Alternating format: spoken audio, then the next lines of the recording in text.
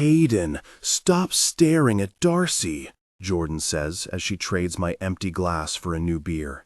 I pull my attention from 3 tables away, where my friend and roommate is on a date with some guy whose gaze keeps straying to her figure. Am not staring.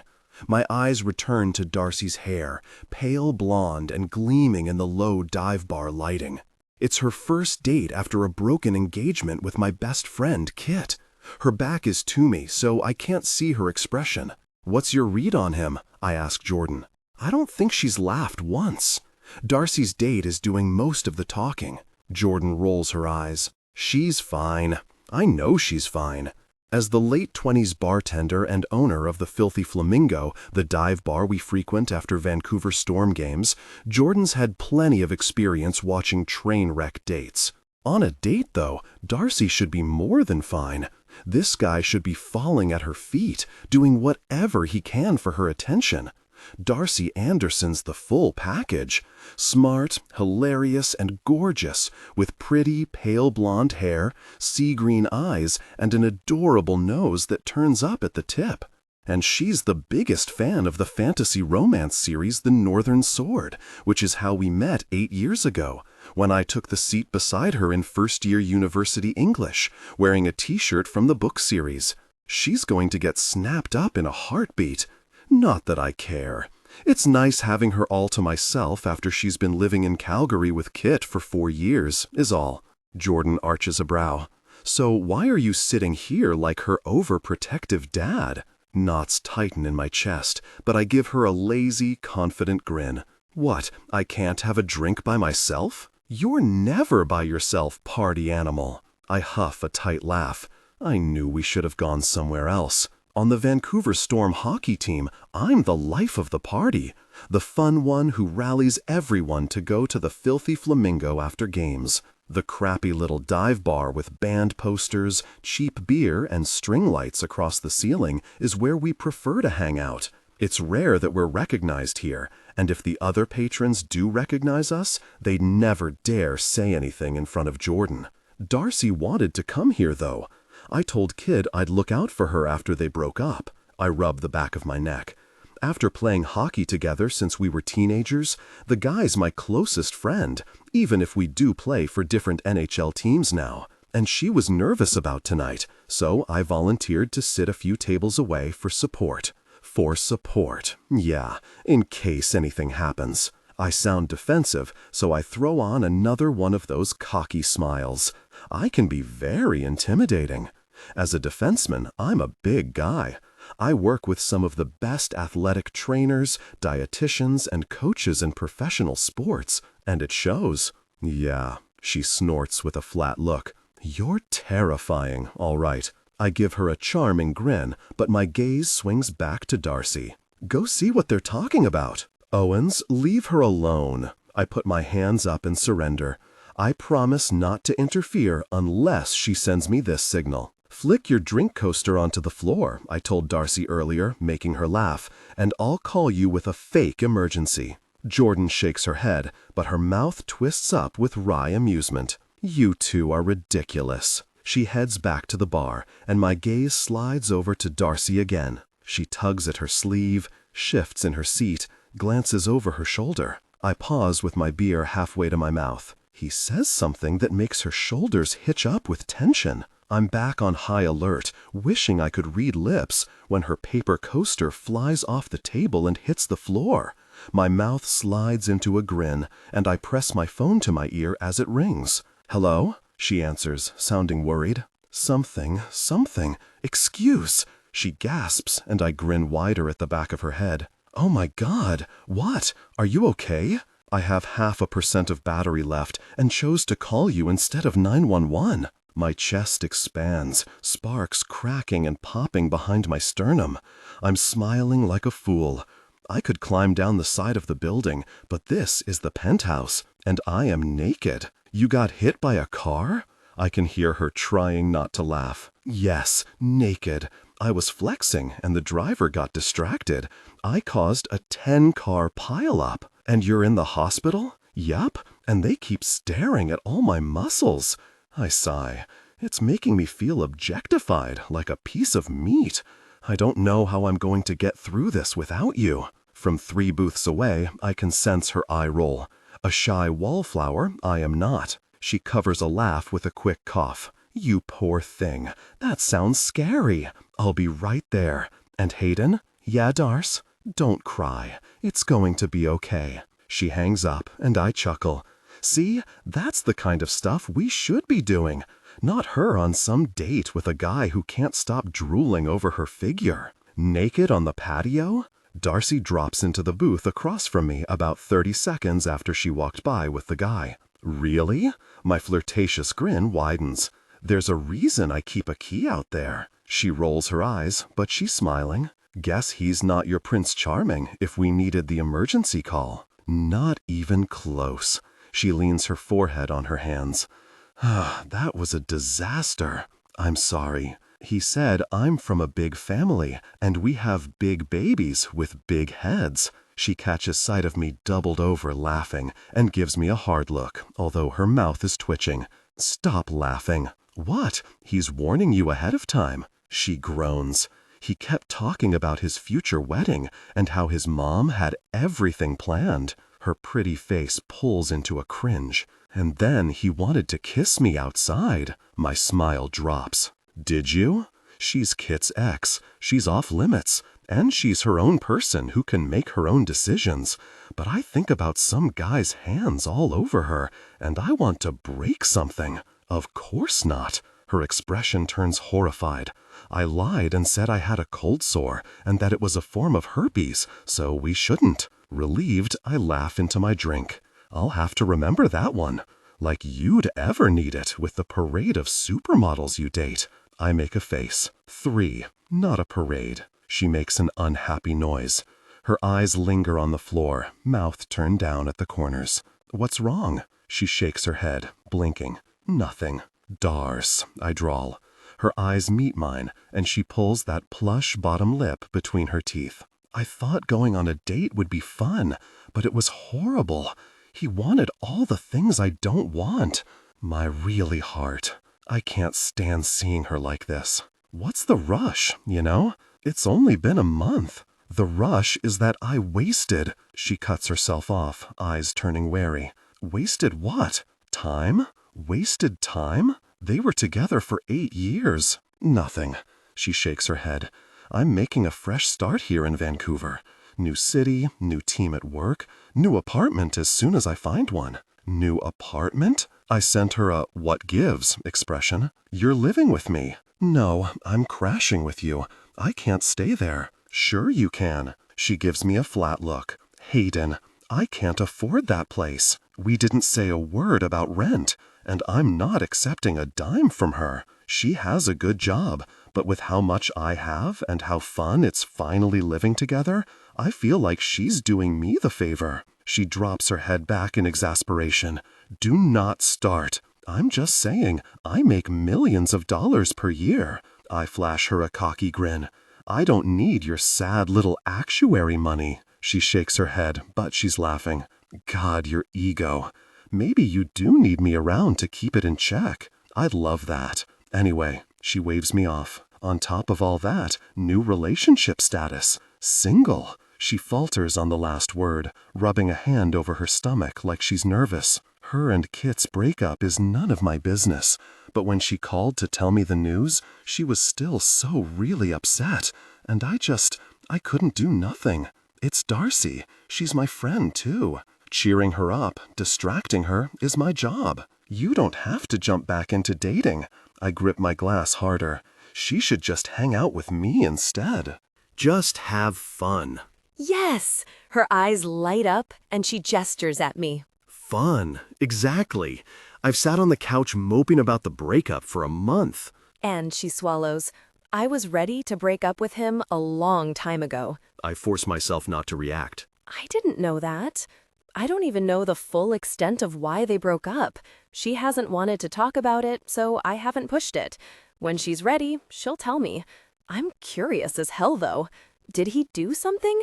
They always seemed so happy together. The guy tonight was ready to introduce me to his extended family, she continues. He wanted swans at the wedding, Hayden. She stares at me, and I shake with laughter. Swans and horses. He had everything planned out. He just wanted to slot someone in there. She makes a grossed-out expression. I just want a fun distraction. Where are those guys? I wink at her. Right here, babe. She snorts. My God, you're like their leader. Bring me to them. I should be used to it, but the label stings, especially coming from her. I never meant to get this reputation. I've just never met a woman I'm interested in something long-term with. If I detect any interest in commitment, I don't ask her out. I don't lead anyone on, and I don't feed them lines, but I always make sure everyone has a good time. I'm a pretty face, a nice set of abs, and someone who offers a really, really good time, and I don't pretend to be anything more. Wait, her eyes narrow. You date, but you never get attached? Over the rim of my glass, I give her a quizzical look. Okay. You always have fun, you're amazing at the whole dating thing, and have had years of practice. You've probably been on hundreds of dates. Where are you going with this? Wherever it is, I don't like it. Her lips tip up, and her eyes glow with interest. I want to be like you. Devastatingly handsome? She grins wider. No, a player. Hayden, I want you to teach me to be a player. Darcy Hayden's grin dissolves like it's the last thing he expected me to say. You can be my wingman. I don't know why I didn't see it before. Hayden Owens, otherworldly handsome, rich hockey star, life of the party, all-around incredibly lovable person, and the biggest player I know. Every week he's going out with a new girl. Hayden has the life I want, pure fun and no commitment, and he's always in control. No one steamrolls him, no one makes the decisions for him. After Kit, I am so sick of being an accessory to some guy's life. I smile wider at Hayden, and he looks scared. And all the years we were together, Kit and I never went on a real date. We went to a party, and then we were together. The hockey party. It was the Friday during the first week of university, the first week Hayden and I met in English class. He blinks, frowns, looks away. Yeah, I remember. Right, you were there. After chatting all week before class, I thought Hayden was going to ask me out. Now is not the time to think about that, so I swat the thought away. He's miles out of my league. He dates supermodels, actresses, and influencers, and every single one of them is tall, with dark hair and a striking figure. Not that I care. We're friends. I've never flirted with the guy, I continue. I've never asked a guy out. I've never even gone out for Valentine's Day or gotten flowers. I'm trying to get over it, to move on and not think about Kit. But the farther I get from the breakup, the angrier I become. After trying to break up with him in December, Kit asked that we wait until after the holidays. He had important games to focus on, he said. On New Year's Eve, though, in front of all his Calgary teammates and Hayden's Vancouver teammates, Kit proposed. Who does that? I froze. I didn't want to embarrass him, so I said yes. And the next morning, I broke it off for real. Concern flickers in Hayden's gaze. He never took you out on a real date? I tap my tongue on my upper lip, holding back the truth. They're best friends, and I don't want to make Hayden feel like he has to choose between us, so I'm glossing over the details. Across the table, he watches me carefully. I mean, we were in school, so we were broke and busy with studying and hockey. If we got dressed up, it was for hockey events. His pretty blue eyes linger on me, and his jaw flexes. Why didn't you say anything? It doesn't matter now. I wave him off. I don't want to linger on the past. I'm 26 years old. It's time for me to make up for lost time and have all those fun dating experiences I missed out on. His mouth slides into a lazy, flirty smile. You want flowers, Darcy? I'll buy you flowers. I huff a laugh. I can always count on Hayden to lighten the mood. You know what I mean. I want to get all dressed up, go to a nice restaurant, be told I look pretty, and then go home and share a passionate moment. He chokes on his beer, coughing. Or like in a spontaneous setting. I shrug with a baffled expression. I don't know. Wherever people have intensely romantic encounters. And then I never want to see that guy again. He's still coughing, and his cheekbones are going pink. Are you okay? Yep, he croaks, not looking at me. You said it yourself. I need to have fun. Fun with me. Going out after games and watching The Northern Sword. Our favorite book series is now a TV show. His smile dims a notch. Not with some guy who talks over you and looks like he's trying to guess your bra size. A thrill shoots through me at the edge to his voice. It's so unusual for him. He's just protective because we're friends, though. He was staring at my hips to see how big of a baby I could push out. Hayden grits his teeth and takes another long sip of beer. You always know what to do or say. You've slept with hundreds of women. He groans. Not hundreds. A lot. If we gathered them together, they probably couldn't fit in this bar. Okay, his expression turns flat. I get it. I'm not sex-shaming you. I want to be like you. How do you get better at something? Do what the pros are doing. Learn from the best. I don't even know where to start. I don't know how to approach a guy. He watches me for a long moment, running his hair through his messy golden blonde hair. He looks like he's about to say no, but a guy walks past our table and Hayden's gaze hardens before his eyes meet mine. All right. Really? On one condition. He leans toward me, eyes sparking. Move in with me permanently. There's no point in you finding your own place when I have to spare room. Besides, I don't like living alone. This again? Hayden lives in the penthouse, and his apartment is gorgeous. 2-story windows overlooking the city, a massive kitchen and living room, a sprawling patio with a hot tub and garden. Even the guest bedroom is nicer than any hotel room I've ever stayed in. When I called him last week from Calgary to break the news about Kit and me, he insisted I come out to Vancouver. He didn't even hesitate. He must have heard something in my voice, something frustrated, disappointed, and broken, and he convinced me that a new city was exactly what I needed. Without him, I'd be back in Calgary, probably wallowing, not having fun at a bar. You've already done so much for me. I give him a half smile. I don't want to take advantage. After 4 years away, Hayden's the only friend I have left in Vancouver. Most of my Calgary friends were actually Kit's friends, and I've lost touch with a lot of people from university. Hayden's kind of all I have right now. I can't mess that up. Vancouver's a nightmare for rentals, he says, and I sense he's trying to keep his tone casual. You don't want to end up living with some weirdo who sneaks into your room and sniffs your panties. A horrified laugh bubbles out of me. Gross. And if you find me in your room, he adds with a cheeky smile, I'm just making sure they fit. Ew. I sputter with laughter. Don't try on my panties. You'll stretch them out. Yeah, I will. His eyebrows bob, and he sends a pointed look. Especially in the front. My face is going warm, but I can feel the remnants of disappointment from my date fading away. Your stuff's already at my place. He shrugs his broad-toned shoulders. And I love your parents, but I know you don't want to live with them. They live in a quiet suburb an hour from Vancouver. You'll have to drive back and forth every home game, and then it'll be late, and you'll just end up crashing at my place. He gives me a what-you-gonna-do look, like it's settled. I hide a smile. You're so confident I'll be going to all your games? You will. My stomach flips over at the cocky way he says it, and at his knowing, confident smile. Hayden always gets what he wants in life. He's the perfect wingman, the perfect guy to teach me how to date. What about when you have dates over? I toy with the paper coaster on the table. Having a female roommate is going to cramp your style. This past week, he hasn't gone out on a date or had anyone over. It's probably a record for him. He clears his throat, looking away. Don't worry about that. It's the deal I'm offering, Darce. Take it or leave it. Not much choice, is there? Besides, living with Hayden over the last week has been easy and fun. Deal. His big hand surrounds mine as we shake, and a zing of electricity runs through my blood at the contact of his warm palm against mine. Our eyes meet, and my breath catches.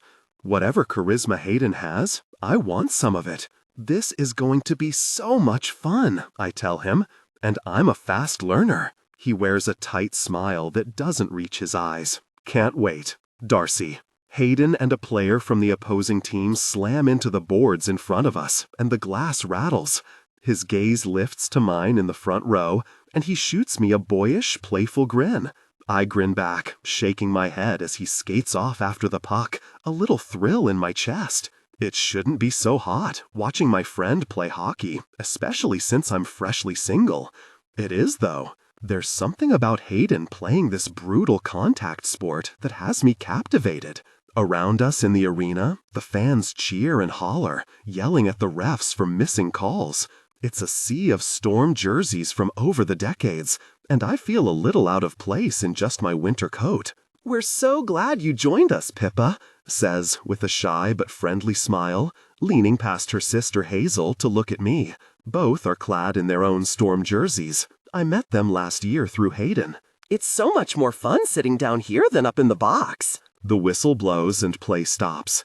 Jamie Streicher, the surly, serious Storm goalie, turns at the net in front of us to grab a drink of water. His eyes go straight to Pippa, his fiancée, and even through the goalie mask, the way his expression softens is obvious. Every time I see them together, he can't take his eyes, or hands, if she's close enough, off her. Hayden said they went to high school together and reconnected when she was hired as his assistant last season. She's a singer-songwriter now and released her first album last year. Celebrities are supposed to have huge egos and be rude and demanding, but it seems like fame hasn't changed Pippa one bit. Yeah, that's your seat now, right? Hazel smiles with raised eyebrows. You sit with us now, down here where the action is. I bite back on my grin. If you insist. We do. You're ours now. Hazel turns back to the game, gaze going to her fiancé, Rory Mittler, the cocky, teasing team captain. He also went to high school with her, Jamie, and Pippa, although Hazel seemed to hate his guts until they started dating at the beginning of this season. This winter, Hayden whispered to me that he suspected they were just pretending to date to make her awful ex jealous. But there's nothing fake about the way she looks at him, or the sparkling diamond ring on her finger. Besides working as a physiotherapist for the team, Hazel teaches yoga and recently opened her own body-positive, inclusive fitness studio here in Vancouver. She's gone down to physio work 1 day a week for the team while she gets the studio off the ground. "Are you doing okay?" She studies me openly. I have a feeling that I could tell her anything right now and she wouldn't judge. With the breakup and all? "Hazel," Pippa says patiently. "She might not want to talk about it." Hazel shrugs. "It's fine if you don't, but I'd be a bad friend if I didn't ask and offer my support." "Really? That guy?" I laugh silently. "No, Kit's not a bad guy. I don't care. Most hockey players are trash, except for Streicher and Rory." Her mouth tips up. "Hayden's pretty great too. He made sure Rory got home that night he drank too much and got a tattoo. It seems like he always takes care of his friends." She slides a sidelong glance at me. "He does." I swallow. "Hayden's the best." "So," Hazel says quietly, like I asked, "are you okay?" "I think so?" A light, uncertain laugh slips out of me. "I have no idea. I feel like I'm holding it together, given the circumstances." "I do too." Her mouth tugs up into a wry smile. "I think you're doing great. Enough about me. How's the studio?" "It's a ton of work, but," she beams, eyes sparkling, "it's pretty great. It doesn't feel like work when I'm there, you know." She tells me about creating the class schedule, hiring teachers and front desk staff, and the interest she's already gotten from locals. It feels almost too good to be true, that I get to do it every day. That it's my job now, she says. I'd do it for free. Her words cause a tug in my chest, a sense that Hazel has something I want. It's not jealousy. I want her to have her dream job. It's envy, because women like Hazel and Pippa go for their dreams. I wish I could be more like them, but I've been burned before.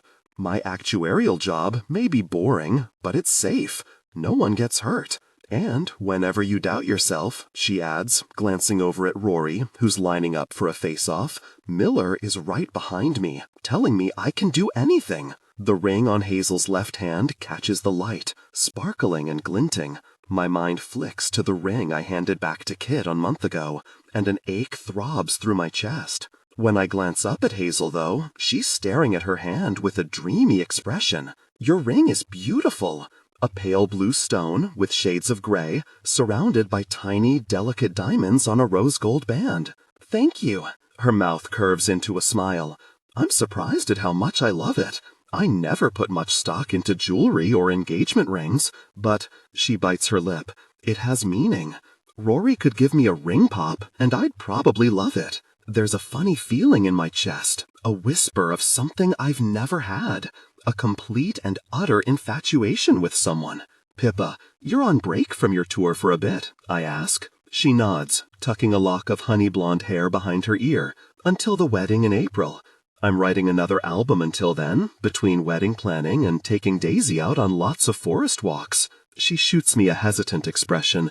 Is it safe to assume Kit isn't coming to the wedding? Does that screw things up? I can find a date if you need the numbers to even out or whatever. No, I figured you'd go with Hayden. What? My eyes go wide. Like a date? Why? Did he say that? No, she says slowly, glancing at Hazel. But you're roommates now, right? Isn't that what he said? The air whooshes out of my lungs. Yes, roommates, right. That makes sense. And we're friends. He's probably already bringing a date. Someone tall, with long, dark hair and a curvy figure, like the women he always dates. Pippa and Hazel glance at each other. He isn't, Pippa says. Oh, that's good. My eyes go wide. I mean, not good. I just mean I'm relieved. No, I shake my head. This is coming out all wrong. I like hanging out with Hayden, and that's it. And the thought of having to watch his date laugh at his jokes and touch him all night makes me feel weird. They exchange a weighted look. What? My eyes dart between them. I'm being so weird. They probably regret asking me to hang out with them. Hazel sucks in a breath. We suspect nothing. Pippa interrupts her. We suspect nothing. It's great. Living together seems like a good thing. Eyes narrowed. I bite my lip. Hazel raises an eyebrow. Say it. He won't let me pay rent. Pippa presses her lips into a line, trying not to smile, and Hazel grins openly. Really? Hazel asks like it's the best thing she's ever heard. He won't let you pay rent? Interesting. Because he's such a good friend? Pippa elbows her. Stop it. I blow out a long breath, thinking about how I cornered him in the kitchen this morning. It's so frustrating. Every time I bring it up, he changes the subject, and when I pressed him on it, he said not to worry about it, that he's not exactly hurting for money. The e-transfers keep timing out when he conveniently forgets to accept them or pretends to lose the notifications in his email. Hazel laughs. These guys are so really cocky. I don't want to take advantage of him. You're not, she rolls her eyes. He loves having you there, and I'm sure you can find ways to make it up to him that have nothing to do with money. My eyebrows shoot up as heat races through me. That sounded more suggestive than I meant. I just mean, these guys can buy anything, so give him what money can't buy. She shrugs. Just be his friend. Watch his games and cheer for him. Drag him to my yoga classes so I can kick his butt. Watch that weird fantasy show with him, The Northern Sword. It's not weird. It's only the best fantasy romance series I've ever read. Hazel wrinkles her nose. Not you too. It's so good. You can borrow my copies, but you have to give them back. Hazel rolls her eyes, but she's smiling. He said the same thing to me. You and Hayden are a match made in heaven. Warmth bubbles in my stomach at her words, and I can't help but smile. My gaze goes to him, on the ice, fast and determined, and a thrill shoots through me. Nothing would ever happen with Hayden, I know that. Kit was kind of soft-spoken, a little passive, and more on my level. But Hayden? He's larger than life, both in looks and personality. He could have anyone. And tonight, I'm going to start learning his ways. Hayden. With 20 seconds left in the third period, we're tied with Chicago. Blood rushes in my ears as Volkov and I chase the other team's forwards down the ice. As defensemen, we have one job: keep the puck away from our goalie. My gaze back cuts to Darcy, where she's sitting with Hazel and Pippa behind the net, and a rush of determination hits me. Miller rears back for a slap shot, and as the puck sails toward the net, I hold my breath. There's that feeling in my chest again, the one I haven't been able to shake lately. Like something isn't quite right. The puck hurtles past the goalie, and the crowd explodes, roaring with noise. "That was a beautiful play, boys," Miller crows, wrapping me in a bulky, backslapping hug as the goal horn bellows and lights flash around us. I grin, laughing as Miller jostles me, but it feels forced, and then I feel like a really jerk for it. My team scored. I should be over the moon. We do one last face-off that lasts 3 seconds, the game ends, and we shuffle off the ice. Darcy catches my eye, giving me a shy grin and wave. Pride expands through me, and I wink at her through the glass. It's nice having her here at games, watching me play and chatting with Hazel and Pippa. The other night replays in my head when she asked me to be her wingman. I've been trying not to think about it, hoping she'd forget about her request. "Owens," Coach Ward calls as we skate off the ice. "No post-game press for you. Meet me in my office." A weight thunks in my gut. If the coach wants to see you after a game, it's not good. "I'm putting you on offense," Ward says, leaning back in his desk chair to regard me in that calm, quiet way of his. I stare at him, wondering if I heard right. Tate Ward is in his late 30s, young for an NHL coach, and probably too good-looking too, if you read the comments on Storm's social media posts.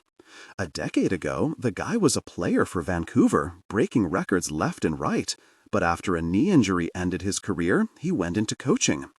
After a season and a half with the Vancouver Storm, he's becoming known for taking big swings based on his instincts. With only 2.5 months left in the season and a decent shot at playoffs, though, moving a player to a new position is the biggest swing he's taken so far. I stare at Ward for a long moment. Until Carrington's back? One of our forwards, Carrington, was injured in a game a couple of weeks ago. A subtle shake of his head. Permanently. Carrington's out for the rest of the season. I'm letting the team know at practice tomorrow. I blow a long breath out. No one likes to hear that their friend and teammate is done. That doesn't explain why I'm here, though. Even with Carrington out, Ward has 13 forwards to choose from, and I'm one of the best defensemen in the league. My brows knit together. I'm the support guy. I'm the guy who plays well with others and thrives with Volkov, the grumpiest jerk on the team. I'm the backup muscle, not the star. I've only ever played defense, I tell Ward. His smile hooks higher. Now that just isn't true, Owens. I think back to a month ago, the exhibition game we played against Calgary at an outdoor rink in Whistler. Miller suggested I play a shift as a forward as a last resort. The league classic. He nods once. Yep, that wasn't a real game. It didn't count toward our regular season. It was just for fun. His eyes narrow as he studies me in silence, and discomfort twists in my chest. I'm not the star. Ward makes a thoughtful face. What if you are? I fold my arms over my chest, trying to summon my affable, good-natured grin, but I can't find it. It's your choice, he adds, still watching me, but I think it's the right move, and I'd like you to consider it. Playoffs are in 3 months, at the end of April, and we have a decent shot. Ward's always pushing us to play our role, focus on our positions to serve the team. Defense is the position I know and thrive in. Am I thriving, though, or am I just making it work? The game replays in my head, and the weird feeling in my chest when Miller scored resurfaces. Something's changed, and I can't put my finger on it, but I have an ugly suspicion that it's only going to get worse. Across from me, Ward waits with his usual knowing patience. When he became coach, the Vancouver Storm changed for the better. Unlike the previous coach, he doesn't have an ego, and he works one-on-one with every player on the team, from first-line stars to fourth-line rookies. He knows every member of the Storm organization by name, even the people he doesn't interact with, like cleaning staff, accountants, and Zamboni drivers. For really's sake, he knows the people working the concession. One team, he always says. I admire that about the guy, that he treats everyone with respect, makes everyone feel included and valued. I rake my hand back through my hair. The trade deadline is in March, and I'm not interested in leaving. Volkov, Miller, Streecher, Hazel, Pippa, these people are my family. Darcy's here in Vancouver now, too, and the thought of having to move away from her again sends a streak of resolve through me. I don't want to give Ward any reason to trade me, and even more, I want to make him proud. Okay, my chest is tight as I give him a firm nod. I'm in. I was hoping you'd say that. A pleased smile breaks out across his features. You start training with the other forwards tomorrow morning. Darcy. You're sure you're not tired? Hayden asks when we slide into a booth at the Filthy Flamingo after the game. The narrow, dingy dive bar in Gastown has band posters framed all over the wood-paneled walls and twinkling lights strung across the ceiling. We don't have to stay long. I've been here a few times when visiting Hayden, and it's my favorite bar in Vancouver. With its hidden entrance in a dark, quiet alley, it's the secret hangout of the Vancouver Storm, especially after games. Jordan, the pretty, surly bartender with long, dark hair, slings drinks behind the counter. And behind her, Polaroids of the regulars, including the team, are tacked up. I give him a shocked look. No way. I want to go out. Kit always wanted to go right home after games. I would have to drag him out with his team, or with Hayden when we were in town. The rage in my blood continues to simmer. Hayden grins. Good girl. I scrunch my face at him and he chuckles. Hazel, Rory, Jamie, Pippa, and Hayden's defensive partner, Alexei, are all here, as well as other players and partners. Everyone's spirits are up after the win, and the bar is lively with laughter and conversation. Jordan drops our drinks off, and Hayden and I clink our glasses together. Cheers. He makes pointed eye contact with me. I stare back, widening my eyes. Cheers. What are you doing? Hazel asks, glancing between us with an amused smile. You have to make eye contact when you toast, Hayden explains, like it's obvious. I nod. Or you have 7 years of bad luck. Hayden adopts a stricken expression. We can't take the risk. Hazel laughs. I especially can't risk it, with how dull my intimate experiences have been in recent years. Beside me, Hayden rests his arm on the top of the booth, accidentally brushing my shoulder, and tingles run down my spine. There's something very important that we need to talk about, Darcy. What? My eyes widen. His expression is so serious. Your birthday. A laugh slips out of me. Oh, that. Yeah, that. His eyes spark with interest. What are we doing? My birthday isn't until April, months away. Nothing.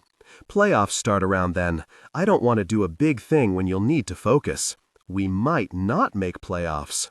I roll my eyes, thinking about his speed and agility on the ice earlier tonight. With the way you play, you will.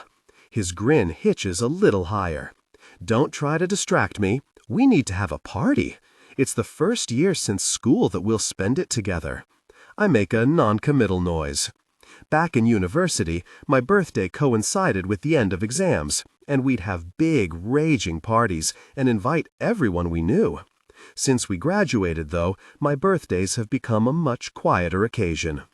At the idea of turning a year older, my stomach knots with dread. Right. This feeling. This is why I don't have big parties anymore. I hate turning a year older when my life feels so stagnant and misaligned, like I'm on the wrong train track, going in the wrong direction. Things are changing, though. Hayden's going to teach me how to be a player, and I'm going to have all those fun dating experiences I missed out on. What did Ward want to talk about after the game? I ask, changing the subject. He hesitates. He's putting me on offense. The guys look over at this, interested. Really? Rory watches Hayden with curiosity, his mouth tipping up by the second. Interesting. Hayden shrugs and glances at Alexei. Yeah, he's letting the team know tomorrow. Alexei makes a low noise of acknowledgement, folding his arms over his chest and frowning at the table. The media has speculated about his impending retirement for years. He's still a strong player, but the sport is brutal on these guys' bodies. He took a hard hit tonight, and just walking to the bar, he favored his left side. I think it's a smart move." Rory's usual roguish, playful grin is replaced with something thoughtful and supportive. The captain, I realize. Rory Miller pretends to be cocky and showy, but he loves his team and he wants the best for his players. He brought up the league classic, Hayden adds. "That's exactly what I was thinking of." Rory nods, leaning in. "It worked, Owens, and I think Ward noticed too." Hayden just shrugs, and I take a moment to picture him in the new position. He's easygoing, friendly, and relaxed. He wants everyone to feel included. He's always been like that, even back in university, when he'd invite everyone on our floor to parties, even the weird kid who never came out of his room. It's what I love about him, that he's so open-hearted and loving. He never pushes his way to the front like some guys. Maybe that's why he's done so well in defense. Sometimes I wonder, though, if he thinks he doesn't deserve to be the star, and what it would be like if he pushed his way to the front. Defensemen protect the goalie, but forwards score goals and get the glory. I picture Hayden on the ice, going after what he wants with predatory focus. My mind switches the scenario, and he's pursuing a woman, his gaze steady on her with that handsome, confident grin of his, caging her in with his body and making her heart beat faster, making it clear he wants her. A shiver rolls through me, and I clear my throat. "You okay?" Hayden smiles and arches a curious brow. The others have returned to their conversation, not paying attention to us. Fine. My voice sounds high and weird, so I clear my throat again. "I can see it. You playing offense." He gives me a strange look. "Really?" "Mm-hmm." Hayden's a big guy like the other defensemen, but there's something about the way he plays, fluid and easy, like he's filling in the gaps on the ice, that makes me think he's holding back, like he's playing for others but not himself. My thoughts go to the analytics models I have saved on my laptop at home. A couple of years ago, I found a hockey analytics conference on YouTube. I watched video after video of people discussing how they use data and statistical analysis to find patterns and predict outcomes. This data helped the teams play better, recover from injuries faster, and score more goals. I built my own models just to see if I could. Unlike my boring day job, it was everything I loved about math in university. How it helps the world make sense, how you can practically predict the future by understanding the past. I haven't opened them in forever, but maybe I could use them to help Hayden. I wave the thought away fast. The Vancouver Storm have a whole coaching and training staff to help the players be their best. They don't need some woman who likes to plug numbers into a program as a hobby getting involved. There are consequences that come along with this stuff. Shame aches behind my sternum. My mistakes can affect other people. "Darcy?" Hayden studies my face with concern. "What are you thinking about?" "Nothing." I force a laugh, shoving away the memories from my first job out of school, the memories I thought I'd buried so well. I pull out my phone. "I've been reading about being a player." He gives me a wry smile, eyes twinkling under the bar lights. "Research? You did research?" "Of course." I give him a dull look. "Do you even know me?" He shakes his head, still smiling. "Okay, Andersen, what did you find?" I pull up the bookmarked site. How to Be a Player 101. Darcy. No. Hayden laughs, peering over my shoulder at my phone screen. This isn't real. It is. Just wait. His fresh out of the shower scent washes over me, clean and sharp, and my stomach dips. Rule number 1. A player is always confident and chill. I give a pointed look to Hayden beside me, stretched out with his toned arm across the top of the booth, and match his body language. He moves his arm away to give me space. I'm shorter than him, so I have to stretch to reach the top of the booth. It looks neither confident nor chill, but it makes Hayden laugh. I tip my chin, give him a sleazy smile, and wink. "Hey, baby, how you doin'?" He snorts. "You're a natural." "Thank you." I chuckle and turn back to my list. Rule number 2. Have a player-worthy pad. Leather couches and a big screen TV will make women feel at home. My expression turns dubious. I don't know if that's true, but your apartment is nice. He wasn't lying during his emergency phone call. He does live in the penthouse of his building in the Gastown neighborhood. It's a loft-style apartment with brick accents, 2-story windows with a view of the North Shore, a sprawling kitchen, and a huge patio with a hot tub, covered seating area, and tons of greenery. It's perfect for entertaining and hosting parties, and I'm sure it would impress any guy I go out with. I picture bringing guys there after dates, though, and get a weird twinge in my stomach. Hayden's my friend, and I dated Kid in front of him for years, so it shouldn't matter. But putting the moves on a guy while Hayden's in his bedroom, or worse, watching, that gives me the no feeling. Our apartment, he says. I give him a curious look. You said your apartment? But you live there now, too. His mouth tips up. That was the deal. You promised. Warmth settles in the middle of my chest. You own it, though, and I don't pay rent. He shrugs me off. Details. Hayden. He meets my eyes, and the corner of his mouth slides up in a boyish grin. Darcy. I open my mouth to protest, but he cuts me off. I like having you as a roommate. You like living there, right? Of course. He's a hell of a lot tidier than Kit, and he does all his own laundry. I use the main bathroom, and he has his own attached to his bedroom, so we're not fighting over the shower. I like coming home after work to see him when he's in town and not playing a game. It feels like we're back in university, living in dorms. Good. He leans in and lowers his voice. So stop arguing. I laugh, and my heart squeezes with affection for this guy. No matter how famous he gets, regardless of how much money he makes, or his status as one of the best players in the league, he's kind. Any changes you want to make to the place, he adds, I'm fine with. Any changes? I narrow my eyes, trying not to smile and give away the surprise I have waiting for him when we get home.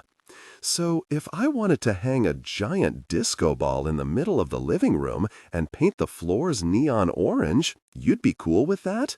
He grins. Sounds fun. You're just the most agreeable guy in the world, aren't you? Or maybe you just really want me to have a good time.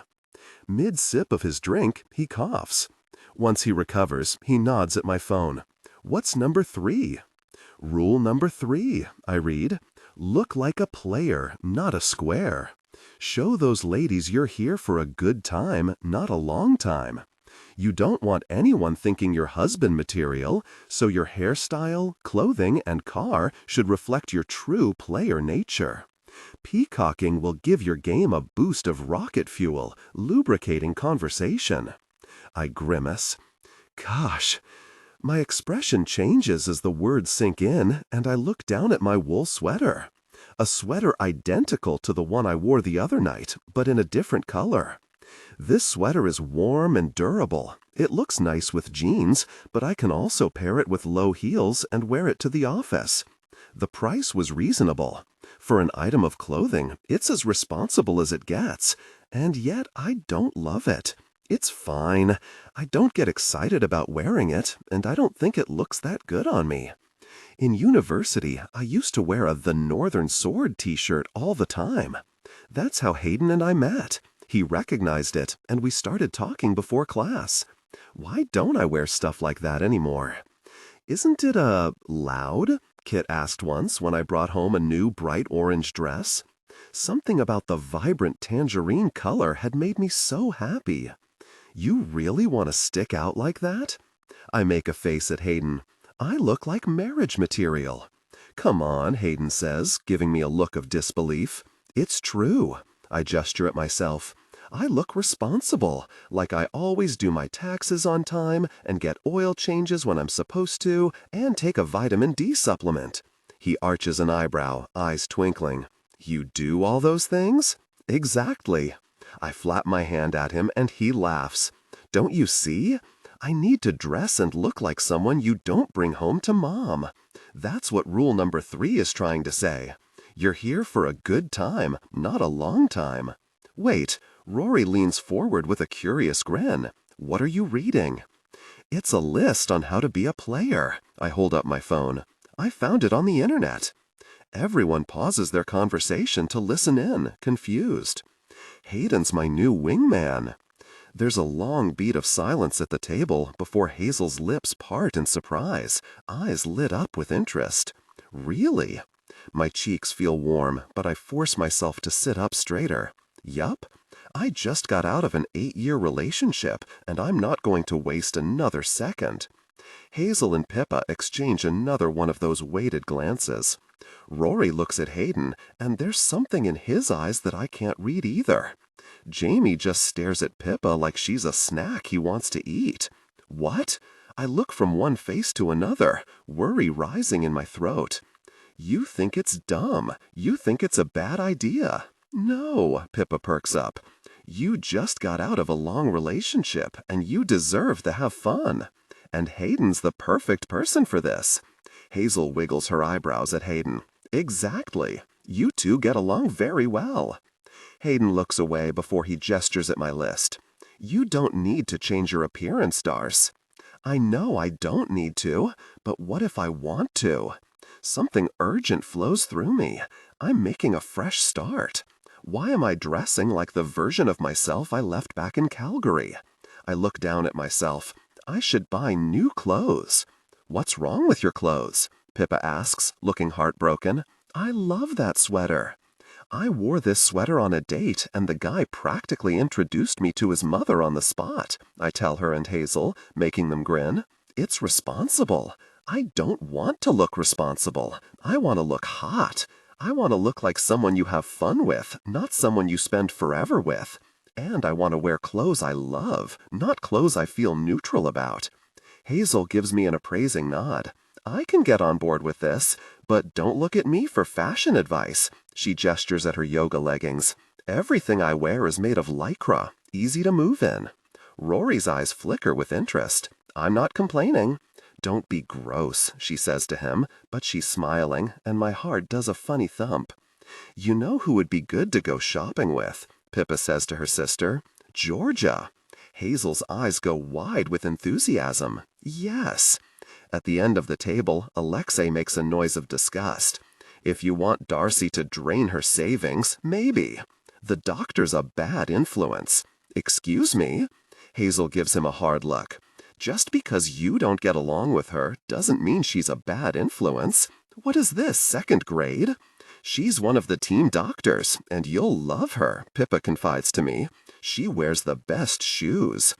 Happy, light feelings bubble through me, and I bite a grin so I don't seem too eager. I'm in. Just say when. Great, Pippa smiles. I'll arrange something. Hayden's looking down at me with a wary expression, so I give him a playful nudge. What's peacocking? Wearing something bold that people comment on. My gaze rakes over him. He's wearing a black soft-shell jacket that brightens the color of his blue eyes, a crisp white t-shirt, and jeans. Nothing bright or bold. You don't do that? His flirty grin appears. I don't need to. I snort. Well, obviously I do. He tugs on a lock of my hair, and it makes my scalp tingle in a pleasant way. Buzz cut? I chuckle. It's a great look, but I'm not sure I can pull it off. A memory of a conversation I had with Kit floats into my head. I've always wanted to dye my hair purple, I told him, since I was a little girl. A pale purple, like lavender. He made a face. You don't really want to do that to your hair, do you? He asked. It would look childish. Your hair is nice as it is. Gosh, he was annoying. He had this specific image of the ideal woman, and now that I've had some distance from the relationship and time to stack all these memories side by side, I see that I never fit that image. I showed him glimpses of who I really am, and he discouraged it. What does that say about me? Maybe he was right about the hair, though. It would be a lot. I doubt pale purple hair would go over well in my stuffy corporate insurance office. Hayden nudges me with his elbow, watching my face.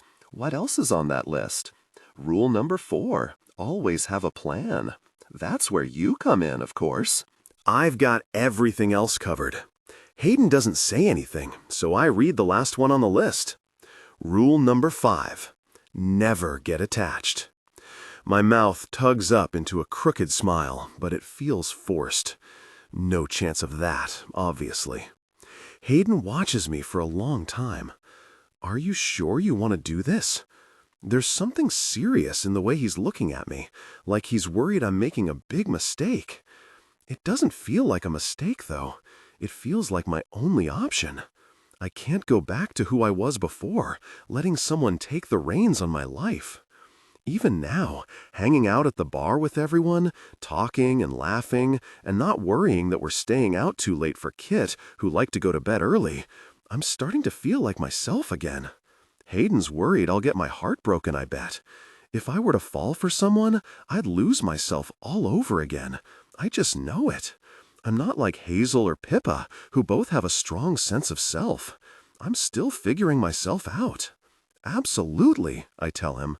The probability of me falling for someone is 0. I'm not looking for anything serious. I smile to show him I'm totally fine. So, when do we start? Now? He rubs the back of his neck. Not here, with everyone watching. Let's go out tomorrow, just you and me. And you'll show me how to hit on guys? He taps his tongue to his top lip, features tight. Yup. Excitement and nerves flutter through me. Tomorrow it is. Darcy, we could have it at the Filthy Flamingo. Hayden holds the front door open for me when we get home later. I walk inside the apartment, and my shoulder brushes his chest. He takes a sudden step back away from me, and I frown. The first couple of times, I thought I was imagining things. Hayden's a touchy-feely guy. Countless times over the years, he's thrown his arm around me, he gives piggyback rides and ruffles my hair, and never hesitates to wrap me in a big, warm bear hug. But since I moved in, he doesn't touch me. No more hugs, no throwing his arm around me. Tonight at the bar, he moved his arm before I could accidentally brush against him, and now he's backing away to give me space. Darce? He acts like my skin is made of spiders or something. I kick my shoes off. Your birthday, which I haven't forgotten about, even though you changed the subject earlier. I sigh, but I'm smiling. What's the hesitation? He takes my jacket and hangs it for me. The league is giving us a week off between the season and the playoffs this year. It's a new thing Ward pushed for. My lips part in surprise. Wow, that's awesome. Players are usually exhausted by the time the season is over, and they head into playoffs tired and injured, not playing their best. We could do the party then, a few days after your birthday, once the regular season is over. And I don't know about you, Hayden says over his shoulder, striding into the open kitchen, but I love any excuse for a party. I'm well aware. I twist my mouth into a grin. I've been called a party animal. He pulls his water bottle out of the fridge and drains half, the strong line of his throat bobbing. Maybe a big birthday party is exactly what I need. It'll be like a deadline. I'll have everything figured out by then. Urgency and excitement spark inside me. Fine, what the heck? I shoot him an indulgent smile. Let's do it. My eyes flick to the patio door, and a laugh threatens to bubble up. I hid something out there earlier, and I've been waiting all day for Hayden to get home and stumble upon it. Is the patio door locked? I ask, feigning innocence. I always get nervous about that kind of stuff. He snorts. We're on the 20th floor. You think someone's gonna scale the building? He makes a sympathetic, teasing noise. I'll keep you safe from intruders, Darce. I bite down on my grin and pretend to look worried. Can you check anyway, please? His expression softens. Of course. Hayden walks through the living room to the patio doors, sees the garden gnome peering in the window, and nearly jumps out of his skin. Jesus freaking no! He shudders. I'm doubled over laughing. Where did that come from? Oh my God, it's Daniel. I put on a huge welcoming smile and wave at the creepy porcelain gnome I bought earlier today. Tears sting my eyes on laughing so hard. He finally found where you live. He said he's been searching for you. Darcy. Hayden rubs a hand down his face, staring at the garden ornament with disgust and disdain. Daniel the garden gnome has been following Hayden since his grandmother gifted him to me back when we visited her for lunch one day during our 3rd year at university. The biggest mistake Hayden ever made was telling me how much he hates garden gnomes and how creepy he finds them. And he got a new hat. I walk over to the glass and wave at the gnome. Nice to see you again, Daniel. What's that? I bend down and cup my hand to my ear, pretending to listen. You want to sleep in Hayden's bed? Hayden cringes. Keep that frickin' creepy thing outside where it belongs, or better yet, get rid of it. You said I could make any change I wanted. Not that change. Anything but that. He backtracks through the living room, grabs his water bottle, and heads toward the hallway that leads to our bedrooms. Maybe we'll get lucky and a bird will carry it away and drop it in the ocean. My chest shakes with laughter. Good night, Hayden. At the entrance to the hallway, he pauses, smiling back at me. Good night, Darce. Maybe he refuses to touch me for some reason, but I'm starting to see how fun living with Hayden will be. Hayden. Owens, we're not at the driving range, Miller calls the next morning during practice. Don't rear back so far. I huff a laugh and adjust my swing, sending the puck hurtling towards Streecher in the net. Nice. Miller watches while I work through the rest of the pucks. By the boards, Ward makes notes. It's one of our lighter practices of the week. We're focusing on detailed work, like wrist shots and snapshots, but I can't tell whether I'm living up to his expectations. Eventually, Ward blows his whistle. That's good for today, he calls to us, gesturing to the bench. The third line forwards hit the ice, and we skate away. My gaze strays to the other end of the ice, where Volkov's working with the assistant coach and the second-line defenseman they moved into my old spot on the first line. It feels strange not playing with him anymore, like I'm wearing new shoes that need breaking in. So what's this gush about teaching Darcy to be a player? Miller asks with a smirk as we head to the dressing room. I bite back a groan. I was hoping he'd forget, but knowing Rory Miller, there was no frickin' way. I adopt my own cheeky smirk. Why? Do you want in on those lessons? He laughs. Those days are long gone for me, buddy. I'm locked down for life. A proud grin stretches across his face, and there's a weird pang in my chest. In the dressing room, I pull my practice jersey off and sit to unlace my skates while Miller drinks water. She feels like she missed out on things while she was with Kit, and she wants to date again. Who better to teach her than the master? I puff my chest out and give him a cocky grin. In this moment, it doesn't feel like something to be proud of. So, I've dated a lot. So what? Why doesn't she just practice with you? He tips his chin at me, smiling. We're friends. He stares at me for a long beat. Back in December, we went to a bar, and the night ended with me dropping a very drunk Miller off at his apartment to Hazel with a brand new tattoo he got for her. He probably doesn't remember the talk we had about Darcy and Kit, or how I was feeling weird about Kit hinting at them getting engaged. I hope he doesn't remember, at least. You're friends? Miller echoes.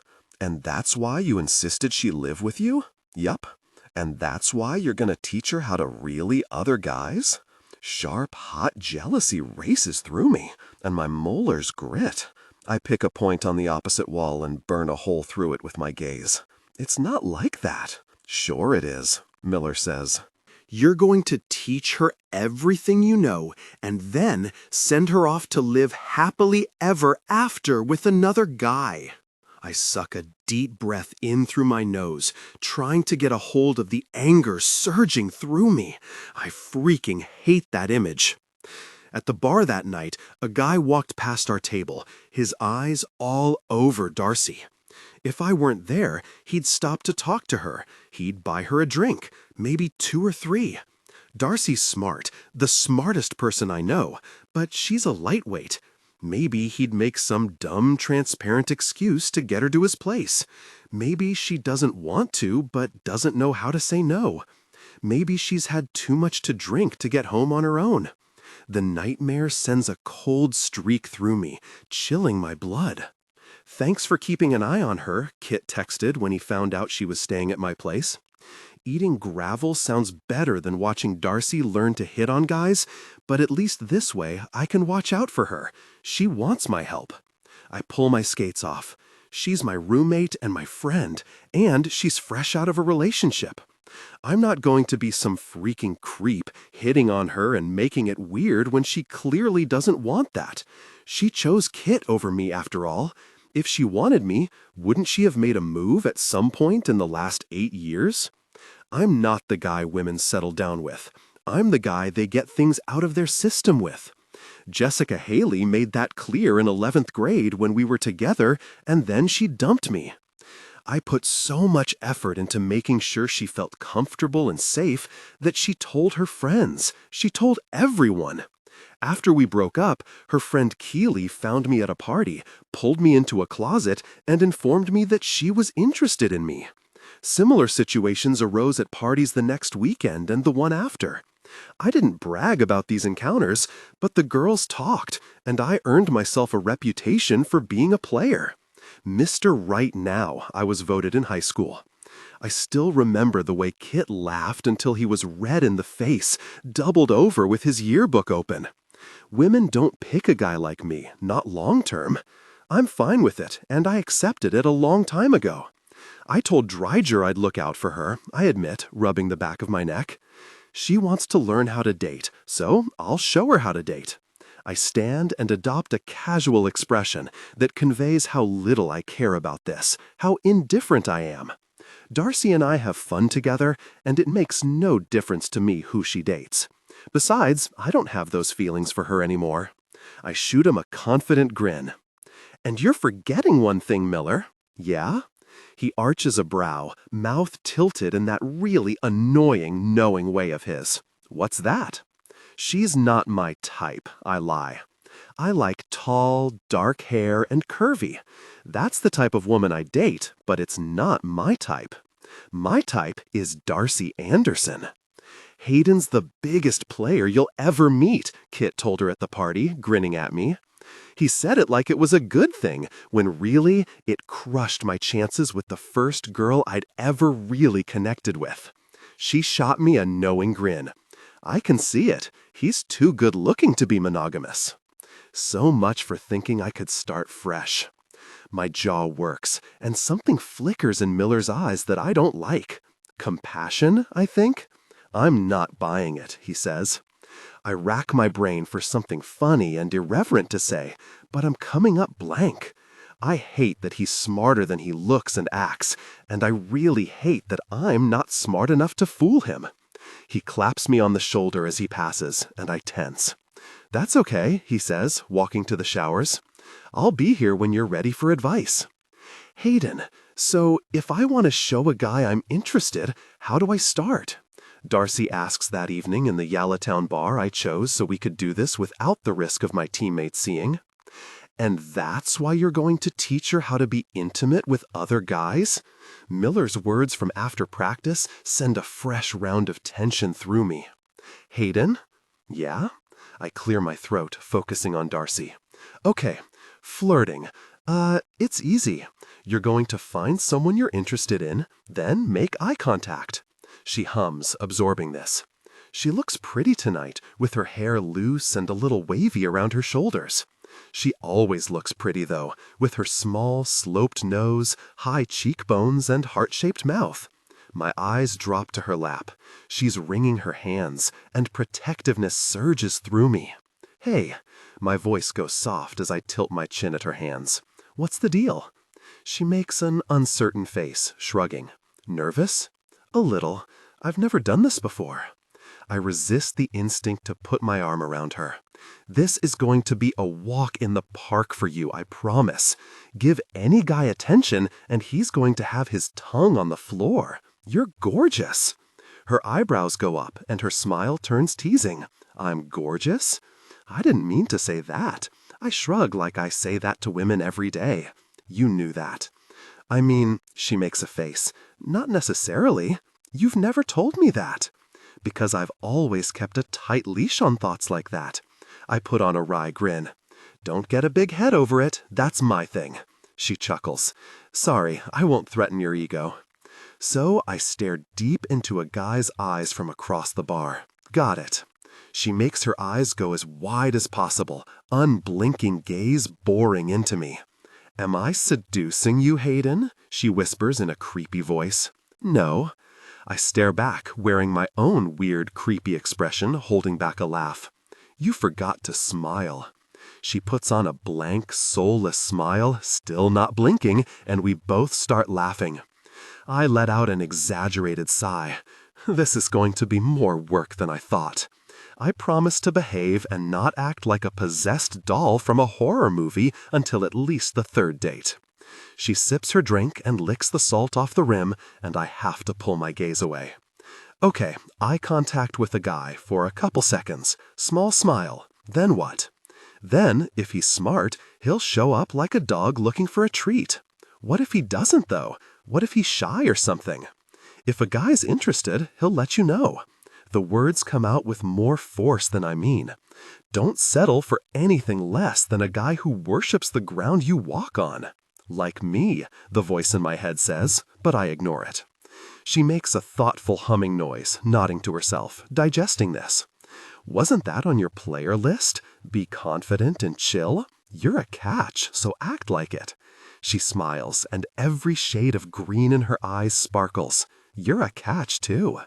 Our gazes rest on each other, and it's one of those perfect moments where it's just the two of us, and I think, maybe if things were different, if I'd gotten my gosh together that first week and asked her out before Kit swooped in.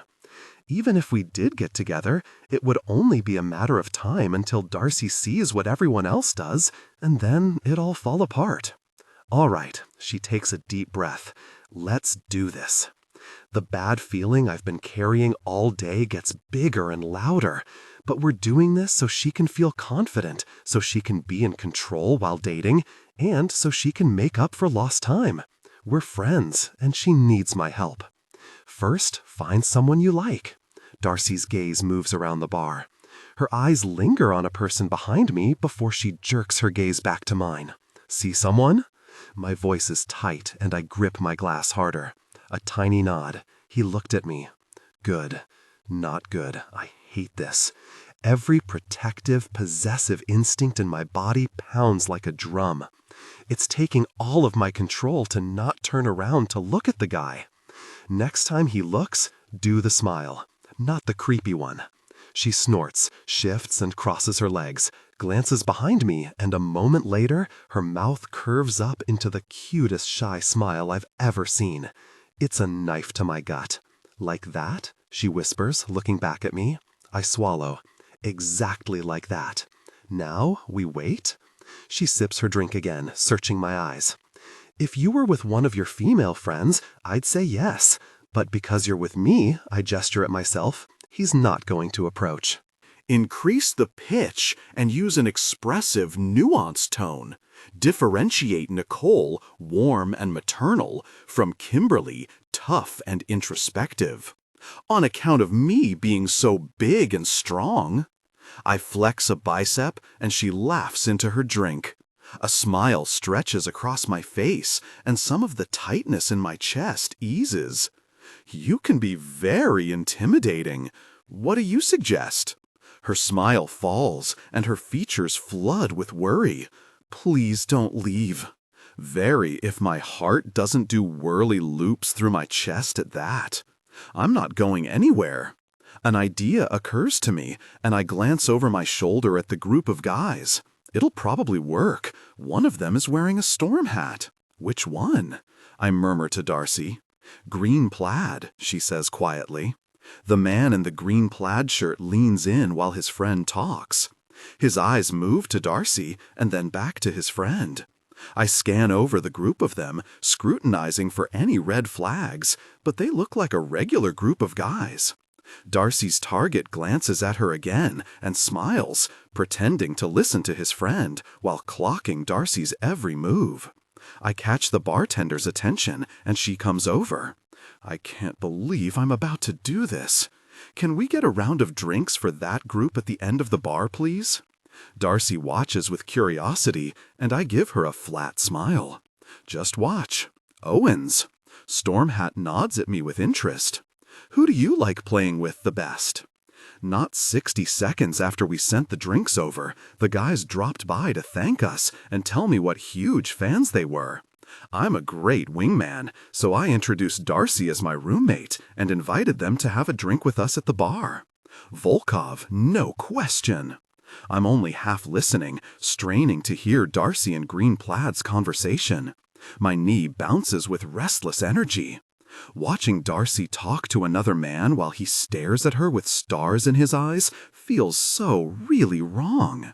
Every muscle in my body is tense, and my chest is tight with a weird protective urge to grab her hand and pull her out of here. Confidence-wise, she seems to be doing okay. She's biting her lip a lot the way she does when she's nervous, but I don't get the stranger danger vibe from her. "Don't know if you have plans for the rest of the night," Green Plaid says to Darcy, wearing a hopeful expression, "but we were going back to my place." "We can't," I blurt out, standing. "We have to go." Darcy gives me a strange smile, and I scramble for an explanation so I don't look like her overbearing bodyguard. If I were wingmanning anyone else, Volkov or one of the other guys on the team, I'd be happy to tag along and keep the party going.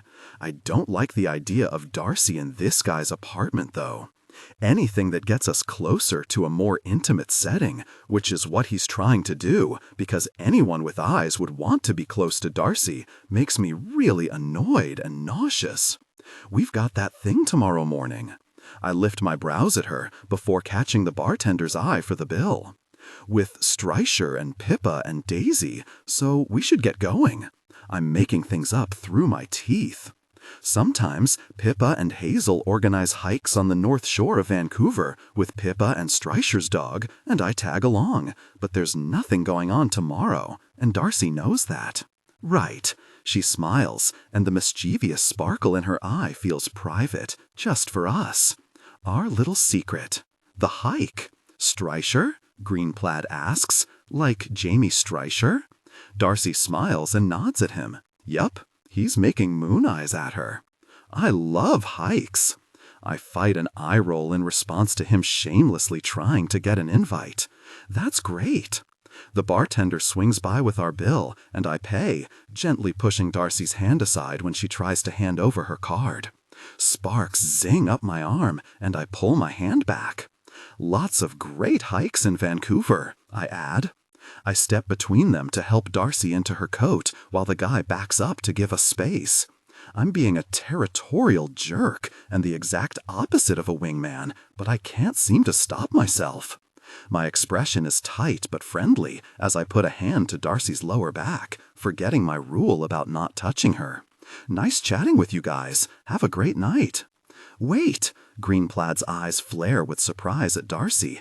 "Can I, He laughs lightly, pulling his phone out. "Can I get your number?"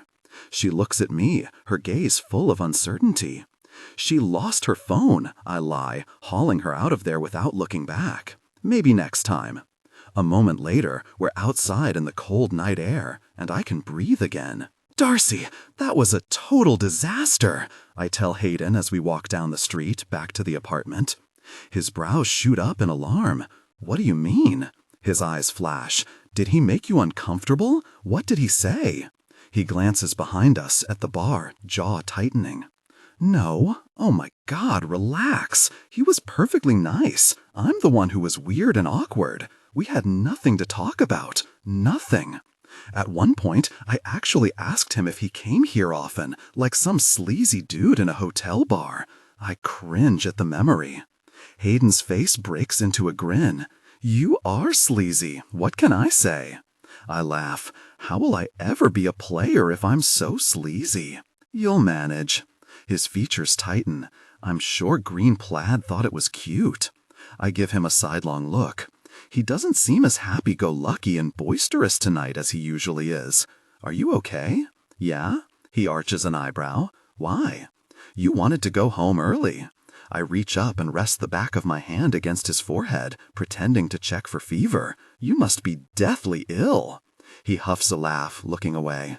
"I'm just tired." "Oh," I nod. "That makes sense." It doesn't really, though. Hayden's a night owl. He loves staying up late, and he's an extrovert. Being around people energizes him. He loves to move the party to a second, third, or fourth location. If I think about the situation from his perspective, though, maybe watching his best friend's ex hit on guys isn't his idea of a fun time. I broke his best friend's heart, and now I'm moving on. He probably thinks I'm heartless. Maybe he resents me for it. My stomach clenches at the thought of Hayden harboring frustrations with me. He's so kind, he'd never say anything to upset me. It still doesn't sit well with me, though. Thanks for tonight. I give him a grateful smile. I know it probably felt like teaching a baby to walk. I'm lucky to have you as a friend. Without thinking, I loop my arm around his waist like I've done 100 times. You too, Darce. He gives my shoulder a quick friendly squeeze before stepping away, and a stab of embarrassment hits me. He's definitely avoiding touching me. He's mad that I dumped Kit and broke his best friend's heart. I can't list all the reasons Kit and I are wrong for each other without making it weird between them, so I keep my mouth shut, but none of it sits right with me. I love that your apartment is so close to bars and restaurants, I tell Hayden as he unlocks his front door. His eyes narrow, but they spark with teasing. Our apartment. Right, our apartment. I'm about to set my shoes inside the front hall closet when I pause, frowning. Where'd all our gear go? Yesterday, the closet was filled with hockey stuff. Today, it's half empty. Hayden shrugs his big shoulders. Moved some to my closet, some to the storage locker downstairs. Why? It wasn't in the way. It was in the way. There was barely room for your coat. He makes a face, and it smells like sweat. I know it stinks, even if you didn't say anything. I didn't notice anything. You always smell good. I want you to have enough room for your stuff. Like I said, our place. My face feels warm with pleasure. Sometimes I forget how considerate Hayden can be, how he's always thinking about the well-being of others. Thank you. Don't mention it, he says over his shoulder, walking into the kitchen. Water? I nod, and he pours 2 glasses before heading to the living room, and I follow. Well, that was a waste of an evening. I flop down on the sofa beside him. Sorry about that. He shakes his head, smiling. You did fine. Sorry, he glances at me, pulled you out of there before you could get his number. I was already trying to think of an exit strategy after I told him he smelled weird. Increase the pitch and use an expressive, nuanced tone. Differentiate Nicole, warm and maternal, from Kimberly, tough and introspective. Mid-sip, Hayden starts laughing and coughing on his water. I give him a few firm slaps on his back. His t-shirt is so warm under my fingers, and the planes of his back are shockingly toned. He clears his throat, still laughing. I have to hear this. He smelled like pencils, but worse, like rotten pencils. Hayden's shoulders shake, and I pinch his ribs, which only makes him laugh harder. I read a study where the researchers believe that it's part of our evolutionary system when we think members of the opposite sex stink. They thought it meant, I groan, burying my face in my hands. I don't want to repeat it. This is exactly why I need lessons on how to be smooth like you. He grasps my hands and pries them away from my face, grinning. Come on. I'm wincing so hard I'm going to strain a muscle. I told him our DNA isn't compatible and that we might be distantly related. I blabbed on for about 5 minutes about the study and then explained in very clear terms that he didn't smell good to me. Throwing his head back, he lets out a booming belly laugh. My heart flops around in my chest, delighted at entertaining him. He didn't seem to mind. If he still wanted your number, he says once he's composed himself. Yeah. Nerves and hesitation tumble in my stomach. He frowns, watching me. What's that face? I suck in a deep breath and try to put my feelings into words, something I've never been good at. Equations and patterns I can do all day, but sifting through the swirling tension and worry doesn't come so easily. Tonight was stressful and scary, I admit, letting out a shaky breath. I didn't feel like a player. Instead of being in control, I felt like things were happening to me. Hayden makes a low, sympathetic humming noise. Gosh, Darce, I'm sorry. No, it wasn't you. You were great. I needed you there. His mouth tips up at that, and I return his smile. I feel like I'm diving in too fast, but I don't want to sit around and wait. Impatience races through me. Rule number 4 is always have a plan, and I jumped into the flirting deep end without knowing the next steps. The idea takes shape in my head, sharpening. If green plaid didn't smell like moldy pencils, and maybe I did like him, how would I show him I want to move things back to his place? On the sofa beside me, Hayden's quiet for a long moment. You could practice with me. My eyebrows pull together. I am practicing with you. He runs a hand over his hair. No, like practice on me. Oh. I blink, staring into his eyes. Hayden has these crushing blue eyes, light in the center with dark rings. Like you? My pulse picks up. Why does that sound so dirty? He doesn't mean it like that. Yeah.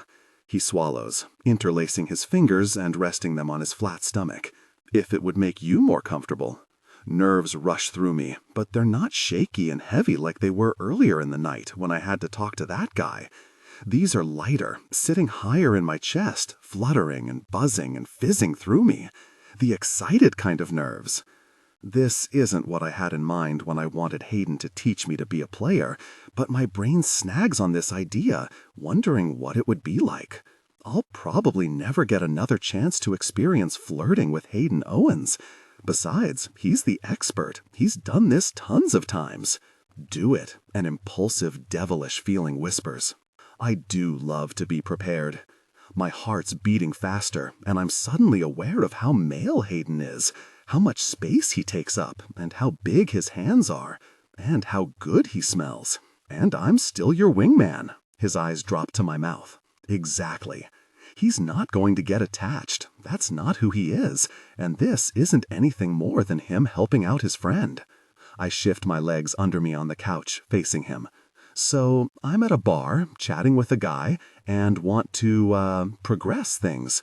What do I do? Hayden's jaw clenches for a brief moment. You want to take things further, right? I can't even imagine feeling ready for that, but I'm supposed to be practicing and preparing. How do I make that clear? The long line of his throat works, and his gaze drops to my mouth again. Touch him. My expression turns alarmed as images race through my mind. He cracks a smile. Not in an inappropriate way, Darce. Touch his arm. Make up an excuse to touch his hands. Say you want to compare hand sizes. I arch an eyebrow. That old trick? That can't actually work. He gives me a knowing smile, and I get a weird stab of unease picturing him trying it on other girls. My, what tiny hands you have. I hold my palm out. I bet my hands are twice the size of yours. He snorts and begrudgingly gives me his hand, pressing our palms together. Oh, that's interesting. Awareness rolls through me at the sensation of his calloused palm against mine. Every nerve on my hand lights up, tingling, snagging all my attention. It's not even funny how much bigger his hand is than mine, and a different kind of awareness settled over me. My mouth went dry. I've heard the rumors about him. He pulls his hand back, and my palm feels cold. I'll add that one to my toolbox, even if it feels a little high school. I give him a teasing grin. What other tricks do you have? Just find other ways to touch him. His brows bob. He won't mind, trust me. Like this? I rest my hand on his arm. It feels a little awkward, but his skin is warm. He's not pulling away like I'm burning him, so that's something. He smiles down at me, nodding, features relaxing. Or like this. I reach up, pretending to see something in his hair. Oh, I think you have something in your hair. He chuckles, but when I sink my fingers into his thick hair, he lets out a deep sigh, eyelids falling halfway closed. Delight flutters in my chest. He likes me playing with his hair. I wonder what else he likes. Your hair is really soft. I run my fingers over his scalp, dragging them through the luxurious strands, and his jaw ticks. I'm going to start stealing your conditioner. Yeah, his voice is rough. That's perfect. Reluctantly, I pull my hand away. Tension hangs in the air as Hayden watches me, waiting for my next move, and that impulsive urge strikes again. Or my hand comes to his thigh. He's so warm through the fabric of his black jeans, and under my hand his muscles tighten. Hayden has the thighs of a professional athlete, strong, thick, muscular. From beach vacations and pool parties over the years, I know that under his jeans they're dusted with golden blonde hair. Having my hand on his thigh isn't quite the same as noticing the way his swim shorts stretch over his body from behind my sunglasses, though. A pulse of heat moves through me, and my skin prickles. Like this? I look up into his eyes. Yeah, he nods, nostrils flaring and breathing uneven. Exactly like that. You're doing great. Some weird impulse has me stroking my thumb across his thigh, lightly pressing into the thick, tight muscle. Hayden has a nice mouth, I realize, staring at it. For such a strong face, his lips are a surprisingly delicate shape, and my fingers itch to trace them. That's good.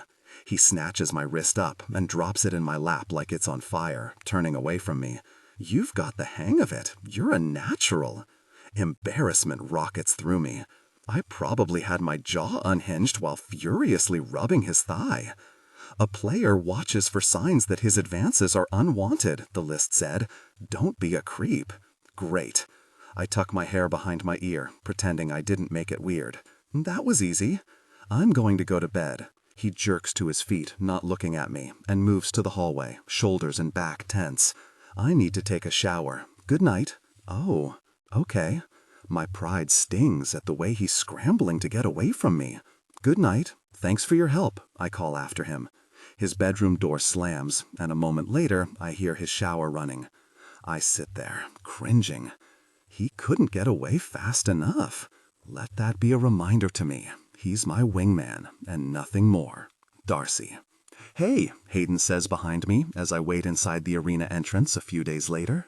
He approaches with a puzzled expression on his face, looking around. I heard there was a cute girl waiting down here. His gaze finds me, and his face falls in an exaggerated, comical way.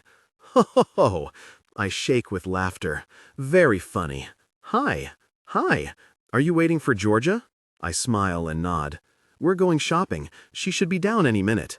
Our gazes hold for a long moment, and I think back to a few nights ago when I had my hand on his thigh. All night I tossed and turned, worrying I'd made a fatal friendship error and ruined everything. But the next morning, Hayden acted like it never happened at all. I keep thinking about it, though. Excuse us, someone says, working with another person to carry a giant teddy bear through the lobby. Hey, guys! Hayden gives them a friendly smile, and my gaze lingers on the giant heart on the teddy's chest. Be my Valentine is stitched on the heart. I can feel my mouth turning down. We're going to the children's hospital tomorrow, Hayden explains. A noise of acknowledgement comes out of my throat. Since the decorations started going up in stores a few weeks ago, I've been dreading Valentine's Day. Kit and I never celebrated it. He was always traveling for work, or we'd make some excuse about how busy restaurants were, which I was fine with. It was never a big deal to me. The idea of seeing happy couples everywhere tomorrow sends a streak of cold dread through me, though. Hayden's expression shifts, looking weirdly serious. Hey, Darce, there was something I wanted to ask you. You must be Darcy, a woman with thick auburn hair and a broad smile calls as she strides through the lobby on her heels. Owen said you looked like the love child of a fairy sprite and a cupcake, and I see exactly what he means. She beams at me, and her whiskey-colored eyes are so shockingly pretty. Everything about her is, that I'm stunned. Hi, I'm Georgia. I shake her manicured hand. With Hayden, I'm used to his charisma. I've had 8 years to adjust, but with this woman, I feel like I just met a celebrity. So this is one of the team doctors. Georgia can't be more than 30, but she carries herself with confidence I'll never have. Her hair cascades around her shoulders in long curls. Her makeup's impeccable, and her freckles are adorable.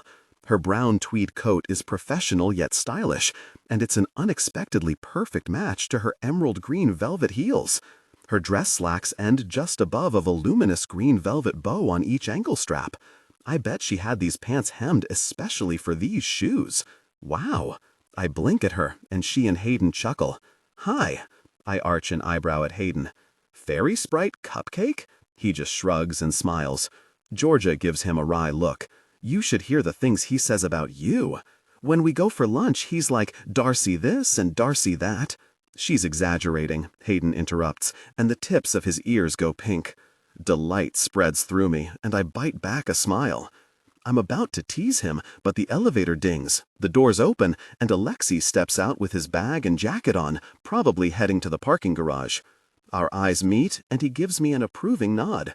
Darcy, he says, as a greeting, before glancing at Georgia with a grumpy expression.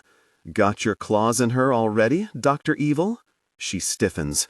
Who let you out of the care home, grandfather? His features harden, and his gaze drops to her feet, lingering. Those aren't office appropriate. That's rich from someone with 4 teeth. She gives him a cool smile, undeterred by his intimidating presence. His nostrils flare, and Hayden and I watch them like a tennis match. I'm in awe. She's my new icon. I have all my teeth, Alexei says in a low, deadly voice. For now. You've broken every other bone, so it's only a matter of time until you're spitting chiclets. I'm shocked you don't have a reserved parking spot at the hospital. I make a curious expression at Hayden, and his eyebrows bob once, eyes lit up with amusement. Alexei towers over her, staring down at her with a hard set to his jaw. You're not my doctor anymore. Don't waste valuable energy on me that you can be using to find a rich husband. Georgia just sighs, like she's tired of him. That's enough male energy for today. She makes a shooing motion at the guys before looping her arm through mine. We're going to go spend money now. What you do best, Alexei mutters under his breath, walking away. Hayden snorts. I'll see you at home, Darce. Have fun. Bye, Georgia. Wait. I take a step toward him, and Alexei pauses, waiting for Hayden. You wanted to ask me something? Hayden's brows snap together, and he glances between the other two. I'll just ask you later, at home. It's not important. As they leave, Alexei gives Georgia a lingering, hostile stare over his shoulder. She does a friendly finger wave, but the second his back is turned, her hand flips to a middle finger. I'm guessing you and Alexei don't really get along, I say as we leave the lobby. We step outside, and she smiles up at the sky. Oh, good, it's not raining. Her eyes slide to me. Let's just say it's a good thing I'm not the Russians' doctor anymore. My scalpel might slip. I chuckle. You don't operate on players. I know. She gives me an innocent, slightly wild smile, and I laugh harder. You don't think he's attractive? She makes a horrified face. Volkov? You're kidding, right? An embarrassed laugh bubbles out of me as we walk down the street. I think he's kinda hot in a scary way. He's got that merciless, mysterious thing going on. Georgia looks stricken. He's not actually your type, right? God, no, I rush out. I like to laugh, and I don't think Alexei actually knows how. Born in Russia, his family immigrated to Canada when he was a kid. He doesn't have an accent, but there's something serious, watchful, and a little predatory about Alexei that I can see being attractive to the right person. And I'd like someone a bit friendlier, I add, like Hayden. Her mouth tips up. No, not like Hayden. My face goes red. We're just friends. What is it about me that makes people jump to that conclusion constantly? Anyway, don't listen to what Alexei said about your shoes. My eyes linger on the pretty bows, so feminine and flouncy. They're beautiful. She kicks her foot out, admiring them with a happy sigh as we wait for the light to change. Bright shoes cheer me up, especially when it's raining every day. The winters here can be such a bummer. I look down at my responsible work loafers. They're not ugly or anything. They have a little gold buckle, and they're comfortable. They match the rest of my corporate wardrobe. When they wear out, I buy a new, identical pair. They're not exactly inspiring, though, and they definitely don't cheer me up. My gaze moves to George's shoes. When I look up again, she arches a brow. Do you need to be alone with my feet? I give her a quick, slightly self-conscious smile. No, I want to buy shoes like yours. I don't have anywhere to wear them, and they wouldn't match anything else I own. But if you wait for the opportunity to wear the fun things you have, you'll be waiting a while, she says softly. Wear what you love, whether it's out on a date or to the grocery store. Her mouth curls up. You should have seen the looks I got in medical school from the male students, profs too. I think a pair like these would suit you, she says as the light changes and we cross. We'll get you a pair tonight. A new pair of shoes is like an omega-3 for your soul. Her smile turns coy and playful. I'm a doctor, so I know what I'm talking about. I bite back a big smile, hesitating. With her tailored clothes, shiny hair, and impractical shoes, Georgia has the put-together, polished vibe of old money. I don't know if I can afford the places you shop. She waves me off. I usually buy on consignment. I hate spending money. She glances behind us, at the arena still visible from a few blocks away. Don't tell that to the Russian, though. He thinks I'm a spoiled little rich girl princess. My eyes narrow, and under my studying gaze, she shifts like she's uncomfortable. Why does he think that? Just easier, I guess. She stops in front of a storefront and gives me a broad, excited smile. Here we are. Let's get you some beautiful clothes. Darcy. Now this is interesting. Half an hour later, Georgia has a pile of clothes gathered for me to try on. Her head tilts as she studies a bright floral mini dress that looks like something from the 70s. My eyebrows go way up. That looks like my grandmother's Chesterfield. Then your grandmother has great taste. You don't know if you like things until you try them on, Darce. I smile at her use of my nickname. Is it okay that I call you Darce? She asks. That's what Hayden calls you. My heart warms. Of course. When my gaze swings back to the dress, uncertainty rises up my throat. It's so bright, like the tangerine dress I donated when I moved out of the place I shared with Kit. I don't know. It's really bright. I wear a lot of gray and white and black. I shrug at her. You know, easy colors. Loud, I hear him say. Like seeking attention or standing out is a bad thing? I look down at the tan dress, clutched in my hands, something I grabbed because I can wear it to work. It's boring, and it inspires nothing inside me. When I look at the dress Georgia's holding up, though, something sparks in my chest. That's a dress that a really fun, confident woman would wear. A woman like Georgia. Please? Georgia asks in a pleading voice, giving me innocent doe eyes. My mouth twists into an amused smile. Are you manipulating me? It's only manipulation if it works. She puts the dress back on the rack with a shrug. Besides, you just got out of a relationship, right? My muscles tense.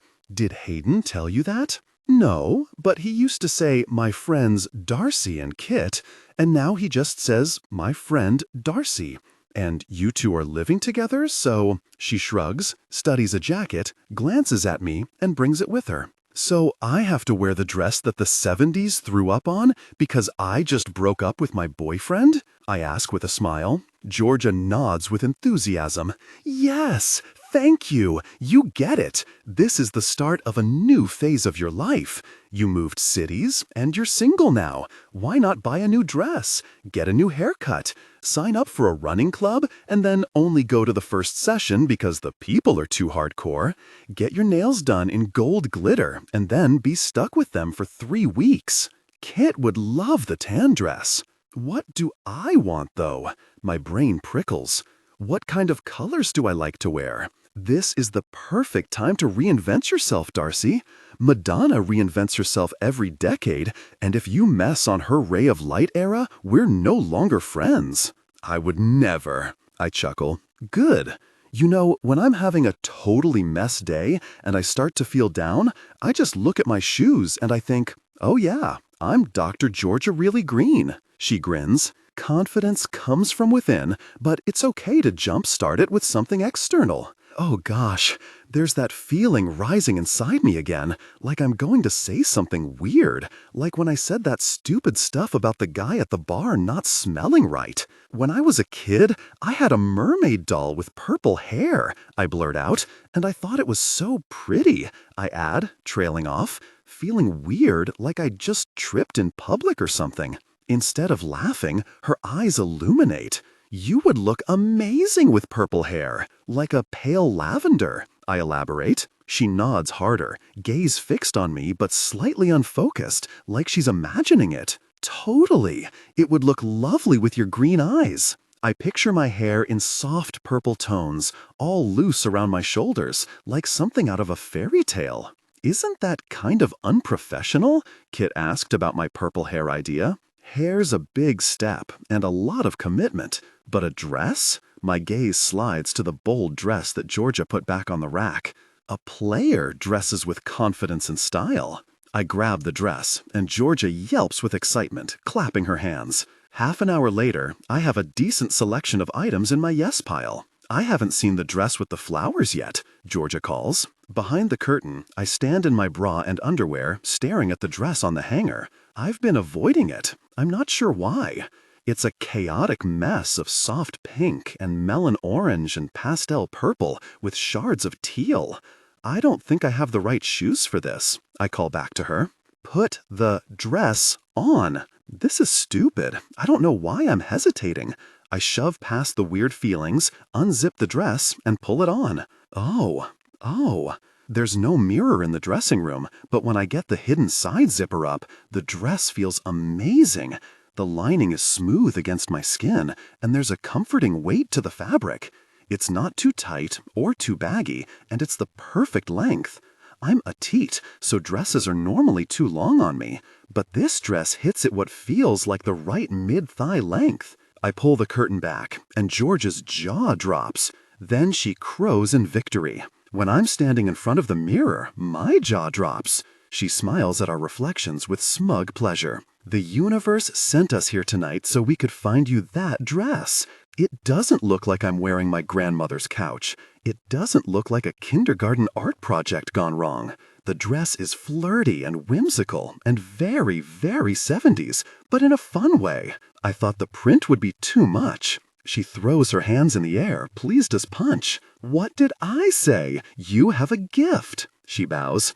Thank you, thank you. Honor me by actually wearing it and not just letting it sit in your closet. Deal.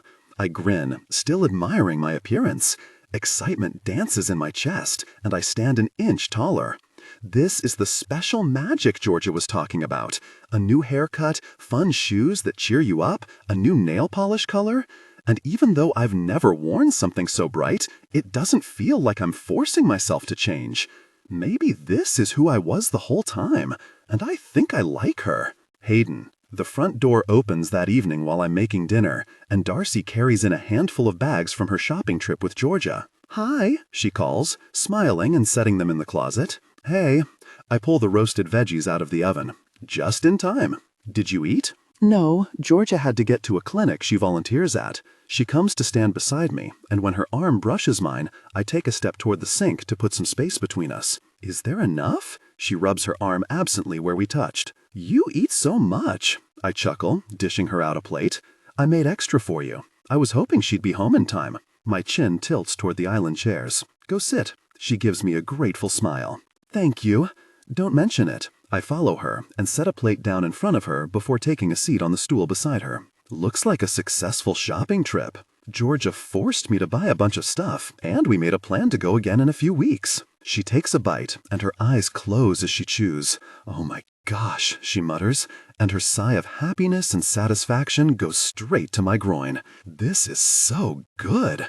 Beets and goat cheese are a match made in heaven. I swallow, staring at her mouth.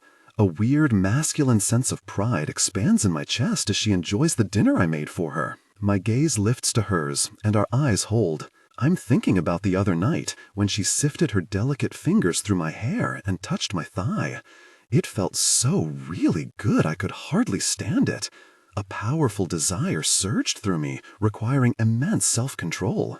Georgia is kind of intense, but I like her. I think we're friends now. She eats another bite of food, and I watch as the mouthful disappears, her lips sliding over the fork. Georgia's great. I yank my attention away from things I shouldn't be thinking about. She doesn't take mess from any of the guys, especially Volkov, which irritates him to no end.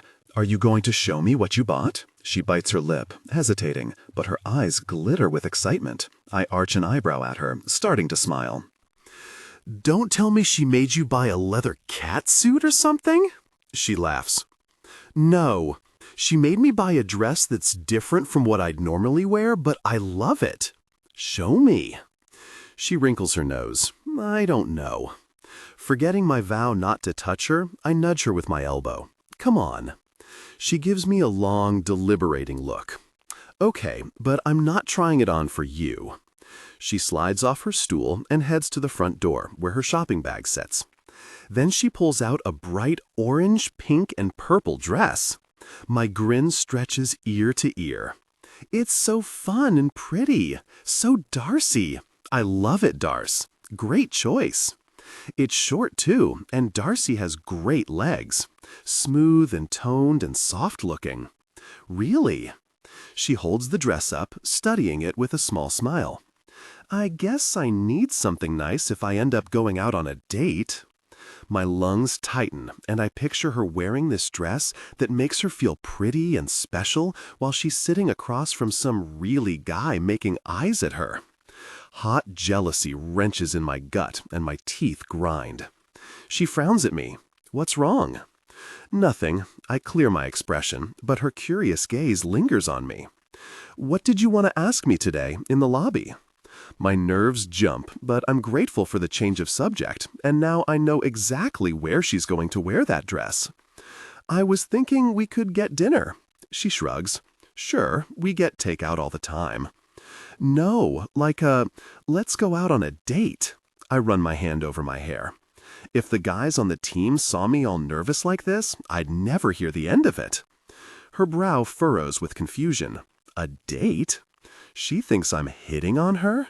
She thinks I'm asking her out for real? Because you said you were nervous to date new people right now, and you like knowing all the next steps, I add quickly. So let's go out on a practice date, as friends, and as your wingman. I clear my throat.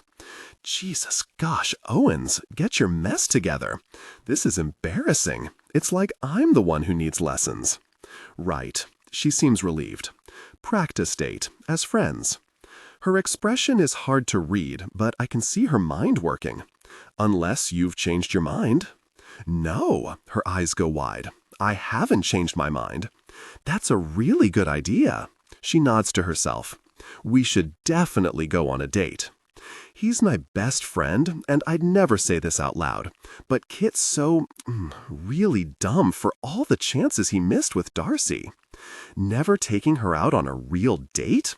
Unbelievable! That date with the guy who kept talking about weddings and babies didn't count, I say for some reason. She smiles. You just want to be the first. Hot, possessive feelings rocket through me, and the primal part of my brain likes the idea of being the first anything where Darcy's concerned. You got me. I give her a flirty smile. Come on, Darce, feed my ego. She rolls her eyes. Your ego is big enough, but yes, I'm in. When were you thinking? Tomorrow. There's a long pause between us where her brow wrinkles with adorable confusion, and I wonder if I've gone too far. Tomorrow's Valentine's Day. Yeah. My pulse beats in my ears like I'm running drills on the ice. I know. You said you've never been out on Valentine's Day. I haven't. Well, I'm your wingman, and we're practicing, so it's my job to show you what it should be like. Her eyebrows go up, but she's smiling. Taking your role very seriously, I see. The most serious. I'm smiling too. Around her, I can't help it. You deserve to know your worth. My words linger in the air, hovering dangerously close to the truth. That I'm disappointed and furious that Kit never spoiled her the way she deserves, and that I'm disappointed and furious that I never noticed. Kit had her for 8 years, and he didn't take her out once? Gosh, him for making her feel like that. Gosh, him for not treating her well enough. Maybe I feel a sick sense of territorial pride, too, at being the first guy to take Darcy out on Valentine's Day. She's a knockout. She's smart and funny and beautiful and kind, and she wants to go out on Valentine's Day. Even if she doesn't want a relationship right now and we're just friends, I want Darcy to have whatever she wants. It's as simple as that. I fold my arms and lean back against the counter. What do you say? The corner of her mouth curls up in a shy smile, and I want to drag my thumb over her bottom lip just to see what would happen. I'd love to go out with you on Valentine's Day. For practice, I add, so she doesn't think I'm getting the wrong idea. Because I'm your wingman. Sure, she nods hard. Totally. Good. Yeah, good.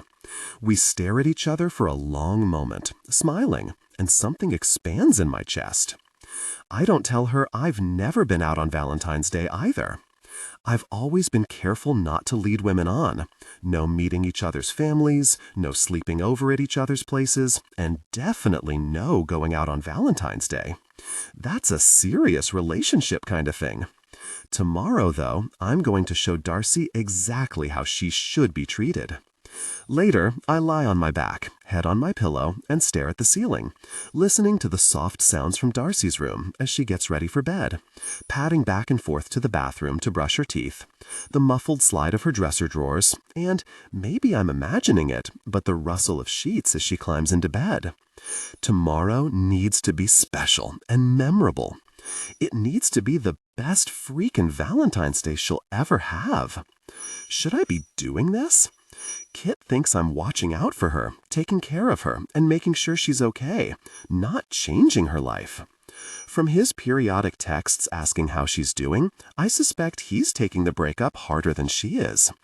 And yet, I reach for my phone and open my group chat with Miller, Streicher, and Volkov. I need your help, I text. The next evening, I put the finishing touches on my makeup while waiting for Hayden. I look good. My hair is smooth, shiny, and cooperative, and I'm wearing my favorite perfume, an orange vanilla scent, and the dress I bought yesterday. Excitement shivers through me. My first Valentine's Day. Hayden appears in my bedroom doorway and lets out a long, low whistle. Look at you. His eyes rake over me. The sight of Hayden Owens in a bespoke navy suit makes me forget my own name. I could kiss his tailor for the way the slacks and jacket somehow make him look even taller and broader, and for how the deep, rich navy blue makes his eyes even brighter. It's the perfect shade of navy, setting off his short, golden blonde hair. Wow, I say, at a loss for words. Hockey players are supposed to be greasy, sweaty, and toothless, but Hayden Owens is that old Hollywood, sparkling, breathtaking kind of handsome. In any era, his broad smile, strong jaw, and deadly blue eyes would have people starstruck. It should be easy to forget how good-looking he is, because we've been friends for so long, but it isn't. I'll never get used to how beautiful he is. My gaze snags on his thick hair, freshly trimmed and styled with product. And I think about how soft it was when I dragged my fingers through it the other night. How his eyes fell halfway closed. The way his voice took on that gritty, raspy edge that made me feel a strong pull. My skin goes warm, and I clear my throat. You got a haircut? His eyes trail up and down my form, my bare legs, my dress, my neckline, my hair. Gotta look good for my date tonight, he says absently. I feel his gaze like he's touching me. A shiver rolls down my spine. He arches a brow, looking smug. You know how to make a guy feel special, Andersen. Warmth blooms in my chest, and we look at each other for a long moment. There's a fizzy feeling behind my rib cage, moving up into my sternum, and my breath catches. Oh no, I'm developing a crush on Hayden.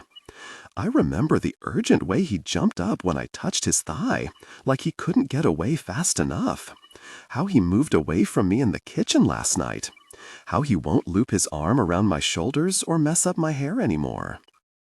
He's told me 1,000,000 times how he cuts things off with women the second he senses they're getting attached, because it's the right thing to do when he knows he won't want a relationship.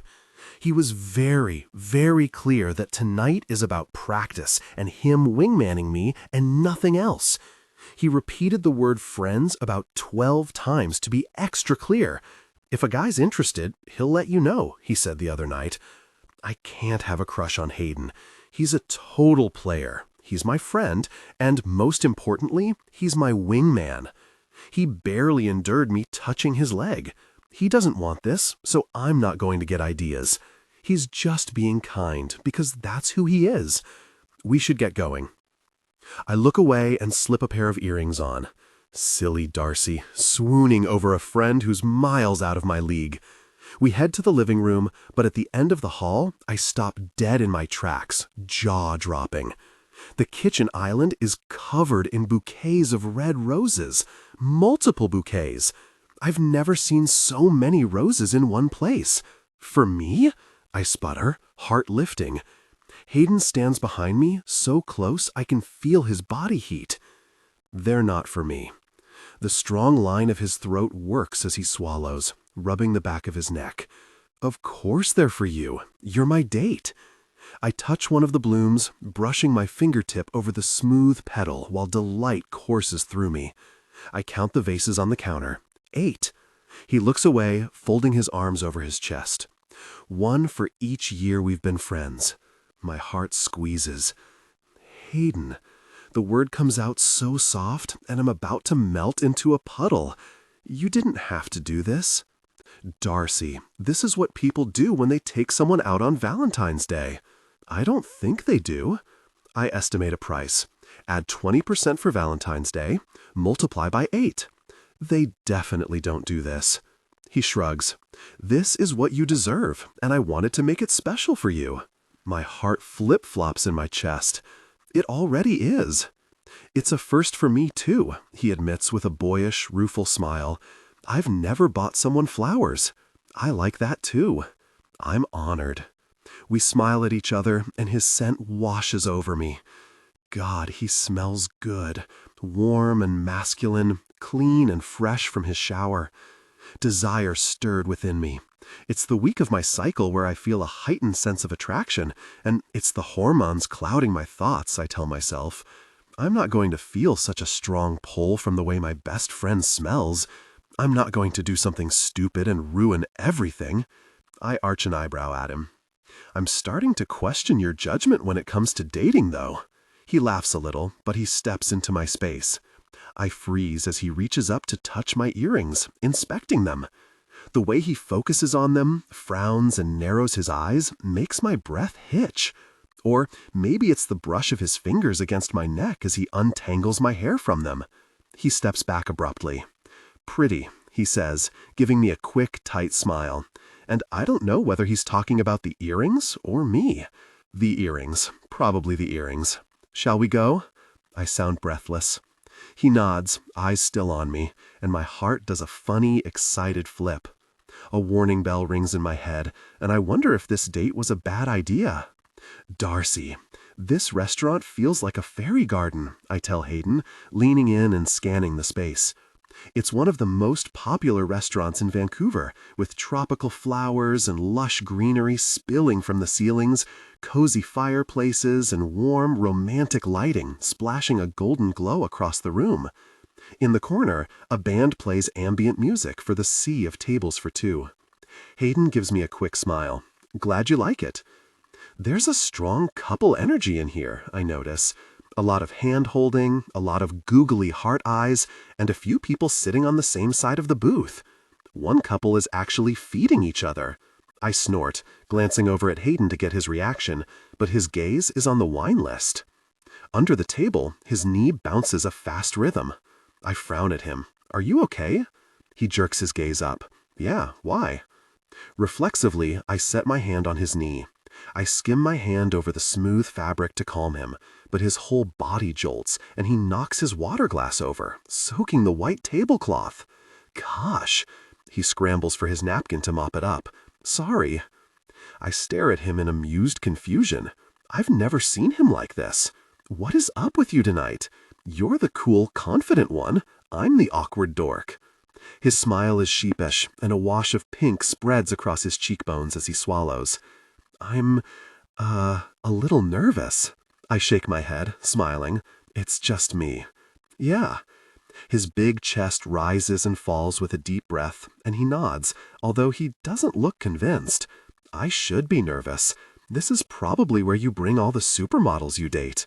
I grin at him, teasing. I have a lot to live up to. His fingers tense on the wine list, but he gives me a tight smile. Something inside me sinks. The idea of Hayden with other girls never used to bother me, so why now? You haven't been dating lately. He hasn't gone out on one date or had one friend over to the apartment since I moved in. He shrugs. It's been busy. Not more than a normal season. You found lots of time to hang out with me. Sick of me already? His mouth tilts up. I grin. No, I love living with you. That sounded weird. I should have said I like living with you, not love. Gosh, Darcy. His throat works and his smile softens. I love living with you too, Darce. Something thunks in my heart, heavy and pleasant, and I have to pull my gaze away from his deep blue eyes. I don't want you to tiptoe around me. I'm not. You're welcome to have women over. A bad taste fills my mouth, and the thought makes me nauseous, which is totally unfair. Hayden can do what he wants. I can find someplace to be or wear noise-canceling headphones, or go hang out at Hazel and Rory's. Darcy, his gaze flares with intensity. It's fine. We're roommates, so just treat me like any other roommate. I mean, you had women over when you lived with Josh, right? I don't know why I'm pushing this so hard. His jaw works. I really don't want to talk about this anymore. My stomach twists with unease. Okay, so maybe we're not as good of friends as I thought. Okay. Sorry. No, it's fine. He rubs the bridge of his nose. I'm trying to focus on the season. He looks away for a moment, then meets my eyes again. And I like hanging out with you. My heart does a dumb pitter-patter. I like hanging out with you too. He pauses, hesitating, watching my face. Sometimes I wonder what it would be like. A relationship, he explains, glancing away. I see Streicher and Miller making hard eyes at their fiancés, then he shrugs, and there's that endearing wash of pink across his cheekbones again. It doesn't look so bad. I laugh and wrinkle my nose. I can't even picture you with a girlfriend. For as long as I've known him, he's kept things casual. Hayden, you'd hate it, especially after years of freedom. Rory and Hazel and Pippa and Jamie, they're all in the honeymoon phase. Kid and I were there once too. Things were so good. Until they weren't. Until the shiny newness wore off. Until I started realizing how wrong we were for each other. I'm not saying what happened to Kit and me will happen to them, I continue. I actually think they're all perfect together. But there are a lot of aspects to a relationship that you just don't have to deal with when you keep things casual. I blow a breath out, thinking. You don't have to go to family dinners with the other person, no birthday or Christmas gifts, and you don't have to listen to them rant about work at the end of the day. His eyes move over my face, and the corner of his mouth tugs up into a reluctant smile. Those don't sound so bad. He only wants it because he's never had it. The novelty appeals to him, not necessarily the commitment part. Valentine's Day, for example. I gesture between us. This year is fun because it's our first time. His eyes flash with something at those words, but I barrel on. But imagine having to do this every year? I make a face. Flowers, making the dinner reservation, buying gifts. It's a lot. His gaze is full of an emotion I can't place. Like I said, it doesn't sound so bad. I chuckle. I think this is the grass is always greener kind of situation. It's totally okay if you're not cut out for monogamy like that. Not everyone is. With your way, no one gets hurt, no one gets disappointed. He clears his throat, and his eyebrows bob once. Yeah, you're probably right. Something in his expression gives me pause, though, a quiet vulnerability. I'd be doing the women of the world a disservice by taking myself out of the game. His cocky grin is back, but there's a bitter edge to his words. I don't like the way he says this. My eyes narrow.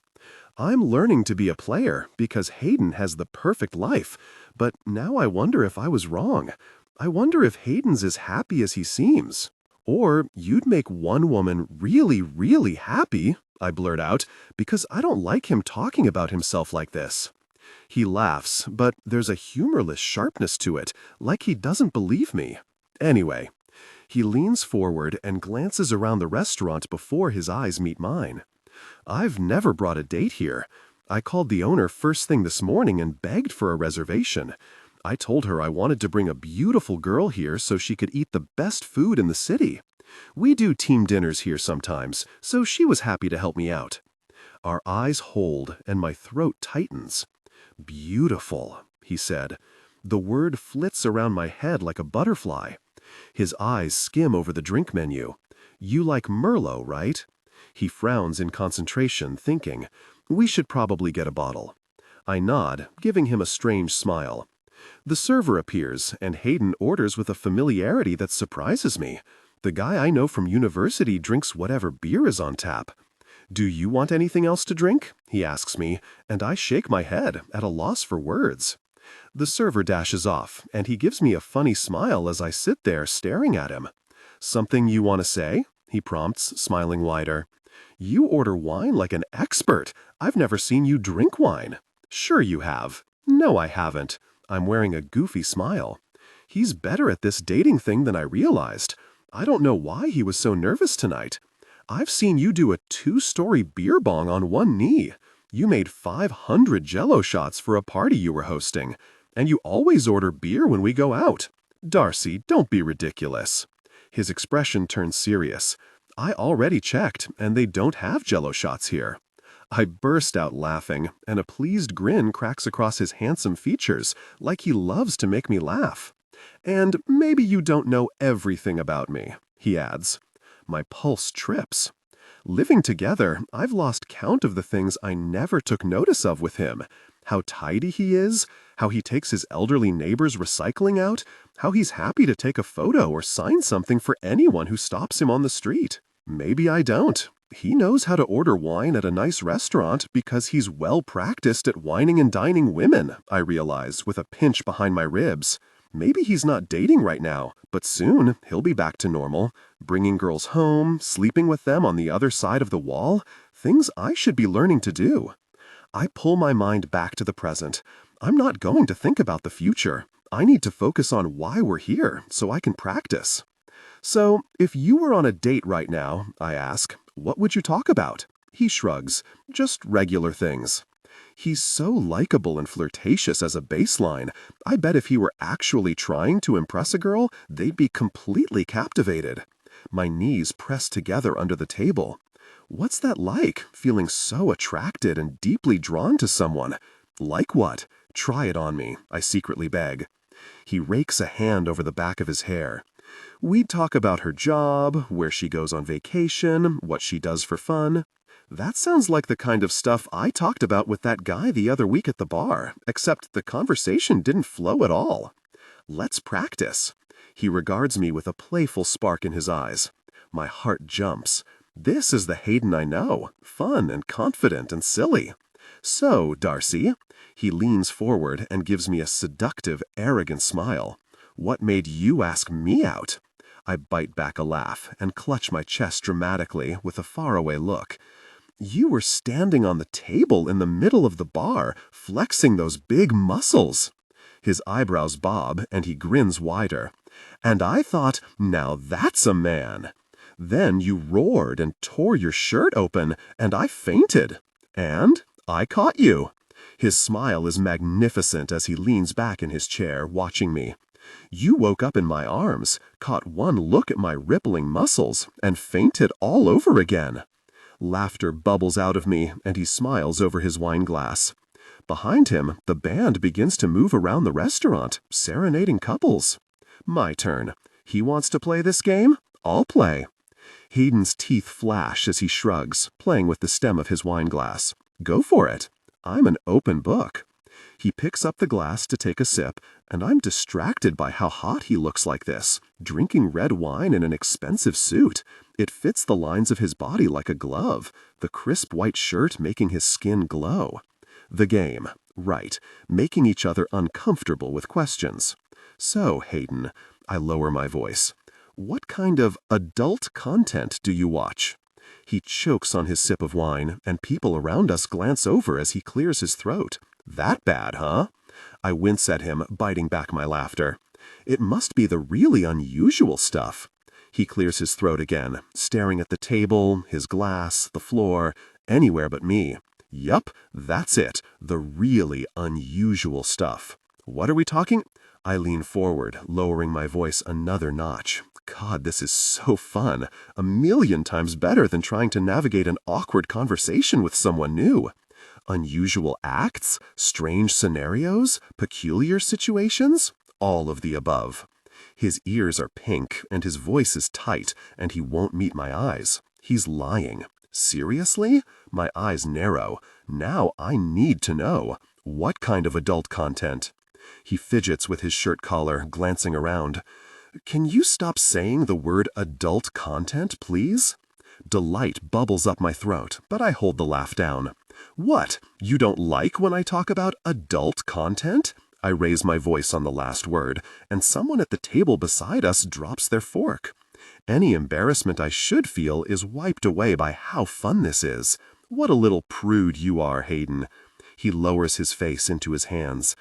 I can't take you anywhere, he mumbles, but I can see his features tightening in a smile. You're hiding something. I toy with the stem of my own wineglass, high on power, and when he lifts his head, his eyes linger on mine. He looks so really guilty. It must be really good if you don't even want to tell me. I gesture at myself, your best friend in the whole world. I don't know why I said that. Kit's obviously his best friend. I'm just the roommate. Can we talk about something else? I want to keep pushing his buttons. It's fun to turn the tables on him and make him embarrassed for once, but also I need to know. It's none of my business, and it's crossing a million friendship boundaries, but the idea of Hayden in a private, intimate moment races into my head. I picture his abs rippling, his face tense with concentration as he watches a video on his phone. Sir, would your beautiful date like to be serenaded? One of the band members interrupts, standing behind me. My whole body recoils, and I wrench around. No, I blurt out, eyes wide. No, thank you. Hayden's grin turns mischievous. Yes, she would. Darcy, don't listen to her, Hayden tells the musician, eyes gleaming. She's just being modest. She would love a song. Even as I'm giving him a death glare that promises pain, I'm smiling. The band starts playing, and the song is so sappily romantic, ridiculous, and humiliating that I clamp my mouth shut to avoid laughing.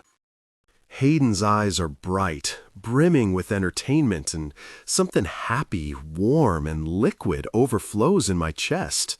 The singer warbles, and Hayden grins and nods at me. My stomach tenses with restrained laughter, but I refuse to be rude and offend the band. Hayden pulls out his phone and films while I sit there, captive. He gestures to his lips and mouths, smile, and a laugh bursts out of me. I cover it with a cough, but the musicians aren't convinced. I'm so sorry, I tell the band, who are giving us dirty looks. We're not laughing at you. They finish up. I think they skipped a few verses on account of our weird reactions and leave to torture some other couple. Wow, I beam at Hayden. Thanks a lot. Some friend you are. Worth it. You looked like you were about to crack a rib. Even though I'm red-faced and embarrassed, I can't stop smiling. If this is what celebrating Valentine's Day is like, I've been missing out. We're waiting for our bill when a server passes behind Hayden carrying a giant cake with sparklers on it. I lean in, thinking about my teasing him about adult content earlier, and tilt my chin at the cake. Does that excite you? I whisper, wincing. Are you feeling warm? He groans, rubbing his forehead. God, you're weird. I know, I smile at him. And you love me anyway. Like, I meant to say, and he likes me anyway.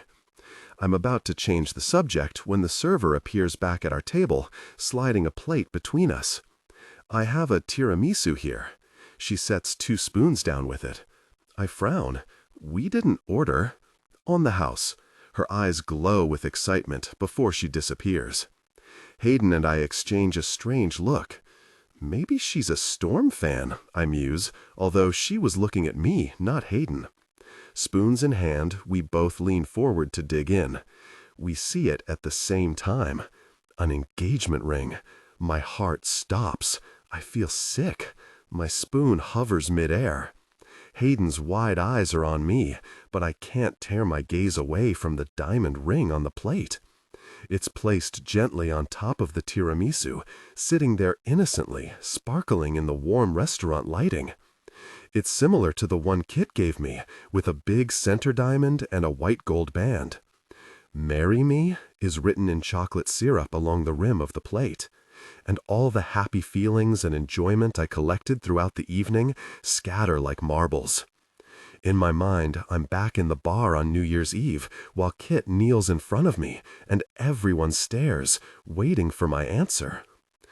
"I'm so sorry." The server reappears, looking sheepish as she reaches for the plate. "I got the tables mixed up. Can we get our bill, please?" There's an authoritative edge to Hayden's tone I've never heard. "As soon as possible." Of course. The server takes one look at my devastated expression and winces again. She probably thinks I'm disappointed the ring wasn't for me. "Are you okay?" Hayden's hand covers mine as the server hurries away. "Yeah." I try to clear my head and bring myself back to the present, back to the fun we were having just a few minutes ago. "I'm fine. That was just weird." His hand is so warm, and without thinking, I flip mine over so we're palm to palm, craving more contact.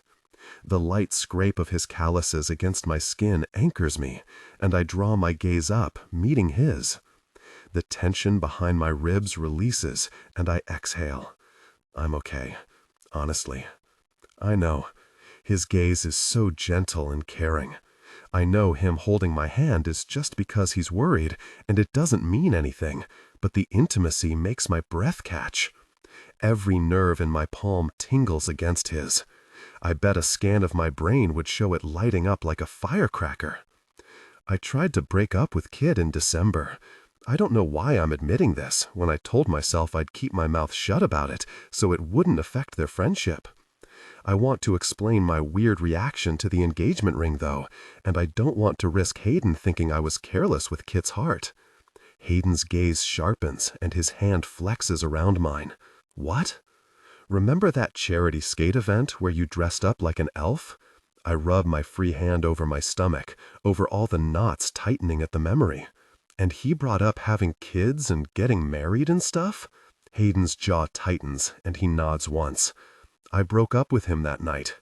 My face falls. "Or I tried to." "Tried to?" he repeats in a low, deadly voice. I blow out a tight breath as the memory of Kit's crushed expression floods my head. He wanted to focus on hockey for the next month because he had a lot of big games. He said we should talk about it in January. Hayden's expression is unreadable. "And what did you want to do?" "I wanted to break up." The words come out with more force than I mean. "I wanted to break up with him back in August, but it was his birthday, and you can't break up with someone around their birthday. And then the season was starting, and he was away a lot, so you waited until January." His jaw ticks again, expression hard. "That's what we agreed on." I swallow past the rocks in my throat, frowning down at the table. "And then he proposed on New Year's in front of everyone?" I nod, chewing my lip. "Really?" he mutters, letting out a heavy breath and tightening his hand around mine. "Gosh, Darce, I don't want you to blame him." I shake my head, wincing. "I think he thought it would solve things. Don't make excuses for him." His eyes lock on mine, sharp with intensity. That was a really messed up thing for him to do. I don't want to come between you guys.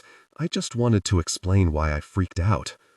His eyes are soft, like velvet, so kind and understanding and affectionate that I want to drop myself into his lap, wrap my arms around him, and bury my face in his neck so I can inhale his warm scent and let him comfort me.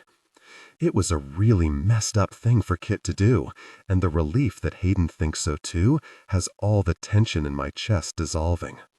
Hayden frowns at our hands, then pulls his away, and the moment's over. "Sorry," he mutters. I try not to deflate. He's a touchy-feely guy, except with me. The server comes by with the bill, and Hayden rolls his eyes when I try to pull out my credit card. "Darcy, no." His voice is firm as he pays it. "Don't even try that." The server leaves, and I give him a grateful smile. "Thank you." I pick my napkin up off my lap and drop it on the table, putting on a confident smile. "Let's go home. I got you a little something." "Oh yeah?" He grins, and there's my Hayden again. I mean, Not my Hayden, the old Hayden I know and love. Like, whatever. Great. He stands and helps me into my coat. Because I got you something too. Hayden. How did I do tonight? Darcy asks over her shoulder as I help her out of her coat. Her eyes move around the apartment, over all the flowers I bought her, and she smiles. Andersen, you aced it. This has been the best date of my life. I shoot her a flirty grin to make her think I'm joking. A+. I can't stop thinking about what Kit did to her, proposing in front of everyone.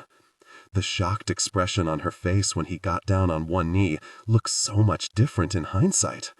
I felt guilty for thinking she didn't seem as excited as she should have been. Now I know how right I was. She reaches down to take her heels off. Best date of your life? You say that to all the girls? Half the things we talk about, I don't say to other girls. I don't talk about certain intimate preferences or give them lessons on how to touch guys. And I sure as gosh don't knock water over on the table because I'm sweating like some nervous teenager.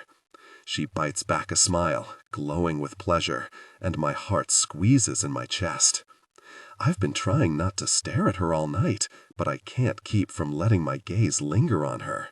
Gosh, she's so beautiful. Smug pride weaves through me, expanding in my chest.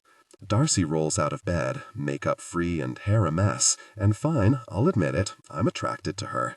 But tonight, all dressed up, she's stunning, and she looks like that for me. My gaze drops to the hem of her short dress and the soft, smooth skin of her legs. I wonder about her undergarments. Darcy likes things to line up and coordinate. She likes things that make sense, so I'm thinking they match one of the colors on her dress. My mind goes to the row of undergarments hanging in the bathroom to dry a couple of days ago. I had to grab something from under the sink when she wasn't home. The light pink pair, I bet. Best date of your life so far, Darcy says, lifting a brow. I might not be intimate. I blanch, hit with the overwhelming urge to haul her over my shoulder and carry her to my bedroom. Her eyes widen and she claps her hands on her face. I was kidding, she moans, going red beneath her fingers. I'm sorry. That was a joke. I was trying to be funny and it came out weird. It's fine. A hoarse laugh slips out of me. Is she trying to really kill me? I know you were kidding. I'm going to change out of my suit. In my room, I change into athletic pants and a t-shirt. Through the wall, I listen to her moving around her room, opening and closing drawers, her light footsteps, and then the click of hangers in her closet. The swish of her taking her dress off is probably in my imagination. The walls aren't that thin. Even so, I imagine her standing 10 feet away in just her undergarments. Desire grew. He imagined their intimacy, a deep connection that would leave them breathless. Lust pulls heavy at the base of my spine, and I suck in a deep breath, scrubbing a hand over my face before heading back to the living room. When I see her, my steps falter. She's sitting cross-legged on the sofa in leggings and an oversized black hoodie. An urgent sense of possessiveness uncoils inside me. Is that my hoodie? Her eyes cut to mine. Yeah, is that okay? It was on the couch and all mine are in the wash. It's so big on her, and it's the cutest thing I've ever seen. Gosh, I like that. I like that so much. I can't even picture you with a girlfriend, she said earlier in disbelief. The memory pinches hard, right behind my ribs. It's fine, I mumble. Still, I imagine her losing the pants, just wearing my hoodie and a pair of undergarments. No bra, smooth, soft skin. Maybe she's in my lap. Maybe she has her arms around my neck. Maybe we're making out. I turn away, wishing I'd taken a cold shower before changing. You still haven't answered me, she says as I take a seat on the sofa and stretch out. About what? What kind of intimate content you watch? Blood rushed through him, and I leaned forward with my elbows on my knees and my head in my hands, thinking of the least arousing things I can in order to calm my body. The smell of hockey equipment, the pain when I broke my collarbone in high school, the way pickles look, all shriveled and green. Nope, I'm still picturing her sitting on my lap in my hoodie, their intimacy growing. Another shock of desire rocketed through me. It would be so easy to tell her about the intimate content I've been watching for years. They're a young married couple, and their videos don't feel like typical intimate content. Sometimes they're rushed and desperate and intense. Sometimes they're slow and sleepy and lazy, but they always feel real. They never show faces, but she's petite with long pale blonde hair. He has a similar build and hair color to me. They look like Darcy and me. I pretend they're us. It's my shameful secret, one that I'll take to the grave. I pretend the videos are ones we made together, for our eyes only, and that it's her experiencing deep intimacy with me, reaching peaks of pleasure. It's Darcy's ring finger that sparkles. I pretend that we're married, and that it's my hand clutching hers through our shared moments of passion. I don't remember, I mumble into my hands. She laughs, liar. The second she sees, she'll know, especially if she finds out they're the only intimate content I watch. I've lost interest in everything else. Okay, presents time. She hands me a small gift bag. I saw this on Etsy last week and thought of you. I give her a quick smile. You shouldn't have. Inside the bag, my fingers meet soft cotton, and I pull the t-shirt out to look at it. The image on the front is an illustration of all the characters from The Northern Sword. It's by a local Vancouver artist, Darcy adds, a touch of shyness in her voice. My chest floods with warmth as I stare at the lines of the illustration. No one's ever bought me clothes except my mom. Darcy groans. Great. I'm like your mom? I laugh. No, that's not what I meant. It's nice. I love it. It feels like she's taking care of me, like I'm hers. I stand and whip my shirt off, and her eyes widen in alarm. What are you doing? Trying it on. Now? I want to make sure it fits. Satisfaction thumps in my chest when I catch Darcy's eyes lingering on my taut stomach. I work hard. My body is my job, and I know what I look like. From the way she's staring, Darcy does too. Excuse me, ma'am. I snap my fingers, smirking and pointing at my face. Eyes up here. She jerks her gaze up, her face turning a really adorable shade of pink. Sorry. I chuckle, flexing. It's fine. Go ahead and ogle me, Andersen. Oh my God. She turns away as I change positions to show off more muscles. Stop it, you egomaniac. An embarrassed laugh slips out of her, and I grin harder. Am I making you uncomfortable? I flex my biceps one at a time, and she cackles with laughter. Are you getting too warm? Is it hot in here, or is it just me? Does this actually work on women? I don't know. I don't act like this with women. They'd run screaming. I never laugh or act goofy like this with the women I go out with. I don't laugh like this with anyone but her. Darcy makes a pleased humming noise, and I relent, pulling the t-shirt over my head. What do you think? I hold my arms out for her approval, and she smiles, nodding as her gaze moves over me, snagging on my chest, shoulders, and waist. It fits. She meets my eyes, lifting her brows in a question. Do you like it? I love it. I really, really do. I like her buying me clothes, and I like her wearing my hoodie. I like going out for dinner and sitting on the couch beside her after in the home where we live together. One more. As I take the seat beside her on the couch, the line of her throat works, and she hands me a flat, wrapped package about the size of a book. Geez, Andersen, you're spoiling me. She shifts, pulling her knee up beneath her on the couch. Even though we're not touching, I can feel her body heat. I pull the wrapping paper off, and my heart shoots up into my throat. It's a framed photo of us in university, 3rd year, I think. We're dressed in green, wearing cheap plastic hats that we got on the St. Patrick's Day pub crawl. One of my arms is looped around her shoulder, and we're both holding our dyed green hands up to the camera, smiling ear to ear. It's too sentimental, isn't it? She winces. Sorry, I just love this photo. It's my favorite. The ache in my chest unfolds, taking up more space. Hey, I hook my arm around her like in the photo, pulling her against me. My no-touching Darcy rule fades into the background. Shut up, I murmur, teasing. You don't have to display it or anything, she protests. I press a hand over her mouth, stifling her laughter. Just shut your little mouth, okay? I say gently to make her laugh again, my skin tingling at the way her smile feels under my palm. I love it. I press a quick, firm kiss to her forehead. Now I don't feel so weird about my second gift to her. She's going to say I spent way too much, but this framed photo of Darcy and me is priceless. Besides, she's going to hate my first gift, and I can't wait. What are you smiling at? She asks. I grin wider. I can't wait to give you your present. I head to my room, slip the small box into my pocket, and then carry the big box back to the living room. You really didn't have to get me anything, she says, eyes lighting up with curiosity as I set it on the coffee table. The box is light but big, taking up half the surface of the table. You already got enough flowers to last a lifetime. Oh, wait until you unwrap it to thank me. I try not to grin too hard as I flop back down on the couch. She pulls the paper off, and her curious expression drops into a flat, unamused frown. Hayden, I start shaking with laughter as she stares at the box, repulsed. Please tell me this is a joke, and that's not actually what's inside? Open it and find out. Gosh, this is fun. She opens the flap of the box and groans. Are you serious? Darcy, for Valentine's Day, you got me a pillow shaped like a man's chest? Hayden's eyes glitter with amusement. This is Hayden at peak handsome, smiling and relaxed, his long, toned limbs sprawled out across the sofa. For cuddling. Do you like it? I make a strangled noise, but I start laughing.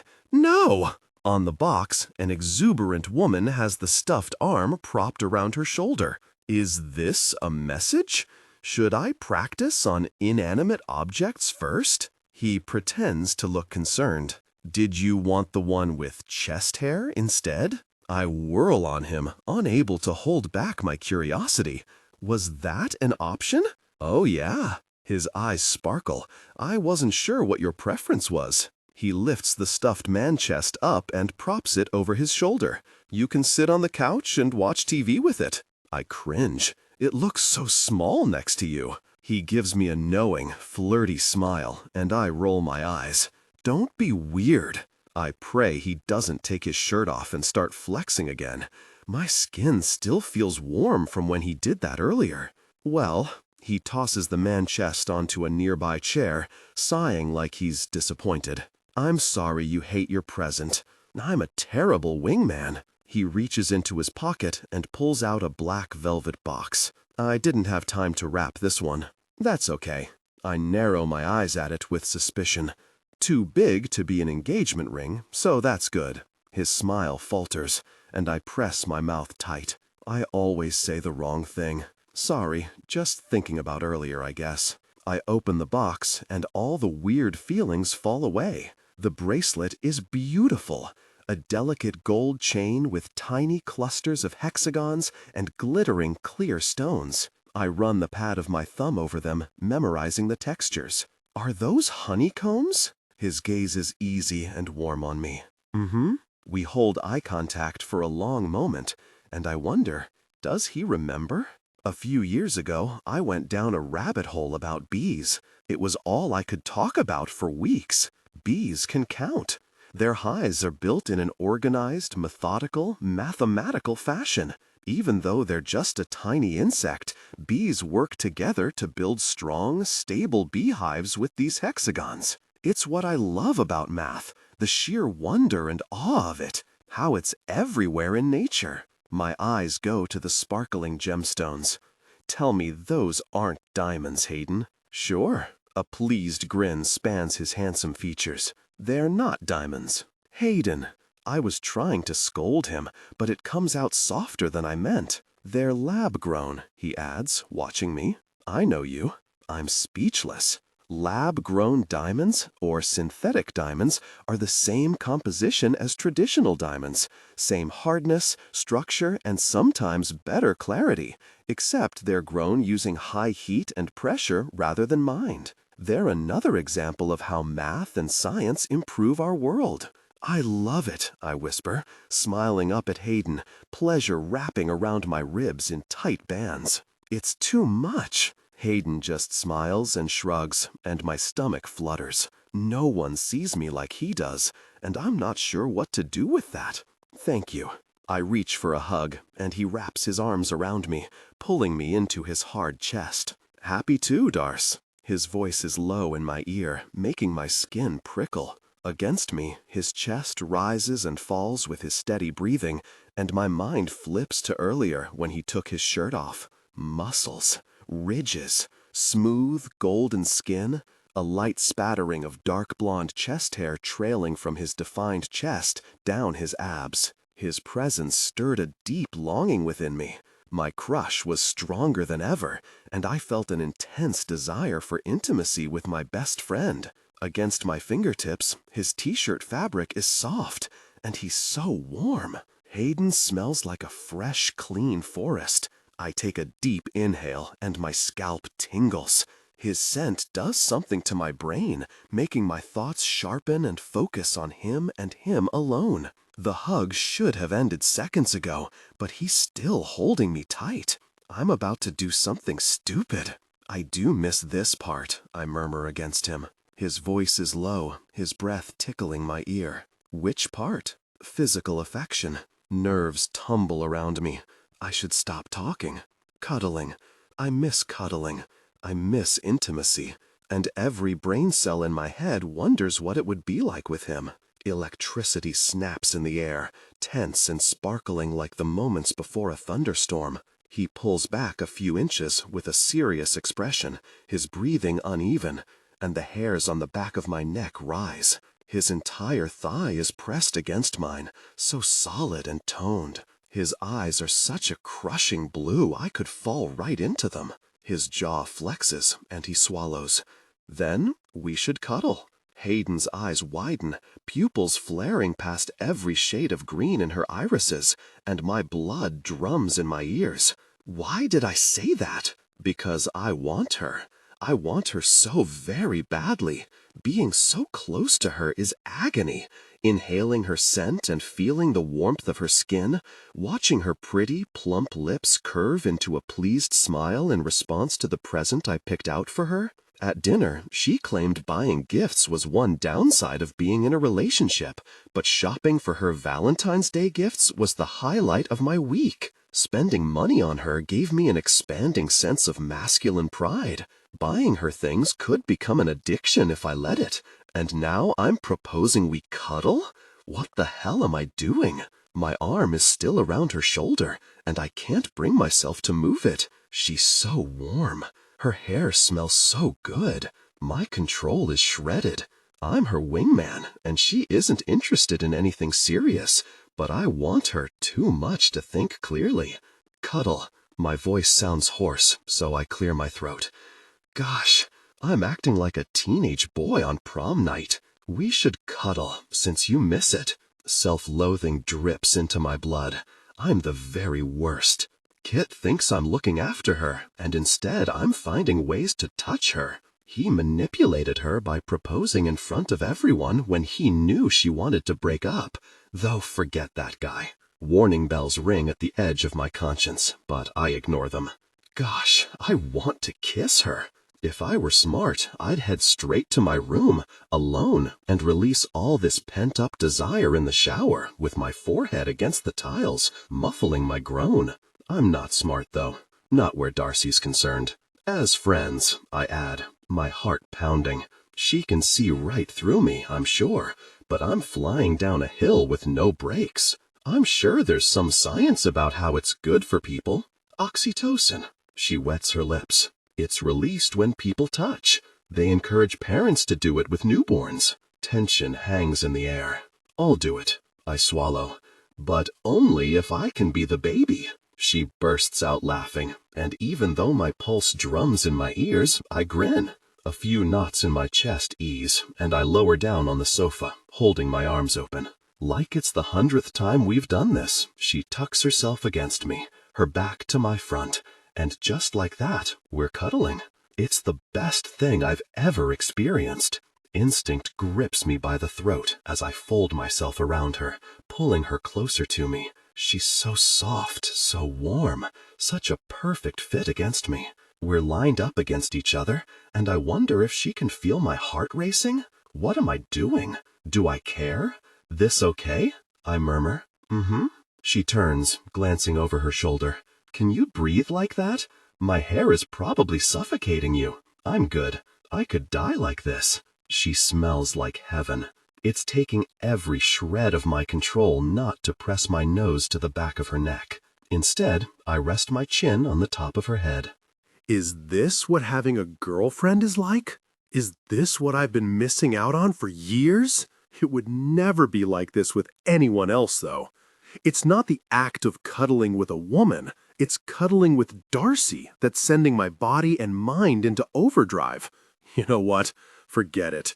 Driven by my dumb caveman brain, I press my nose to the back of her neck and inhale deep.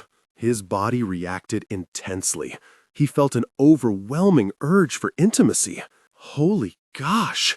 He remembered an article once about how scent can affect arousal. He told everyone this at the bar, and Miller tried it with Hazel. He said it didn't work. Well, it's really working now. His body ached with arousal and strained against his pants. If Darcy moved even an inch, she's going to feel his intense reaction. Panic threads through him, cutting through his blinding lust. He needed a cold shower. He needed to release this tension. Gosh, no. He just needed to get out of here. Darcy lets out a content sigh and shifts, and his mind goes blank as she presses back into him. She tenses, he tenses. Neither of them is breathing. She opens her mouth to say something, but I almost fly off the sofa, hurrying to my feet and turning away. I saw her reaction to the ring tonight. I can't be doing this. This isn't what she wants. I'm going to ruin everything. I need to go to bed. I'm halfway out of the room. Thanks for, good night. Moments later, I'm in the shower, water running down my body. My desire was overwhelming, and I was already close to a release. My mind raced with images of Darcy. Images of Darcy filled my thoughts, imagining intimate moments, her gaze meeting mine. I imagined us connecting deeply, feeling her closeness, listening to every soft sound. Pleasure coiled around me, and I reached my peak with sharp ecstasy. I clenched my eyes closed, breathing hard, muffling my groan. Like always, I hope this release gets rid of the lingering desire for her, the pull toward her, the intense attraction that seems to grow every day. It's not enough, though. It never is. Darcy. The next morning, I'm waiting in the kitchen among the 8 bouquets of flowers, breathing in their floral scent and rehearsing what I'm going to say, when Hayden appears, bag strung over his shoulder and ready to leave for a 7-day away game stretch. My gaze falls to his chest, and I automatically smile. "You're wearing the t-shirt." He glances down at it, mouth tilting up. Of course I am. It doesn't seem weird between us after last night, so that's good. In the mornings, Hayden's so handsome. Blue eyes all sleepy, hair still damp from his shower, and dark blonde stubble coating his sharp jaw. My fingers itch to touch it, scrape through it with my nails. No, after last night, no more touching. He had the right idea by cutting it short. My face heats at the memory. Gosh, I'm so embarrassed. His eyes go to my wrist. "And you're wearing the bracelet." I find the delicate chain and toy with it like I did all night when I couldn't sleep. It's hard sleeping in the bed alone. I've always slept better with someone beside me. On top of that, I was worrying all night about messing things up with Hayden. Of course I am. I give him a quick smile. "I'll drive you to the airport." He blinks, lips parting, and his expression turns apologetic. "Volkov's picking me up." "Oh, I was planning to use the time in the car to apologize for last night. I didn't think of that. It's fine. You should be sleeping in, not chauffeuring me around." He drops his bag and heads to the front hall closet to grab his boots. "Go back to bed. If we don't talk about last night, it'll be weird, and Hayden is pretty much all I have right now. I don't want him to think I'm getting the wrong idea about us. I can't really mess things up with him. I just can't." "You can't leave yet." I try not to sound frantic. "You're a zombie without your morning coffee." I hit the button on the espresso maker, and the machine whirs to life. A moment later, a stream of espresso drips into the tiny cup. His eyes go from the espresso maker to me, a wary expression on his features. "I was going to get a coffee at the airport. Airport coffee sucks. Ours is much better." His eyes warm at the word ours. I guess I have a few minutes. He takes a seat at the kitchen bar and accepts the espresso I hand him. The cup looks comically tiny in his huge hands. So, I move so I can see him around the flowers and lean on the counter, concentrating on not wringing my hands or fidgeting. Last night, he stills and our eyes meet. I'm really sorry. I look at him dead on while my heart pounds. We cuddled and I felt a strong attraction. Hayden coughs mid-sip, staring hard at a spot on the floor, and my face flames harder. Pressed against his body, my hormones took over, and I moved closer to him. His arousal was evident. I swallowed, remembering the intense closeness. I shivered at the memory of our closeness. I know what happened. He felt attracted because he's a hot-blooded human in need of regular intimacy, which he hasn't been getting lately because he spends all his time with me. He's a good friend, so when I basically begged him to cuddle me, he said yes. I need to show him I'm not reading into his body's response and that nothing has changed between us. It's not a big deal. Rule number 1, always be confident and chill. It took me by surprise because I haven't felt that way in a long time. I wave my hand at him and he arches an eyebrow with amusement. I'm what? Big, tall, broad, muscles, good smelling. With each word, his grin hitches higher. My skin is too warm. Stop smiling. What's wrong with smiling? You look smug. You just told me I make you feel attracted. Made, I stress, made me feel attracted because I was pressed up against you. Oh my gosh, I didn't just press up against him. I moved my body against him like a cat in heat. Hayden sputters with laughter into his tiny coffee cup. Stop it. I put on a stern voice, fighting a smile as relief loops through me. I'm trying to be serious. He frowns down at his cup in a thoughtful way. If I smell good, does this mean we're probably not distantly related? I burst out laughing. No, probably not. You smell amazing. He smiles up at me, sitting back in his chair, and warmth tumbles through my stomach. My body reacted. It doesn't mean anything. Nothing has changed between us. Rule number 5, the most important of all, never get attached. Yeah. His smile dims, and his chin dips in a tight nod. I know. I took your offer of cuddling and made it inappropriate. You're helping me, and that's it. His mouth flattens. Yep, that's it. And then there was the shower after.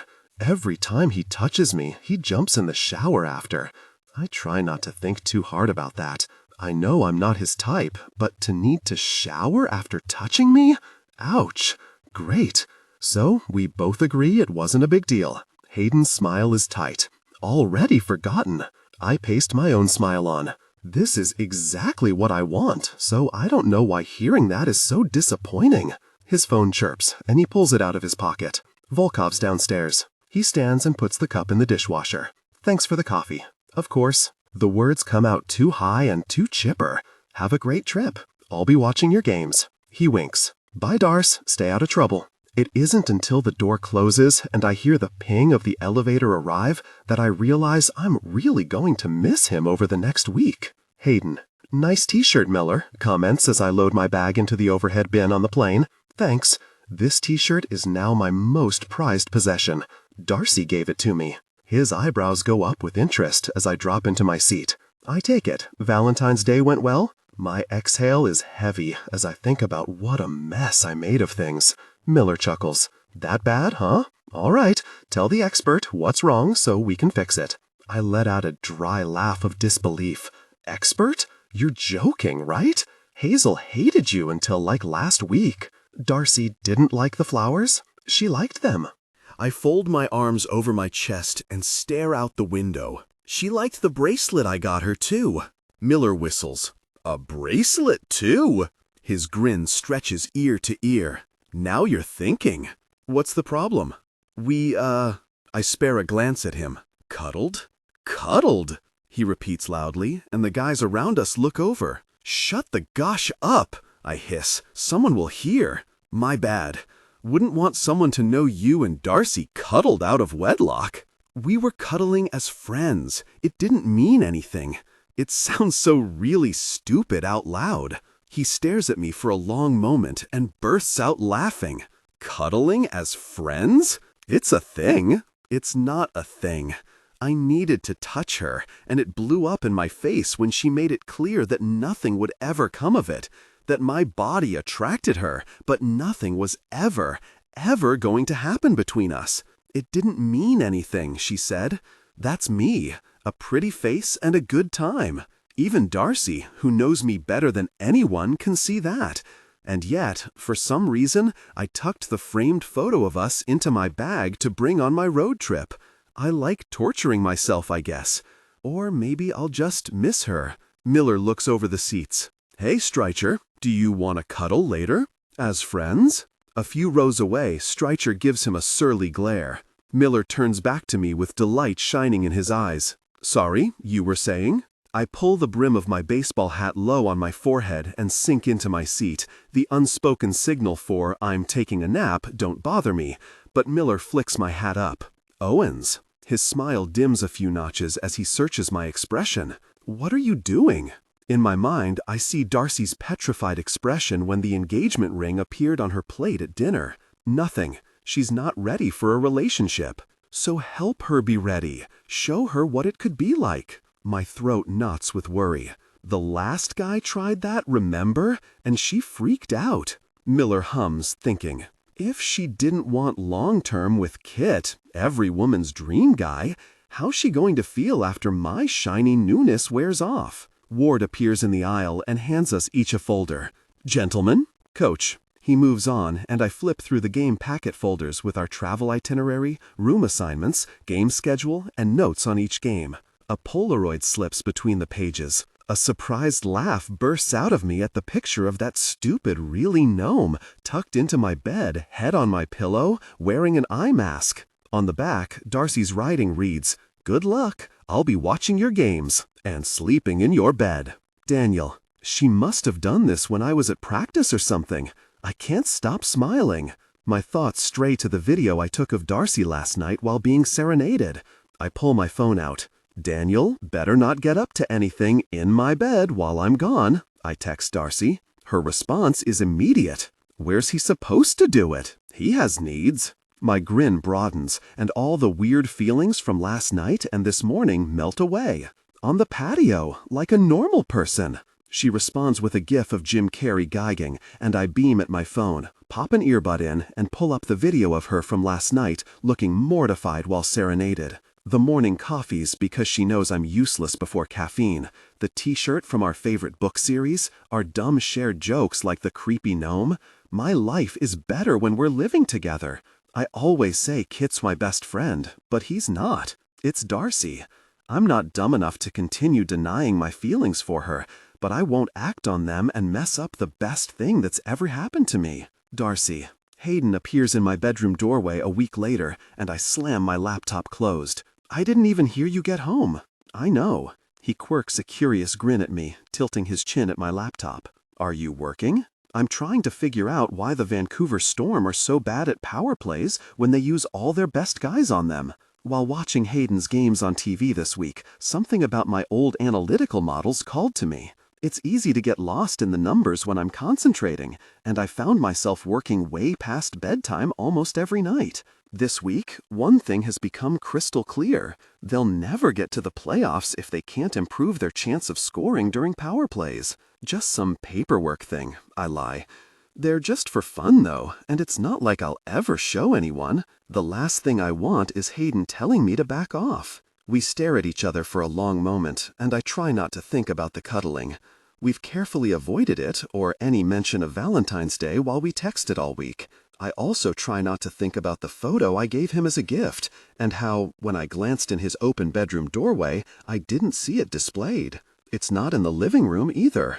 He probably tossed it in a drawer and forgot about it. I don't know what I expected. So, I was thinking, I start. What are you? He says at the same time.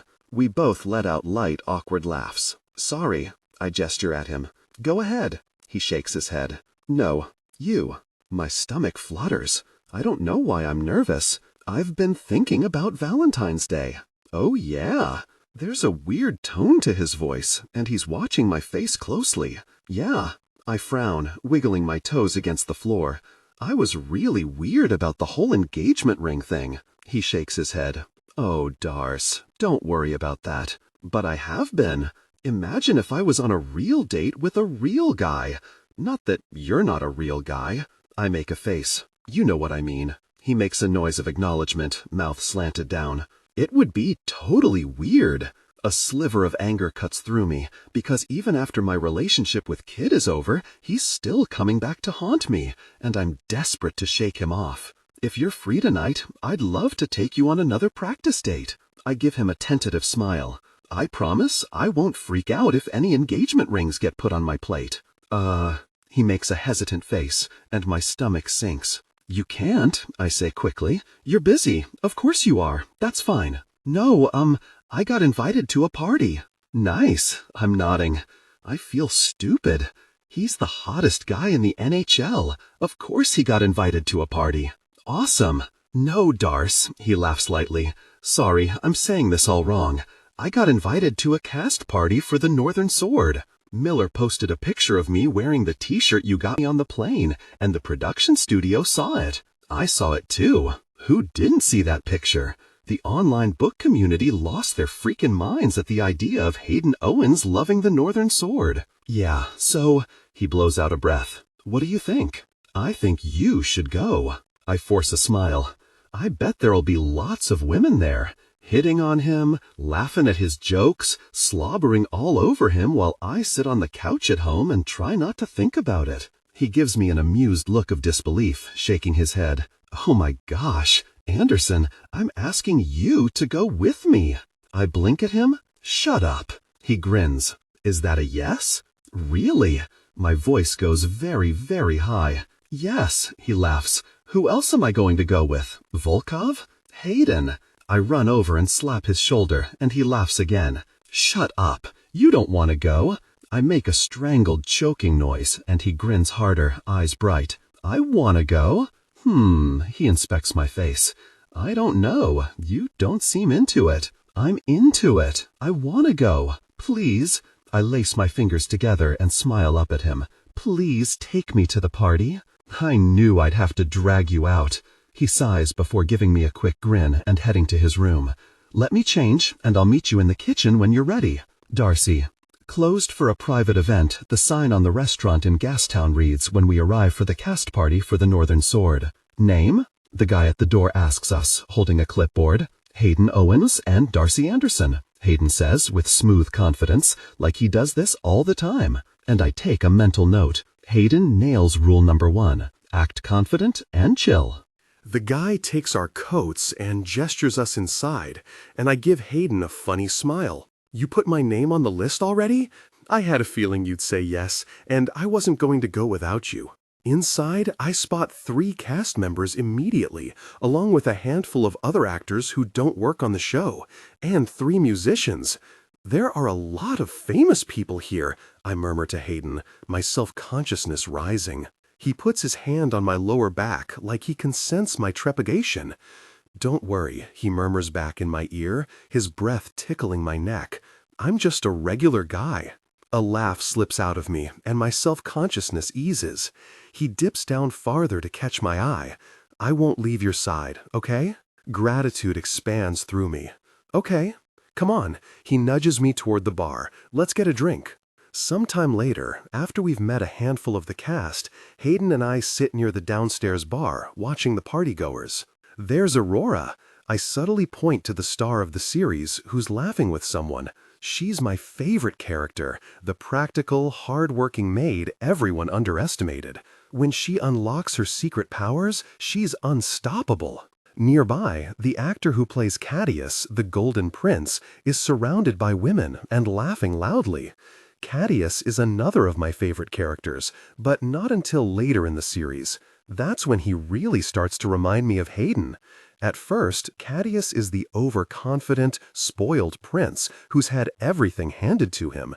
He has no clue how the real world works, no empathy, and no idea how privileged he is. He gets a rough wake-up call when he and Aurora go on the quest to find his kidnapped fiancée at the beginning of the first book. He learns, though. He tries and he listens to Aurora, and he comes to care for commoners more than his ego or image.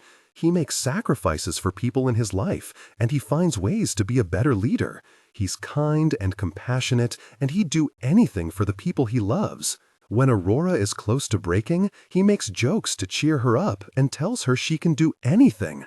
When her power surfaced and she unleashed it, he knew she could do it all along. The actor who plays Thaddeus isn't as handsome as Hayden, though, and when I read the books, it's Hayden I picture on those fantastical adventures.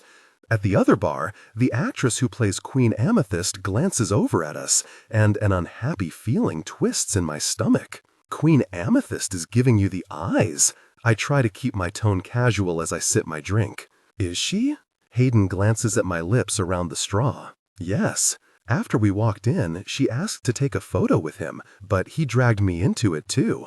She mentioned she hadn't seen much of Vancouver like 4 times. He shrugs. It's not like she's going to have time for sightseeing. They were telling me about their shooting schedules. They have 0 free time.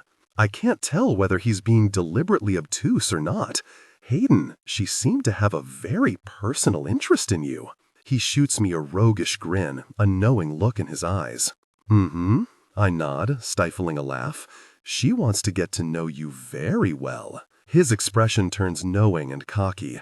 It's quite impressive. Gosh, I remember. Heat races through me. It's none of my business. I put on a disinterested expression, even though I'm very, very interested in hearing more. And I'm not judging. Hey! He leans forward, getting in my face, making hard eye contact, and I start shaking with laughter. He stares at me dead on with a mock-serious expression while his eyes sparkle. It's quite something, okay? It's very impressive. It's a force to be reckoned with. Women often find it captivating. I act revolted. No one calls it that. They would if I asked them to, he adds, grinning. Lots of women can vouch for its impressive nature. I'm sure. A bad taste fills my mouth. I shove my straw between my lips and take a long sip to wash it away. I'm sure Queen Amethyst would love to verify that claim. He makes an unhappy noise of acknowledgement. She's exactly your type, I say for some reason, because I just can't shut up about this. What are you talking about? You know, super tall, long dark hair, a striking figure, tiny waist. Queen Amethyst could probably crush my ribcage with her thighs while I cried for mercy. Hayden frowns at me. All the women you date fit that description. He looks away, jaw ticking like he wants to say something. Darcy? I swallow. What? Shut up, he says gently, smiling, and I snort at myself. Right, we're on a date do-over, I say. No trying to hook you up with other women. Look at you. He reaches over and puts his arm around my shoulder. You're a quick study. He's being touchy-feely tonight for a change, and pleasure loops through me. Taught by the best. His smile dims, and he takes his arm back. How was work this week? Fine. I shrug. He makes a hand gesture for me to continue, and I give him a flat look. My job isn't conversation material for a date. He watches me for a moment, and I can't read his expression. You used to talk my ear off about the stuff you were working on. His eyes narrow as he looks away, thinking, your school project in 4th-year university? The scholarship thing? The women in STEM prediction model? I used government data to determine which girls entering university had the lowest chance of finishing based on financial hardships. They still use it today, actually, to allocate scholarships and funding, with updated data every year, of course. His mouth hooks into a proud smile, his warm gaze moving over me, and I grin into my drink. That's really, really cool, Darce. It was. Using statistics to help people made that project so fun, it didn't even feel like work. They have a Vancouver branch of the organization and a few events coming up. I might go to one. And you should find a job that makes you smile like that. I snort. Most jobs don't make people happy, and I have nothing to complain about. My job is fine. It pays the bills, and I get vacation time and great benefits. They pay for my phone, which is nice, and they paid for me to ship my stuff here when I moved to the Vancouver office. I force a bright, optimistic smile. It's not so bad. He tilts his head, one eyebrow going up, like he doesn't believe me. And yeah, maybe a huge part of my job is to save money for the insurance company by predicting how much patients will cost long-term, and they use our data to determine premiums, ultimately making the owners richer. But that's a huge chunk of the actuarial field, and that's business. I shrug. A lot of jobs are about money when it comes down to it. I had a job I loved once, right out of university, and then I really messed it all up. It's better this way, with a boring job. No one gets hurt, and no one gets fired. He rubs his jaw. I know I'm not as smart as you. You are, Hayden. Don't say that. I hate when he makes comments like that, like he's some dumb jock. There are lots of ways to be intelligent that have nothing to do with school or math. Social skills, kindness, and compassion count just as much. My expression turns wry. And you always had good grades in school. It's dim in here, but it almost seems like he's blushing. I was trying to say that you deserve to have a job you get excited about, not just one you put up with, something that doesn't feel like work. We lock eyes for a long moment, just smiling at each other, and even in the low restaurant lighting, his eyes glitter. My gaze follows the sharp line of his jaw, his stubble, and my fingers itch to trace it. He really is otherworldly handsome. In a different life, he'd be at this cast party as one of the actors. That isn't why I feel lucky to be here with him, though. Hayden is one of the kindest people I know, and despite the constant attention he gets for his looks or career, or that he's essentially a celebrity in a city that loves hockey, it hasn't gone to his head. He could snap his fingers and have women fall at his feet, but he's sitting at a party with his dorky friend from university. This is why I don't talk about my job on dates. My smile is self-deprecating. I'm making up a rule number 6 of being a player. Don't talk about boring stuff on dates. Only talk about fun, sexy topics. He grins. Fun, sexy topics, he repeats. Like I rack my brain for something funny. Like he makes a go-on gesture.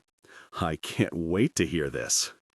Like what your favorite romantic activity is. Darcy Hayden blinks like I've grown another head. What? He looks so serious and stricken that I start laughing. Hayden, don't be so uptight. I know you have one. His eyes flash with heat. His gaze drops to my mouth, and he swallows. I don't know. Depends on the situation and how I'm feeling. A frisson of electricity runs up my spine at the dark look in his eyes. Probably whatever activity brings her the most pleasure. My stomach dips at the image of Hayden in bed, giving his partner his full attention as he works to bring her pleasure. A wave of warmth spread through me, and I sip the rest of my drink down to the ice. You? He asks lightly. My mind has gone blank, and I can't remember a single position. I'm just thinking about Hayden in bed and what it would be like. His body is ridiculous, and paired with his thoughtful, fun-loving nature, being intimate with Hayden Owens might be a life-changing experience. No wonder he's so captivating. My thoughts drifted to moments of deep connection and shared passion. My skin burns hot. The one where we are close, sharing a deep embrace? My voice sounds thin and high. And we are completely connected? I clear my throat. That's a good one. His voice is hoarse, and he's gripping his glass so hard his knuckles go white. Easier to bring her intense pleasure. He blinks. Her. Give her intense pleasure. My curiosity piques. Do most guys know how to bring a girl intense pleasure? It's about understanding her body and what she enjoys. I know about that area, Darcy. His eyes close briefly. Of course he does. I know you do. My face goes red as I try not to picture Hayden in my bed, sharing intimate moments. A wave of warmth spread through me, and I crossed my legs, squeezing tight. What about other guys? I peek over at him. Is that something guys talk about in the locker room? Not really. His expression is unusually flat, totally devoid of humor or teasing, and embarrassment floods through me. Oh gosh, I just asked my wingman a horrifying question. You know what? My voice is high, and I laugh to lighten the tension. Pretend I never asked. This is mortifying. I think I'm drunk. That makes Hayden huff with amusement, and the grin splitting across his face eases some of my humiliation. You're not drunk. I'm not drunk, I confirm. I just say dumb things sometimes. Sorry. I was going for fun, flirty conversation, and I took us straight to weird and inappropriate. No, he shakes his head, smiling a little. It's fine. You can ask me anything. His gaze slides to me, curious. Why are you asking about this? My face burns again. The answer is embarrassing. Darce, he coaxes, starting to grin. Because I don't think I've ever had one. I wince. I don't mean to put you in an awkward position. You won't tell anyone, right? I don't want people thinking Kid is, not very attentive in intimate moments or something. He was just vanilla, a little passive and tentative. Rushed. Boring, a voice whispers in my head. Selfish. Hayden shakes his head, mouth flattening. I won't say a word. Did Kit ever mention anything about that stuff to you? Alarm flashes in his eyes. Intimate details? I nod. No. Well, he runs a hand over his hair, adopting an uneasy expression. In December, he said something that implied you two weren't... His eyes meet mine. Yeah, intimate. Yep. I'm sure Hayden has 1,000 questions, but he's too polite to ask. In the last 6 months of our relationship, Kit and I had been intimate twice. I knew things weren't right, and I was talking myself in and out of breaking up with him, and being intimate felt disingenuous, like I was lying or giving him false hope. He gives me a sidelong look. You want to talk about it? No, I sigh. Yes, I don't know. Nothing was wrong. Was the intimacy mind-blowing and life-altering? No. It was just a connection. It was comfortable and predictable and nice. Nice, Hayden repeats in a weird tone. Yes, nice, simple. That's how intimacy in a relationship is. Another reason why I'm not eager to jump back into something long-term. I want my years of casual dating and connection. We were each other's first. I swallow past a knot, stirring the ice in my glass. We didn't know what we were doing. I still don't, obviously. So I'm curious about what's out there. The idea of exploring intimacy with some new person makes my muscles tense in a bad way, though. When I'm ready. When you're ready, he echoes. We're quiet for a long time, and with every second, I regret opening my big mouth. Have you tried a personal device? Hayden finally asks, glancing at me. Once, I admit. Thank gosh it's dark in here. My face is probably the color of a tomato. I didn't like it. It was, I search for the words, aggressive, scary, felt like a power sander on my sensitive areas. Gosh, mutters. I don't mention that Kit bought it. He was disappointed that it didn't work the way he wanted, and we never spoke of it again. It was loud and distracting, and I kept worrying the neighbors could hear. A laugh slips out of me, and the corners of Hayden's mouth turn up, but his eyes are still watchful and concerned. I didn't like it, I say again. Another beat of silence, and my face heats even more. There are other personal devices out there. He stares at his drink. I watch his Adam's apple bob as he swallows. Quieter ones. I'm sure there are, but I'm not brave enough to go into a store and ask questions. I shudder in preemptive embarrassment. And every time I browse online, I get overwhelmed with the choices. There are literally thousands of toys online. How do I know which one is the best? Do I just order 10 and try them all out? I make a face. And what do I do with the ones I don't like? Throw them in the garbage? What if someone sees? Hayden's shoulders are shaking with laughter, and I clamp my mouth shut. See? I give him a look. This is my problem. I overthink everything. Yeah. He smiles back at me, affection warming his eyes. You're too in your head. He makes a low humming noise, and I'd do anything to know what's in his head. I can see you thinking, I say. Spit it out. He hesitates. I can help. His voice is low and a little rough, a gentle scrape that makes the back of my neck prickle, and his eyes flash with heat.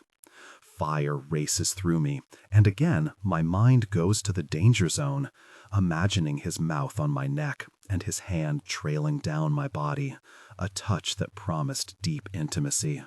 I pictured his eyes glazed with heat and his flirty, amused smile as I felt a powerful connection. We shouldn't be doing this, I'd say. I know, he'd whisper back with a wicked smile. Desire intensified. I'll ask around and find some suggestions, he continues. For toys. His throat works. I can ask the women I know. Embarrassment replaces the horny thoughts, and I want to sink into the floor. He wasn't referring to helping me like that. That's okay. I wince. I don't want everyone knowing about this. I'm not going to tell them it's for you.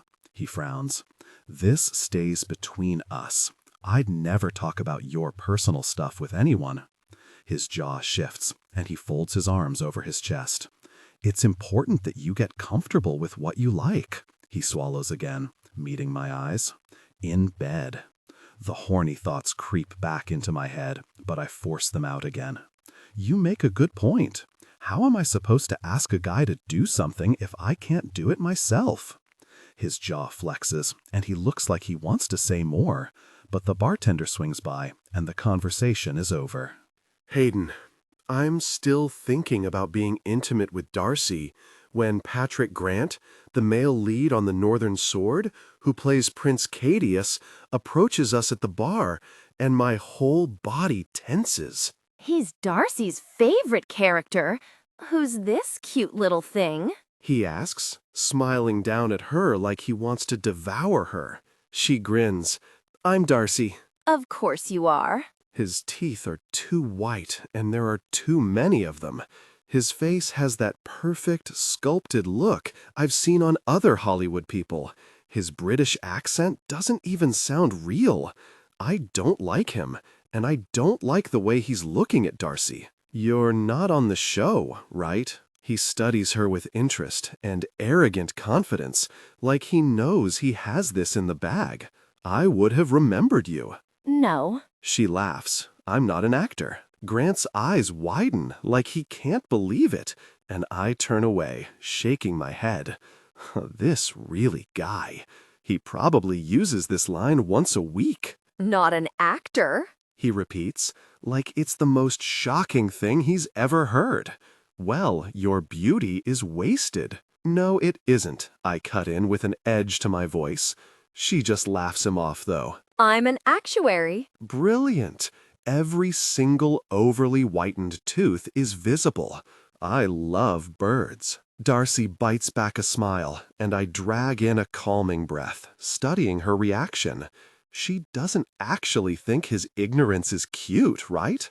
It's funny when I joke that she works with birds. With this guy, it's just annoying. What do you suggest I do on my evenings off in Vancouver, darling Darcy? Grant asks, and my hand clenches at my side.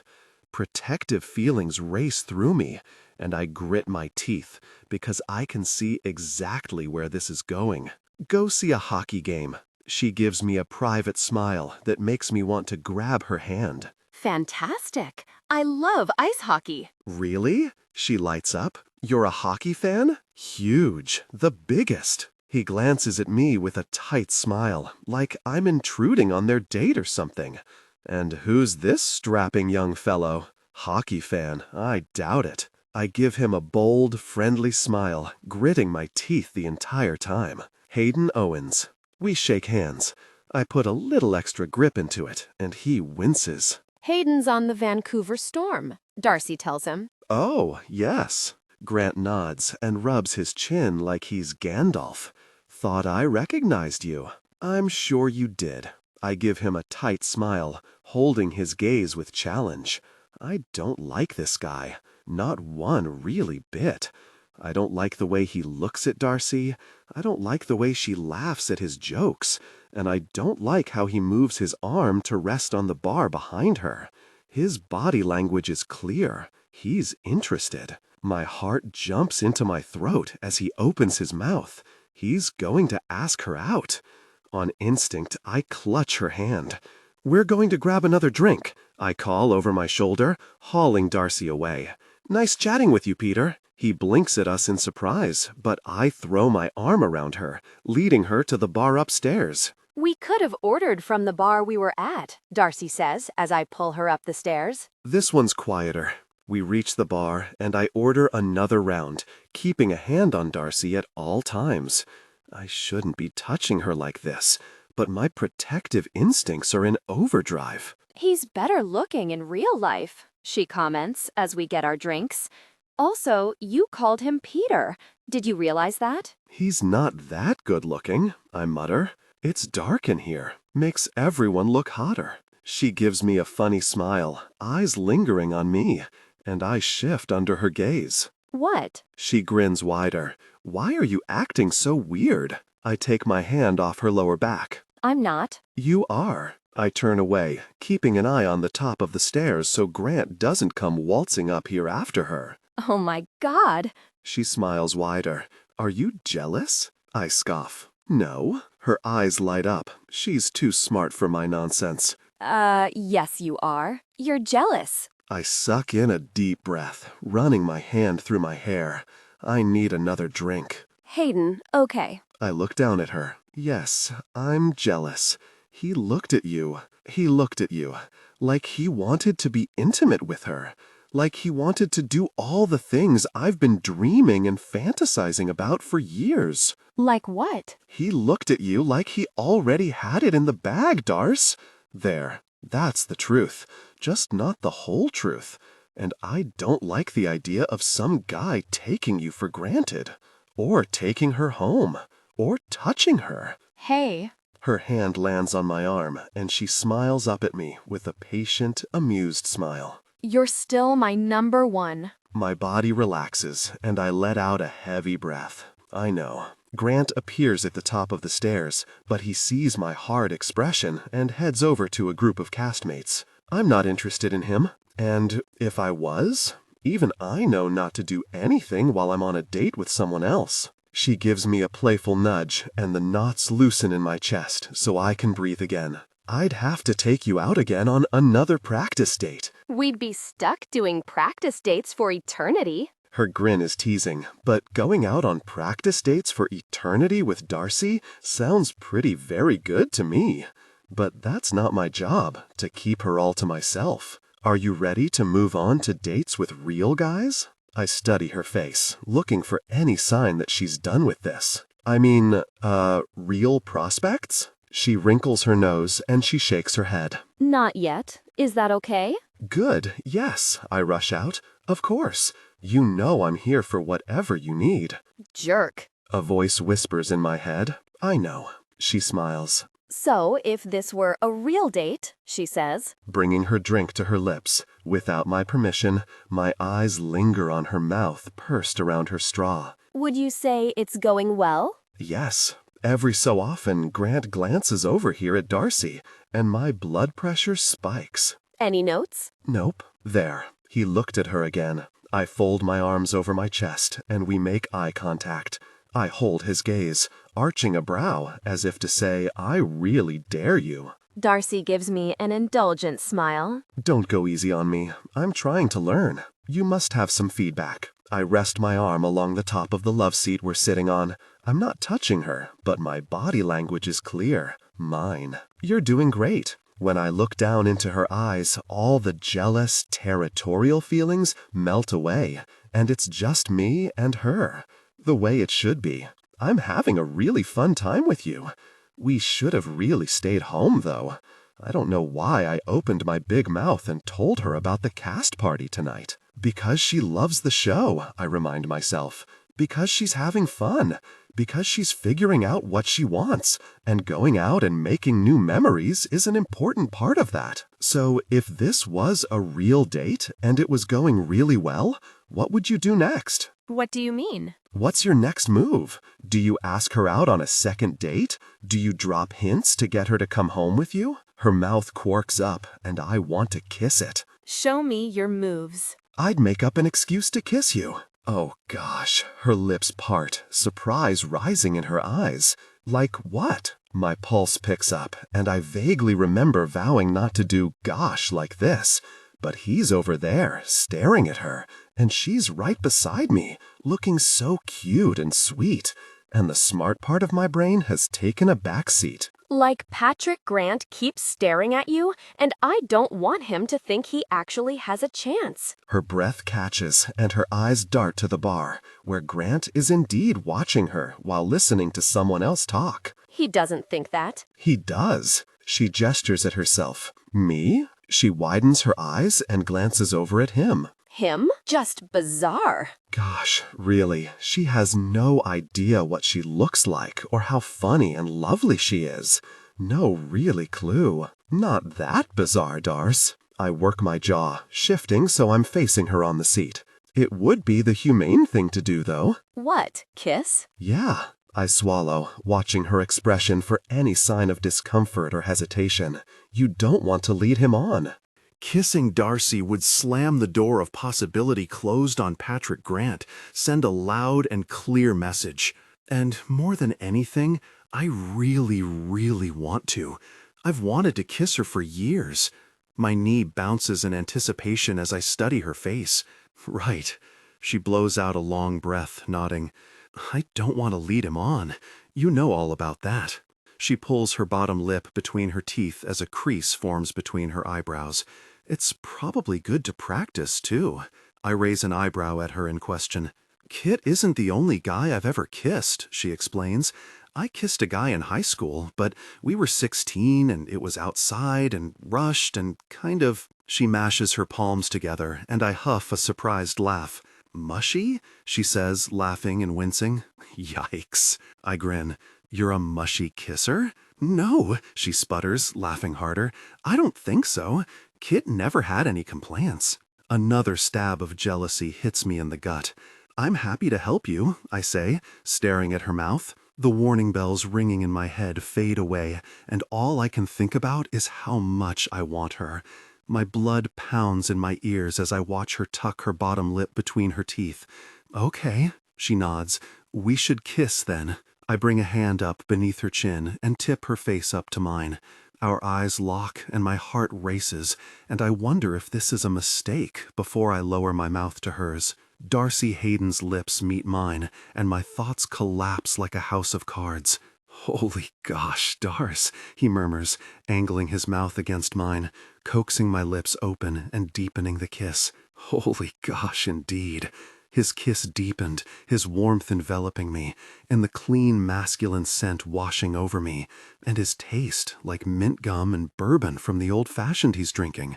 My awareness narrowed to where we touched, his lips against mine, his thigh pressing against me, and the gentle exploration of our mouths, the gentle grit of his stubble against my skin. My lips have never felt so sensitive, but suddenly I can feel everything.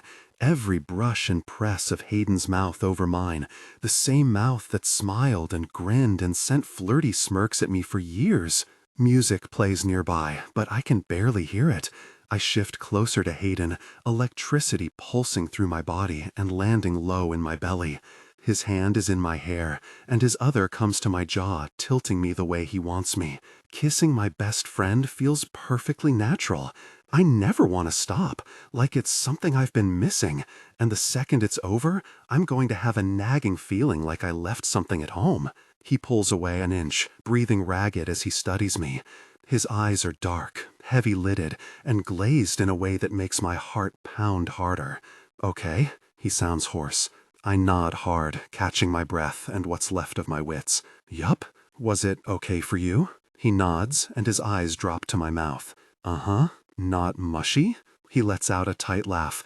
Definitely not mushy. He glances over my shoulder. I don't think he saw. Who? My eyebrows pull together. Grant. Oh, right. Him. Our eyes meet, and my pulse skips a beat at the intensity in his eyes. We should do it again, Hayden says in a low voice that sends heat to the base of my spine, just to make sure.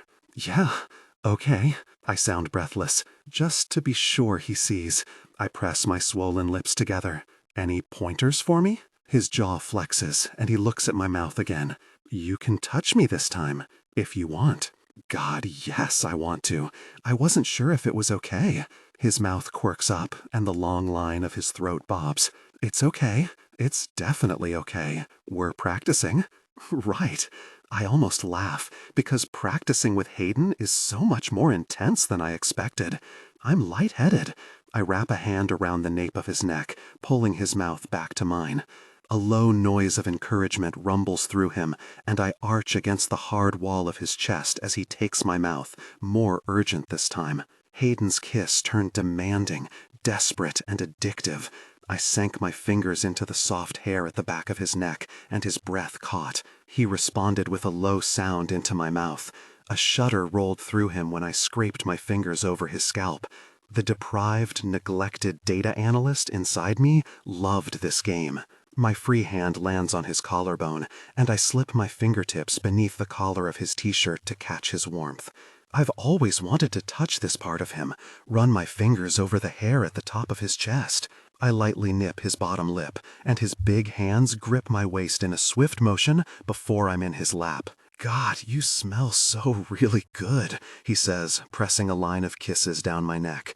So this is what a kiss is supposed to be like? A tiny voice whispers in my head. It's not just one single kiss. It's 100, in 100 different places on my body. I've had my neck kissed, but not like this. Never like this. It's the most intense, intimate experience of my life, and we're both still wearing all our clothes. And you're doing so well, he says between kisses, big hand moving up and down my thigh like he's trying to touch as much of me as possible. My body felt heavy and achy, longing for his touch. He twisted his hand in the back of my hair as he took my mouth, sinking deeper, and delicious tingles ran down my neck, down my back, across my skin. He's not usually so dominant.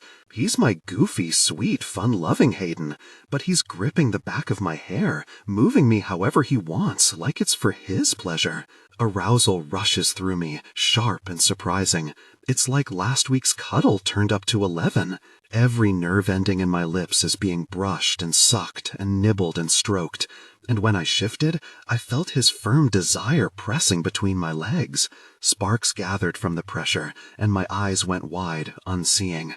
Hayden's joke earlier about not being small rang in my head, and I whimpered. He caught it with his mouth, deepening the kiss, and my brain melted. If this is what it's like to kiss Hayden, what's he like when intimacy deepens? Flutters rolled through me. We're in public, but I felt a powerful desire for him. Minutes after I admitted I'd never experienced such intense pleasure, I felt like I could probably reach a peak if we kept at this kissing thing for a while longer. He kisses like he's desperate for me, like he's been waiting for this for years, like he doesn't want it to end, like he wants it to go further. The firm press of his desire against my stomach sent a flurry of flutters through my body. The breath whooshes out of me, and he makes a low noise of approval into my mouth. I realized I had moved closer against him. God, Darcy, he groans against his lips. Really, finally. I shivered with arousal. I wanted this. I wanted him to deepen our connection, right on this couch in front of everyone. He pulls back, and my heart pounds at the territorial look in Hayden's eyes. Something's different now, but I'm too focused on the way he's looking at me, dazed and frustrated. He sucks in a deep breath and blinks, and the look fades from his eyes. That's probably enough practice, he mutters, gripping my waist with his big hands and setting me down beside him. Every instinct in my body screams at me to climb back onto his lap, but I just nod and smooth my hair down. My scalp still tingles from where he gripped the strands. Thanks, I croak, catching my breath. What in the world just happened? He reaches for his drink and downs the rest of it, not looking at me. Don't mention it, Hayden. When we get home from the party, my heart is still pounding, and I was still intensely aroused. How was that for a do-over? Darcy asks with a self-deprecating grin as I open the front door. My mind raced with thoughts of our kiss, our conversation about intense pleasure, the way Patrick really Grant looked at her. Pent-up need still rushed through me with nowhere to go, and I'm going to burst out of my skin. This whole night has been an exercise in control, and I'm at my limit. That kiss, that really kiss, changed everything, and I don't know what to do. You did great, Darce. I pull her coat off and hang it up, full marks. Her pretty mouth stretches into a pleased grin, and I'm flooded with the memory of the needy moan she made when I pulled her into my lap. I should go to bed. She bites her lip, toying with the bracelet I bought her. I'm going to one of Hazel's early yoga classes. Her eyebrows lift. Her mouth goes flat in a muted smile. And you probably want to shower, right? I go still. What? She knows. My gut hardens. Gosh, how long has she known? How much does she know? Does she know everything? Her mouth twists and she rolls her eyes. Every time you touch me, you race to the shower after to wash my germs off. Is that what she thinks? That I think she's gross or something? She takes one look at my stricken expression and laughs, but it's strained. Hayden, it's fine. She pats my shoulder. I'm just teasing you. No, she's not. I can tell from the tone of her voice that she's hurt. Gosh, pain slices through my chest. Her feelings are hurt. My eyebrows pull together as I grapple to explain the situation without blurting out everything. Good night, Wingman, she says over her shoulder, walking to her bedroom. I'm right behind her, catching up in long strides. Wait, she turns with a curious look. My feet carry me forward until I'm a foot away, standing closer than we normally would. There's something I want you to know. My pulse thunders in my ears. What am I doing? I should let her go to sleep, and we can both forget this whole night ever happened. I can't, though. Sex isn't supposed to be nice, I tell her in a low voice, watching her eyes widen as she remembers our conversation. She blinks rapidly, lips parting, and the devil inside me wants to kiss her again. And it's not supposed to be predictable. It's supposed to be like that kiss we had, but I don't know how to say that without everything falling apart. She needs to know, though. She deserves to have everything. This phase is about her figuring out what she wants. Well, I want her to have what she deserves. It's supposed to be all-consuming. My voice is a rasp, and desire surged as I thought about the way she felt sitting on my lap. So hot, you feel like you're going to catch fire. All you can think about is the person you're with, how deeply you connect, and the overwhelming desire to experience that connection again. Her chest rises and falls with uneven breaths, and her pupils expand, blowing wide. Bringing them to their peak is your sole focus, and when they do, you want it all over again. You're addicted to them, desperate to bring them to such an intense peak. The apartment is silent, except for the sounds of our uneven breathing. I lean a hand on the wall beside Darcy's head, towering over her, and she tips her face up, watching me with wide eyes.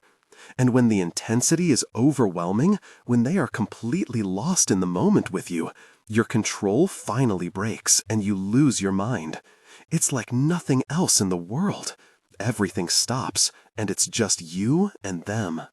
Her eyelashes flutter, and I'm picturing Darcy beneath me on my bed, tensing up as we hit our peak together. The feeling is so intense, it can't be real. Somehow, you survive it, and can't wait to do it again. You need to do it again. My lips hover near her ear. Connecting with them intimately has become a craving that you can't ignore.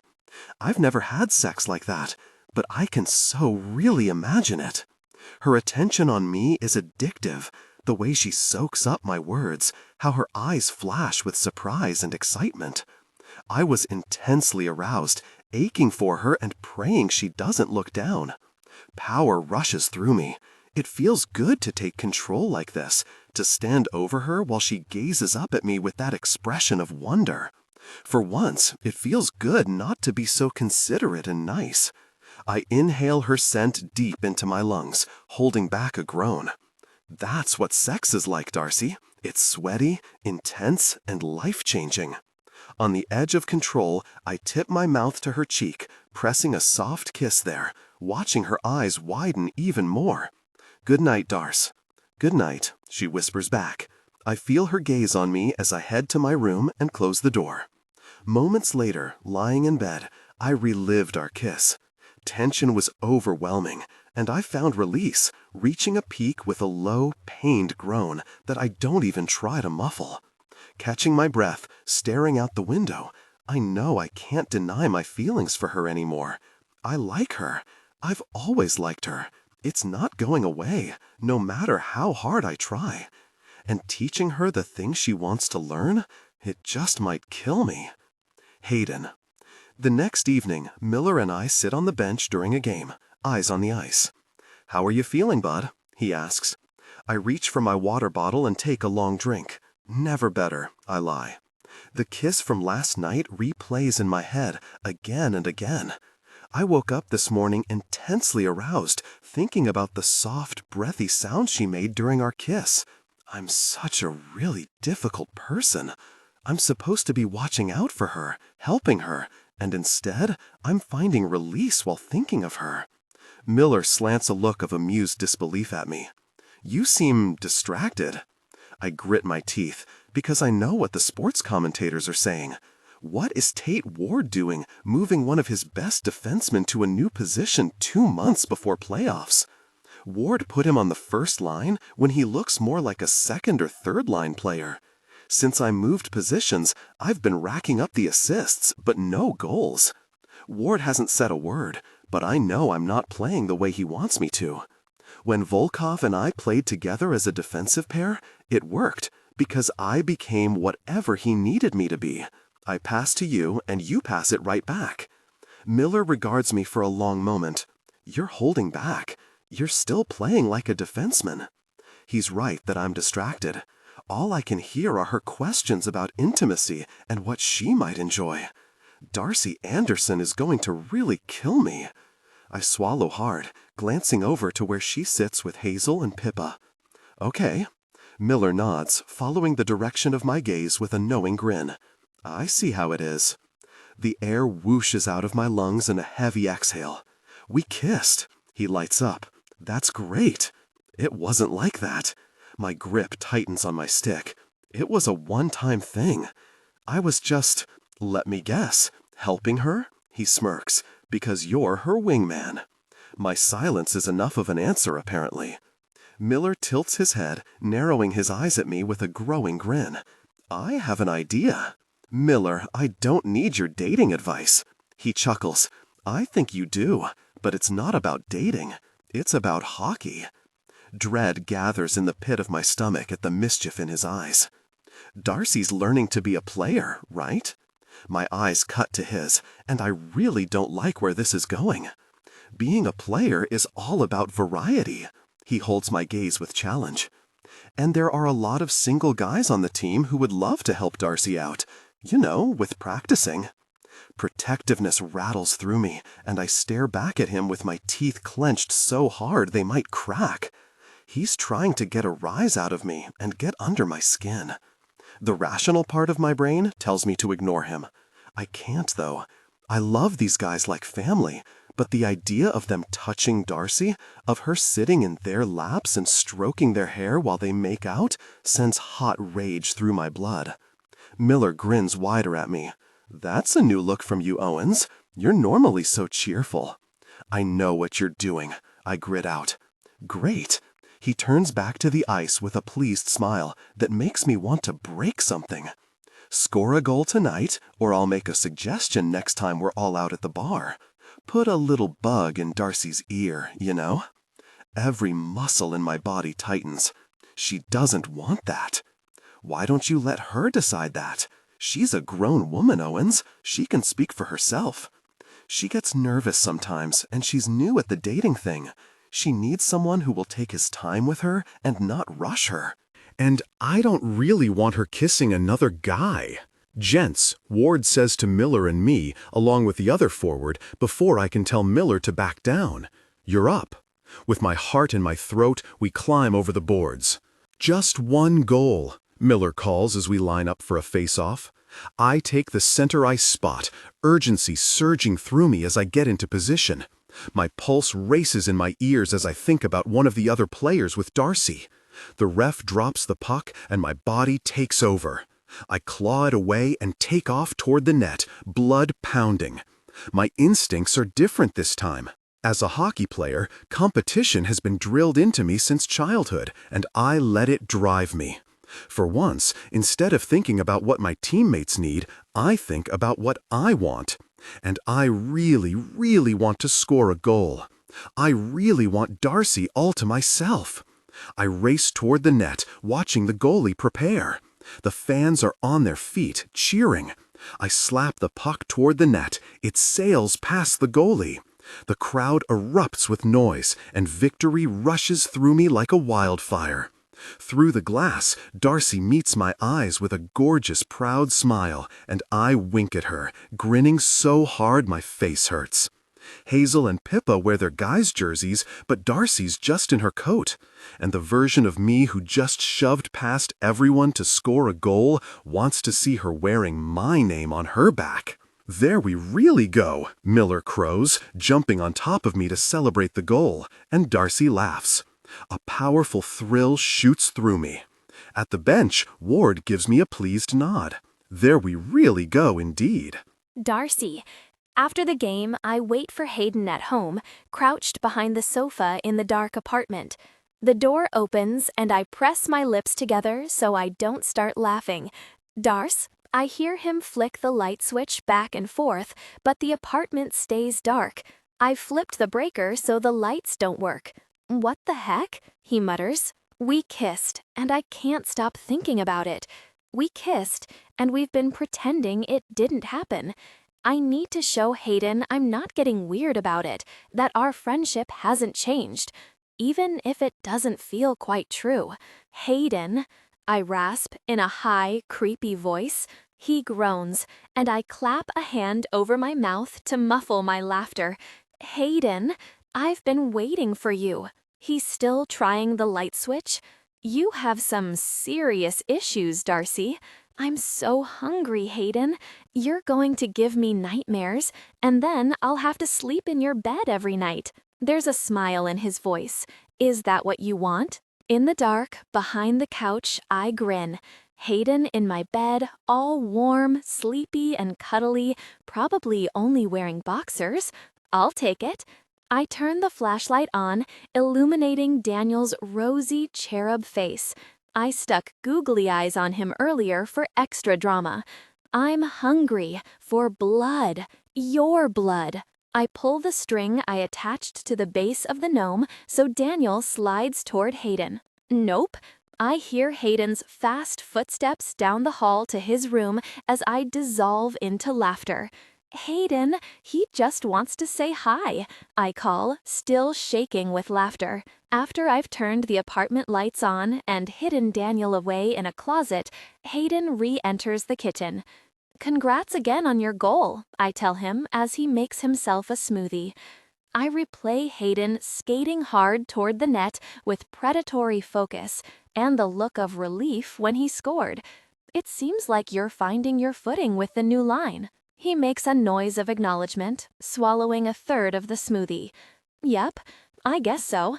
It felt good to score, didn't it? Our eyes meet, and for the millionth time, I think about our kiss and how his mouth felt on mine, and the strong attraction that developed from our intimacy.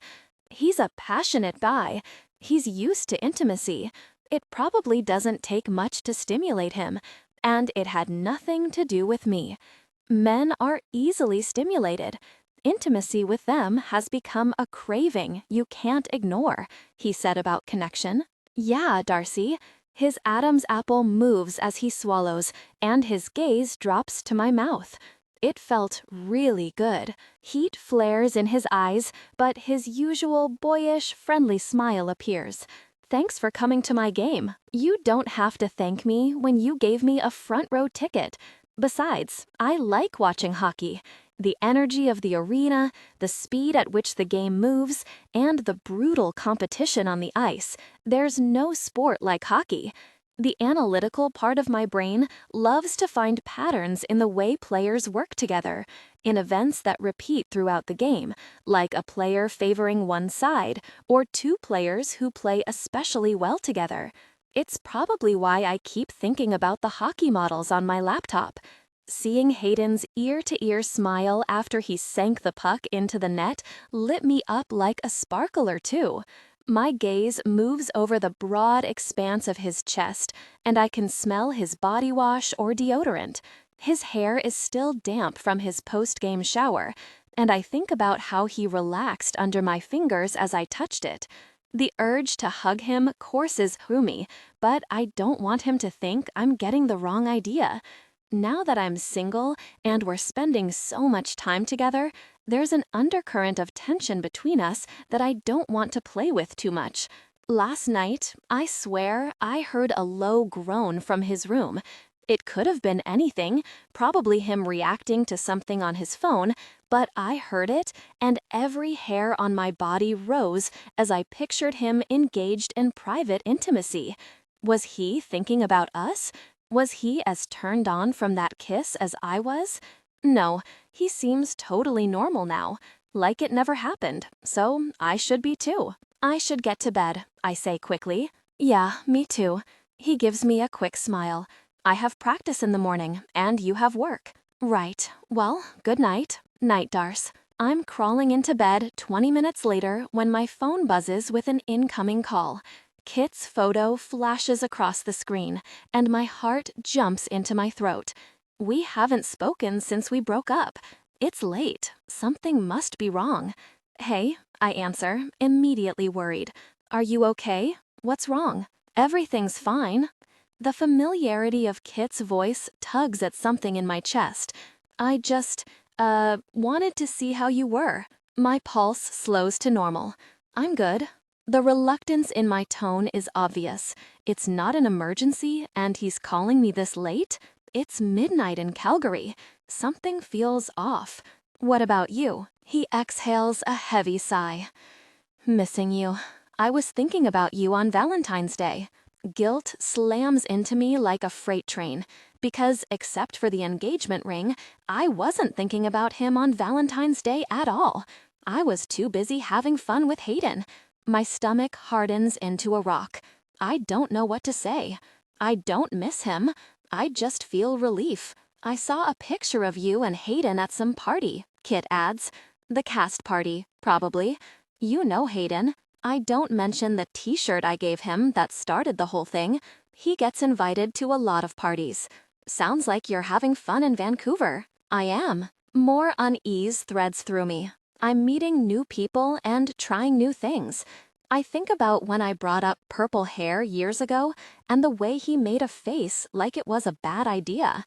And I dyed my hair, I lie. What? I shouldn't be testing him like this. Maybe I feel the need to give him another chance to redeem himself. Not so we can get back together, but so at least I can leave my anger behind. Or maybe I want to erase that bad memory. I dyed my hair purple.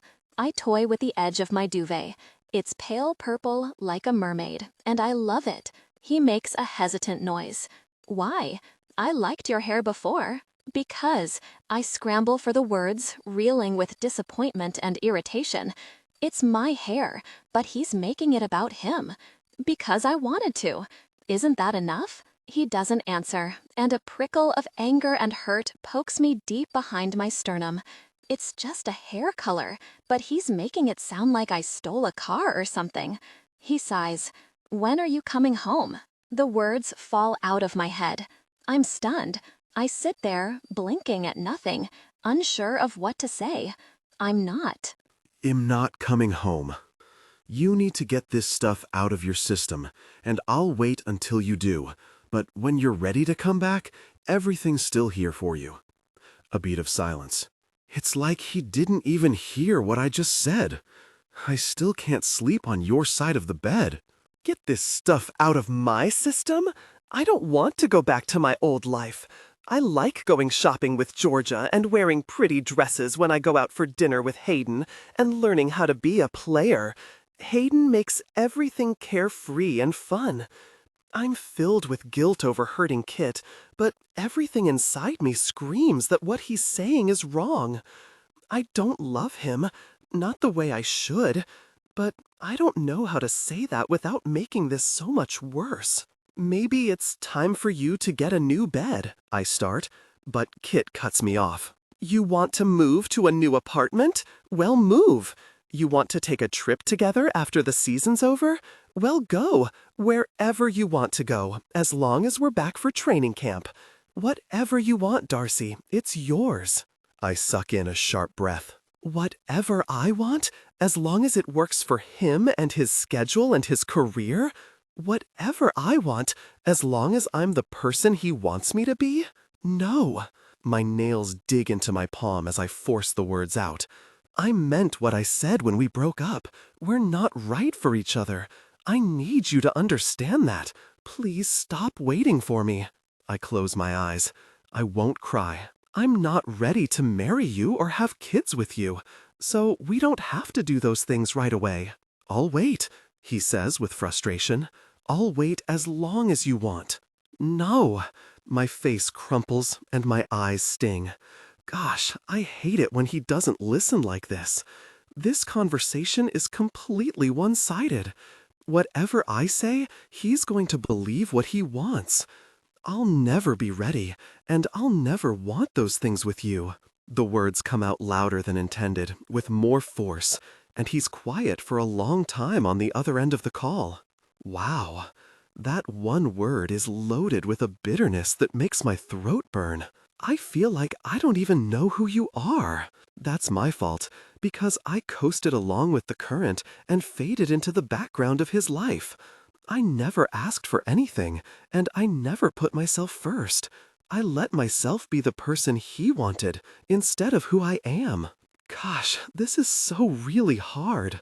Breaking Kit's heart all over again wasn't something I was prepared to do, but I think about the way Hayden dates with full transparency and kindness, never leading someone on. I'm starting to date, I tell him, forcing the words out, and I think you should too. It's time to move on from each other. I hear his low, unhappy laugh. Unbelievable. I have to go. Bye, Darcy. He ends the call, and tears spill over, streaming down my cheeks. Sobs shudder through me. My pillow is soaked, and my face is puffy and hot. There's a soft knock at my door. Darce, are you okay? The low, gentle tone of Hayden's voice sends another wave of tears to my eyes. Yep, I croak, panic shooting through me. Hayden can't see me crying. I'm fine, just going to bed now. Good night. He doesn't say anything, but I can sense him waiting on the other side of the door. I'm coming in. When Hayden opens my bedroom door and sees me curled up on my bed, crying, his expression hardens. Hey, hey, hey. The bed sinks as he sits beside me, hand brushing over my hair. What's going on?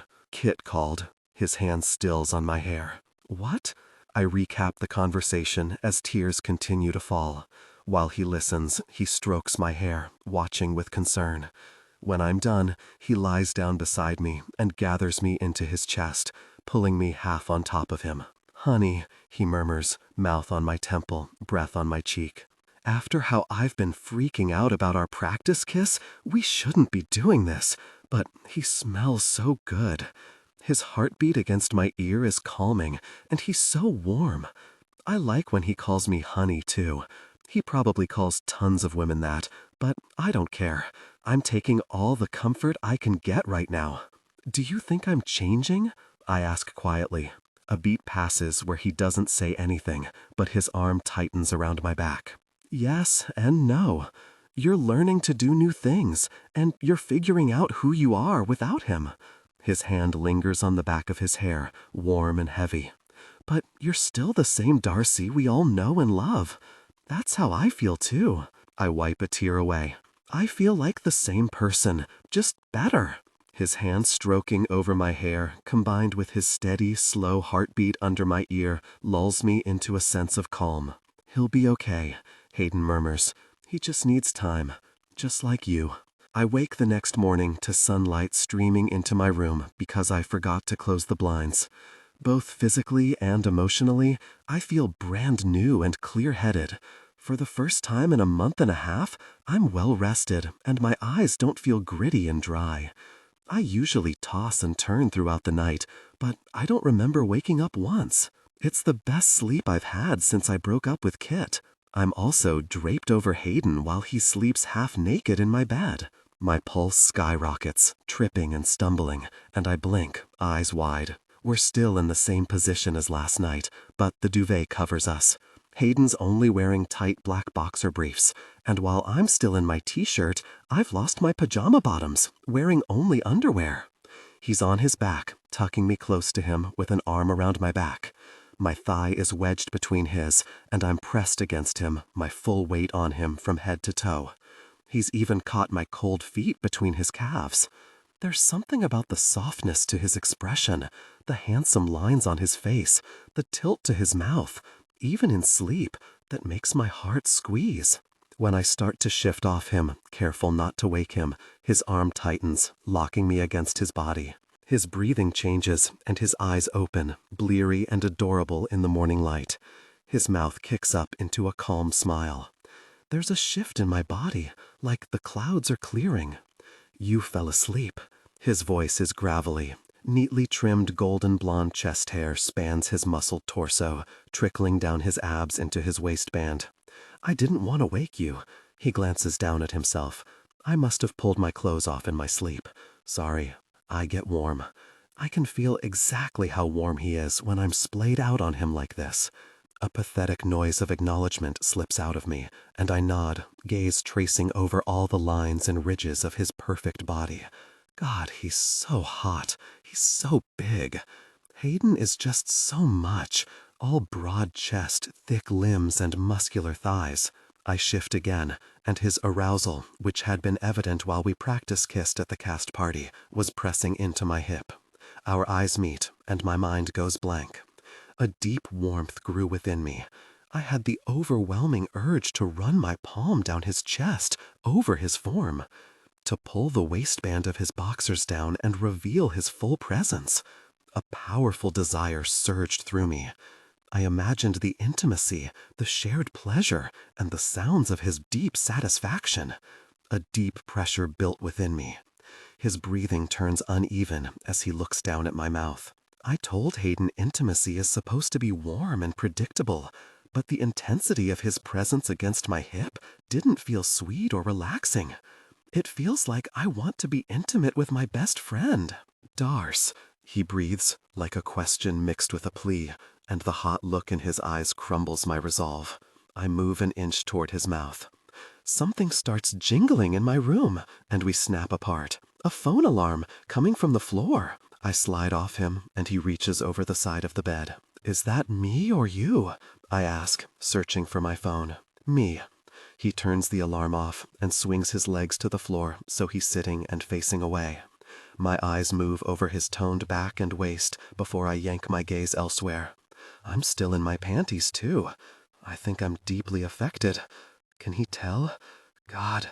Hayden stands, and his eyes follow as I haul the duvet over myself. He turns away. I should get ready for practice. Me too. I should get ready for work. His shoulders look tense as he tilts his chin to the bed. Sorry about that. No, my eyebrows shoot up. It was me. I fell asleep, and you were just being a good friend. His jaw ticks, and he rubs the back of his neck. Yeah, a weird pause between us. Next time, I'll use the man chest doll you got me, I joke, but he doesn't laugh. He's probably freaking out that I'm going to get all clingy or get the wrong idea about us. Okay. I give him a cheerful smile to show him I won't make this weird. Have a great day at practice. See you tonight? He nods tightly, not looking at me. I'll be late. I'm going to beer league with Miller. Nice. He and Rory sometimes play on a rec center hockey team with a bunch of regular guys. That'll be fun. Yep. See ya. See ya. He closes the bedroom door behind him, and I flop back down onto the pillows, blowing out a long breath. Sleeping half naked in the same bed with my roommate and wingman is dancing into dangerous territory, and I won't be doing that again, no matter how good it felt. That evening, after work, I've stopped at a drugstore to pick up more toothpaste when a row of colorful pots on the shelf catches my eye. Temporary hair dye. You would look amazing with purple hair, Georgia said. I pause, pulling down the purple one to inspect it. That impulsive, devilish urge inside me wakes up. I feel like doing something wild. Why? Kit asked last night with disdain, and I feel a sharp twist of resentment in my stomach. I liked your hair before. Anger rises in my throat as I stare at the jar. There's no good reason to dye my hair purple. It isn't going to get me ahead in my career. It'll probably be hard to maintain, and there's no guarantee that it'll look good. And yet, excitement trickles through me, making my stomach dip. It's like the dress Georgia found for me. I won't know until I try. Besides, I think it'll make me happy, and maybe that's enough. Maybe I'm not the old Darcy anymore. Hayden. The apartment's quiet when I get home from beer league, and my eyes land on the shipping box sitting on the table beside the front door. The intimate gift I bought Darcy. Buying it was a huge mistake, especially after the way we woke up this morning, with my arousal practically pressing into her thigh. I'm not giving it to her. I drop my bag on the floor, pull out the jersey I got her, and set it on the counter. This gift is appropriate for our relationship. Whatever our relationship is now. My mind wanders to last night, to the way she looked when I opened her bedroom door and saw her crying, and pain twists in my chest. Kit didn't know what he had with Darcy Andersen. He didn't value her. He didn't see her. And now he thinks she's coming back? These thoughts I'm having about her should make me feel guilty, but they don't. He never deserved her, and the only guilt I feel is that it took me 8 years to realize that. In the kitchen, I warm up food. Then I flip through sports highlights from the night while glancing down the hall, listening for her. The lights are on, her sneakers are in the front hall closet, and her keys are on the table by the door. But she hasn't come out to say hi like normal. She yanked the covers over herself this morning like she was uncomfortable. My gut sinks. Definitely not giving her the gift now. "Darce," I call, walking down the hall. Her bedroom door is open and the room is empty, but there's a sliver of light from beneath the bathroom door. "Hi," she says from the other side of the door. I can hear her pacing around the bathroom. Something isn't right.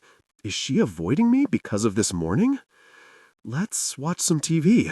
The footsteps stop. "No, thanks. You go ahead." There's a worried, distracted edge to her voice, and I frown, folding my arms over my chest. "I got you a present to say sorry about this morning." "Really? Liar?" my brain whispers. "I got her the jersey because I want to see my name on her back." "Just leave it on the kitchen table and I'll see it in a bit." She sounds weird, like she's stressed or anxious. "Are you sick?" "No, I'm okay." I grip the back of my neck. "Is it her period?" "There's a bottle of aspirin under the sink, and I don't mind buying tampons, Darce. Darce, real men aren't afraid of periods." I add that last bit with a hint of teasing, trying to lighten her up. She chuckles, and my chest eases. "Good to know, but it's not my period. I'm not going anywhere until you tell me what's wrong." A long pause.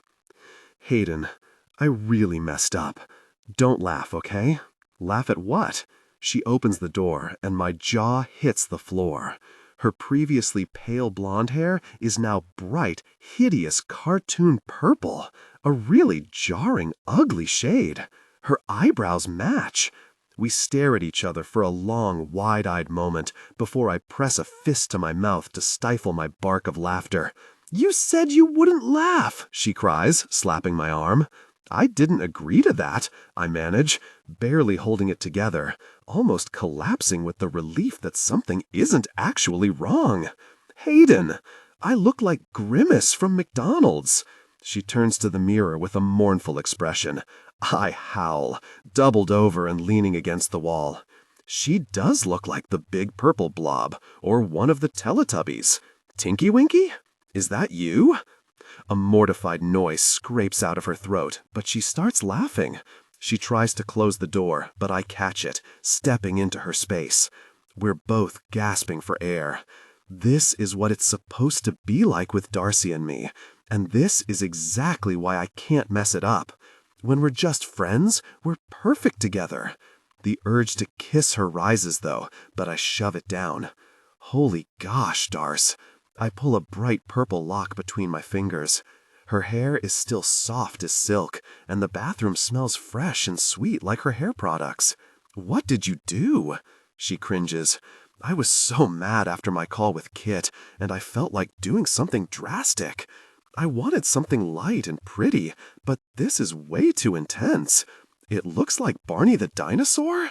She tries to give me a flat look, but bursts out laughing again. Why'd you do the eyebrows?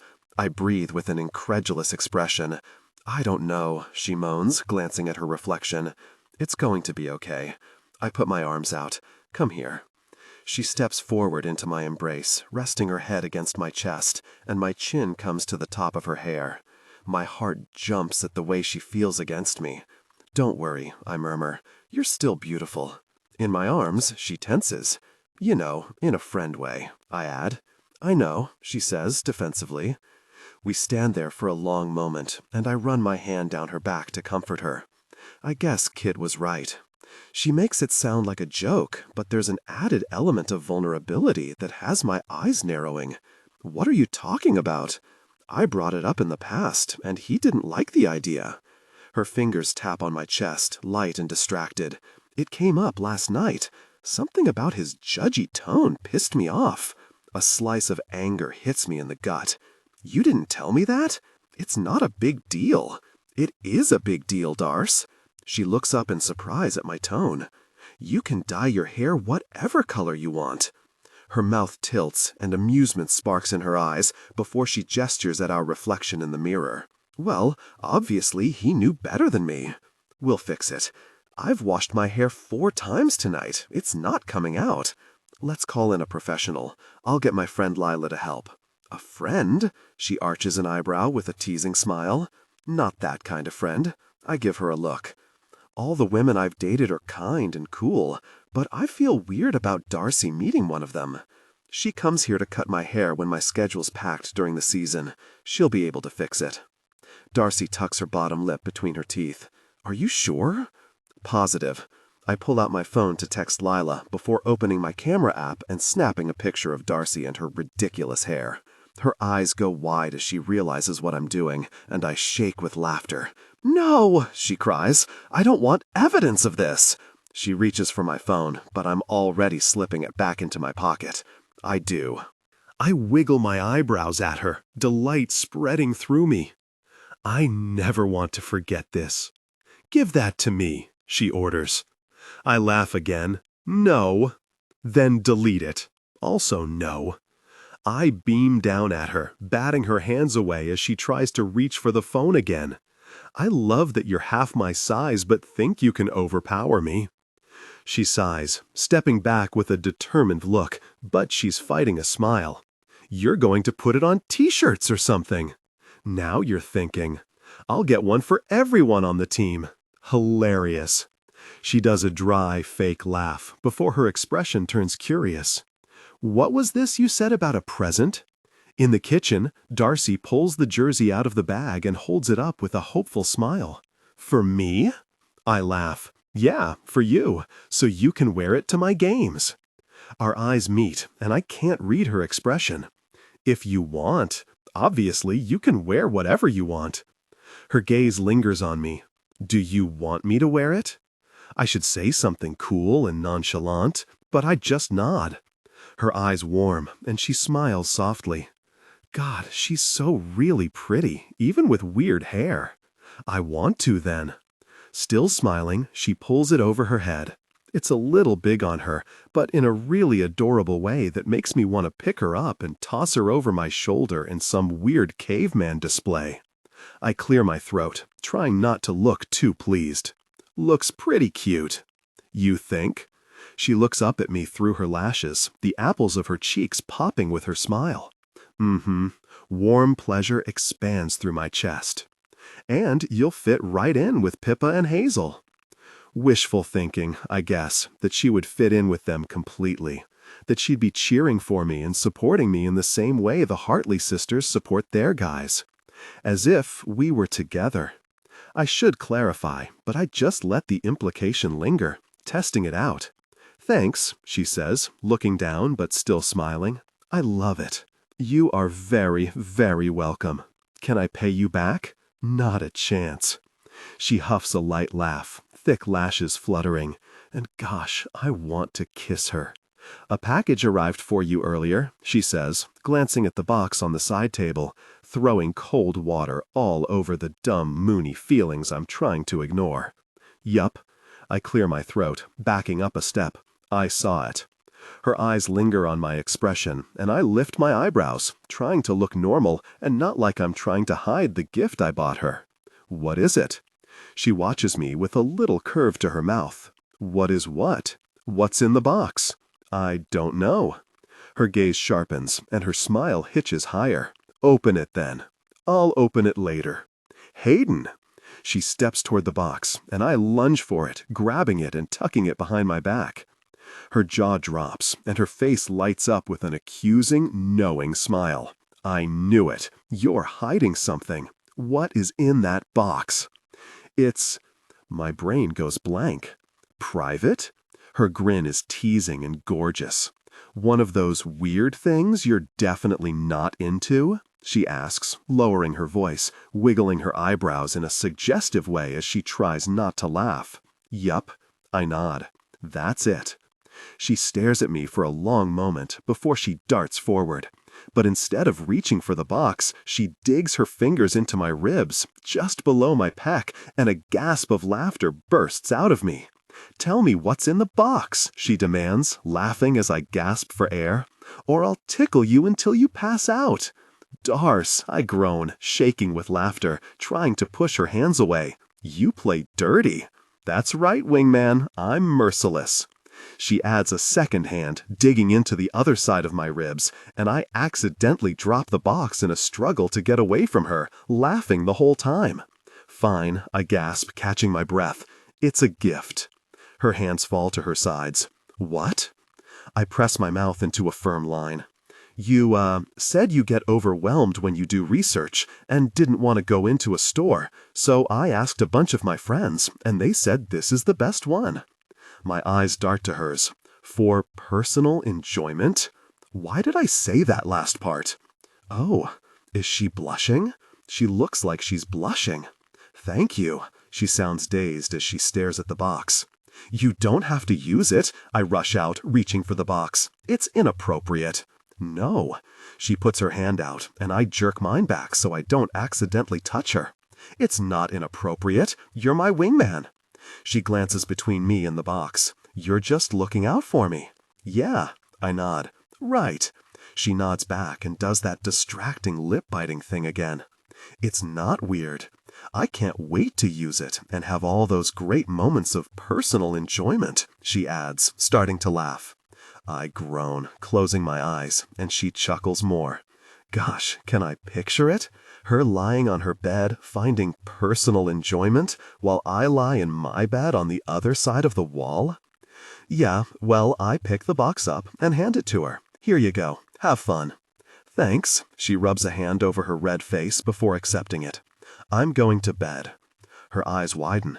Not to, use it or something. It's just been a long day with the hair and all. I give her a tight nod, putting on a smile.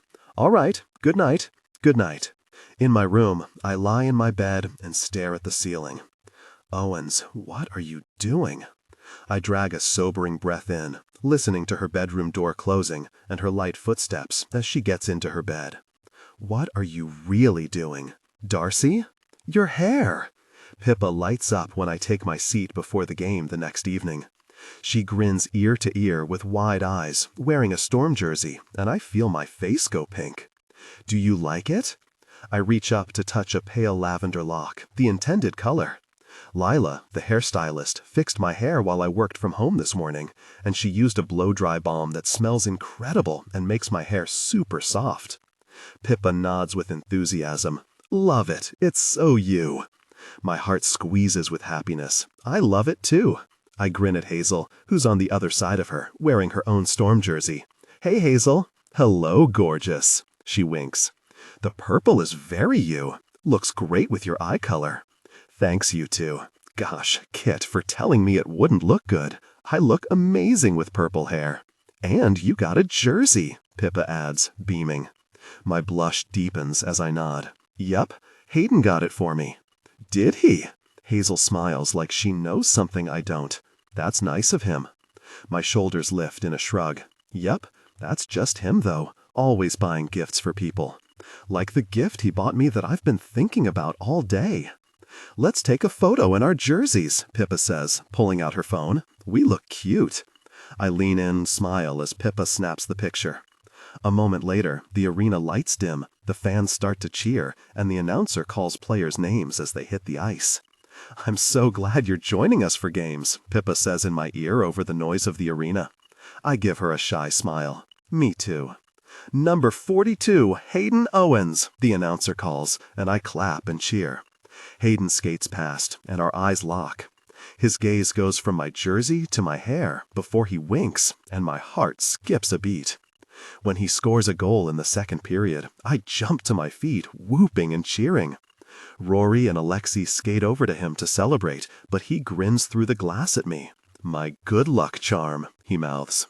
After the game, Hayden enters the box reserved for players' friends and family, and his eyes find me immediately. Hey! His gaze flicks over my hair. You look beautiful.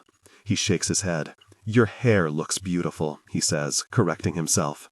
You didn't even comment on my eyebrows. His mouth twitches into a smile. Lila fixed them, and they're back to their normal color, tinted a few shades darker than my pale blonde. I liked the purple. No, I swat at him. His responding playful grin is so disarming. No one liked the purple. I don't know what I was thinking. Nice jersey. He tilts his chin at me. Whoever got that for you must be a really great person. He gives me a flirty smile. Handsome, too. I laugh, rolling my eyes. Yes, and very modest. The flirtiness fades from his grin, leaving only warmth and appreciation. I liked seeing you in it tonight. My heart does a funny dip, and I play with the hem of the sleeves. I liked wearing it. Hayden deserves to have someone out there rooting for him. He deserves to have the same thing Rory and Jamie have, even if he isn't looking for a partner or commitment. His comment on Valentine's Day about a relationship not looking so bad catches in my mind, followed by the flash of disappointment in his eyes when I urged him away from it. The gifts, the parties, the dates. He'd make a great boyfriend if he wanted that. Let's grab drinks with everyone, he suggests, eyes moving over the lines of my jersey. My gaze drops to his casual navy bomber jacket and the image on his t-shirt beneath it.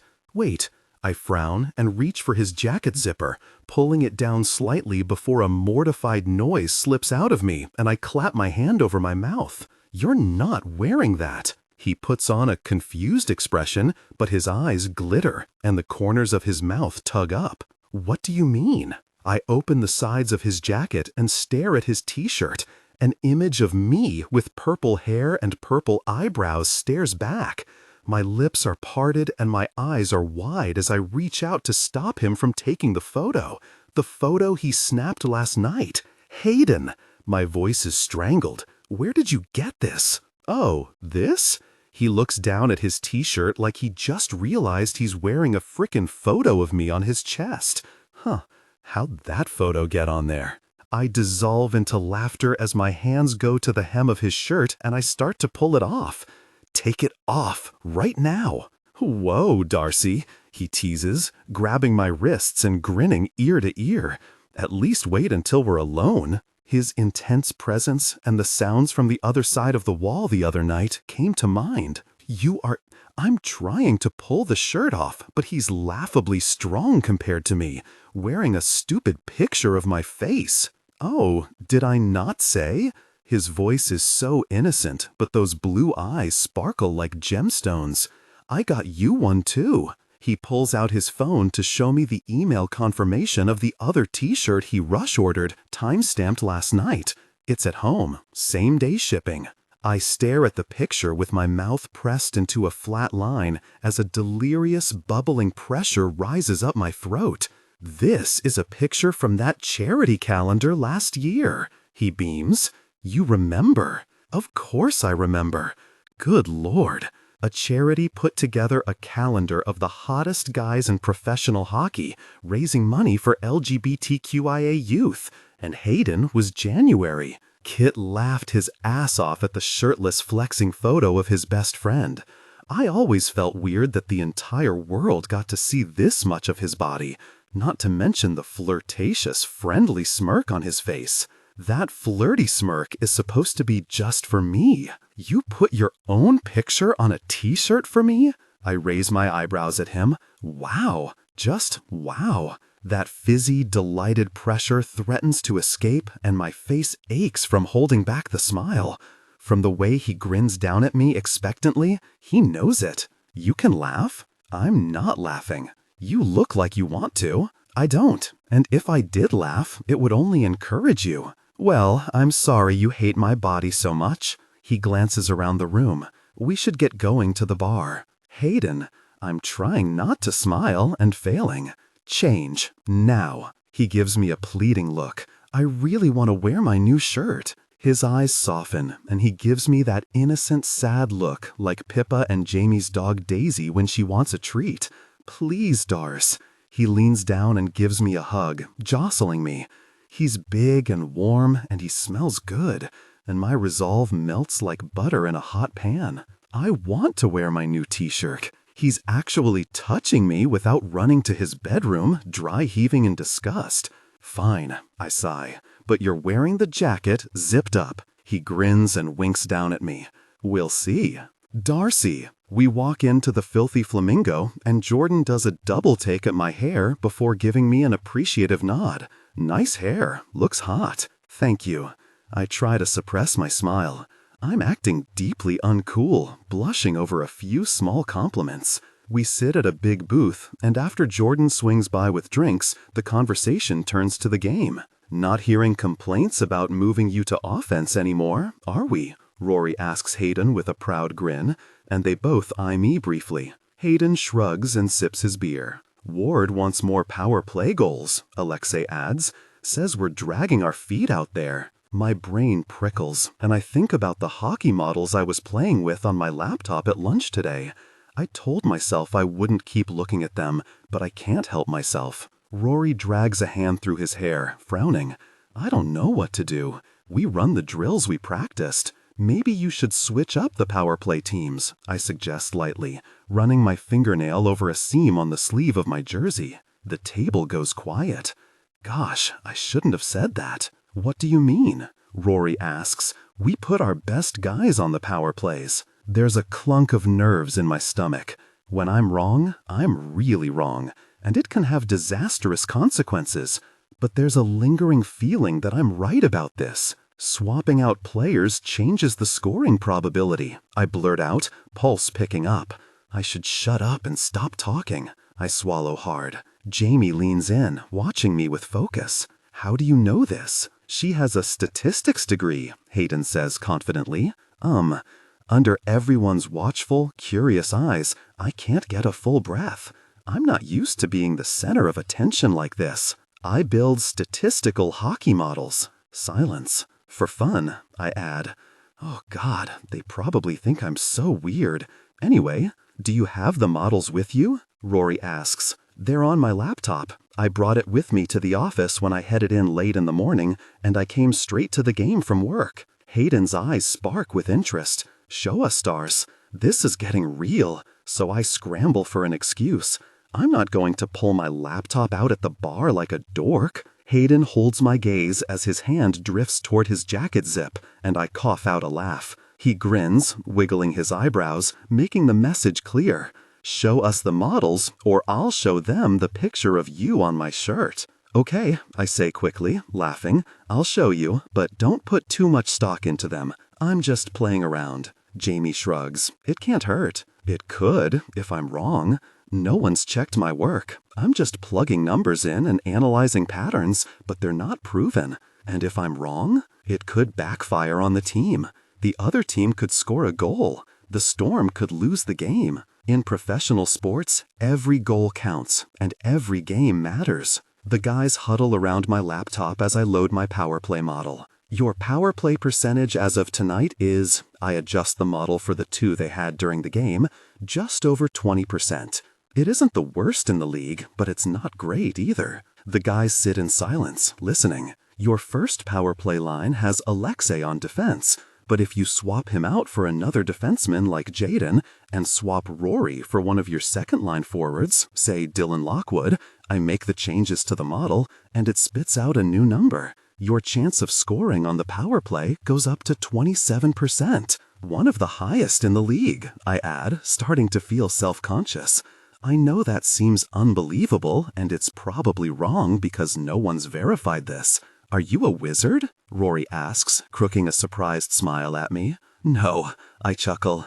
Just a dork, I guess. This is incredible. He leans in to read over the results on my screen again. Right? Hayden nods at Rory. She's always been good at this stuff. My heart does a silly leap in my chest as warm, happy feelings bubble through me.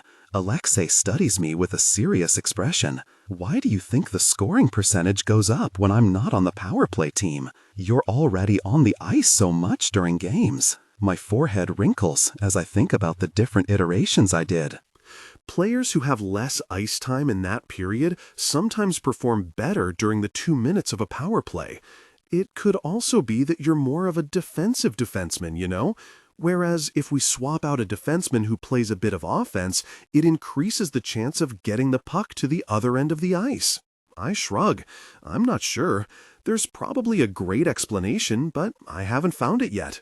The look of awe the guys give me makes my stomach dip with excitement and pride. Beside me, Hayden winks down at me, smiling, and my confidence grows. I did one for penalty kills too, since that's another weak spot. Rory gives me a wounded look, but he's smiling. Ouch. Sorry. My face goes hot. He laughs and waves me off. Show us. My fingers fly over the keyboard as I pull up the penalty kill model with several player configurations. What's this? Hazel leans on the back of the booth to read over my shoulder. Darcy's showing us math magic, Rory explains. I laugh. It's not magic, it's just statistics. I did one for common injuries too, predicting recovery times. Her eyes light up, and I know I've hooked the physiotherapist side of her. Show me. I run through the models with them, explaining my reasoning and my data. Does Ward know about this? Jamie asks. My eyes go wide. No. Oh my God. I make a face. This is just for fun. Everyone looks at me like I'm speaking another language. Don't tell Ward about it, I add. It's dumb. It's not dumb, Hayden cuts in, frowning. You do this for a living. My job is different. My face goes hot.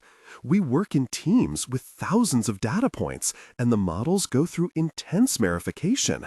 There's so little responsibility and risk, it's almost laughable. My clients are corporations. If I screw up, they pay a little more or a little less, but no one gets hurt. No one misses out on insurance or care or support. This could really help us, Alexei adds quietly. I feel a stab of guilt, but then I remember how devastating it was to be the reason someone else got fired, and my guilt evaporates. It's just me playing around with numbers. You should leave the analytics to the experts. Show me that power play one again. Rory reaches for my keyboard to go to the next tab, but accidentally closes the window, and an image of the hot pink toy Hayden bought me fills the screen, and my heart jolts into my throat. Beside me, Hayden stiffens. Using your new intimate toy is easy with these 3 steps, a calming woman's voice says on the video as she holds up the intimate toy. Everyone goes silent, watching. Oh my God! I slam the laptop closed, face burning hotter than the surface of the sun, while everyone stares at me in shock. Rory lets out a howl of laughter as Alexi and Jamie stare at my screen in horror. Hazel presses her mouth tight to hide a smile. I can't look at Hayden. I can't explain, and it's exactly what it looks like. I was nervous about using the toy Hayden got me, so I looked up the company's website last night. I thought I closed the page. Oh God, I was on my laptop at work. Even coworkers seeing that would be better than this, though. Rory nudges me with his elbow. Hazel has that one too. He looks back at her with a question on his face. Right? She nods, chuckling. Yup, that's the one I told Hayden to buy. They know that Hayden bought this for me? A horrified noise scrapes out of my throat. I want to disappear into thin air. No one saw anything. Hayden's voice is loud and firm, and he gives everyone a stern look. Right, guys? Alexi stares straight ahead. I didn't see anything. My contacts fell out. Our eyes meet before he looks away. And I didn't hear anything either. He almost looks more uncomfortable than I feel. Me neither. Rory wears the biggest grin while his eyes glitter. Closing my eyes, I silently plead for the floor to open up and swallow me. I can never face these guys again. How about another round of drinks? Rory asks, and everyone starts getting up and moving back to their seats at once. Hayden looks down at me, eyes bright and mouth pressed into a tight line like he's trying not to laugh. Are you okay? No, I can still feel how pink my face is. I want to die. He snorts, eyes closing. It's fine, Darce. That kind of thing happens to everyone. My expression turns incredulous, but I'm starting to laugh. Really? That happens to everyone? Yup, all the time. He rubs his strong jaw, thinking, but if you want me to distract them, I can. His fingers hover over his jacket zip, and I lunge forward to catch his wrist, laughing. His skin is warm as I tug his hand away from the zipper. I've already shown too much weirdness. I don't want to get uninvited from the next bar night. He lets his hand drop and gives me a knowing smile. Over my dead body. You know you're one of us, right? My gaze moves around the bar, to Rory and Hazel talking with Pippa and Jamie at the next booth, to Alexi and some of the other guys chatting. I catch the words power play percentage in their conversation, and to Jordan mixing drinks behind the bar. She gives me a quick, quiet smile. Back in Calgary, I didn't have a group of friends like this. Kit didn't like going out after games. Even when we were in Vancouver, Hayden and I would have to drag him out. The Calgary team wasn't close like the guys on the Vancouver Storm. I look around at the new life I'm creating for myself, and my heart squeezes. Yes, I'm weird and awkward, but I get the feeling they don't care. I like it here, and I feel like I'm finally starting to find myself. Hayden. The apartment is freezing when we get home that night. It feels like the air conditioning's on. I frown at the thermostat. It's colder than normal in here, but the heat is on like usual. Darcy smacks a hand to her forehead. I left my window open. Sorry. I like having fresh air in there throughout the day. I'll go close it. She pads down the hall to her room, and I watch her walk away, my name on her back in big, bold letters. Pride spreads through my chest, and the corner of my mouth hooks up. Seeing her cheering for me, wearing that big smile after I scored a goal tonight, it almost made me forget Miller's stupid way of motivating me to be more assertive on the ice. And the way she lit up tonight, telling everyone about her hockey models, that's how I want her to talk about her job. Every time I bring up her work, she rolls her eyes and changes the subject. I know it isn't making her happy. She deserves happiness, though. She deserves all the good things. From her bedroom, I hear a muffled noise of frustration. You okay? I ask, heading to her room. Yup, she calls back. When I pause in the doorway, she struggles with the window, trying to pull it closed. It's stuck. She steps back to study it. I think a bird flew into it and bent the screen. I walk over and lean in to look. She's right. The screen frame is bent, and now the window won't slide on the track. Because we're so many floors up, the screens don't come out easily. Otherwise, I'd just pop it out. Something about building code. There's a maintenance number I can call. I slip my phone out of my back pocket, find the number, and dial, giving Darcy a quick smile as it rings. Is this an emergency? A guy answers. The background is so noisy he has to shout. I look at Darcy and she gives me an odd look. No? I'm dealing with a burst pipe on the second floor, and it's flooding 4 apartments, the guy says. Text me the problem and I'll get to it as soon as I'm done here. Got it. Thanks. I hang up and start tapping out a text detailing the issue and our apartment number. It might be a while. Oh. Darcy bites her lip, glancing at the window and then at the clock on her dresser. It's almost midnight. I should go to bed. It's a work night. Maybe he can come fix it tomorrow morning. I frown at her. It's freezing in here. I'll close the door so it won't be cold in the rest of the apartment. No, Darce. Does she think I'm worried about myself? I don't want you to be too cold. I'll wear a hoodie. It's totally fine. An unhappy expression settles on my face. I don't like this. It's the middle of winter. She's going to be cold. You can sleep in my bed. What? She blinks. My mind is already made up. You sleep in my bed and I'll sleep on the couch. The force of my words surprises me, but the idea of Darcy in my bed takes root in my brain and grows, spreading like wildfire, sending heat and sparks down my spine. The caveman part of my brain likes this image. You don't have to do that, she says softly, gaze roaming over my face. Is that relief or disappointment? My eyes cut to her desk and land on the intimate item I bought her before I jerk my gaze away. Darcy, I don't want you sleeping in an igloo all night. Worrying whether you're warm enough is going to keep me awake all night, and we have another game tomorrow. I tilt an encouraging smile at her. And I need my rest. I'll sleep on the couch, she says, since you need your rest. No, I shake my head, still wearing a smile. She's so cute, especially in this jersey. I never want her to take it off. My mind's made up. I'm a gentleman, you know? The corners of her mouth tip higher. I didn't say you weren't. Her throat works, and her eyes trace over my mouth, my jaw, my neck. My mind goes to our practice kiss at the cast party and how it felt when I pulled her into my lap. How it felt when we woke up together, her head on my chest, hair spilling over my skin. Her mouth twists like she's deliberating, and her gaze lifts to mine. You said you need your rest. I arch an eyebrow, and she shifts on her feet, looking away. It's not a big deal if we both sleep in your bed, she says, shrugging. We're friends. My pulse turns rapid, and I drag a deep breath into my lungs.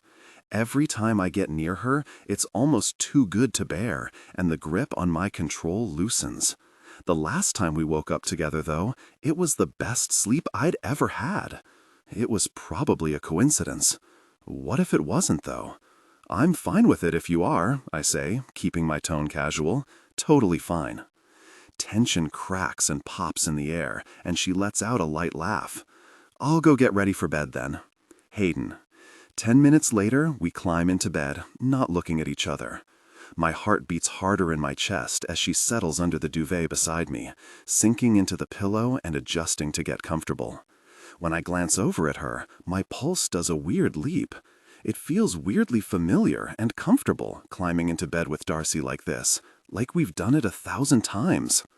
Aren't you going to be too hot? She asks, looking at my t-shirt and gym shorts. I'm gonna boil from the inside out, but I can't climb into bed beside her in just my boxers like I usually wear to sleep. I'll be fine. One of her eyebrows lifts. Hayden, I know you sleep in just boxers. It's okay. I hesitate. Are you sure? She nods. Promise. I'll keep my hands to myself. I chuckle, pulling my shirt over my head and tossing it onto the nearby chair. Her eyes trail down my torso with interest before she looks away fast. Was she checking me out? Pride expands in my chest. I yank my shorts off, and her eyes cut back to me, to my tight boxers, before she looks at the ceiling. You better not snore, I tell her. She grins and kicks me with her cold feet. Your feet, I hiss, moving away. They're like ice. Sorry. She wiggles her toes against my calf. I jerk my leg away, laughing. That's it. You're sleeping in the hall. She laughs again, and I grin, moving onto my side to study her. It's like having a sleepover, she says, gaze moving over my face. I wouldn't know. I don't have sleepovers with women. Her brows slide together in a puzzled expression. I meant a sleepover like when you were a kid, but now I have more questions. The corners of her lips tip up as she studies me.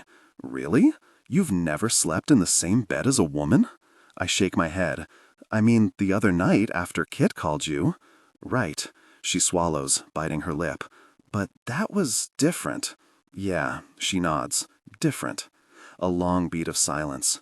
Sleepovers lead to breakfast together, I admit, and that leads to people getting attached. We have breakfast together all the time, my brain reminds me. She makes me coffee every morning when I'm in town. It's the best part of my day, sitting in the kitchen with her while she looks all sleepy and cute, talking about our plans for the day. She hums, watching me. So maybe it's you who snores. I huff a laugh. Whatever. Don't blame me when the windows start shaking because you're sawing logs. Her smile stretches wide, and I thank that dumb bird for flying into her window and making this situation happen.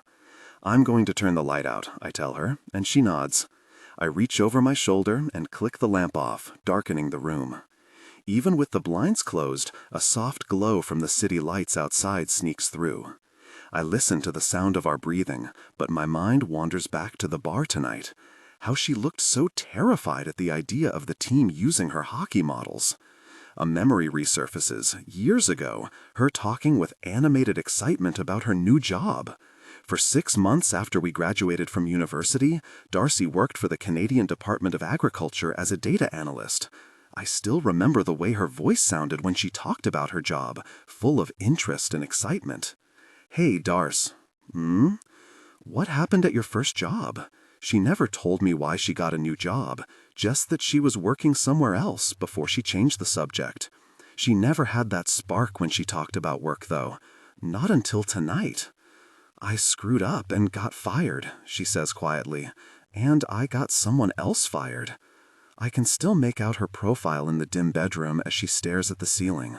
What happened? She exhales through her nose.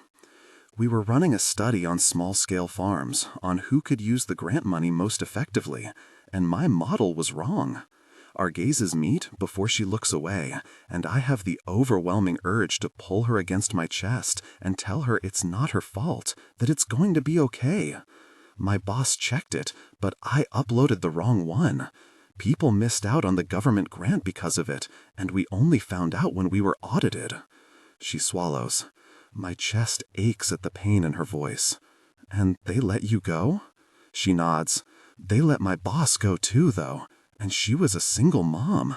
Her expression crumples and my body tenses. She was so nice, Hayden. She was such a good boss. She spent so much time training me and explaining things. I could tell she really loved the work, you know? I nod, not knowing what to say. I hate seeing her in pain like this. I hate that this has weighed on her for years and made her feel like she isn't capable. You were 22. You were fresh out of school. I should have known better.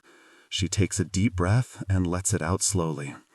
Some of those small-scale farms had to close and sell off land. Some of them had been family farms for generations. A lot of people were hurt by my mistake. I don't say anything for a long time. I just watch her and wonder what she'd be like if that hadn't happened. If she was still at that job and loved her career. Christ, I want to see Darcy love her career again. I want to see her light up like she did tonight. Everybody makes mistakes. Yep, everyone makes mistakes, but sometimes they hurt people. That's why I work in insurance, she admits with a wry half-smile. No one gets hurt. Rich old men might lose a bit of money, but no one goes out of business and no one gets fired.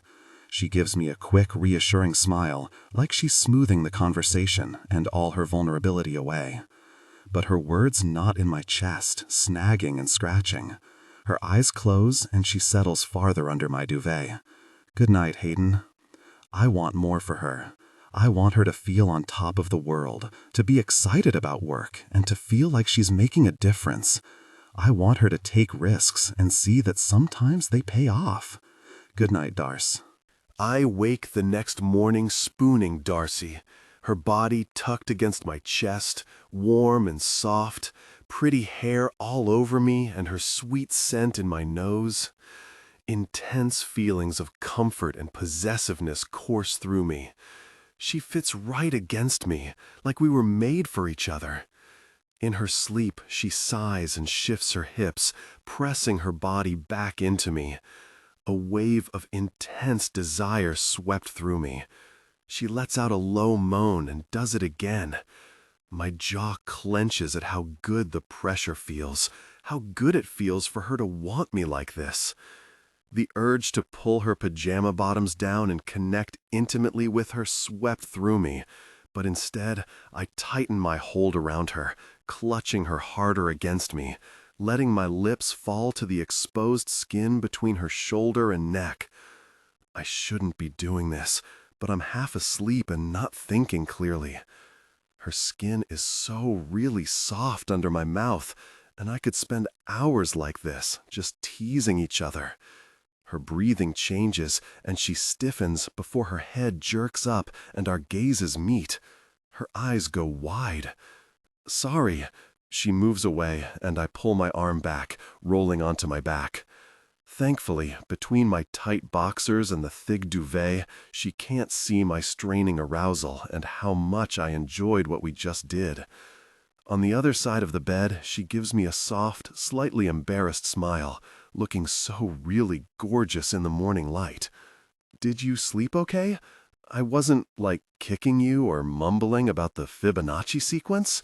I chuckle, shaking my head. I slept like a rock. The realization sinks into my gut. Not a fluke, then, that I sleep better than ever with Darcy in my bed. We watch each other for a few moments. Me too, she whispers. Our eyes meet again and my heart thumps harder. I want to stay in this bed with her forever, just lying here talking. My mind wanders back to last night at the bar. I like that you're playing with your hockey models again.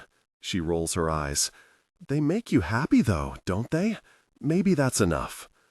I reach for a lock of her light purple hair and drape it across her upper lip like a mustache. Beneath it, she smiles. It's nice to see you excited about things again. She makes a pleased, thoughtful humming noise. My eyes drop to her mouth, and the urge to pull her back against me and kiss her rushes through me. Our gazes meet, and something sparks in her eyes. For a moment, I think she might feel the same way. I should get up and get ready for work, she whispers. Yeah, I nod. I'll call the maintenance guy about your window again. It'll be fixed by the time you get home tonight. She gives me a grateful smile and leaves, closing my bedroom door behind her, and I lie there, listening to the sounds of her getting ready for work. After she left, I gave in to the overwhelming desire, connecting deeply with my own needs. The experience left me wanting more, a powerful urge to take control, similar to the feeling I had on the ice the other night when I scored the goal. Later, on my way to the kitchen, I pause in the doorway of her bedroom, eyes on the package sitting on her desk, unopened, past the original shipping box. The package? My thoughts flick to the instructional video that popped up on her laptop last night. It's not my problem, and I'm not going to get involved. No matter how badly I want to intervene, help, and make her feel safe, make her feel complete. I force myself to walk to the kitchen, clearing thoughts of her from my head as I call the maintenance guy again to get the window fixed. Not my problem. Hayden. 10 minutes into the game against Boston, we get our first power play. All the guys who were at the bar the night Darcy talked about her analytical models look at each other. She doubts herself, but I don't. How about we switch up the power play teams? I suggest to Ward at the bench. He raises an eyebrow and gives me a long look. The teams I've carefully selected and spent an entire season training with? I glance at Miller, whose eyes light up with curiosity, before I nod at Ward. Yeah, I think we should try something different. The corner of Ward's mouth ticks up. All right, Owens, what do you want to do? Let's swap Volkov for Novotny. Jaden Novotny is the second-line defenseman Darcy suggested, who plays more offensively than Volkov. And Miller for Lockwood. You want to take Miller off the ice during a power play? Miller and I exchange a look, and he wiggles his eyebrows, offering no help. Yeah, I nod at Ward. I do. Miller? Ward looks to him. Any notes? Nope. Miller grins at us, just excited to try it. Ward shakes his head, a hint of a smile on his mouth. Go get 'em, boys. The revised team takes position for the face-off, and we nab the puck. Novotny darts and weaves around their defenseman while the noise from the stands crescendos. He takes a shot, and Boston's goalie deflects. There's a collective "oh" of momentary disappointment before Lockwood snags the puck. 20 seconds left on the power play clock. He passes to me, and I take the shot. This time, the puck sails into their net. The arena roars with noise, and the goal horn blows as our guys surround me. Blood pounds in my ears, and I look to Darcy sitting behind the net, beaming and cheering. See, my expression says, and she just smiles harder. Owens. Ward approaches in the dressing room. Good work tonight. I like that out-of-the-box thinking on the power play. He shakes his head. It isn't easy taking risks like that, but sometimes they pay off. It wasn't my idea. It was my... I stumble over what to call her roommate, Darcy. She's an actuary, and she plays around with analytical models for fun. For fun, Ward echoes, but he's smiling. I laugh. Yeah, she has a degree in statistics, and she loves that kind of stuff. Is she looking for a job? I don't know. Something dances around in my chest. Darcy working for the team? How really cool would that be? I bet she'd like it a lot more than her boring insurance job. Maybe she'd get to come on the road with us to away games.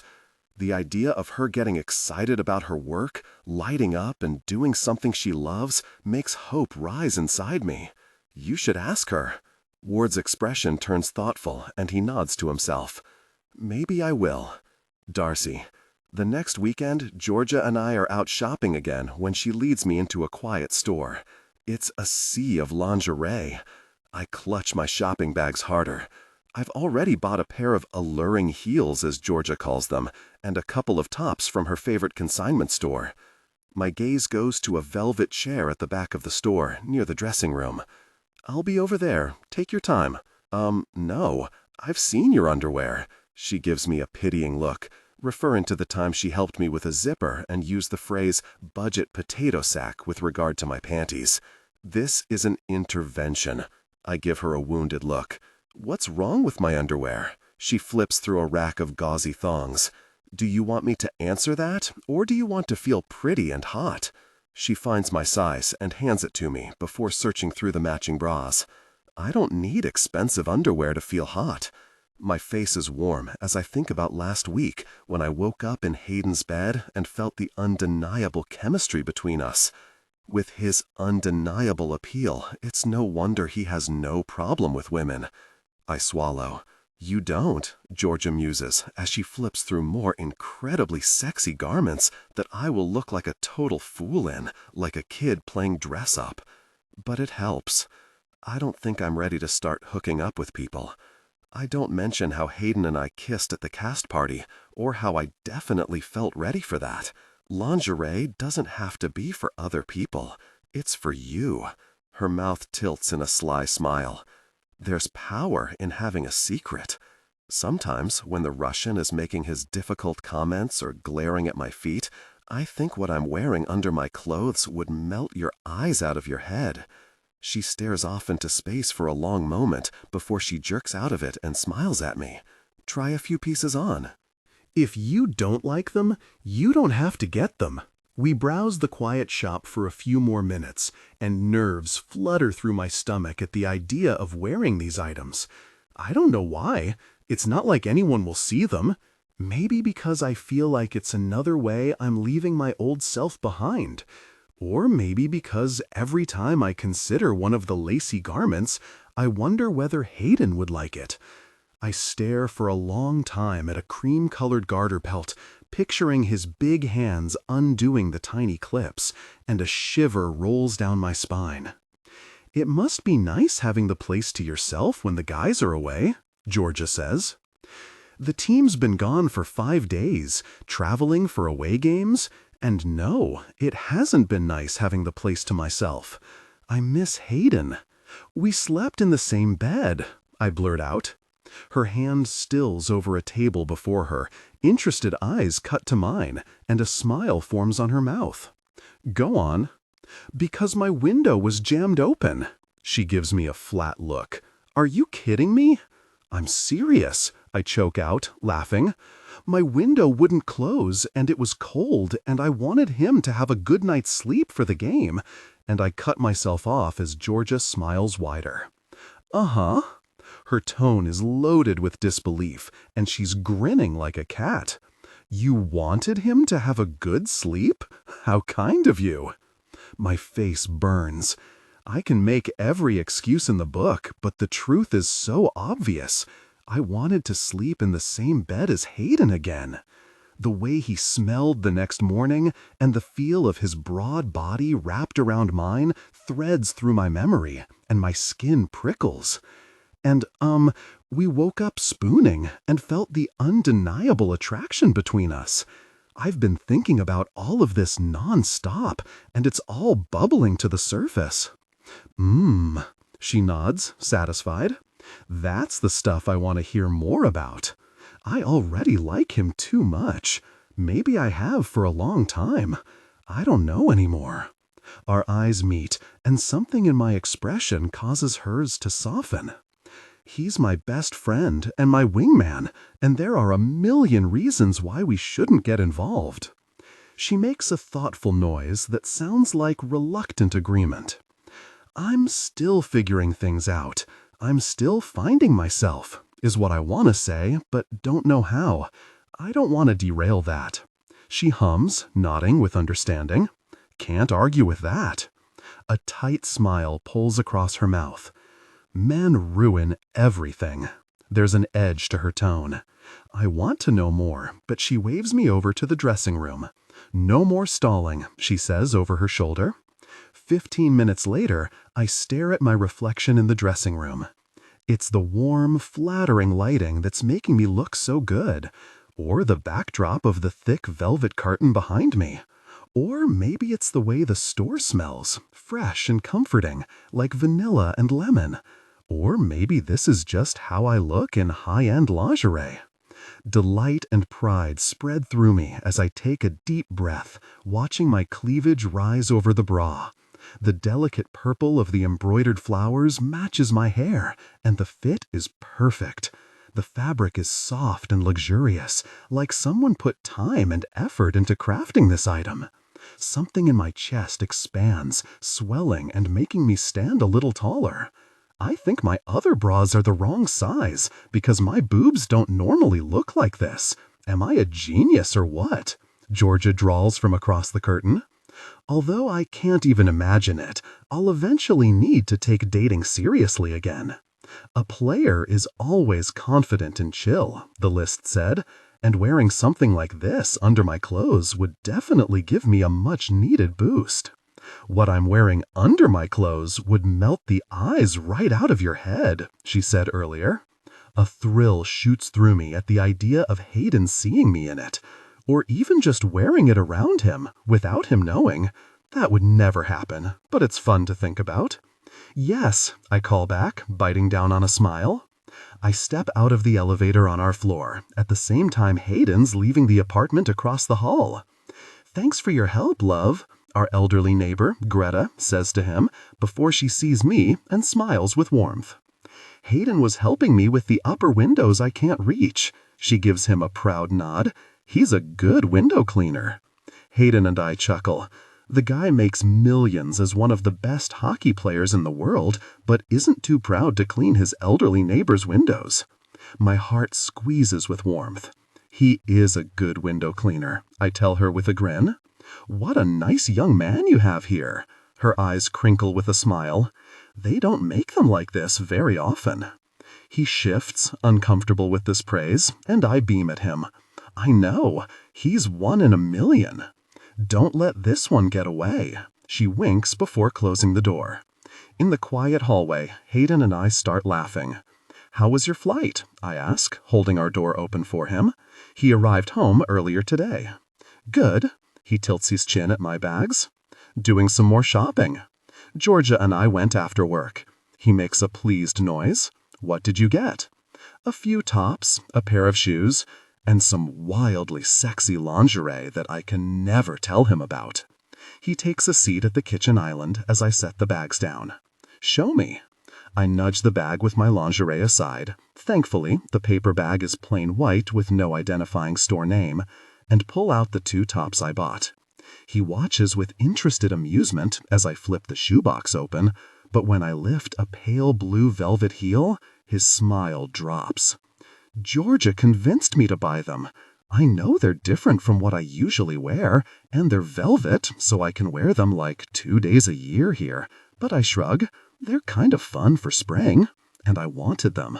I felt sexy, grown up, and stylish in them. I think those are called alluring shoes." He stares hard at them, with a rough edge to his voice that makes my skin prickle. Heat careens through me. "Are they?" My voice goes high. "I didn't know." He swallows, blinking, and looks away. "What's in this bag?" He reaches for the white paper bag, and alarm shoots through me. "No, don't." He pulls out a delicate balconette bra with pretty soft purple flowers carefully stitched onto the gauzy fabric, and I freeze at the sight of the lingerie in his strong hand. For a long moment, he just stares at it before he drops the lacy garment back into the bag. Our eyes meet. His cheekbones turn an adorable shade of pink. My face is burning. I shrug with an embarrassed smile. "Georgia made me buy it." "Yeah." He rakes his hand through his hair, the long line of his throat moving as he swallows. "That's great. Lingerie is great. Dressing like a player and all that." A muscle ticks near his temple, and his gaze moves over me, flickering with something. Is he picturing me wearing it? No, of course he isn't. He rises to his feet, glancing at the lingerie bag again before he jerks his gaze away. "Have you had dinner?" I shake my head. His eyes spark, and he wiggles his eyebrows at my new heels. The tension dissipates, and I can breathe again. "Let's take your new shoes out for a spin." "Hayden, the cherry blossoms will be blooming soon." Darcy tips her face up to look at the trees as we walk home from dinner. My mind slides to the lacy bra I pulled out of her bag back at the apartment. The embroidered flowers were tiny, delicate, and so pretty. I can't stop thinking about what she'd look like wearing it, and the desire grew.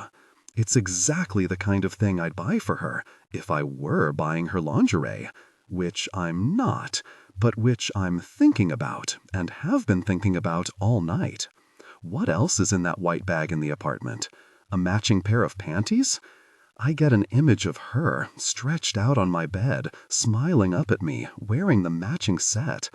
Darcy in lingerie that she picked out, that she feels hot in. It's almost too much to bear. And then, those shoes, I've been glancing at all night. I've never been a foot guy, but when Darcy wears sexy little heels like that, gosh, I need to get away from her before I do something stupid. I need to find a release. I need to kiss her again. I need to get her out of my head because I'm losing it. She looks up at me expectantly, and I snap back to the present. "What?" She laughs, green eyes lit up with the soft evening light. "I said I missed the cherry blossoms in Vancouver." I exhale hard. Yeah, they're really pretty. Her gaze lingers on me, eyebrows pinching with worry. "You're quiet tonight. Everything okay with hockey?" "Everything's great." My grin is confident and flirty, but her eyes narrow, like she sees right through me. "Do you like playing offense?" "I do," I admit. "I still don't feel like I'm where I need to be, though." Even with Miller's dumb trick to motivate me, something's not quite right. Discomfort lodges in my chest like a sharp kernel. At least it's gotten the media heat off me and Ward, though. Something changed around your game with New Jersey. Her head tilts as she looks up at me. Your average assists went down, but you started scoring more goals. My smile feels more genuine because I love it when she lets her math brain out. I bet she knows the exact percentages too. But she's holding back because she doesn't want to seem like a dork. I like it when she's a dork, though. Darcy makes math look hot. Oh yeah? I arch a teasing eyebrow at her. I don't think that's quite right. Her eyes flare with determination. Your assist rate dropped 29%, but your scoring average increased 32.4%. If you continue like this into next season, you'll be one of the top 3 scorers in the league. A satisfied grin stretches across my face. Gotcha. She rolls her eyes, smiling. You tricked me.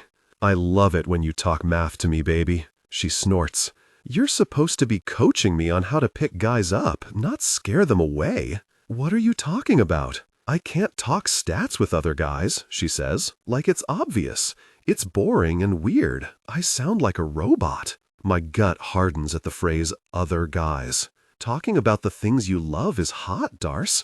You should always talk about stats on dates. The word dates tastes like sand in my mouth. Only dates with me, I'd love to add. You're different. A string plucks in my chest. She sighs. Other guys don't want to hear about it. Other guys being Kit, I ask before I can stop myself. She shrugs, which is enough of an answer for me. He never bragged about her having a stats degree. The few times I witnessed him introduce her to people at events, he'd call her his girlfriend, and that was it.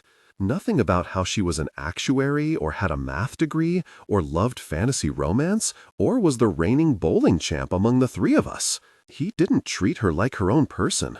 Hey, I stop walking and catch her wrist. The sun is setting, and the golden hour light gleams off her pale purple hair. Under my hand, the bracelet I gave her slides between us. She wears it every day. I feel a hit of possessive male pride, followed by the urge to buy her more jewelry. You should talk about stats on dates. If he thinks it's weird, he's an insecure loser, okay? Real men aren't threatened by a woman with a big brain who knows her way around a graphing calculator. Her eyes close and she laughs silently. Under my fingers, her skin is so soft. I haven't used a graphing calculator in years. Yeah, but you could, couldn't you? She grins and rolls her eyes. That's what I thought.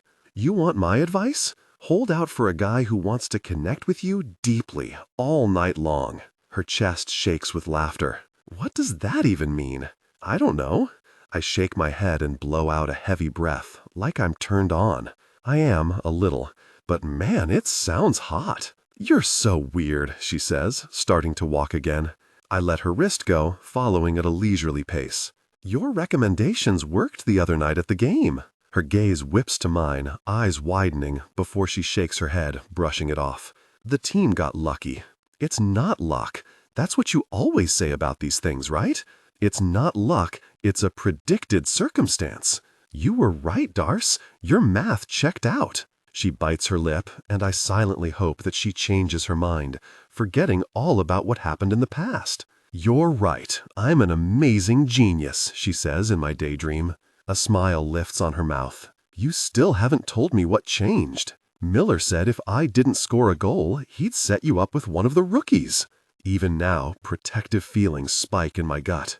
Not in a creepy way. He was going to encourage them to ask you out or talk to you at the bar. Darcy's eyes spark with amusement.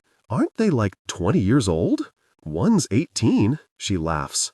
Why would I ever go out with an 18-year-old? It would be like dating my little brother. Relief throttles through me. Yeah, I don't know why he thought that would work. I mean, it did work, she gives me a pointed look. It seems stupid now that I think about it. Why would Darcy be into some kid fresh out of high school? I force myself to shrug. My ears are going warm. I didn't want you to be uncomfortable. Hayden! She nudges my rib with her elbow. The way she says my name makes my blood feel warm and thick like honey. You're too sweet sometimes, you know that. Don't say that. My chest feels tight, heart pumping hard. She gives me a funny look, but when she says things like that, in that loving tone, looking up at me like I'm more than just a pretty face and a good partner, I feel hope. It's dangerous. She opens her mouth to say something, but winces like she's in pain, looking down to her feet. What? What's wrong? These shoes. She leans down to tug at the strap. They hurt. How does Georgia wear shoes like this every day? She said something about tape on my toes, but we didn't have any at home. She starts walking again, but the pained expression stays put on her face. Concern streaks through me, and I put a hand on her wrist again, stopping her. You can't walk, Darce. You're going to get blisters. I already have blisters. It's fine. We're 2 blocks from home. I glare at her shoes. Stupid, sexy shoes, causing her pain. I could call a rideshare, but it would be faster to walk, and my instincts are yelling at me to get Darcy home so she can take the heels off. With my back facing her, I kneel. Jump on. What? No, I'm fine. Your feet hurt. Seeing her in pain makes my chest hurt. We can do this the easy way or the hard way. What's the hard way? I stand and scoop her up, carrying her firefighter style down the sidewalk, and she shakes with laughter. People glance over, and an older woman smiles at us together. Okay, Darcy pats my chest. I'll cooperate. I set her on her feet and lower down, looping my hands beneath her thighs as she puts her arms around my neck. She's warm against me, and I can feel myself smiling as her hair tickles the back of my neck. Good girl. Hayden. A few minutes later, Darcy unlocks the door of our apartment, and I carry her inside. You can put me down, she laughs. I carry her to her bedroom and set her on her bed before I kneel on the floor, hands going to the thin strap of her heels. You don't have to, she starts, but I already have the shoe off and I'm moving to the other one. Do you need a bandage? I inspect her foot, fingers wrapped around her delicate ankle. You're not bleeding. She shakes her head as her mouth twists into a reluctant but pleased smile, and my heart stutters. You always take such good care of me. I wink at her. That's what I'm here for. You're here for more than that. Her eyes move over me, and my skin prickles at her intense attention. I always love hanging out with you. I think about the lingerie she bought, that she's going to wear for some other guy, and the urge to make a move races through me.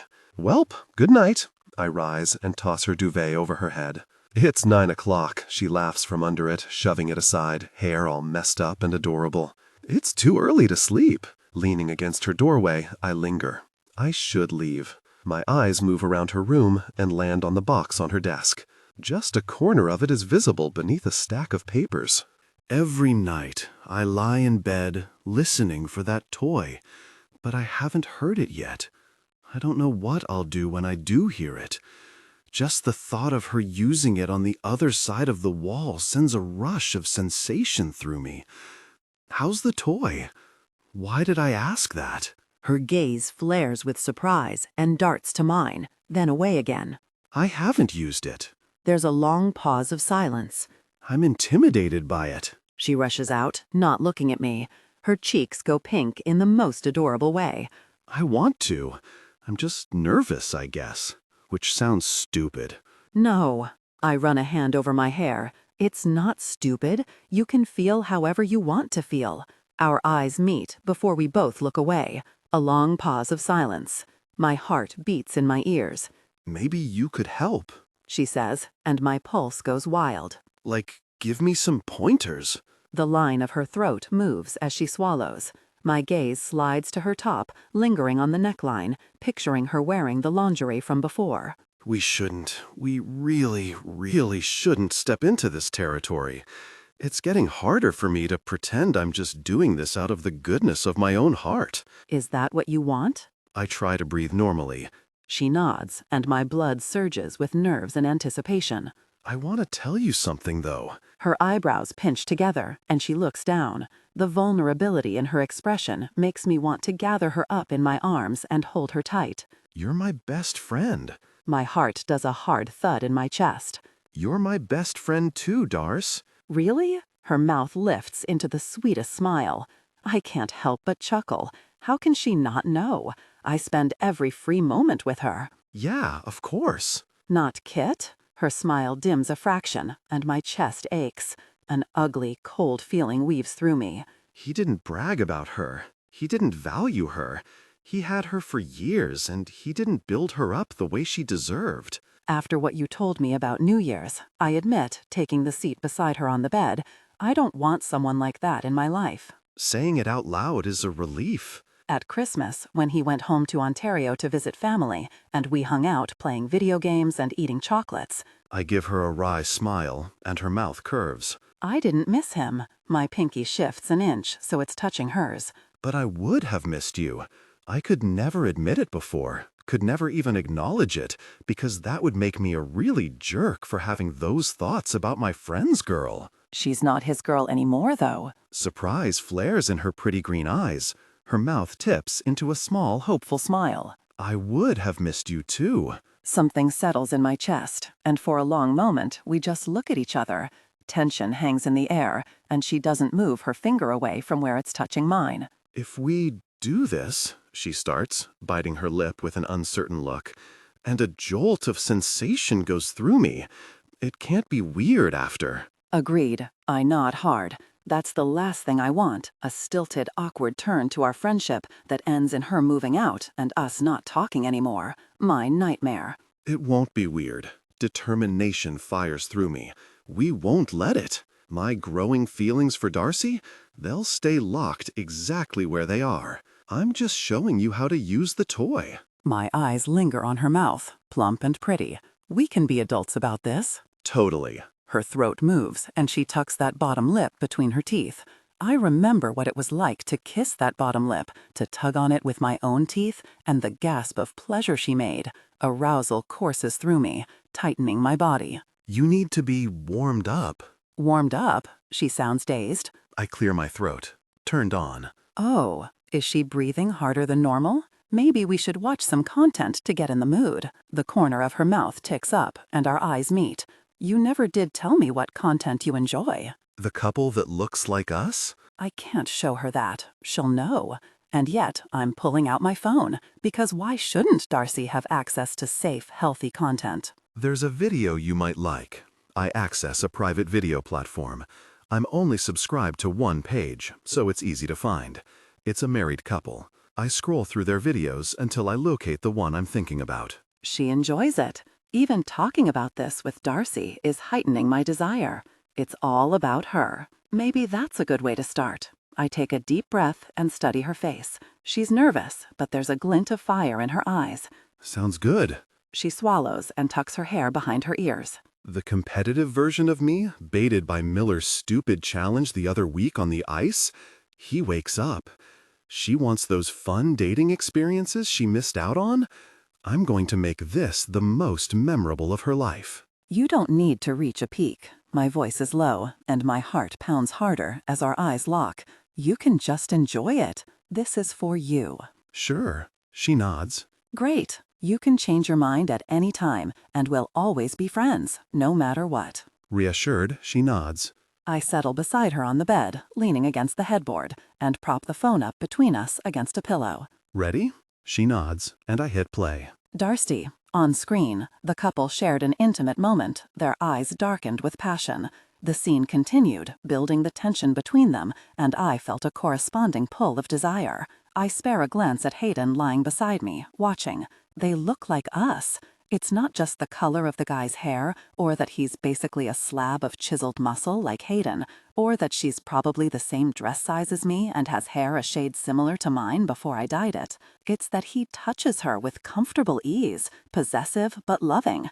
It reminds me of how Hayden kissed me at the cast party, like I was his and he would take better care of me than anyone. Hayden watches the video with focus, hands folded over his flat stomach. His breathing is uneven, but he doesn't move a muscle. She gasps again on screen, and even as my body reacted with a surge of desire, I feel a twist of envy. I want that, and I want Hayden to be the one to do it. I know how to use the toy. The video I watched, the one that played loudly at the bar, was crystal clear. It's that I'm worried I'll think about Hayden the entire time I use it. Using it feels like a step forward into something very, very risky and messy. Near the end of the video, instead of reaching a peak, she pulls at his arm, and he climbs up to hover over her, kissing her sweetly, softly, so lovingly. It's so tender and affectionate that my heart aches. This is the kind of content Hayden's into? I thought it would be something fast, hot, and frantic. The video ends, and neither of us moves. Heat pulses through me. Hayden? I breathe, unable to pull my gaze from the screen, but extremely aware of the man lying on the bed beside me. Yeah? His voice is hoarse. I think I'm good. I wet my lips. I'm turned on now. He nods quickly, taking a deep breath. Good. Yeah? Okay. We look at each other, tension in the air, and I can barely stop myself from climbing on top of him. Do you want me to leave? He asks in a low voice, studying me with heavy-lidded eyes. I shake my head. His gaze darkens. Do you want to leave? I ask quietly. Holding his gaze, he shakes his head. Nope. My pulse stumbles at the intensity in his eyes, and I wonder if, maybe he wants this as much as I do. From the clear sign of his desire, I know he's turned on. It's just our bodies, I tell myself. Of course we're turned on after watching the video. We can still be best friends after. I won't lose my head over him. He stands and walks to my desk, and my heart pounds as he unboxes the toy with his back to me, muscles jumping under his t-shirt. He brings it back to the bed, and the mattress dips when he kneels on it. The pink toy in his hand is curved like a U. This part, he points at one side, provides stimulation, and this part, he points to the other end, offers a different sensation. His throat works. And you can adjust the settings with these buttons. I nod and suck in a deep breath. You do it. Deep in my brain, the rational part of me is wide-eyed and panicking, wondering why I'm playing with matches and kerosene like this. But I ignore her. Maybe you could use it on me, I clarify. I also don't think he's breathing. Are you sure? I nod. I want this. An ache builds within me, and my desire intensifies. And he smells so good, and he's so hot and handsome and kind and perfect, and I want him. I just want him. It's as simple as that. I want Hayden to make me feel like the guy in the video made his partner feel. Holding his eyes, I unbutton my jeans and slide them off. Gosh, he mutters, raking his fingers through his hair, messing it up. His eyes go dark and drugged as his gaze slides over my legs and panties. Need shivers through me. It's that glazed, aroused look in his eyes that pushes me to pull my top off, and now I'm sitting on my bed in just my panties and bra while Hayden's lips part like I'm the hottest woman on the planet. It's a powerful feeling, rendering Hayden Owens speechless. You should take your shirt and pants off too, I whisper. I'd feel more comfortable that way. The side of his mouth hooks, and he nods before he yanks his t-shirt over his head. I watch every muscle on his torso jump and dance with the movement, and when he undoes his belt with strong hands, another rush of arousal courses through me. We can stop at any time, he says, pulling his pants off. My eyes go to the visible evidence of his arousal. I can imagine the way it would feel under my palm, firm and ready. I know. And there's no pressure to reach a peak. I nod again, holding back a snort. From the intensity of my arousal and the heat poiling low in my stomach, I'm more concerned about reaching a peak the second he touches me with the toy. He sweeps his gaze over me, lying back against the pillows, hair a mess, I'm sure, before he takes a deep breath. So serious, I whisper. He huffs, a quick grin breaking across his handsome features. It seems to spark back a bit of the Hayden I know, the teasing, friendly, fun-loving guy. I'm going to slip this in your panties, he says, holding my gaze and bringing the toy closer to me, and my knees fall farther apart. I can't believe we're doing this. I can't believe this is real. He hooks a finger beneath the leg of my panties and slips the toy against me, and I instinctively arch as sensation rockets through me. Darcy. Hayden pauses with the toy barely touching me, the focus of all my awareness. Talk to me, Darce. good, I manage, abs and thighs tensing. My core aches with desire. I think my toes are curling. It's good. I'm good. You sure? Uh-huh, I moan. He pushes the other end of the U inside me, and my eyes close, my lips part, and I clutch the duvet as the pressure and stretch of the toy send heat rushing through me. Sparks gather low in my abdomen. The toy isn't even on, and a peak is on the horizon. Gosh, you're so aroused, he whispers with reverence, staring between my legs, his jaw tensing. I'm mostly covered by my panties, but there's a damp spot on the fabric, and his broad chest rises and falls fast as he studies it. His eyes flick to mine, and I feel another pulse of heat. How does it feel? Tight. A desperate, pained groan slips out of him, and his eyes close for a brief moment. I'm going to turn the suction on. I nod, and when he hits the button, a low whirring noise starts. I can feel it, but it isn't centered on the right spot. My eyebrows slide together. I don't think it's on the right spot. The corner of his mouth ticks up. I know. He slides the suction in a slow circle around me, never touching the sensitive bundle of nerves where I need it. Another wave of heat rolls through me at the realization that Hayden is teasing me. You need to learn to be patient. He sounds hoarse. My skin prickles. Where's my sweet, funny Hayden? And who is this version of him who tells me what to do? Trust me, he adds, and when our gazes meet, an electric current fires through me. I didn't know he had this in him, but I really, really like it. He circles me, winding me higher and higher. I don't know whether asking him to use the toy on me was the best or worst decision of my life. The vibration part inside me isn't on yet, but I feel gentle, pleasurable nudges against my front wall. Pleasure coils in my muscles, gathering and tightening. You're making the toy very wet, he murmurs, watching where he works it between my legs. With his other hand, he props himself up on the bed. I feel the urge to grab it and bring it to my chest so he can touch me everywhere. More, I gasp. He arches an eyebrow, his cocky side surfacing in a way that's darker than I've ever seen. Yeah? I press my lips tight together, squirming against the toy for more pressure. Please. His mouth hitches into a drugged grin. I think you've been patient enough, he says in a low murmur, and with a slight shift of the toy, the suction lands on the most sensitive spot. My teeth clamp together at the intense pull of pleasure between my legs. Oh, God, I breathe, arching into his touch. You like that, don't you? He's still wearing that smug smile, gaze traveling between mine and the toy, lingering on everything in between. My breasts, my nipples pinched and aching through my thin bra, my panties. I jerk a nod, trying to keep my eyes open. I can feel the needy, desperate expression on my face. God, this is so intense. It's never been like this, not by myself and not with Kit. Tell me it's good, Darcy. It's good. My hips tilt toward the toy, and my thoughts narrow to the warmth and pressure between my legs. It's so good. Jesus Christ. There's a damp spot on the front of his boxers. The thought of making Hayden so aroused from this ratchets up the pressure inside me one more notch. I wish I could see him fully aroused. I wish I could touch him.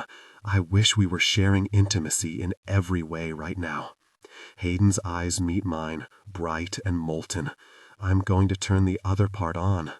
Oh, God, this is going to kill me. I just know it. He presses the other button, and a low, intense rumbling starts against my front wall. The pressure deep in my abdomen doubles, triples, expanding and crackling, making my legs tense and shake. I can barely stand the hot, sparking thrill building around the base of my spine. I'm so close, I moan. What do you need? Touch me, I gasp. Need your hands on me. He makes a low, pleased noise in his chest, and then his hand is on my thigh, sweeping over my skin in a possessive, greedy motion. He brushes up my hip, my stomach, over the fabric of my bra, before his fingers pinch the stiff, needy peak of my breast. I feel the tug between my legs like a cord, my toes curl. The hot, fascinated gleam in his eyes, the way his biceps tense and ripple, the low purr of his voice, all layer together to nudge me closer to the edge. Even the softness of the duvet beneath me is too much right now. Hayden looks down at me like this is the best moment of his life, like he can't believe this is happening, like he's going to remember every second of this. You gonna reach your peak on the toy I bought you, honey? There's no question who's in charge here, and I'm shocked at how much I like this. I nod. Good. The dominant, smug tone of his voice, coupled with the pleased look in his eyes, pushed me over the edge, and I reached my peak. My muscles clamped down on the toy, and he groaned. When I reached my hand out, he laced his fingers into mine, squeezing. Hayden. My voice is thin, and a shred of my consciousness notices how warm his hand is, how good it feels to hold it like this. Jesus, I love hearing you moan my name like that. I'm spinning out, holding his gaze like a lifeline, as my nerves fire and urgent, delicious pulses make me shake. And when the intensity finally begins to subside, he lowers the setting on the toy. A little longer, he urges, dropping the suction and vibration even more through the last spasms. As long as you can take it. I nod, clenching my eyes closed as he draws out the peak on the toy, and he makes a pleased noise. Good girl, he purrs, and warmth trickles through me. He turns the toy off and gently slides it out of me, and I sink into the duvet with a sated sigh. Worry clangs through me as Hayden moves off the bed to set the toy aside. But when he returns to the bed and lies down beside me, I relax. Come here. He gathers me against his chest, and I inhale a lungful of Hayden Owens' intoxicating, delicious scent. Nice work, he murmurs against my temple. I let out a light laugh. You did all the work. I think our friend, the pleasure toy, is the real MVP tonight. I grin into his firm chest and bite back the truth that I never would have reached such a peak if he weren't here, teasing me, watching me, making me feel so desired and desperate. I wouldn't want to do this with anyone but him. I can't imagine having this experience with some guy I've just met. I lean back to meet his eyes. Not weird, right? Something flashes across his expression that I can't read before he shakes his head. No, not weird, he says quietly. His hand smooths over my hair, and even though this isn't a romantic thing, and we're not like that, I lower my head to his chest, listening to his heartbeat. My gaze lands on his visible arousal, and my thoughts turn to intimate possibilities. What would it feel like to share that closeness, and would he make more of those pained groans? Would he watch and do that jaw-clinchy thing he does sometimes? I skim my fingers down his perfect chest and abs, and his breath catches. But the second I reach the waistband of his boxers, his hand wraps around my wrist, warm and firm. Not tonight. He brings my hand back up to his chest. Tonight was about you. He swallows, gaze lingering on mine. It feels like he's holding back from saying more. Instead, he pulls the duvet out so he can cover us with it, still holding me to his chest. Go to sleep, he whispers against my temple, and I close my eyes. His rejection stings, but it's for the best. If we have sex, I'll get attached. Falling for a player is a fantastic way to get my heart smashed into pieces, and the idea of messing things up with Hayden is too much of a nightmare to risk it. Hayden. After Darcy's breathing turns steady, I carefully move her off me and climb out of bed, heading to the ensuite in my room. I close the bathroom door behind me, overwhelmed by the lingering sensations of our intimacy, eyes falling shut as a groan threatened up my throat. My gosh, the memory of her. I'm so aroused it hurts. I can't think straight. I just keep thinking about the noises she made, the little pinch of agony between her eyebrows as she reached her peak, and how she moaned my name. Turning down her offer was the hardest thing I've ever done, but accepting it without telling her how I feel, how I've been feeling for a long time, doesn't feel right. Not weird, right? She asked. I huff, flattening my hands against the counter to catch my breath. That experience just changed my whole real life. But no, it wasn't weird. Just the opposite. It felt more right than anything. It felt like what we should have been doing for years. I lift my head, meeting my gaze in the mirror. I'm in it now, and there's no way I'm backing out. You are so fucked, I whisper to my reflection. After a quick shower, I head back to Darcy's room. She's still fast asleep, breathing softly, with her hair spilled all over the pillow. I should go back to my own bed, but instead, I climb in beside her. In her sleep, she sighs and curls against me, relaxing, and my heart gives a couple of heavy thuds. The wingman and student relationship between Darcy and me needs to change, but I'm terrified everything will go south. Hayden.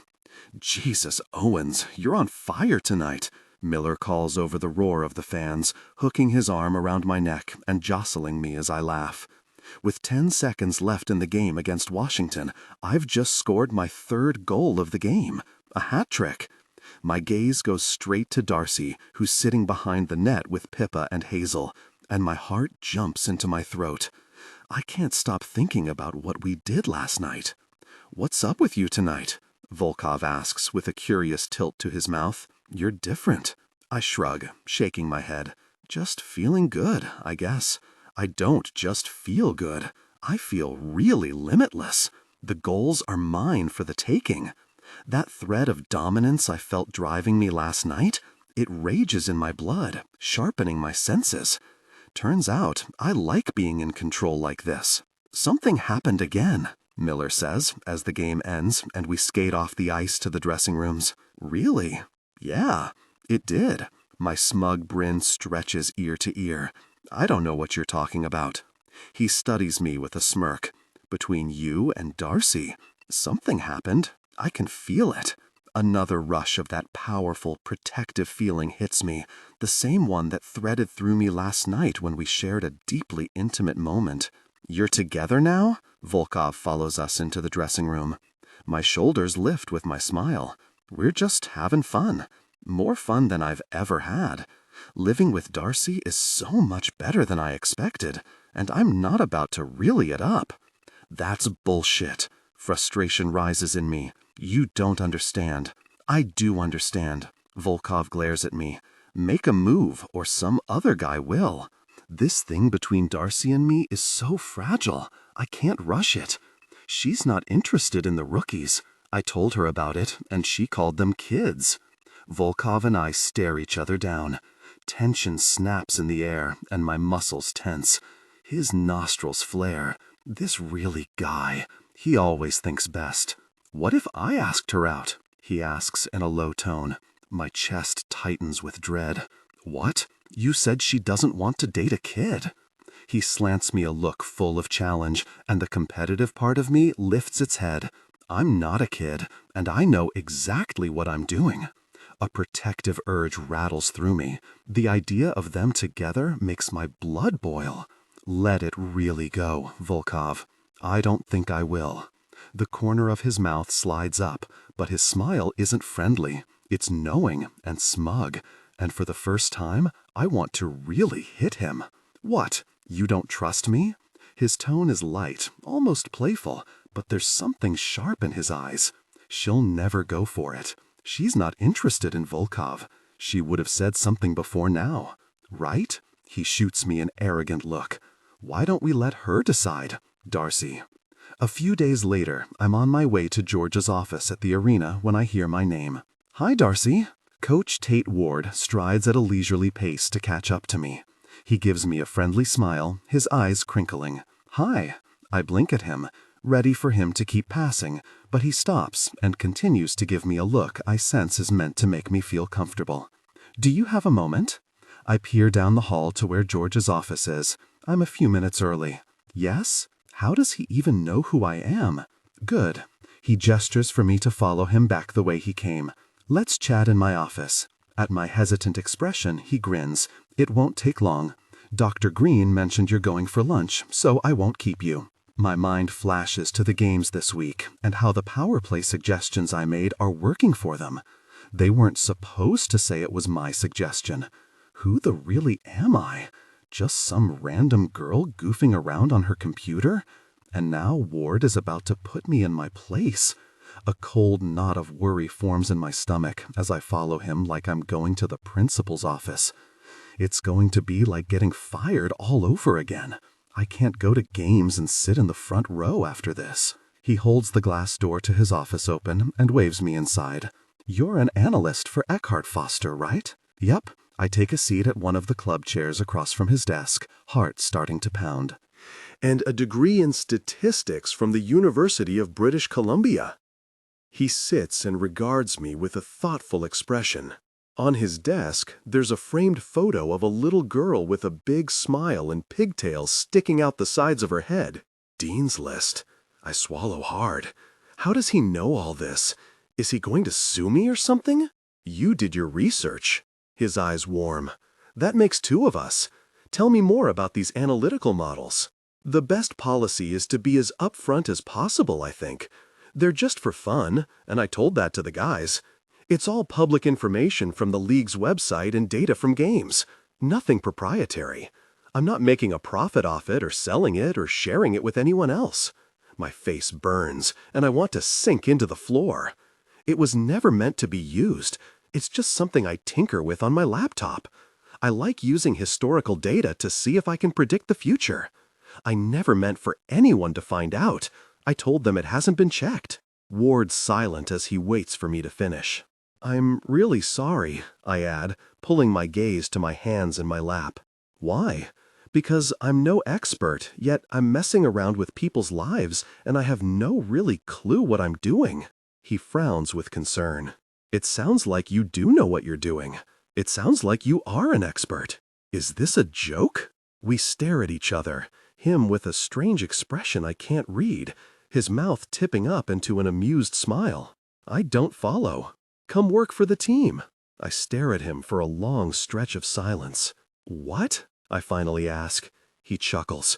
I would love for you to join the Vancouver Storm's analytics department. I blink again. Why? He smiles.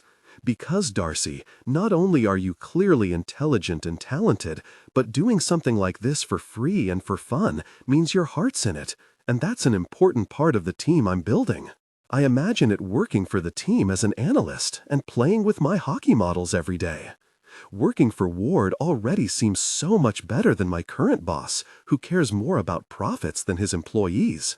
I see why Hayden and the guys like this man so much. And it would be fun, working with hockey stats all day, discovering new patterns in the data. Our analytics department consists of 3 retired hockey players, Ward continues. No one with your analytical experience. You'd be a huge asset to the team. His dark eyebrows go up. We could really use you. They're really eager to get you on board. I'd be the only stats analyst? Yep. He lists off a generous salary number, but I barely hear it. So everyone would rely on my numbers? Being the only analyst is the exact opposite of what I want. The pressure would be tenfold. He arches an eyebrow. The analytics department works as a team. But no one could check my numbers? The pressure drops onto my chest like a weight, and it's hard to take a full breath. Ward opens his mouth to say something, but I'm already on my feet. I already have a job. My shaky smile is polite but firm. But thank you, I really appreciate it. He studies me like I'm something curious before nodding once. All right, if you change your mind, you know where to find me. The door's always open. You bet, I tell him, knowing full well I won't be walking through that door again. Before heading out for lunch, Georgia and I stop by the rink where the guys are taking a break during practice. She talks with one of the players on the bench about something. Hayden chats with Alexei and Rory on the ice. When he spots me, he skates over wearing a tight smile. Memories of the other night with him and the toy wash over me, and goosebumps scatter down my arms. I've never reached such a peak. When I made a move to touch him after, he stopped me. Because we're not in a relationship. He was just helping me. Hey, he skates to a stop in front of me on the ice, eyes moving over me with curiosity. We haven't talked about what happened, but I'm trying to act normal to show him that I'm not getting clingy.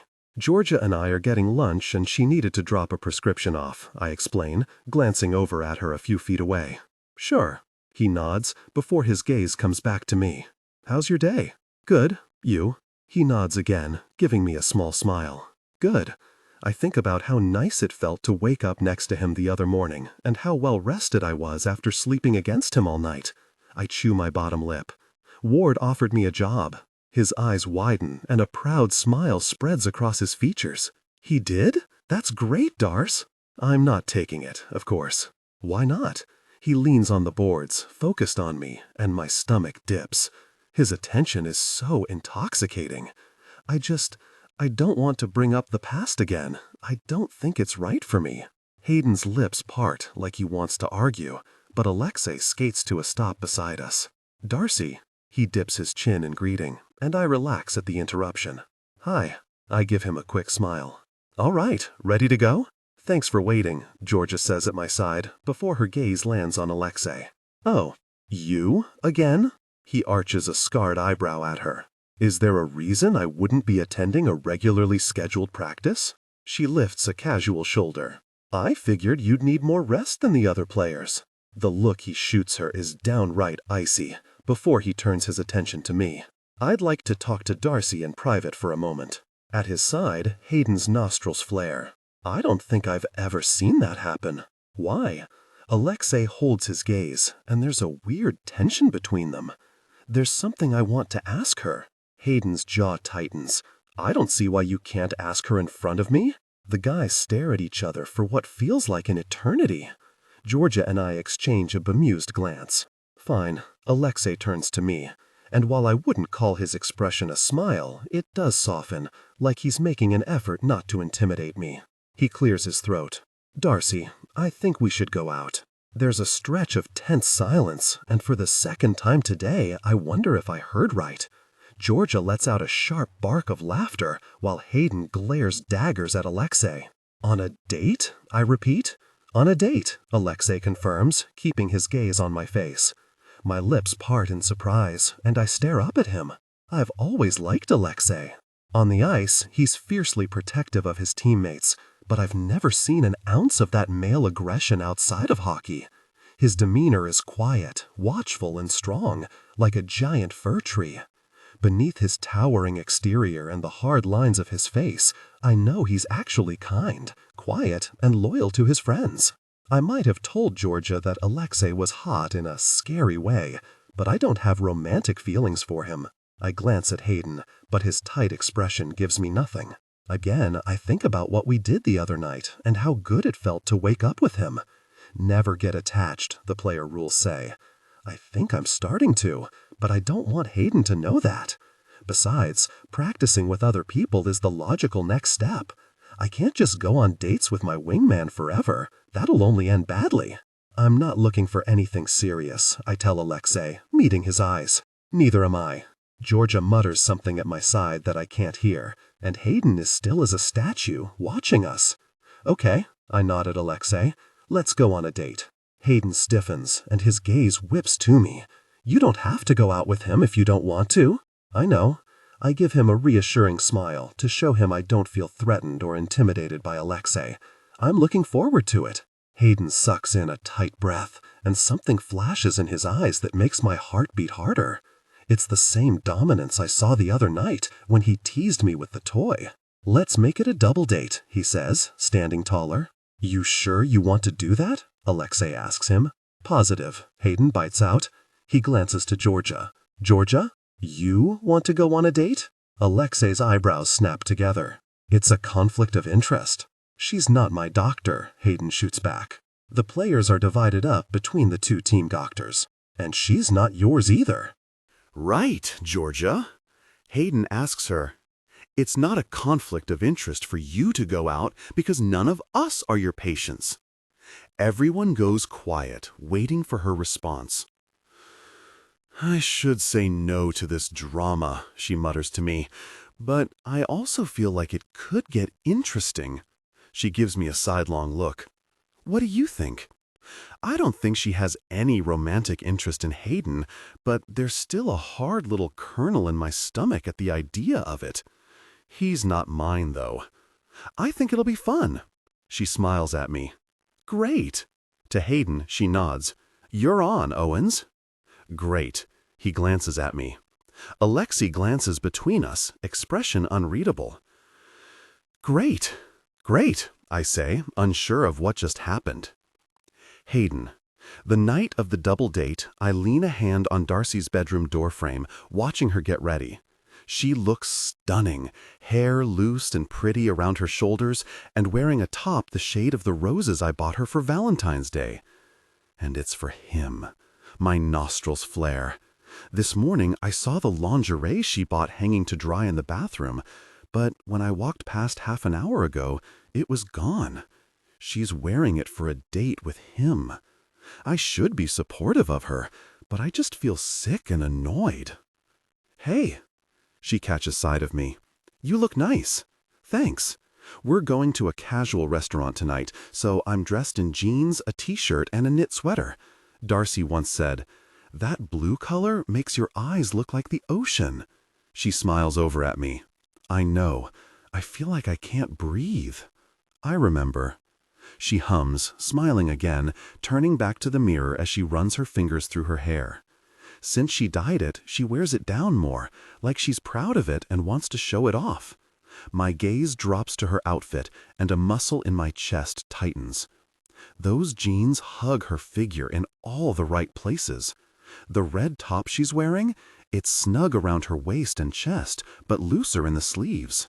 My hands would fit perfectly in the curve of her waist. I know what Volkov's doing. He asked her out to make me jealous. He doesn't have feelings for her. Any guy who sees her in this outfit, though, won't be able to keep his hands off her. And maybe tonight is the night he changes his mind. She does a double take at my expression. What? That's what you're wearing? Her smile drops and her gaze swings to the mirror, flashing with uncertainty, and I hate myself. My accusing tone makes me sound like a controlling jerk. No, really. Sorry. I rub the bridge of my nose. That came out wrong. It's just different from what you normally wear. I gesture at her top. Red, I add, because I'm a jerk who can't think of words. She arches an eyebrow at her reflection. Bad different? No, I rush out. You look beautiful. You always do. She smiles, and something sweet aches in my chest. There's a spark to Darcy these days, something bright blooming inside her. Our eyes meet, and there's so much I want to say. Don't dress up for him, dress up for me to start. Let's stay in so I can have you all to myself, maybe. Or even, it's torture teaching you how to date other guys. Her phone buzzes, and I look away, the unhappy feeling simmering in my gut. Volkov insisted on picking Darcy up here instead of meeting us at the restaurant. Hello? She answers, shooting me a smile. Hi, do you want us to come down? She listens a beat. Okay, see you in a minute. She buzzes him in and slips her phone into her back pocket before rifling through her makeup bag. Do you, I rake a hand through my hair, have any questions about tonight? Want any pointers? She shakes her head, applying a lipstick that matches her top. I zero in on the motion, fascinated as she drags the wand over her plump lips. No, I feel pretty comfortable around Alexei. I'm not worried. That tense, possessive energy weaves through me, and I fold my arms over my chest to hide my clenched fists. Comfortable. Great. All your lessons are really paying off. She slides a hesitant look at me. Are you okay? You've been weird all week. I swallow past the knots in my throat. All week I've been restless thinking about tonight, dreading it, flipping between making an excuse to bail so I don't have to watch her shine her sparkling light all over Volkov, and telling myself it'll be so much worse if I'm sitting at home, waiting. When I wasn't thinking about the date, I was thinking about how she reached her peak, how she looked at me the split second before, lips parted and eyes widening in surprise, like she couldn't believe it. How she squeezed my hand with hers, and it was a deeply connected experience. I'm fine. I force a reassuring smile. Haven't been sleeping well this week. Our eyes meet, and from the way her expression goes hazy, I wonder if she's thinking about the times we woke up together. I'm a light sleeper, but I slept like the dead with her head on my chest, my arms around her, and her scent in my nose. There's a knock on the front door. That'll be one of them. She breezes past me, and I catch her perfume, warm and sweet, before I follow her. Even before we reach the foyer, we hear them arguing. "I'm shocked you're able to stay up this late," I hear Georgia mutter through the door. "I'm shocked you didn't demand Owen send a Bentley to pick you up," Volkov counters, cool and disinterested. "Or have your chauffeur drop you off at the restaurant." Darcy opens the door to them, glaring at each other, Georgia somehow managing to stare down her nose at Volkov, even though he's a foot taller than her. They snap out of it, turning to us in unison. Georgia puts on an ear-to-ear smile, and Volkov's mouth curves in a polite greeting as he nods at Darcy. But they both radiate tension. Volkov's also holding a massive bouquet of flowers. "Hi," Darcy chirps, looking between them. "Everything okay?" "Everything's great." Georgia walks in, sending me a friendly wink, before her gaze sweeps around the apartment and she whistles. "Nice place." Volkov hands the flowers to Darcy. "These are for you." My stomach drops at her expression, so shocked and pleased. "For me?" His eyes flick to me, and there's that stupid, smug look on his stupid, real face again. "For you, Darcy." She stares at the bouquet. "They're lovely. Thank you." "They don't look fresh," I bite out, and then immediately regret it when Georgia covers her mouth with her hand and turns away. "You should, put them in water before they die." Shut up, I think to myself, but I can't. I just stare at Volkov and pull myself up to my full height while he arches an eyebrow at me. I'm being a jerk, but I don't care. Darcy gives me a strange look. "I think they look great." She takes the flowers from him and he follows her into the kitchen. When she can't reach the vase on the top shelf, I instinctively step forward, but really, Volkov is there, helping her pull it down. "What?" Georgia murmurs, grinning. "No flowers for me?" I give her an apologetic, embarrassed look. I've been so focused on Darcy going out with Volkov that I forgot I was also going on a date tonight. Sorry. She waves me off, smiling. "It's okay. We're friends, Owens. I'm just here for the entertainment." She smirks. "And you're buying dinner." Darcy sets the flowers on the kitchen table, admiring them. So pretty. I love getting flowers. I'm buying her flowers every day for the rest of eternity. "I saw them and thought of you," Volkov says to her. "They match your hair." "They do. Good eye." Darcy leans over to smell the pale purple flower closest to her. "Look at you." I glare at him, my shoulder muscles tightening. A real Casanova. Georgia snorts, and Darcy gives me a teasing smile. Maybe Alexei should give me dating lessons instead. Volkov makes an amused noise in his throat, and sharp jealousy stabs me in the gut. "They look like funeral flowers," I bite out, hating myself. I'm being a jerk, but I can't stop. This is all turning into a really mess. We leave the apartment, and I lock up as Darcy leads Volkov and Georgia to the elevator. "Nice," Georgia mounts behind their backs, giving me a sarcastic double thumbs up. "Very smooth." My nostrils flare, and I haul a deep breath in, just as the elevator door opens and Volkov puts a hand to Darcy's lower back. Another slice of jealous fury jolts through me. This is going to be a long, really night. "Darcy, you should wear red more," Alexei says halfway through dinner, and beside me, Hayden tenses. Tonight was a huge mistake. I should have checked with him before agreeing to go out with Alexei. He clearly doesn't want me dating another one of his friends in case it gets messy like it did with Kit. But also, this is my date, and he's the one who wanted to come along. Thanks. I tilt my chin at Georgia. Georgia knows all the good places to shop, and it's fun to wear something outside my comfort zone. The doctor is a pro at spending money.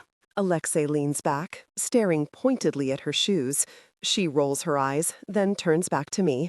Well, have to go again. I need a dress for Streicher and Pippa's wedding. Right. It's in a month, during the week between the season ending and the first round of playoffs. Hayden and I look at each other, and his expression softens. I give him a reassuring smile to show him I'm fine, that I'm looking forward to it. I love weddings. Georgia wears a wistful expression. I can't wait for theirs. I'll bet. Alexei sips his drink. A hockey player and a famous singer? It'll be like a rich guy meat market for you. You'll finally catch one of your own. Don't be ridiculous. I'll never get married. She sends him a knowing smirk, like she knows his secrets. Be nice to me, Russian, or I won't help you up when you throw your hip out on the dance floor. I'm not going. I don't do weddings. And you're the one who resigned from being my doctor. Unlike some doctors, I don't have a God complex. I know when my patient is a lost cause. Maybe you're not a very good doctor, because I feel stronger than ever. Her gaze hardens. Retire. No. Georgia's hand flinches on the table, like she's about to reach for her knife. The server comes by to clear plates, and the weird energy at the table dissolves. I glance at Hayden. His jaw is tight, his shoulders look tense, and his attention shifts between Alexei and me. Are you okay? I whisper. My gaze catches on the dark circles under his eyes, and there's a pang of sympathy in my chest. It's okay if you want to go home early. I'm not leaving. He glares at Alexei, who glazes on him with disdain. I'll make sure she gets home okay, he tells Hayden. Eventually. I'm your wingman, Hayden says, focus still on Alexei, and I'm not letting you out of my sight. Something plucks in my chest. He's using the same tone of voice he used the night I got. A little longer, he said, eyes on me during a moment of intense feeling. As long as you could endure. Darcy, Alexei interrupts, leaning in, studying me. You have something in your hair. I bring a hand to my hair and brush through it, but Alexei catches my wrist, gentle but firm. I'll get it, he says. Hayden sucks in a sharp breath. While Alexei picks out whatever's stuck in my hair, Hayden glares at him, knee bouncing and jaw tight. Huh. Alexei frowns. I thought I saw a piece of the flowers from earlier. You know, the ones I got you. Oh, I blink. Okay, I guess I was wrong. Alexei smiles at me. In an explosive flash, Hayden's on his feet, grabbing my hand. I open my mouth to ask what he's doing, but he's already pulling me to my feet. He whips out his wallet and drops a couple of bills on the table before hauling me out of Alexei's proximity. Alexei just smiles after us. Date's over, Hayden bites out. We're going home. Darcy. Outside, Hayden's still holding my hand as he opens the door of a waiting taxi and gestures for me to get in, wearing a thunderous expression. He rattles off our address to the driver while reaching across me to do my seatbelt up. I stare at him with my mouth hanging open. Are you going to explain? I ask, incredulous. When we get home, I make a noise of frustration. Hayden, when we get home. The drive home is short, thank goodness, and when we step into the elevator, tense energy radiates off him in waves. Rule number 7 of being a player, I add, don't date your wingman's friends. A tiny, hopeful, stupid little shard of me wants this to be because he's wildly jealous. But Hayden doesn't get jealous. I would have seen it by now. When we get home, he doesn't even look at me. I catch the sharp lines of his profile as he throws his coat over one of the kitchen chairs. I'm going to bed. Good night, he says in a low tone, kicking his shoes off and not even putting them away in the closet like he always does. Then he heads down the hallway to our bedrooms without another word. I stand in the foyer, still wearing my jacket and shoes, listening as his bedroom door closes. Oh, hell no! I shake my head to myself, frustration growing in the pit of my stomach. In seconds, I'm outside his door, rapping my knuckles against it. Hayden. No answer. I knock again. Hayden. Not now, Darce. Yes, now. Without thinking, I open his door. I'm coming in, I add when the door is already open. Hayden stands in only his tight boxer briefs, glaring at me. Even his dark mood can't detract from how gorgeous he looks, all powerful, toned muscle and golden blonde hair. God, he's so hot. Where are your clothes? I sound outraged, like I'm not the one who threw his door open. He puts his hands on his trim hips. I'm going to the gym. Now? He even has those V muscles pointing into the waistband of his boxers. I didn't notice those the other day because I was too busy having the most intense peak of my life. Yes, I thought you were going to bed. He exhales a rough noise, pacing across the room, agitated. I need to do something. Read a book, I suggest lightly. I hate fighting with him like this. It feels all wrong. Watch The Northern Sword. He shakes his head. I can't sit down right now. Rip into me then. I give him a pointed look. Maybe that'll help. I've clearly pissed you off. He folds his arms over his chest. What are you talking about? A humorless laugh of complete, really disbelief slips out of me. Hayden, look, I'm sorry I went out with Alexei. I've learned my lesson. But you acted like a complete jerk to both Georgia and Alexei all night. And then when I actually tried to practice these things you've been teaching me, you dragged me out of there like a teenager out past her bedtime. His throat works, and he gives me a pained expression. You agree to wingman me, but then act like a territorial jerk the whole night. This isn't how friends act. The thing that's been bothering me for months rises to the forefront of my mind. And you don't touch me anymore, I add quietly. His eyes burn me. What about the other night? My stomach dips. The toy, the way his touch created overwhelming tension and brought me to an intense peak. And how he laced his strong fingers through mine at the end. Not like the other night, or the other morning. I swallow. You don't hug me. You don't put your arm around me anymore. You don't, it sounds so stupid, you don't tickle me. And you move out of the way so I don't accidentally touch you. Silence falls heavy between us for a moment. Then he laughs, but it's not his typical light-hearted, happy Hayden laugh. It's bitter, frustrated, like it hurts him. I don't touch you anymore. He shakes his head to himself. Yeah, I don't touch you anymore, Darce. I can't. His eyes sharpen, pinning me, and he takes a step forward. Then another, until we're inches apart, and I can feel his warmth. You want to know why? So I can hear him say the hurtful words out loud? I know why. I turn away, but his fingers come to beneath my chin, tilting my face to his.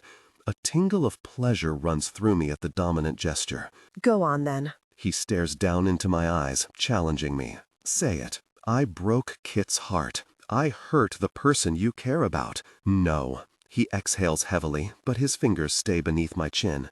You couldn't be more wrong, Darcy. I know you weren't happy with him. And after the things he did, how he proposed when he knew you didn't want it, I don't care that you broke his heart. His throat works as he drinks in the sight of me. You don't want me to get the wrong idea about you and me then. Wrong again. My heart pounds at the desperate, hungry look in his eyes. Why then? You should leave. He drops his gaze, but his focus stays on mine. Before I make a mistake, a thrill shoots through me. What kind of mistake?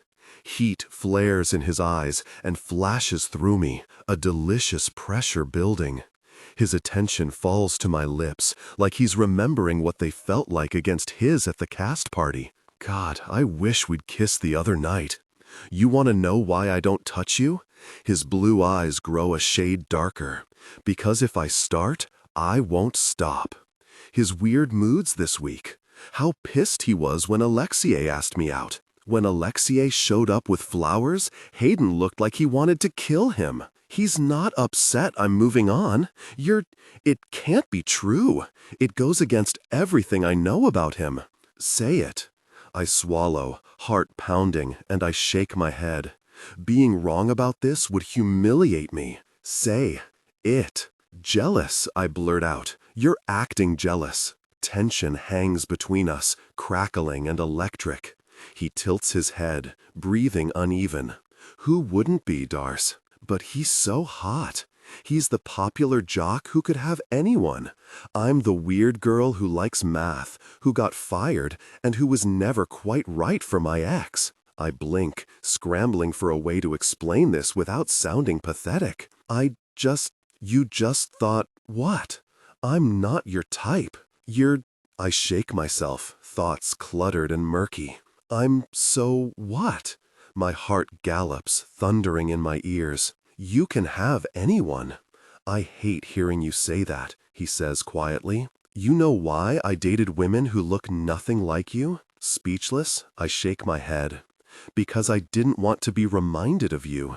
Because I was trying to convince myself I didn't have feelings for you. His Adam's apple slides up and down as he swallows, pupils blown wide. It never worked, though. My thoughts always wander back to you. My mind reels. I'm lightheaded, dizzy, my thoughts racing and pinwheeling, grasping for purchase. This makes no sense. This is a hallucination. I slipped and hit my head outside the restaurant, and at any second, I'll open my eyes to Hayden, Alexei, Georgia, and the paramedics bent over me as I lie on the sidewalk. You're my type, Hayden says like it hurts him. More than anyone. His head drops to my shoulder, and he takes a deep inhale, his fist coming to the wall beside my head on his shaky exhale. I want you, Darcy, he murmurs against my neck, and I shiver. I want you so bad I can't stay away. If you want things to stay the way they are, you need to leave my bedroom right now. I don't care that we're best friends. I don't care that this is going to massively complicate everything. I just need him to touch me, right now. Do something with this intense desire he's created. I need to see what it would be like with us, just once. I flatten a hand on Hayden's chest, feeling the gallop of his heartbeat. His eyes burn me, helpless but dark with lust. I don't want things to stay the way they are, I whisper, and his mouth crashes to mine. Darcy! Hayden claims my mouth with an urgency that scrambles all my thoughts. No more double dates, he says against my lips, and I nod. His fingers sink into my hair, and mine into his. All the frustration radiating off him is refocused into something sharper and hotter as he coaxes my lips open, deepening the kiss. He presses me against the wall. I think I moan. If this is a mistake, it's the best one I ever made. Gosh, yes, he groans, deepening the kiss.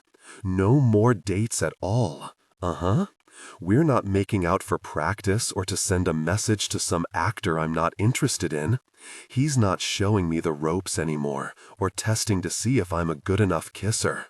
We're doing this because we want to, because we can't stand it anymore, because we need to see what happens next. I'm not sure what's happening, but I'm a willing participant, allowing Hayden to take what he wants, which is me, from the way his aroused form presses into my stomach. The realization thrills me, and a shiver runs down my back. Cold? He murmurs between kisses. I shake my head, and he catches my bottom lip between his teeth. Good.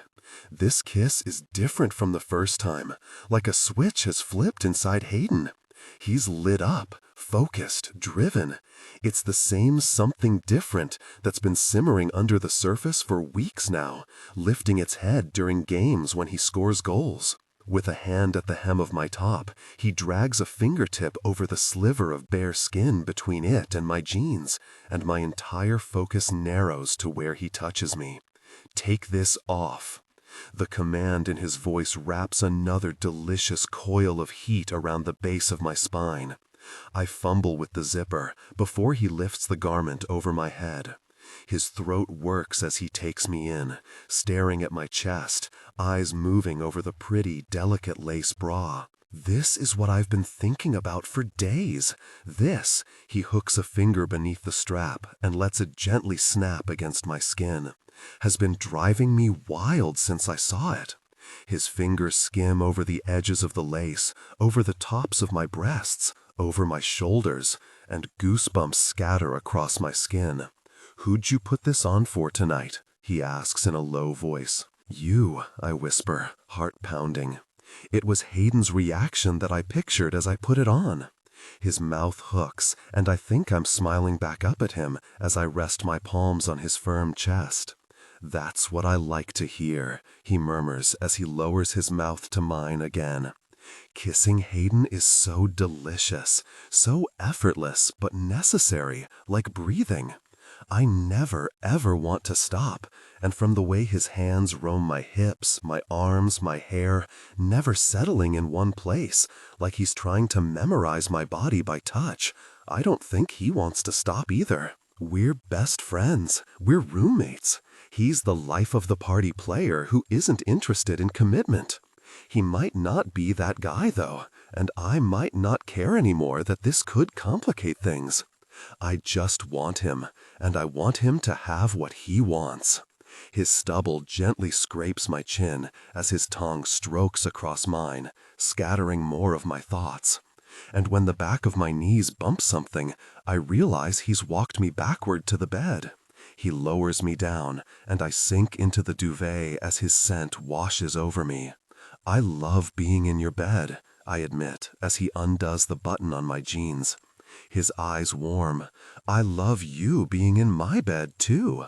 I lift my hips to let him pull my jeans off. His eyes drag over my underwear. It's a delicate wisp of lace, and from the way his eyes darken as he rakes a hand through his hair, exhaling heavily, Hayden likes them. We're buying you more of those, he says, staring daggers at them. He says we, like we're a couple. It should send darts of terror through me, but it doesn't. I like the idea of us buying lingerie together, of his eyes flashing with heat when he sees me in it. He climbs over me, resting on his elbows on either side of my head, gazing down at me with desire and affection before his mouth drops to mine. Our kiss is hot, fast, and desperate, all tongues and teeth and lips and gasps. We keep forgetting to breathe.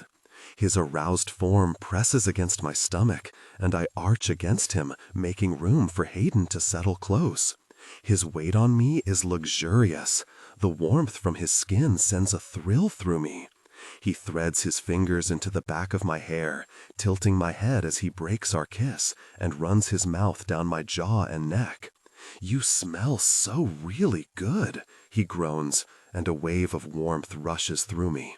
You always do, and you taste so very sweet.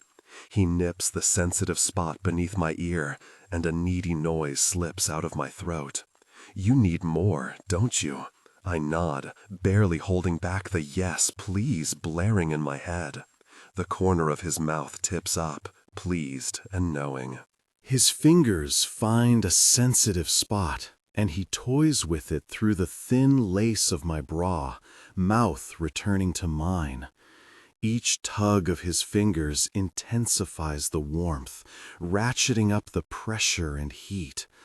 I sink further into the sensations of his tongue against mine. My hips tilt against him, seeking more. Finally, his hand trails down from my breast and touches my front. Pleasure sweeps through me at the contact, and we groan at the same time. You're so responsive.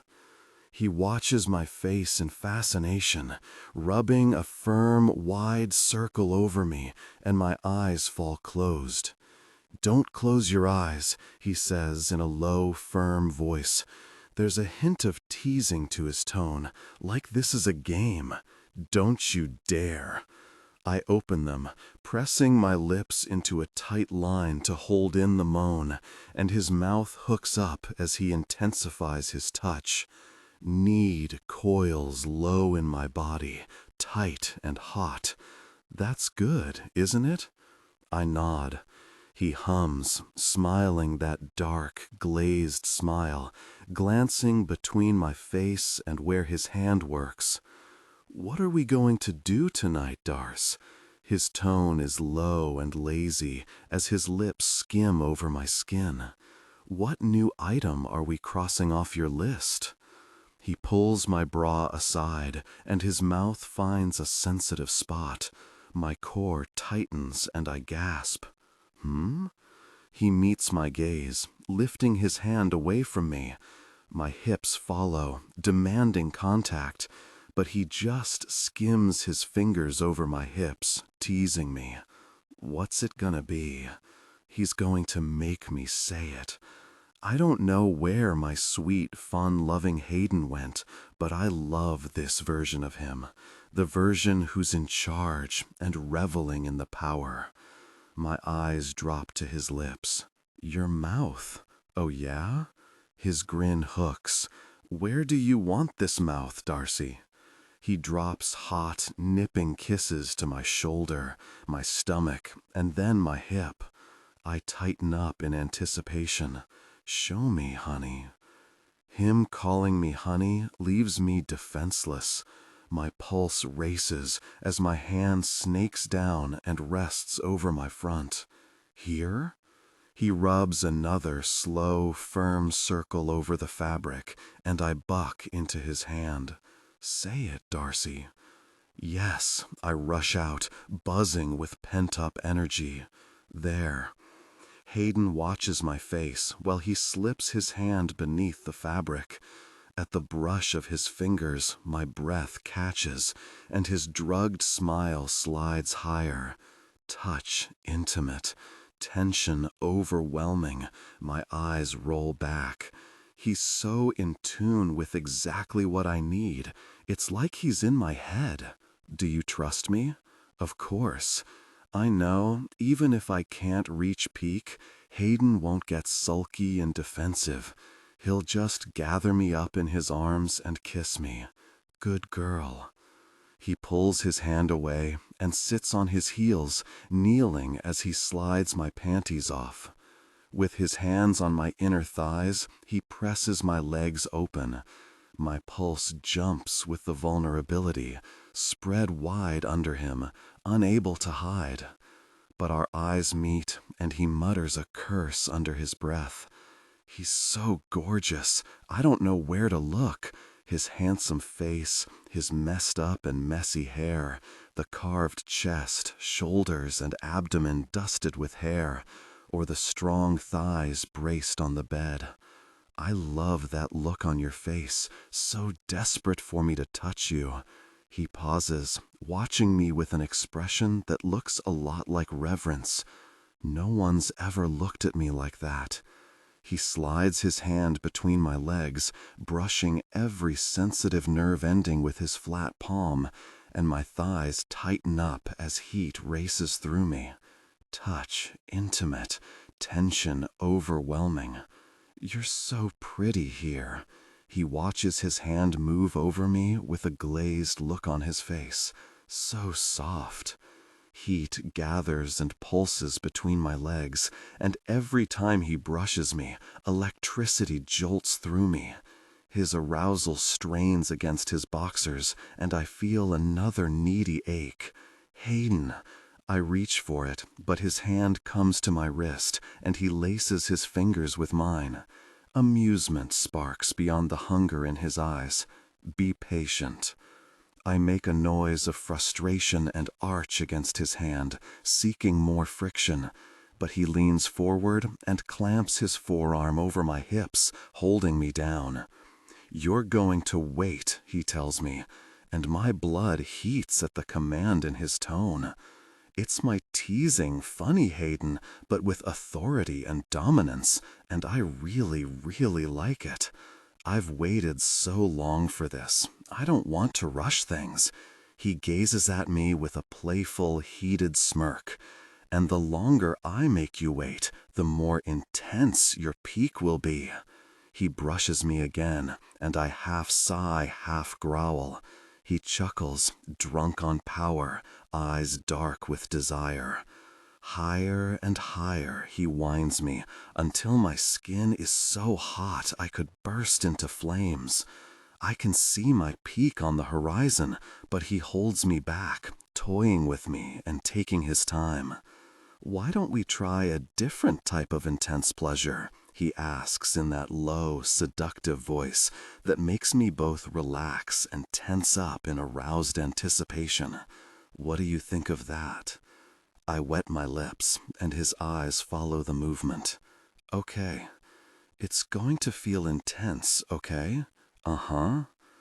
My breathing is uneven, and I'm so turned on I could burst into flames. With his focus fixed on my face, he touches me intimately. My eyes roll back in my head at the thought-scattering burn of pleasure. There. His low, rich voice makes me shiver. Right there. I nod, unable to form words. Hayden looks like a god, kneeling before me with that expression of power and control on his handsome face. My gaze trails over every ridge and muscle of his torso, shoulders and arms, focusing finally on his tense forearm as he continues his intimate touch. He adds a second finger, and the aching fullness makes me see stars. He crooks his fingers forward, rubbing me, and I cling to his gaze. The sounds of him touching me intimately drive me higher. I can't believe this is happening. I can't believe we're doing this. I can't believe how good it feels. The pleasure of his intimate touch is beyond anything I've experienced. My gaze rises to the ceiling, unfocused and heavy-lidded, as he reaches parts of me I didn't know existed. Hey, hey.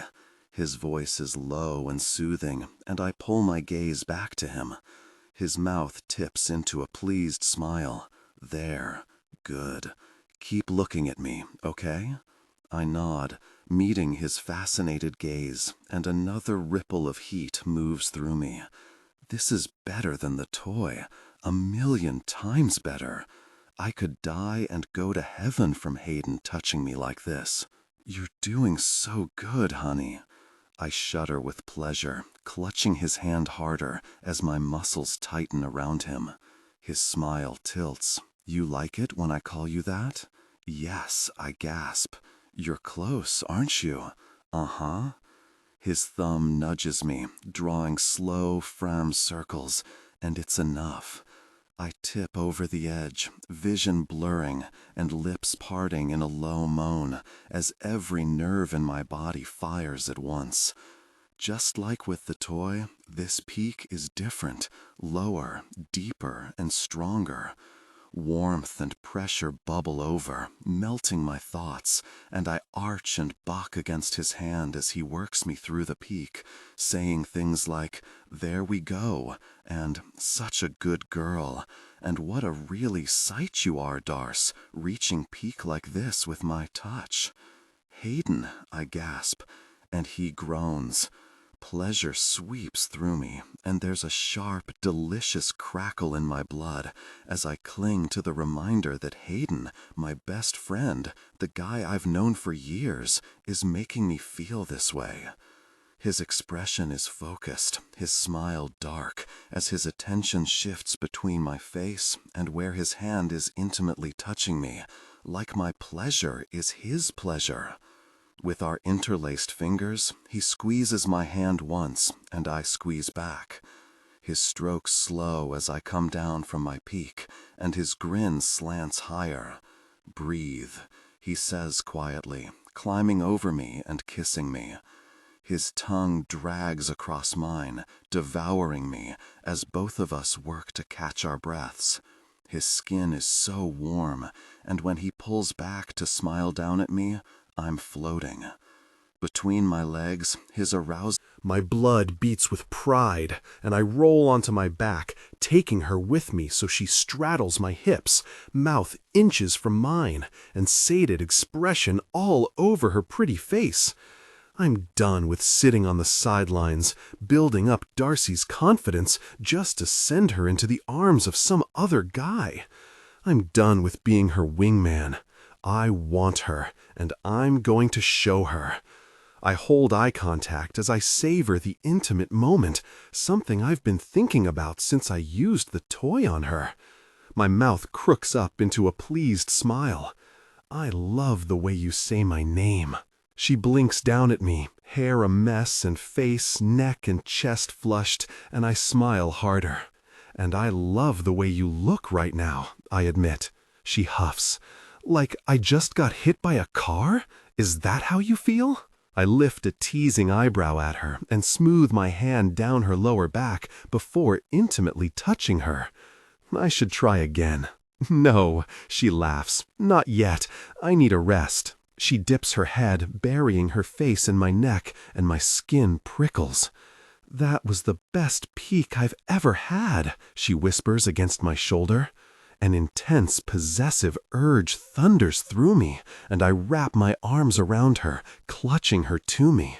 You know exactly what to say to make me feel like the real man. She chuckles, lifting her head to smile down at me. Gosh, she's really stunning. The color of her eyes, every eyelash, the slope of her nose, her Cupid's bow, and the swell of her lips. Every part of Darcy is perfection. Like nature gave her the best of everything, hands selected for her. You're an angel. I tuck her hair behind her ear. You know that. Her eyes warm with amusement, and those perfect lines of her mouth tip into a pretty smile. Sometimes, she says, before her hips tilt against my arousal. My body responds, tightening with need, and air hisses through my teeth. Really? My eyelids fall halfway closed.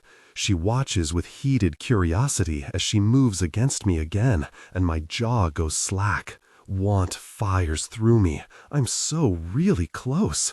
I'm seconds from reaching peak in my boxers. My fingers dig into her hips to stop her. Darcy, my turn, she whispers. Her eyelids droop, and she presses her lips in a tight line as she does it, a sweet little frown forming between her eyebrows. After so many years of forcing my feelings down, seeing Darcy enjoy moving against me has me hurtling to the edge fast. Her lips part, and her chest presses into mine as she drags herself up and down my aching length. We should stop before I lose control, but I can't. I'm too hooked on the way she's looking at me, like I'm hers. This is so good, she whispers, closing her eyes. Why did we wait so long? My body tightens, and my eyes go wide as I lose control. Gosh, Darcy, I choke out, clutching her, bucking against her. Fire races up my spine. I'm going to. She lowers her mouth to my ear and nips my earlobe, and I'm done. White heat roars through me, rushing through my blood and tightening in my groin. My peak hits, and I moan a helpless, hoarse, broken sound into her neck, teeth grazing her skin. I'm clutching her so tight to my chest she probably can't breathe, but I don't have a thought left in my head except for the overwhelming need to connect deeply and make her mine. I'm vaguely aware of her lips on my temple, but my full attention is on her moving intimately against me and the soft, encouraging noises she whispers in my ear. My peak subsides, and I lie there, staring into her eyes, air sawing in and out of my lungs. Gosh, really? Embarrassment hits me, and I make a face, groaning. What? Darcy laughs. I just reached peak in my boxers, like I'm 17 again. Way to show her I know what I'm doing. She snickers into my neck. It was hot. She trails her fingers through my hair and inhales, her nose buried in my neck. I'm going to be daydreaming about that tomorrow. I sink my hand into her hair and tilt her mouth to mine, coaxing her lips open. Our kiss is slow, deep, and intimate. How could I ever doubt that Darcy and I were perfect for each other? This is everything.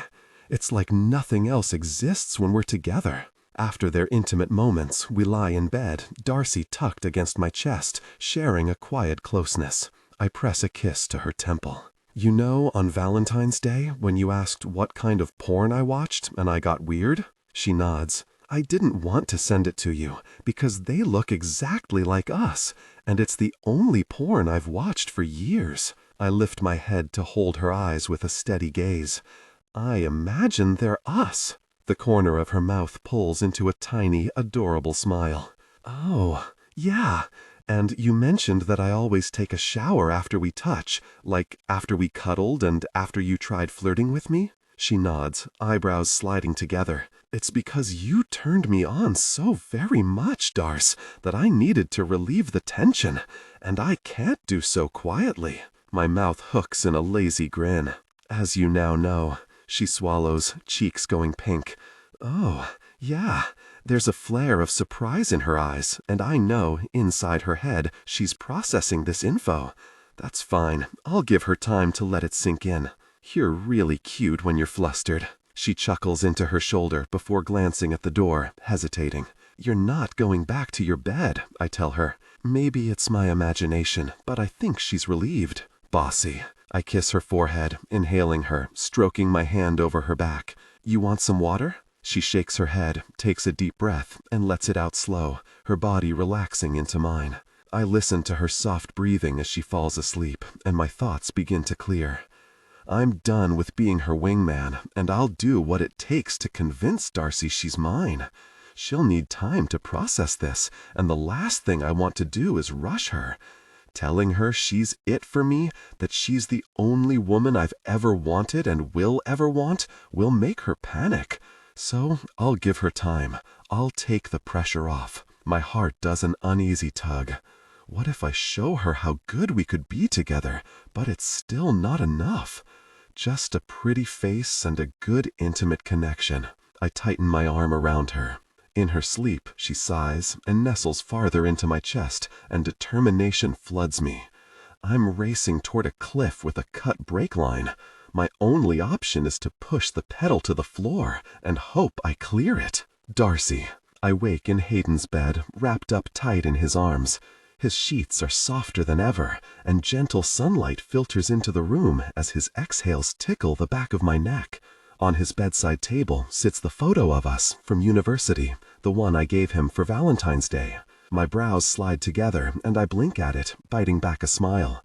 Was that there last night? He must notice the change in my breathing, because the arm he has strewn across my chest tightens, pulling me to him. Morning, he mumbles against me, low voice raspy with sleep. Good morning. I revel in the comfort of this moment for about 4 seconds before the questions start pinging around my brain. Was that the most intense, most vivid dream of my life? Or did I let my best friend and wingman give me the most profound pleasure of my life? Did he enjoy it as much as he seemed to? Is he freaking out? Am I? Does he regret what we did? Do I? I turn over so we're facing each other, and my heart skips a beat at the sleepy look on his handsome face. You've got bedhead. I reach to smooth it down, but the thick locks spring right back up, making me laugh. His smile is drowsy, happy, and adorably boyish. You want some breakfast? I shake my head. I could lie here forever with him. Last night replays in my head. Him hauling me out of the restaurant, him losing his patience and kissing me, the desperate, needy way he brought me to a peak of sensation, harder than ever, and all the things he said? The porn I thought looked like us? He thought that too. He watched it because he thought it looked like us. My skin tingles as I think back to every time we've touched or smiled at each other over the past 8 years, and now I'm looking at those interactions in new light. Are these feelings recent? They must be. I'd know if they weren't, right? What happened last night? I whisper, and worry begins to thread through me. We've stepped so far over the line of friends, it's not even funny. But where we landed, I'm not sure. He studies me for a beat. I think we did something we've wanted to do for a long time. His mouth crooks. Tell me I'm wrong. You're not. My pulse picks up. I say we're just friends and that he's just my wingman, but over the past few months, it's become increasingly difficult to believe it. He's a player, though. Hayden Owens moves from woman to woman. He said it himself. He doesn't do commitment. It's easier that way. He could change his mind. I could change my mind. I thought I loved Kit, and I was so wrong. What if Hayden and I get involved, and I turn out to be wrong again? He's my best friend, and if we broke each other's hearts, there'd be no coming back from that. Our friendship would be over, And the idea of Hayden not being in my life makes me feel like crying. I swallow past the rock in my throat, and he brushes his thumb over the crease between my eyebrows. "What's going on in there?" he asks quietly. "Just thinking." He gives me a slight shake of his head, looking concerned. "Don't do that." I break into a grin, but the hesitation remains. I don't want to mess things up with you and me. It's so strange, lying on the pillow, talking quietly as the sun streams in. Strange and yet completely normal and natural. There are a lot of reasons we shouldn't do this. He pauses, wearing his own thoughtful frown. Let's see where it goes. I know where it'll go. Either he'll get bored in a relationship, or I'll realize that I'm exactly where I was a year ago, trapped. Hayden's so different from Kit, but maybe it's not the guy I'm with who's the problem. Maybe it's me. Maybe I dissolve into the life of whoever I'm dating. The thought of falling in love with Hayden but losing myself again sends terror through me. I've only started finding myself. I'm not ready to sink into someone else's life again and lose everything I've discovered about who I am. You need a plan, don't you? His mouth crooks, and his eyes turn warm with affection. I huff an amused breath, because he knows me so well. I hate the cliffhanger of uncertainty. Yes, a plan would be nice. All right, Jamie and Pippa's wedding. We wait until then to make a decision. We'll go together. We were both already planning to go to the wedding, but the idea of going together as dates makes my heart skip a beat. I think back to Pippa's words months ago. I assumed you'd go together. And until then? He brings my hand to his mouth and presses a series of soft, lingering kisses over my open palm. The brush of his stubble makes my breath catch. Until then, I keep giving you lessons. I show you everything you want to experience. He swallows. We don't have to commit to anything. We can just have fun, like you wanted. I should feel relieved that he's taking the pressure off like this, but instead, something catches and snags behind my ribs. Hayden Owens never settles down. Of course, I'm a novelty to him, but that'll wear off. That stuff he said last night about dating women who didn't look like me, I'm sure that's true, but it won't change who he is at his core.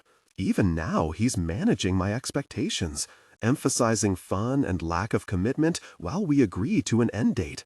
His eyes hold mine. Just me, though. No one else. I don't want to share you.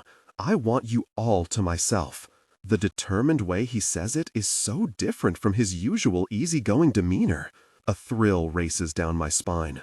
I wonder what it would be like to be completely owned and cherished by Hayden Owens. He pulls me closer. My legs fall to either side of his body, and he grins up at me, eyes sparkling with interest and mischief. What do you say, Darce? The corner of his lips slides up into a flirty smile. You want to have some fun? Learning to be a player has been about taking what I want. So what do I want? I want this. He's so tempting I can hardly stand it.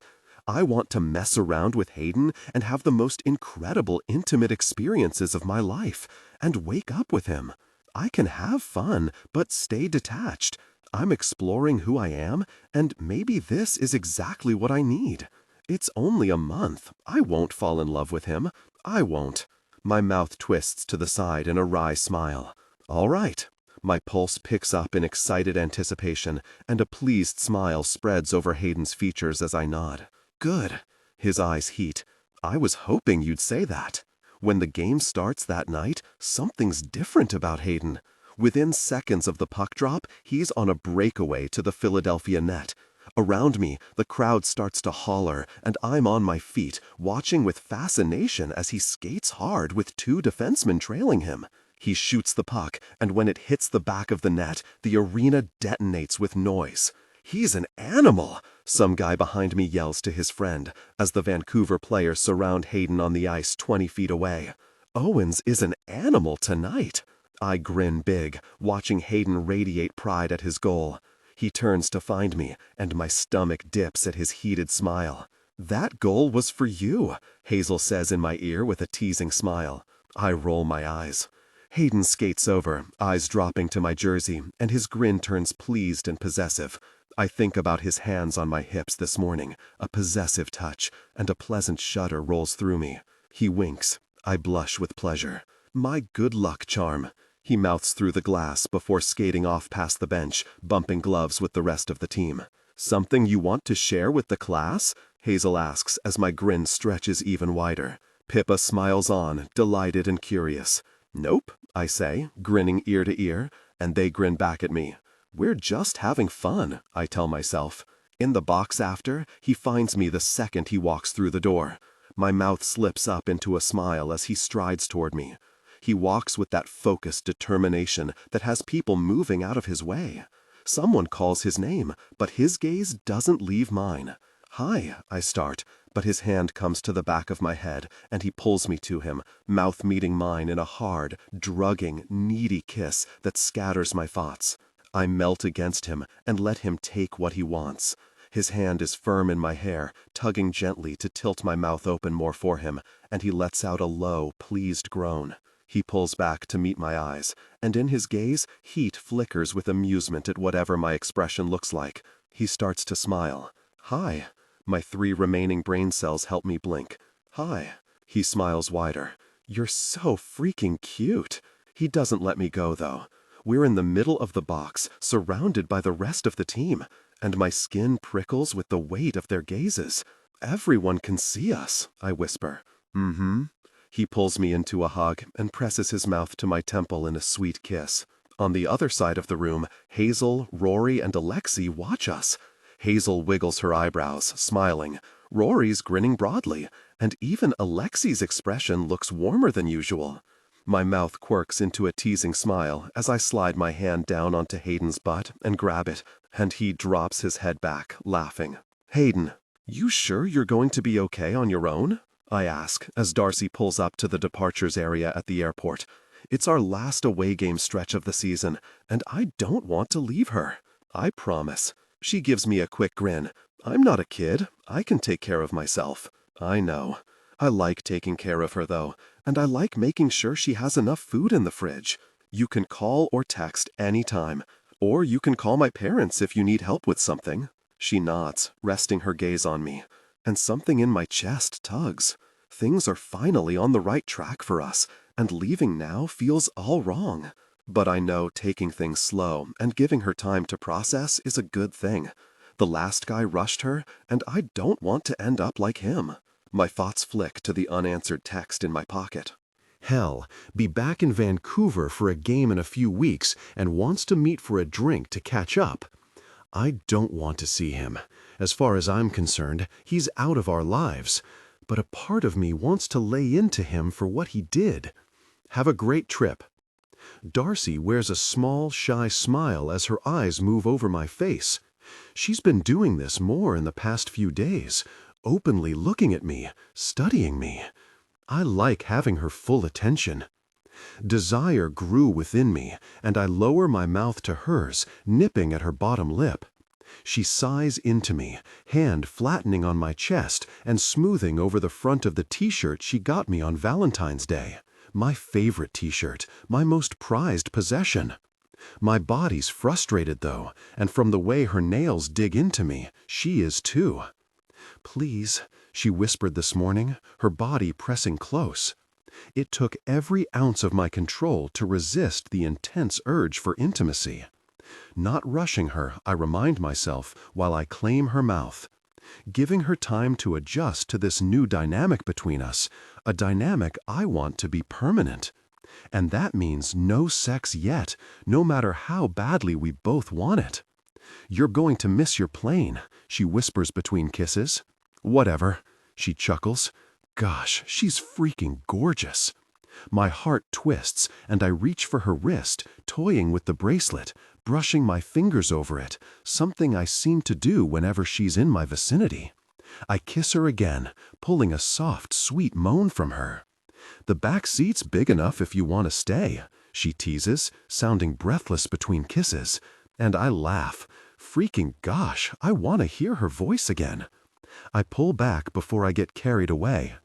I'm going to miss you, I admit, meeting her gaze. I've never said that to a woman before. It should make me uncomfortable, but it doesn't. I'm going to miss you, too.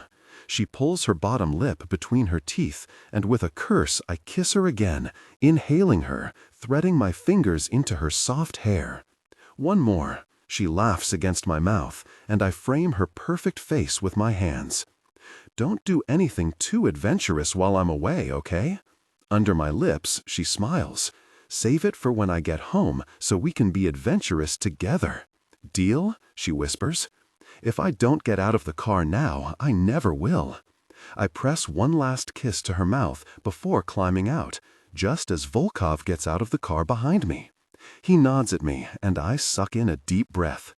We haven't talked since the double date last week. He leans down to look in the car window and waves at Darcy. She rolls down the window and waves back. Hi, Alexei. Hi. He glances between us before raising an eyebrow at Darcy. Want to go out again? She laughs, but jealousy roars through me, and my jaw clenches. I know he's freaking with me. Darcy knows he's freaking with me, but still. When it comes to Darcy and dating other guys, I can't think straight. No, I snap, and the corner of Volkov's mouth twitches. She's busy. I lean down to meet her gaze, and my expression relaxes. Bye, thanks for the ride. She grins. Bye. Volkov and I watch her drive away. I'm already looking forward to coming home to her. You're welcome, Volkov says with a sidelong look as we head inside the airport. My teeth grit. For what? A push in the right direction. Really? He laughs. The jerk actually freaking laughs. I stare at him in shock. I don't think I've ever seen him laugh. We flash our IDs at the entrance to the security area, and the guy waves us in. You know I'm right. He hoists his bag onto the conveyor to be scanned before his expression turns more serious. It's good to see you happy. I'm always happy. Not like this. My heart does a few hard thumps because he's right. I've spent years telling myself I'm the type of guy women have fun with but don't settle down with. Darcy makes me feel like more, though, and maybe I am. Volkov and I settle into our seats, and a few minutes later, Miller steps onto the plane, finds me, and lets out a crow of victory. There's my guy. He shakes my shoulders with a big, gosh-eating grin all over his face. Mr. Darcy Andersen, as I live and breathe. I shove him off, but I'm laughing, smug pride expanding through my chest. He kneels on the seat in front of us, facing backward. So, what's the deal? Are you two together now? I shrug, trying not to smile too hard. We're just seeing how things go. I almost laugh at how insincere the words feel. Of course we're together. I'm not letting her go. In the aisle, as Stracher lifts his bag into the overhead bin, he gives me a "Are you freaking kidding me?" look, and I put my hands up. I don't want to rush her. I glance out the window, thinking about the flower deliveries I have booked for every day while I'm out of town. A pleased grin pulls up on my mouth. We're just having fun. Volkov and Miller exchange a look, and Miller's eyes glitter. I'll watch for the save the date, Miller says before turning around and taking a seat. I grin out the window, imagining it, before I find a picture of Darcy and me from the cast party and set it to my phone background. When the game packets are passed out, I open mine to an instant photo of that stupid gnome in my hot tub wearing Darcy's sunglasses. Thinking of you, XO Daniel, is written in her writing. Volkov eyes the photo. You two are weird. My face hurts. I smile so hard. I know. I wouldn't have it any other way. Darcy. I'm doing something I absolutely should not be doing, watching game tape and gathering data, when the buzzer for the front door rings on my phone. A smile spreads over my face, and warm, elated feelings spin in my chest, because I think I know what this is. Hello? Got a delivery for Darcy Andersen. Knew it. Come on up.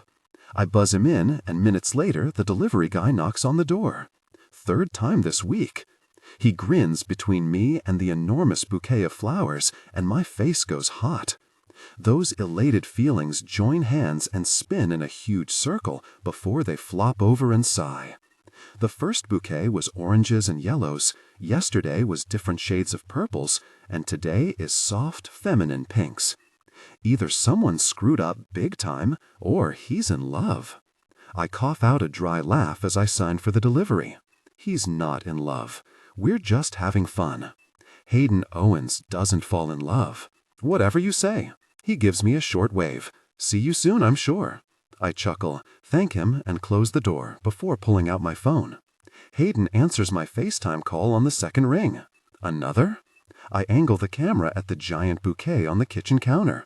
What are you up to? What do you mean? He grins, lying on his bed, leaning against the headboard in the hotel room. My fingers trail over one of the delicate petals of a pretty pink rose. You're spoiling me. And? I blow out a breath, still smiling like a doofus. Hayden sent me a bouquet every day since he left for away games. I can buy my own flowers, but I don't. And I have to admit, being gifted them is different, sweeter, and more meaningful. And it's too much. Are you uncomfortable with me sending you flowers? His low voice makes the back of my neck prickle. No, I admit. Are you having second thoughts about what we talked about? My heart lodges in my throat. No, definitely not. Good. His eyes turn soft. Me neither. My stomach flutters. I miss him like crazy and can't wait for him to come home so we can share a passionate reunion, eyes darkened with desire. Flowers feel serious, though. Flowers feel like a relationship. I don't want to get my heart smashed just when I'm starting to feel like myself again. We said we were just going to have fun, I tell him quietly. Buying you flowers is fun. I like spending money on you, Darce. Is that a problem? At the tone of his voice, commanding yet teasing, I bite down on a smile. No, good. What are you doing tonight? My attention darts to my laptop screen. I'm not taking the job with Ward, and I should leave the analytics to the professionals. Darce, Hayden drawls, seeing the guilt all over my expression. What kind of trouble are you getting into? I huff a laugh. Nothing. I suck in a deep breath. Okay, I was watching the game from the other night? You were? I give him a strange look. Of course I was. And I wore your jersey during it. Obviously. His eyes gleam with pride. I didn't know that. Why are you surprised? I love watching you play. Anyway, the game the other night. Ward keeps pairing Alexei with new defensemen, and it isn't working. I have that feeling again, the one that led me to checking the numbers for the Storm's array of power play and penalty kill configurations. There's this guy who plays college hockey, Luca Walker. My pulse picks up. I think he'd play well with Alexei. Hayden's eyebrows go up. Oh, yeah? He played one game in the NHL last year, and it didn't go well. But I think it was just a one-off. I shake my head, frowning. It was just one game, and there are a lot of reasons why a guy doesn't play well. He's young, but he has a lot of similar characteristics to you. Luca Walker is kinda sloppy, but there's talent there. Ward has a lot of experienced guys on the team, but if I look at how teams play over, say, 5 years, they have more younger players that they're always developing. There are only a few young guys on the team right now. A lot of the players are 25 or older. You think the Storm should draft this guy? It's worth a try to see if Alexei plays well with him. The league's trade deadline is approaching quickly, and after that, the teams are set for the rest of the season and playoffs. The Storm are likely in the playoffs this year, but there's no guarantee. If I'm right, a change like this could make a difference. You should say something to Ward. He arches an eyebrow. You should. My thoughts go to the job offer in my email from yesterday morning. In case you change your mind, Ward wrote. Fear holds me back, and I hate myself for that. I'm terrified that my data won't hold up, and it'll lead to the Storm getting knocked out of the running for the playoffs. Careers are at stake. Someone could get hurt. The team wants to win the playoffs so badly, and I'd never forgive myself if I messed that up for them. Hayden is a whole new element to why I can't take this job. I'd be working closely with him. I'd probably be traveling with the team. This thing, whatever we're doing with his sweet kisses on my neck and sleeping in the same bed every night, has an expiration date. And then I get to watch as he moves on to other girls, showering them with his teasing smiles and pulling them into his lap. I can't watch that. I can't take the job. I meet Hayden's curious gaze and shake my head with a small smile. He's gonna know who it's coming from, He says. Tell him you were contacted by a fortune teller. He still grins, shaking his head. Fine, I'll say something, but I'm sure it'll be as subtle as a bag of rocks. His gaze rests on me for a long moment. What if you took the job, Dars? His eyes spark. It would be kind of fun, wouldn't it, working together? Ward always brings an analyst or two on the road. We could have sleepovers. Against my will, I grin, picturing it. Watching movies on the plane together, sneaking into each other's rooms late at night, tangling the sheets up and falling asleep together, exhausted. It would be nice to love my job again and to use my skills for something cool instead of wasting them on something I don't care about. Alexi's going to retire within a few years, whether he wants to or not. What if I'm the reason he never gets to the last round of playoffs? I'm scared, I don't say. He studies me with a serious expression. But what if you are the reason the team gets to the playoffs? What if you can help us? The risk is shared, Darce. No one's going to point fingers at you for a play we executed. There are lots of reasons plays don't work. The team's future doesn't ride on your shoulders. His mouth tips. Besides, you know what you're doing. That mistake you made? That was years ago. I hum, nodding and glancing away. It feels like it happened yesterday. I wish that mess never happened to you, he mutters, sighing.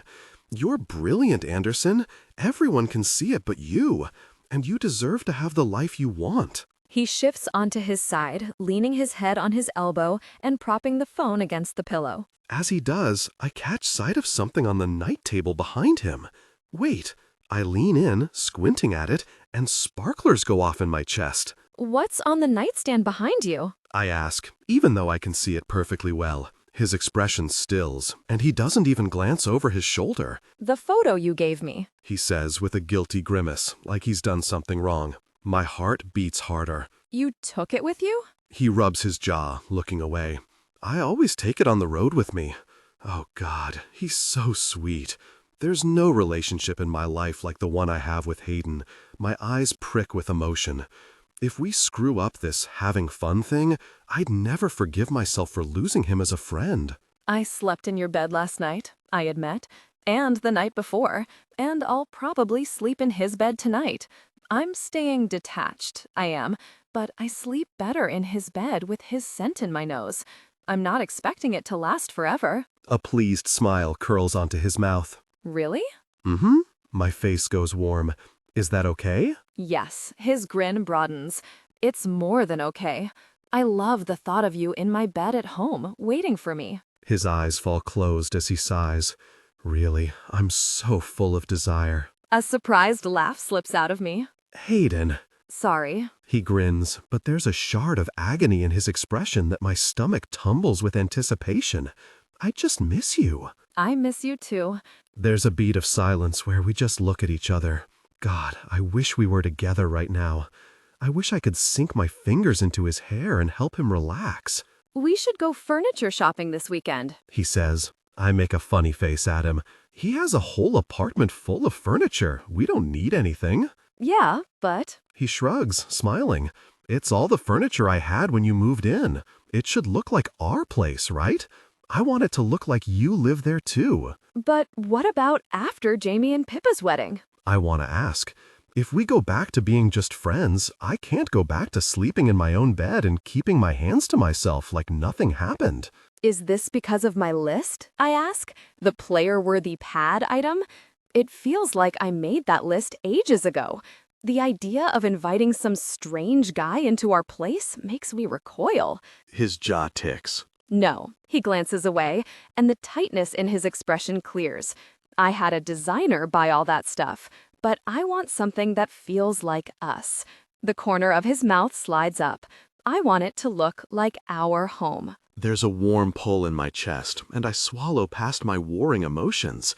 This feels suspiciously like a girlfriend kind of thing to pick out new furniture with him. I should be setting better boundaries, But when I picture it, I love the idea of a home that Hayden and I personalize together. I want that too. For a long moment, we just smile at each other. You get home on Thursday night? He nods, gaze resting on me while he wears a small smile. I'll pick you up from the airport. You don't have to. I can get a ride. I want to. Another girlfriend thing I shouldn't be doing. Something occurs to me, and I clap my hand to my forehead. Wait, I can't. I have that Women in STEM event on Thursday night, the roller disco fundraiser. I sink in disappointment. Hayden does so much for me, and dropping him off at the airport earlier in the week made him so happy. Don't worry about it. He waves me off. This is the 70s thing? I nod. We're fundraising for the tuition fund to send low-income girls to university.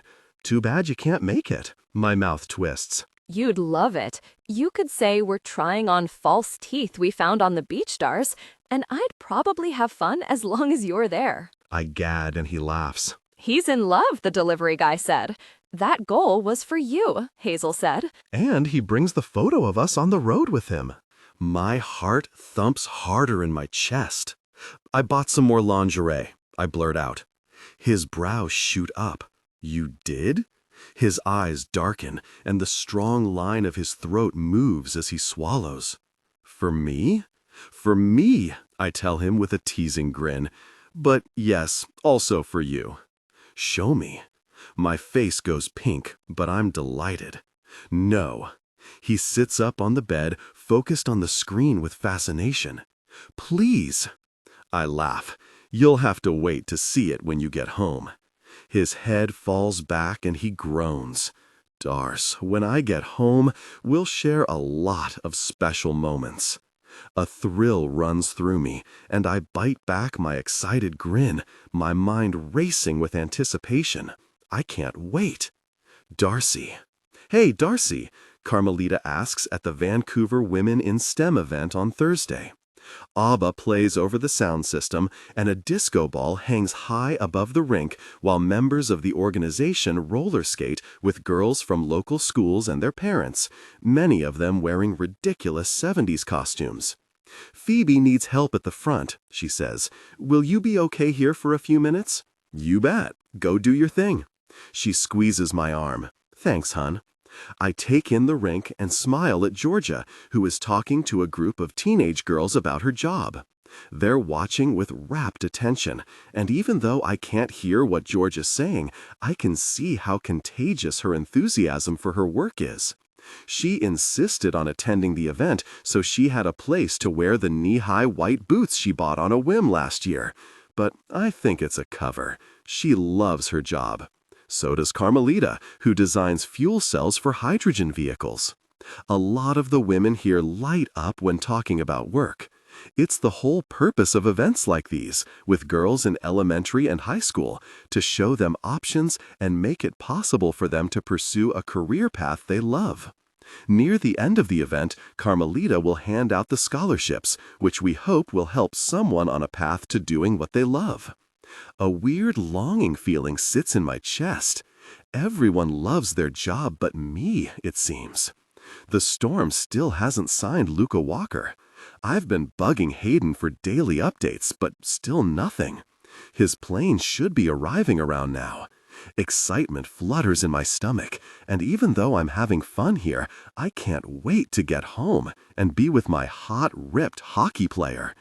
I mean, not my hockey player, just temporarily mine, I guess. A box arrived yesterday, a mint green lingerie set, so delicate, soft, and beautifully made. Love, Hayden, the card said, which I propped up on his bedside table and smiled at as I fell asleep. I'm wearing the lingerie now. I glance at the time again. Hopefully his flight's on time and I can see him before I fall asleep. Who am I kidding?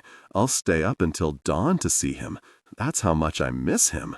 Hey, a familiar deep voice says behind me.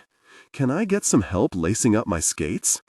A series of sparks and pops go off throughout my body, and I wrench around, nearly falling over at the sight of Hayden Owens in a hideous silk floral shirt, bell-bottoms, and oversized orange sunglasses.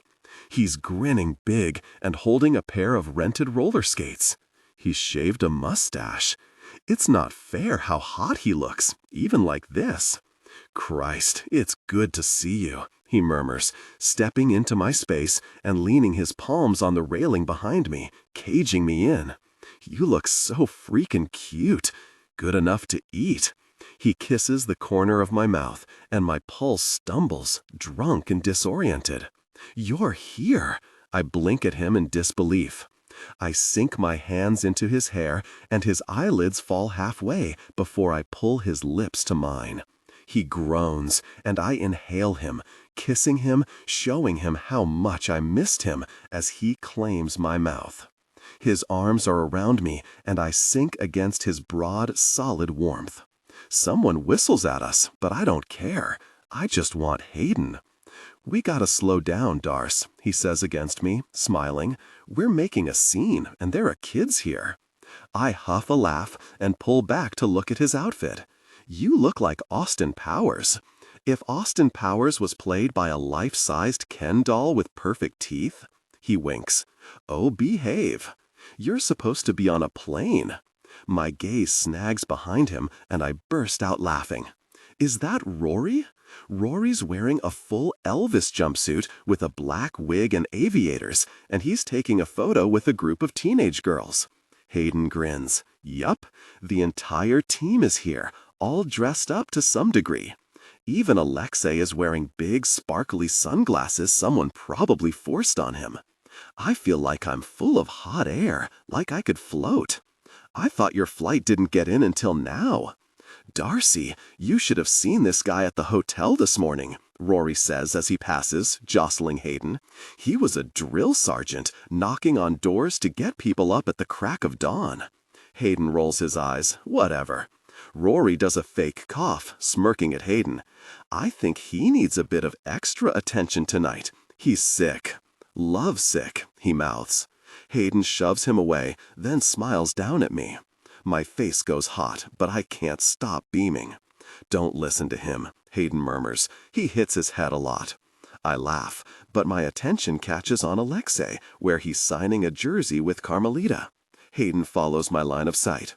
We brought merch for you to auction off. Carmelita, Rory calls to her, holding up his phone. Can you send me the link for the donations? I want to post to my social media. Hayden wraps his arms around me, and I catch his scent. Warm, spicy, and clean. So familiar it makes my heart ache. Can I steal you away for a bit? It looks like everyone has everything handled, so I nod and take Hayden's outstretched hand. He leads me over to a bench. I'll do it, he says firmly when I reach for my skates. Then he kneels in front of me. He shoots me a quick wink as he tightens the laces. On the roller rink, we skate big loops, listening to ridiculous disco music and exchanging private smiles. I'm wobbly on my skates, but he holds my hand. I know if I were to swerve or stumble, he'd be right there to catch me. A song he loves comes on, and he lights up, dancing while we skate and spreading his joyful, silly energy around the rink. Soon, everyone is dancing and goofing around, and I'm laughing at Hayden's hilarious disco dance moves. He does an energetic dance move, and I give him a teasing look. Be careful, I say, giving him a teasing look. I know how you are. Andersen. He looks scandalized. This is a family event. So I probably shouldn't do this, right? I nudge the collar of my dress aside an inch, and Hayden's gaze lands on the delicate mint green strap of the bra he sent me. His eyes flash with desire before he makes a playful face and groans. I dissolve into laughter. I'm so happy you're here, I admit. His eyes warm with affection. Me too. He presses a kiss, then takes my hand and spins me. Kit never came to events like these. If he wasn't playing hockey, he was resting or golfing. Everything revolved around him. Hayden's so different. I don't know why it took moving in with him and doing whatever we're doing to see it. I have more fun with him than anyone. In hindsight, I realized I looked forward to hanging out with him on our trips to Vancouver more than a woman in a relationship with someone else should. If I let myself, I could fall harder for Hayden than anyone. Roller skating with him and talking on the phone before bed and talking about stats with him, it all feels so right. When Jamie and Pippa's wedding is over and whatever Hayden and I are doing is done, I'm going to try to remember this feeling. This is what I missed out on for years with the wrong guy. Darcy, God, I really missed you. Hayden pins me against the wall in the elevator, sucking on my neck. I thought about you constantly. He stills and drops his head to my shoulder with a soft groan. I just laugh. The elevator doors open, and with a grin, he leans down and flips me over his shoulder. Marry that man, Carmelita hissed at me after Hayden privately donated $100,000 to the Women in STEM Scholarship Fund. This is unnecessary. I laugh, upside down, as he carries me to the front door and unlocks it. Anyone could see. Let them see. Inside, he kicks his shoes off while holding me steady. They'll know we're spending the night together. In his room, he gently sets me on my feet. In the next instant, his mouth is back on mine.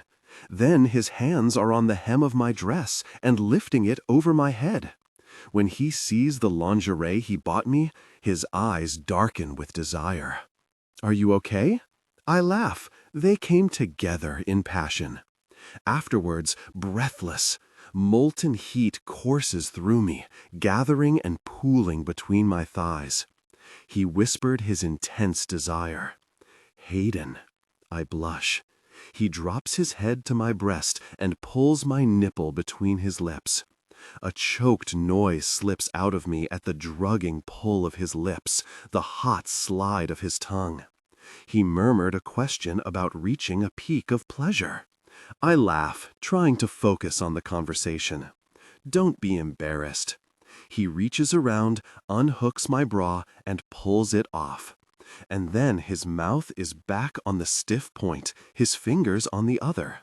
You don't know how many times I've desired you intimately. More arousal floods my panties, and when he brushes over the front of them, he sucks in a sharp breath. He noted her heightened arousal. He draws a firm circle, and pleasure ripples through me. I'm breathing hard, watching him enjoy my body. He gives me a dark, devilish smile, and his touch became more intimate. We groaned together at the divine sensation of his intimate touch. He asked if she had ever experienced such intense pleasure. I shake my head. Pressure builds as he continued his intimate touch. On his shoulders, my nails dig into his skin. He slips my panties off, leaving me completely naked. Part of me wants to feel shy and embarrassed, but the hungry look in his eyes burns away any self-consciousness. Hayden wants me, and I want him to have me. Darcy? Right, his question. He tried. My eyebrows pinch with the memory. A long time ago, back in school. It didn't work. He makes a low, unhappy noise in his throat, gazing at her with intense desire as his intimate touch returned, winding her higher and higher. And then he just gave up. I blink, unsure of what to say. Yes, that's exactly what happened. I gave up too. I'm not going to let you give up. We're going to stay right here until you're happy, whether you reach a peak of pleasure or not. Just enjoy this, okay? I nod. He lowered himself, positioning himself for intimate pleasure. My pulse raced. This was actually happening. Hayden was about to pleasure her intimately. When his intimate touch began, pleasure rocketed through me. My hips arch off the bed. He turns his face to my thigh and presses a firm kiss, inhaling hard and letting it out in an agonized groan. Jesus Christ, he murmurs against my skin before he continued his intimate ministrations. My toes curl. I clench the duvet. At the center of my spine, sparks start. You know what I did after we used the toy together, Darce? It's so bizarrely hot, hearing him use my abbreviated name, the one he's used so casually for years, while he continued to pleasure her. Worlds collide, and I'm surprised at how well they fit. "What?" I croak. He explores me with leisure, his lips creating intense sensations. I feel every single sensation. He noted her heightened arousal in a low voice. He continued his intimate touch, and my vision blurred. I've never been so attended to like this, but from the way he seems to savor me, it feels like this is more for him, and that is very, very hot. He murmured about the intimate pleasure he had taken before his intimate touch deepened. I let out a moan, and pleasure gathers inside me as I pictured the image of Hayden taking intimate pleasure. "You tasted so incredibly sweet, just like you do now." Another long, dragging, intimate touch. I heave for air, and Hayden grasps my hand and pulls it to his head. His grin is pure sin. "Pull my hair when you reach your peak, honey." I grasp the strands with my other hand too, my fingers sinking into his thick locks. I try to laugh at his confidence, but it comes out like a sigh. He adjusted her position for deeper intimacy. The added skin contact is exactly what I didn't know I wanted. His hands linger on my thighs, squeezing and smoothing over my skin to comfort me. At a lazy, unhurried pace, he explored me intimately.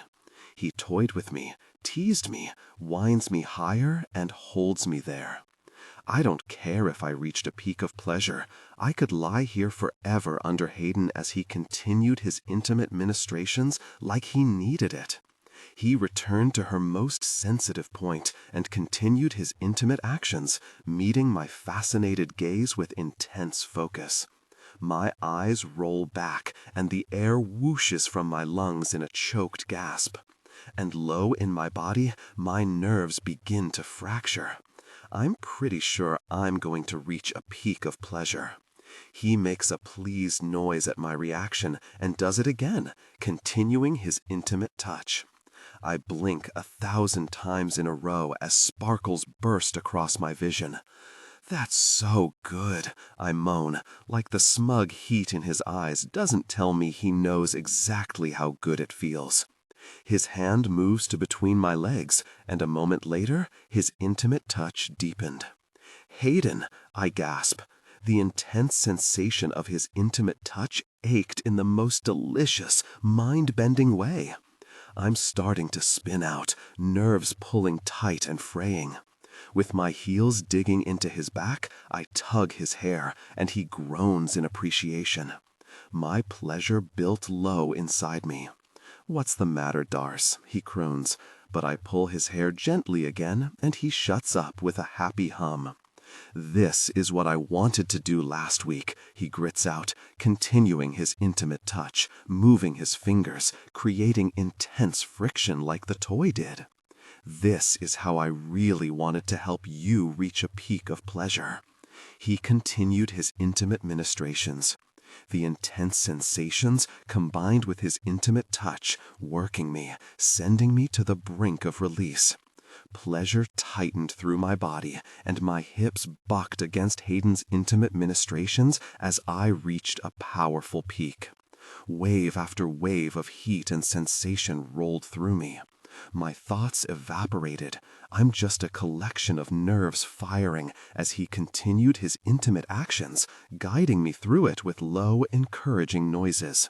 My muscles spasmed around his intimate touch, and I'm dizzy with the loss of control, the overwhelming bliss, the whoosh of blood through my veins. Like last time, he draws it out, watching my face and slowing his movements, bringing me down softly until I'm a breathless puddle.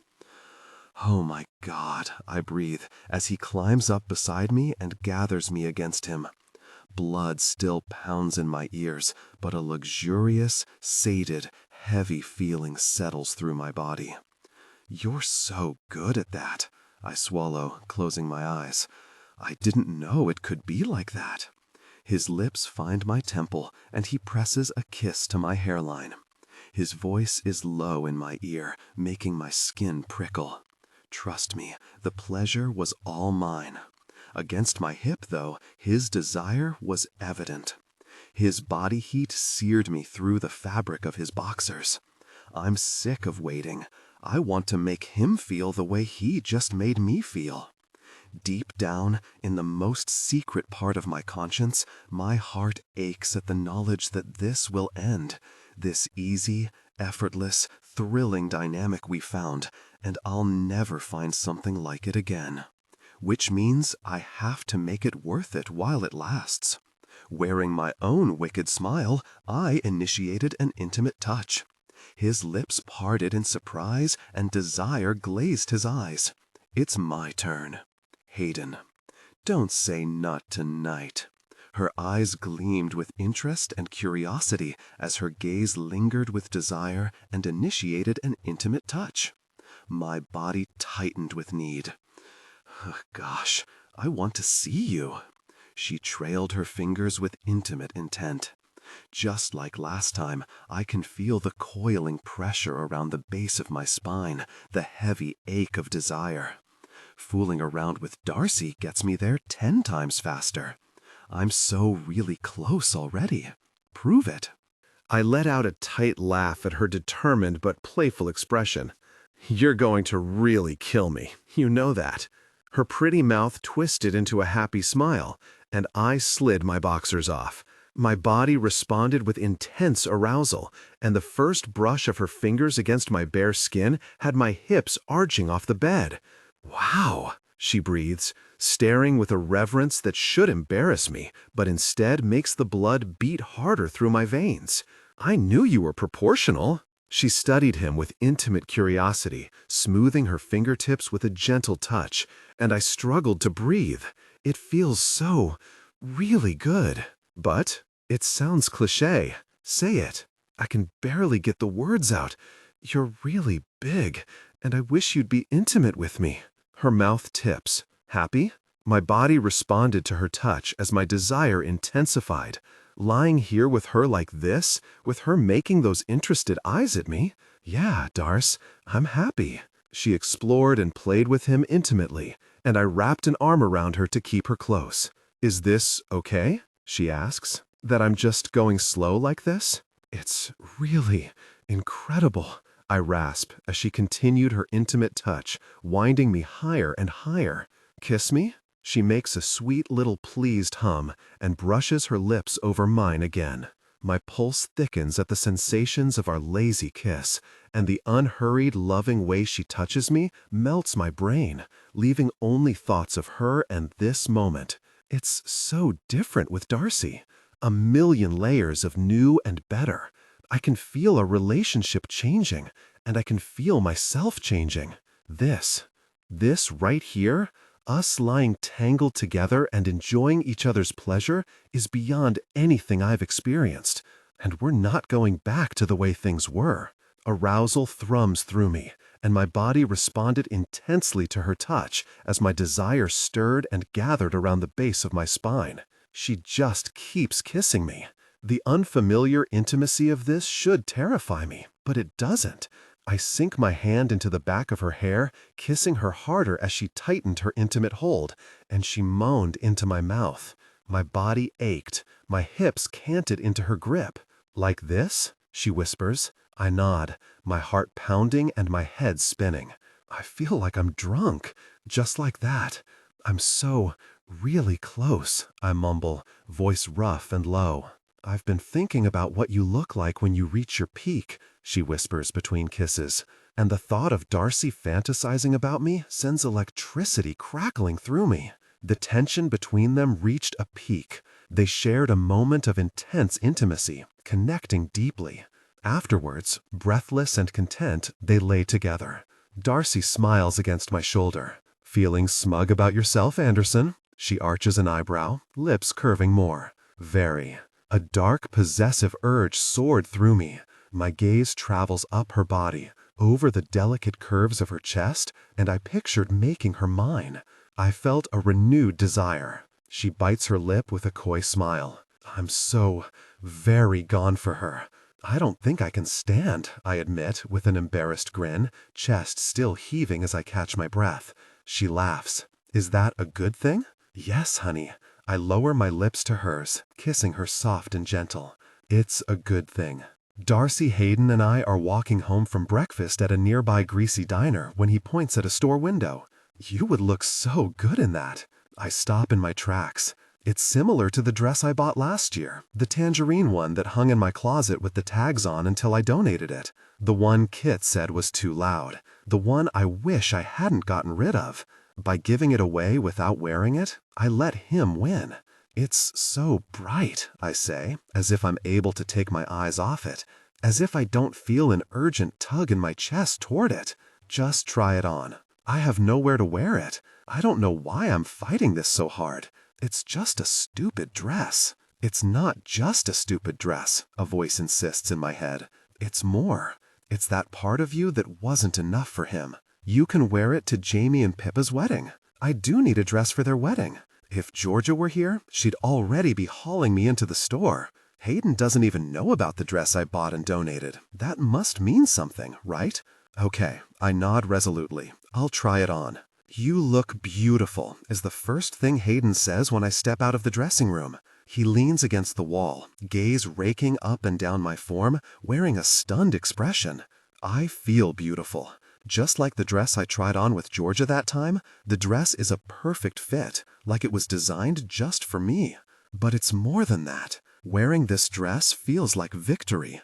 Like I'm a little closer to wherever I wanted to be all those months ago when I left Calgary, lost and confused. It's not, I try not to choke on the word, loud? He makes a face like I'm ridiculous. No way. And who cares if it is? You're gorgeous. What's wrong with standing out? I'm going to someone else's wedding. I study my reflection, and my stomach does an excited flop at the way the dress skims over my body. I don't want to stand out too much and steal their thunder. As long as you don't get on the table and try to take it off, I think you're good. Pippa doesn't really care about the spotlight. She just cares about playing music. Besides, his eyes soften, and he gives me a sweet, encouraging smile. I like it when you wear bright colors. It feels like you're not trying to hide anymore. When I wear this dress, I no longer feel like the girl who was never good enough for Kit, or the girl who got herself and her boss and mentor fired. I feel like Darcy Andersen, the woman who loves fantasy romance, making the world better with math, and who loves to laugh with her best friend, Hayden. The woman who has created a new life for herself here in Vancouver from nothing. In this dress, I feel like myself. His eyes trailed down my form, and his throat worked. A grin tips up on my mouth. Are you okay? No, he laughs, looking away before his gaze swings back to my body, and his eyes spark with heat. I step closer, walking slowly, and his eyes drag over me again. He wets his lips, and his cheekbones go pink. I push my hair back behind my shoulders, and his gaze drops to my collarbones. Am I flustering you? Yes. He grabs my waist and pulls me against him while I shake with laughter. And if you don't stop, I'm going to have to kiss you again. He brushes his lips over the shell of my ear, and I shudder with pleasure. Who knew you'd react like this to a dress? It's not the dress, Darce. His breath is warm on my neck. It's you. In the dressing room, I nearly choke at the price on the tag. It's a lot. Like 2 months' rent, if I were paying rent. I'm not, though. Due to Hayden's insistence on me living there rent-free, I've saved up a bit of extra cash over the past few months. I've never spent this amount on one item of clothing before, but it's not just an item of clothing. It's something that makes me feel beautiful and special and unique.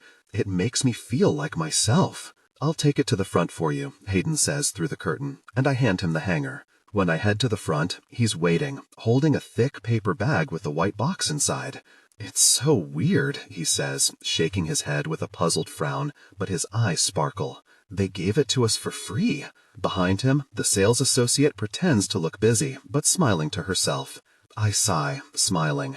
Hayden. His hand comes to my lower back, and he leads me out of the store. They were like, "Please, sir, take this dress. You're doing us a favor." They did not say that, and they definitely didn't call you sir. You bought it. And I said, please let me pay for it, and they insisted. He wraps his hand around mine as we walk home to the apartment. I'm laughing.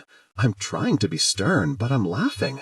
I'm paying you back. You can't let me live with you for free and buy overpriced dresses. It's not fair. I'm already so indebted to you. Hey, he stops walking, and his eyebrows pinch. Don't say that, okay? You don't owe me anything.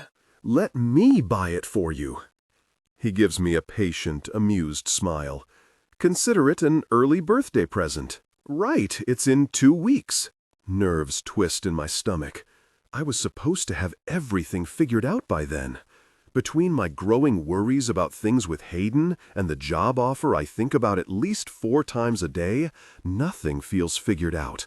Nothing is quite right. You know I'm going to make your birthday special, right? Hayden crooks an amused look at me. We're celebrating. We don't need to do anything. I want to. I want to make it special for you. He presses a quick kiss to my temple and wraps his arm around my shoulder, tucking me against him. My heart squeezes, and I lean into him, smiling. I shouldn't be letting myself get swept up in him like this, but it's getting harder to stop. Maybe one memorable birthday with Hayden wouldn't hurt. Darcy impacing a hole into the living room rug when Hayden gets home from practice. Well, you look beautiful. His eyebrows quirk with confusion. Hayden. I give him an exasperated look, and he starts laughing. I'm in leggings and his old hockey hoodie with my hair in a messy bun on top of my head? What? He grasps my hips and walks me back until I'm against the wall, his lips on my neck, making me shiver. I like when you wear my hoodie. You're so cute in it. I like wearing it too. My breath catches as his teeth nip my earlobe. It's soft, and it smells like you. He kissed the sensitive skin beneath my ear, and my lips parted in response. Since we started dating, I've learned that Hayden is even more physically affectionate than I thought. I thought he was touchy-feely when we were friends. No, that was his affection on light mode. Every time we're in the same room, his hands are on me, in my hair, around my waist, on my thigh, or if we're walking, he has one interlaced with mine. And yet he won't let our intimacy progress further in the bedroom. I'm filled with a restless longing. As his lips press to my neck and his fingers sneak beneath the hem of the hoodie, toying with the waistband of my leggings, a deep warmth spread through me. His scent washes over me, clean and fresh from his post-practice shower, and I sigh. Wait, stop distracting me. The trade deadline is tonight. Did Ward sign Luka Walker? He pulls his phone out to check his email. Ward sends out team memos whenever someone joins the organization. Still no. I make a strangled noise of frustration. I know he's mentioned it to Ward already. I texted Alexi about him too. He didn't respond. I chew at my bottom lip, insides in knots. I've been watching more of Walker's college games, and the nagging feeling that he could thrive on the Storm only grows stronger every day. The school year's ending. Now is the time to draft him, before someone else does. I glance at the time. Ward's probably still at the arena. My lungs expand with a big breath before I meet Hayden's curious, entertained expression. I need to go to the arena, I tell him, closing my laptop and sliding it into my bag. Now? Right now. He beams. Great, let's go. The receptionist is gone for the evening, so I'm grateful Hayden's here to buzz me into the quiet offices. He takes a seat in the private lobby outside the corporate offices and sends me a playful wink. I'll be right here. Go get 'em, Tiger. I nod, heart in my throat. I can't believe I'm about to do this. Ward's office door is open, and I rap a quick knock on it as I breeze inside. Hi, I say, louder than intended, and he looks up. I clear my throat and lower my volume to a socially acceptable level. Sorry. Hi. Amusement dances in his eyes. Hi, Darcy. He doesn't seem surprised to see me. You need to sign Luka Walker. I set my laptop on his desk so he can see the screen before coming around to his side. Here's my data. I flip through the models. I've reviewed every college game of his I could find. The same hunch I had about the Storm power plays and penalty kills, I feel that about this guy. I point at my screen with urgency, heart beating in my ears. I don't even recognize myself right now. The old Darcy would have let this go and then secretly resented Ward and myself for it for the rest of eternity, all while telling myself it was fine. I don't know where that version of me is, but the person I am today, she knows she's right. You need to draft him before someone else does. Ward studies me thoughtfully for a long moment, and I hold my breath. I know, he finally says. You know? I shake my head at him. So what's the delay? Money? He leans back in his chair. Come work for me. I'm about to protest, but he shakes his head. I can't figure out what the hang-up is. He gestures at my laptop. This is clearly what you're meant to be doing, right? Something deep in my chest shrieks. My mind flits to the women in STEM event, to Georgia, to the guys on the Storm. All these people who love their jobs. Why can't I have that? Why don't I deserve to put the past behind me, learn and move on? I'm so tired of letting the past hold me back. I take a seat in the club chair across from his desk, clasping my hands together between my thighs. It's a lot of pressure. He nods. Yup, a lot of eyes on the team, especially this season when they're ranking better than they have in years. Fans are getting excited. Definitely. Silence stretches between us, and my thoughts yank to my boring job. The thought of staying there another 20, 30 years gathers cold dread in the pit of my stomach.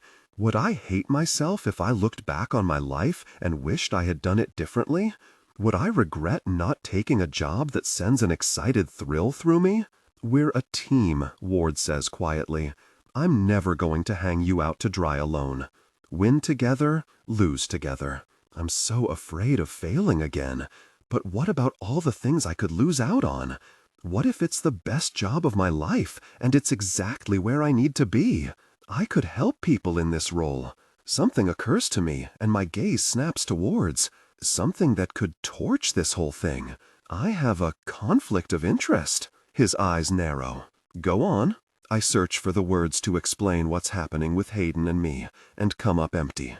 Hayden Owens. He makes a nod of acknowledgement and nods, surveying the scenery outside the office windows that overlook the city. Finally, he turns back to me and shrugs. I'm not concerned. We have 3 other analysts to watch for conflicts, and I'll bring it up with the owner and legal team. But unless you're heavily into sports betting, I'm not, I rush out. Ward chuckles. I figured. His dark brows bob, and the final question lingers in his quiet office. Take a risk, Darcy. In the lobby, Hayden stands when I come sprinting around the corner. How'd it go? I took the job. He lets out a surprised laugh and catches me as I leap into his arms. I took the analytics job with the team. Hayden's proud smile is devastatingly handsome. You did? Uh-huh.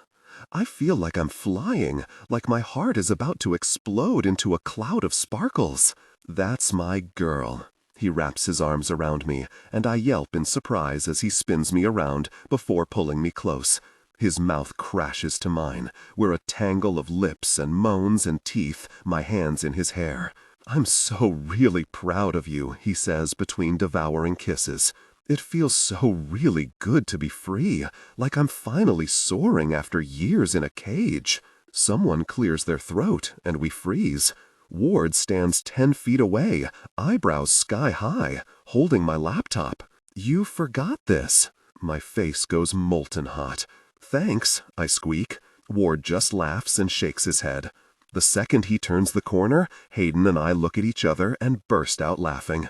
Darcy, I'm going to head upstairs. Eric, one of the other analysts, tells me in the lower concourse at the arena. He's referring to the private box for just the owner and the analysts, a quiet space where we watch the game tonight, run real-time data, and coordinate with the coaches on the bench. I give him a quick smile and gesture at the hallway to the dressing room. I'll be up in a minute. I haven't seen Hayden since this morning when I left for work. I'm wearing his jersey, and I want him to know that going into the game, that he always has someone cheering for him. Eric gives me a wave before he disappears. It's been less than a week since I started as an analyst with the Storm, but I already feel at home here.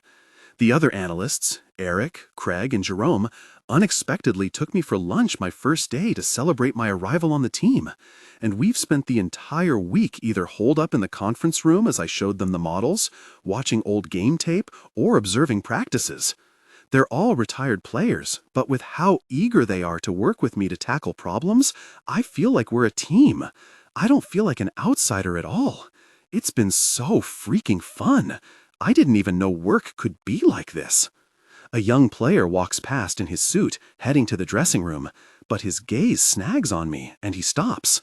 Luca Walker arrived Monday morning and has been training with Alexei all week, learning the defensive plays. I've only seen him on the ice, practicing, usually wearing a helmet, but up close he looks so much younger. He's tall and broad like Hayden, but with wavy dark hair and delicate, impish features. A wash of healthy pink across his cheeks and sparkling gray eyes. He reminds me of a prince from one of my fantasy romance books, boyish, cocky, and unfairly beautiful. His eyes go to my purple hair. Darcy Andersen? His dark brow arches, a playful grin pulling up on his mouth. That's me. So you're who I have to thank for being here tonight. Warmth threads through me, and I chuckle. Let's see how you play before you thank me. He clutches his chest like he's wounded, eyes dancing with humor. All right, I see how it is. I love a challenge. Something flashes through his eyes, a sliver of vulnerability, and he slips his hands into his pockets. I mean it, though. Thank you. Whatever you saw in me, I appreciate it. After that game earlier this year, He glances away with a tight smile. I thought it wasn't going to happen, you know? If there were any doubt in my mind that this job is where I'm supposed to be, it evaporates. What I do matters, and Luca is proof of that. The risk is worth it. You're welcome. Interest sparks in his gaze, and he grins higher. What are you doing after the game? Let's go out. I want to say I'm taken, but I doubt that's how Hayden would categorize us. You're a little young for me. His smile is pure seduction as he glances at my mouth. Doesn't bother me if it doesn't bother you. He winks. I've always had a thing for the smart girls. He's amusing and adorable, but like a little brother would be. It bothers her, Hayden bites out, suddenly at my side, wearing his pregame suit. I didn't even hear him approach. Alexei's right beside him, glaring at Luca. No hitting on the analysts. My chest shakes with laughter. Hi. I smile up at Hayden, who's looking deadly handsome. Hi. His gaze softens. You look very cute in my jersey, Andersen. What did I say this morning? Alexei snaps at Luca. Focus on the game. Knock it off. Are you going to gripe at me like this for the rest of the season? Luca asks as they head to the dressing room. Yes, you need a solid pregame routine that doesn't include chasing girls. Luca sighs. Jesus, you're obsessed with this pregame routine thing. He tilts a grin at Alexei, unfazed by his stern and abrupt demeanor. Hey, did you realize that you're almost old enough to be my dad? Alexei prumbles something as they walk through the door of the dressing room, and Hayden stares after them with a tight jaw. Really cocky rookies. You were a cocky rookie once. I wasn't like that. I cough out a laugh. Yes, you were. You were exactly like that. A boyish grin flashes across his face. I was better at it, more charming. I don't know. I sigh and gaze after Luca like I'm besotted. He's pretty charming and cute. Hayden makes a noise low in his throat, and his hand comes to my back. Did you just growl? His grin is back, and we beam at each other. Ready for tonight? I think so. Nerves tumble in my stomach. I'll be upstairs with the other analysts watching. My nose scrunches. I'm bummed that I can't sit in my usual spot with Hazel and Pippa. It would never work. I need my laptop and a quiet area to concentrate so I can make real-time recommendations with the other analysts. Our data and decisions are confidential too, so the room needs to be secure. I'd stick out like a sore thumb with my laptop in the front row. Don't tell me you're nervous, Darcy. A little. It's my first game as an analyst, after all. Hey. He leans down until his mouth is inches from my ear. You're going to be great, okay? He catches my gaze, eyes bright. When he says it like that, I believe him. When we share intimate moments, his desire is clear, but he maintains boundaries. I should appreciate how considerate he's being, but I also really, really want to be intimate with Hayden. Your wicked way? He bites his lip, eyes going hot. What did you have in mind? Cake sitting? Wizard role play? Sexy tickling? Sexy tickling? I repeat in amused horror. I was thinking more along the lines of pushing you onto your bed and connecting deeply until we both reach a peak. He stares at me, speechless, and there's a tremor of self-consciousness through me. I don't say things like this. The old Darcy didn't say things like that, at least. My nose wrinkles in hesitation as I watch Hayden's stunned reaction. Gosh, he rests his forehead against mine like he's in pain. Please don't make me so aroused before I have to get changed in front of the guys. He presses a kiss to my mouth, and I laugh, feeling lighter than air. Thought you said no hitting on the analysts? Luca calls from down the hall, and I dissolve into laughter against Hayden's chest. Hayden chuckles into my neck before pressing a series of quick, urgent kisses up my neck and jaw until he reaches my mouth. See you after, he murmurs against my lips. See you after. Gosh, I whisper, as the other team scores yet another goal. The game is a disaster, and none of the data we've provided is helping. Their defenseman slams Hayden into the boards hard, and I'm on my feet, pressing my hands over my mouth, eyes wide. That should have been a penalty, but the ref doesn't call it. Behind the glass, fans jump to their feet, outraged and shouting at the ref. The Storm starts another play we recommended, but the other team snags the puck and scores again, and the arena deflates. 2 goals in less than 30 seconds. So much for that play, Eric mutters, standing beside me. The fans leave in droves, emptying the stands, and disappointment and resentment hang in the air like a thick, noxious cloud. My lungs are so tight I can't get a full breath. It's happening again. I screwed up, and it's all my fault. From up here, I can't see Ward's face, so I flip through camera feeds on the TV until I find one of the bench. His expression gives me nothing. It's the same watchful, patient, unruffled look he always wears. He has to be mad, though. He just hired a new analyst, and everything about this game has gone wrong. When the game ends, I'm downstairs outside the Storm dressing room, waiting for Ward to finish his usual post-game debrief, nails digging into my palms. I thought my numbers were solid, but I really messed up. I thought this time was different, but it wasn't. I thought I could do this, but maybe I can't. The door swings open, and Ward appears. I push off the wall, hard in my throat. Do you have a second? For you, Darcy? Always. He gives me a quick smile, and my insides clench up again. Walk with me. We walk down the hallway, and he slows his pace so I don't have to jog to keep up with his long strides. None of the plays worked tonight, and I want to apologize. I'm going to do a full review on my own time of my data and the plays and the game to see where we went wrong. I'll get to the bottom of this before the next game. Please just don't fire me, I beg silently. Hesitation and worry are written all over my face, I'm sure, but I'm not ready to give it up. I just got here. Ward lets out a heavy, frustrated exhale as we round a corner. Volkov's injured and he didn't tell us. My jaw drops and my eyes go wide. What kind of injury? ACL. Apparently it's been giving him trouble all week. He had surgery on it last year. I blink about 12 times, thinking about how I'd factor this in. It changes his plays, I know that. The analyst team would have made different recommendations for the game, I tell Ward. I'm not trying to sound defensive, I know. And Walker decided to do his own thing instead of the plays we practiced. I miss that, but I would have caught it in my review of the game tape. Irritation singes behind my sternum. That cocky rookie. Don't worry, I've already torn a strip off them for that. Those two are going to figure out how to work together if it kills them. The corner of his mouth tips, like he's looking forward to it, before he gives me a patient look. You were working on bad data. It's not your fault. It wasn't my fault. I didn't screw up. I did the best with the information I had. Relief settles through me, and my blood pressure descends to normal.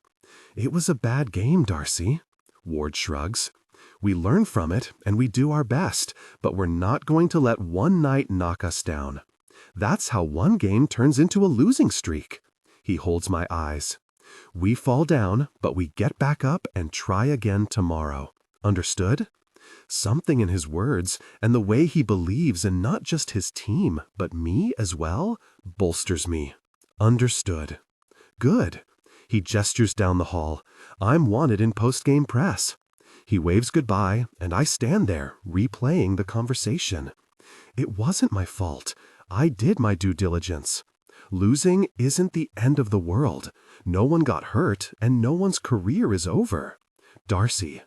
I look up to see Alexei standing there, the hard lines of his face arranged in an expression that almost looks like remorse. That irritation from earlier is back. Ward said you're injured. He grunts in acknowledgement, and the irritation doubles. He works his jaw, glancing around before he lowers his voice. My knee, an old injury. He probably didn't let it heal properly, and now has long-term issues. The way he played during the game begins to make sense. I can't do my job without accurate data. I could have helped you. Why didn't you say something? He hesitates, blowing out a heavy breath, not meeting my eyes. In his mid-30s, he's one of the oldest defensemen in the league, and now he's being paired up with Luka, a fresh young rookie, full of energy and free of injury. Plus, all the comments about his impending retirement. He doesn't want the coaches to know he's injured because they'll trade him, or worse, not renew his contract. For an older player like him, it's a career death sentence. You want to retire on your terms. You want it to be your choice. I can relate. I'm sorry I didn't tell you. He gives me a tight nod before he starts to walk away, limping a little. Maybe I can look into it. He stops and turns, frowning. I use data to find solutions. My mind whirs and spins with all the ways I could adjust the plays. For a moment, he looks like he's about to turn me down, but his features relax. That would be great, thanks. He gives me a nod and lifts his arm like he's about to clap me on the shoulder. When our eyes meet, he frowns and jerks his hand back. I hold back the laugh. We're friends. I shrug and give him a smile. That's what friends do. He dips his chin. Friends. He turns before he stops himself. About the double date. I know you just asked me out to make Hayden jealous. He gives me a guilty sidelong look. He needed a push. Even though I'm perfectly pleased with what happened as a result of the double date, I roll my eyes. The guys are right about you, you know, that you think you know best. He makes a low noise that might be a laugh.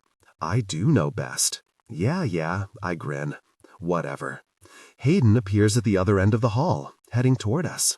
See you at the bar? Alexei asks. I nod. See you there. As he passes Hayden, Alexei claps him on the shoulder, and Hayden's expression flickers with tension. Hey. I lean up to give him a quick kiss. Rough game. He sighs. My heart aches for him because I know how hard he's trying not to let the loss get to him. Rough game, but we're going to the Filthy Flamingo to celebrate Walker's first night with the team. We're going to shake it off.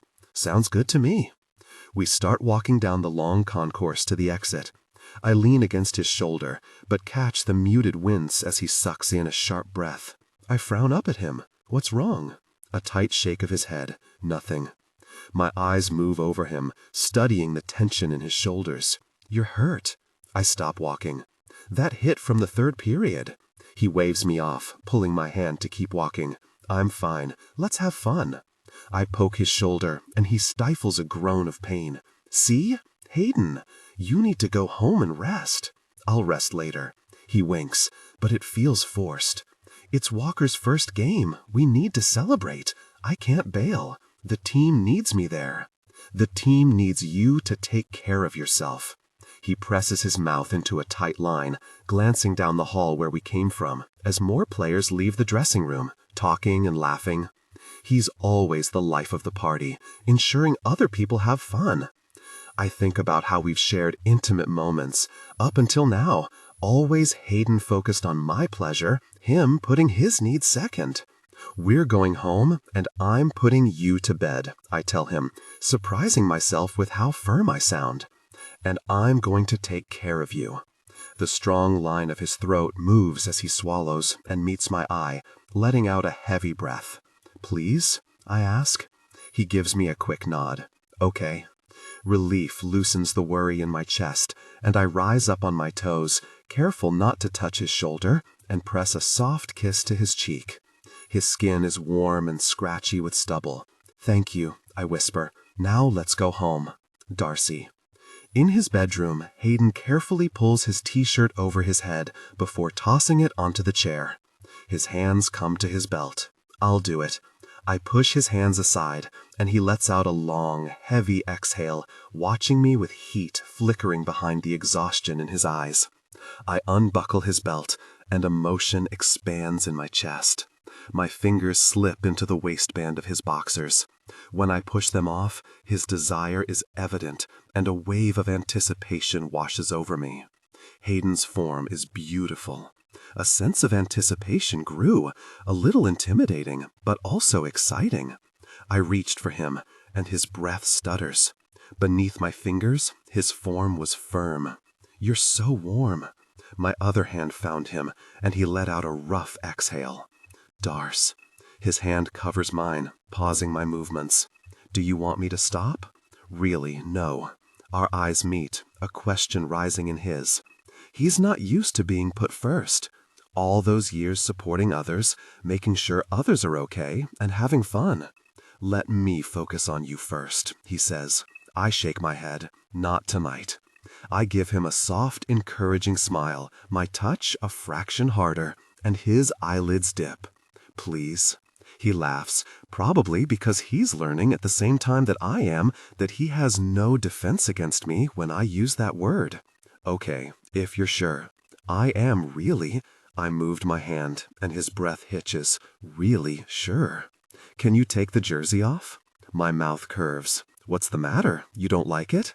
He huffs a tight laugh. I like it. I really, like it. He rakes a hand through his hair, hesitating. I like your chest more. I spent a long time picturing them before. He swallows, pupils tipping black. Years. My pulse quickened, and my mind spins with the high of being wanted by Hayden like this. Slowly, I pull the jersey over my head, then my sweater and t-shirt.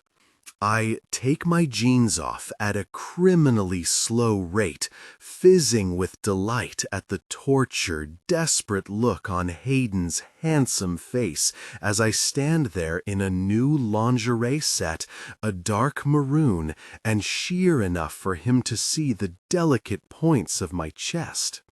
A tiny bow is sewn between my breasts, and when his eyes land on it, I know he wants to draw closer. How's this? I whisper. He just swallows, staring at my body with a pained look. His desire was evident. His eyes lift to mine, dark and drugged, and he swallows again. New? I smile. Yes. You bought this for me. A couple of mornings ago, he left a gift card for the lingerie store on the kitchen counter for me. He works his jaw, tracing the lines of the lingerie over my chest and shoulders, then down to my hips and thighs. His breathing is ragged and uneven, his broad and chiseled chest rising and falling fast. Do you like it? My fingers trail over the lace bra cup. He follows my movements, nodding, and I bite my lip. I love toying with him like this.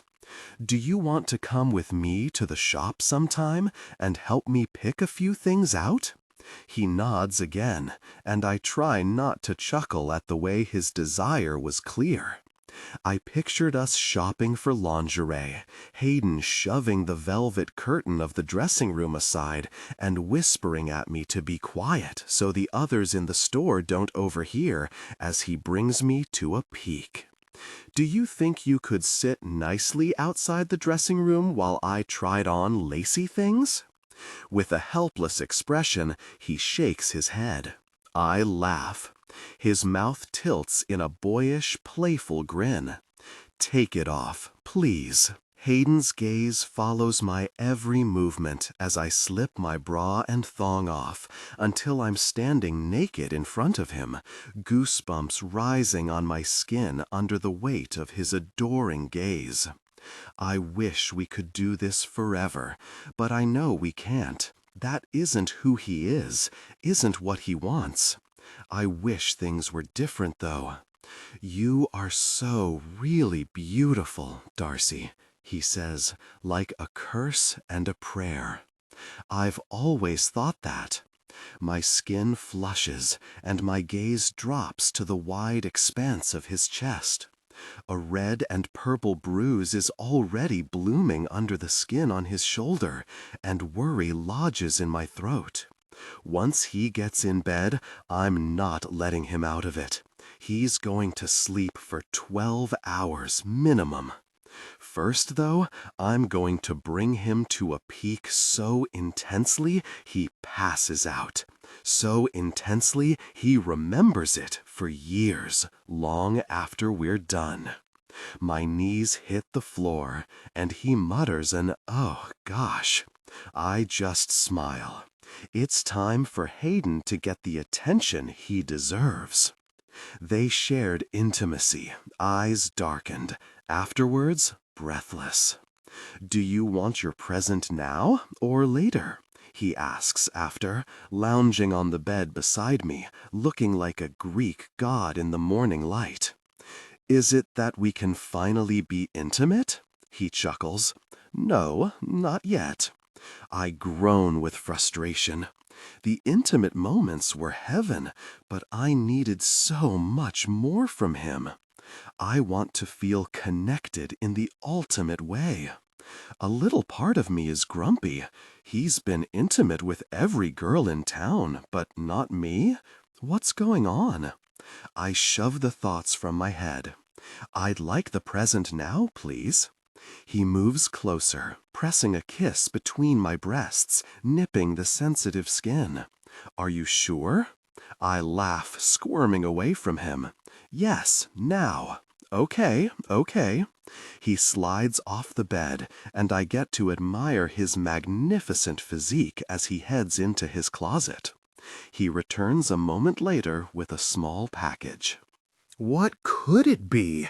I muse, narrowing my eyes at him where he's settling against the headboard as I slide my fingernail under the tape.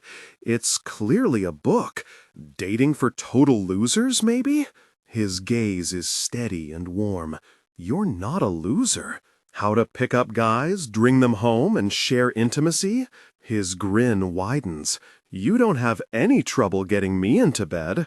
I laugh, pulling off the remaining wrapping. Kama Sutra, maybe?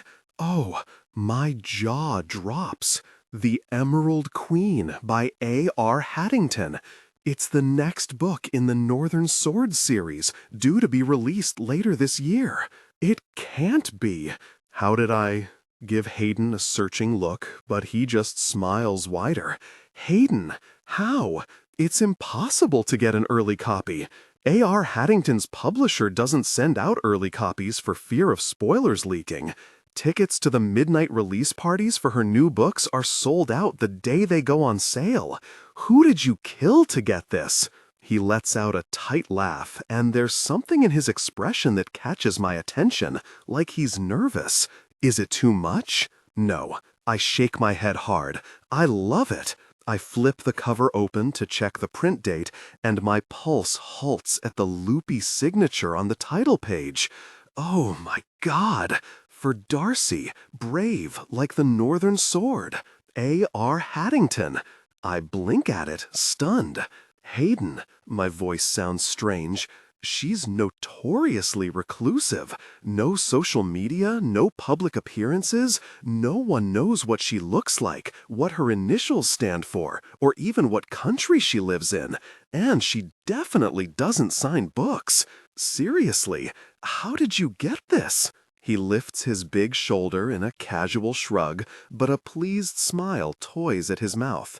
I pulled a couple strings. This is the Devil Wears Prada level of pulling strings. What did you do? I had the Storm PR team reach out to the publisher. I told her about you. Who? He tilts his chin at the book. A.R. Haddington. No. He laughs. Yes. I told her how we met in school and bonded over the book series and how we've been friends for years. I told her about you finally leaving your boring insurance job for an analytics job with the Storm, and how you're the only woman in the room at work, but you're brave and smart and passionate about what you do. He glances away, and it feels like there's a part he isn't telling me. I made a donation to her favorite charity, too. How much? He just shrugs, smiling. Hayden. I lean forward and give him a hard look, but I'm smiling. How much? He squints. I don't remember. You are such a liar, I whisper, heart beating out of my chest with affection and warmth and big, intense feelings for Hayden Owens. I try to say words, but I have none. My heart pounds as I run my fingertip over the signature. It's the best gift I've ever gotten. It's the best gift I could have even imagined.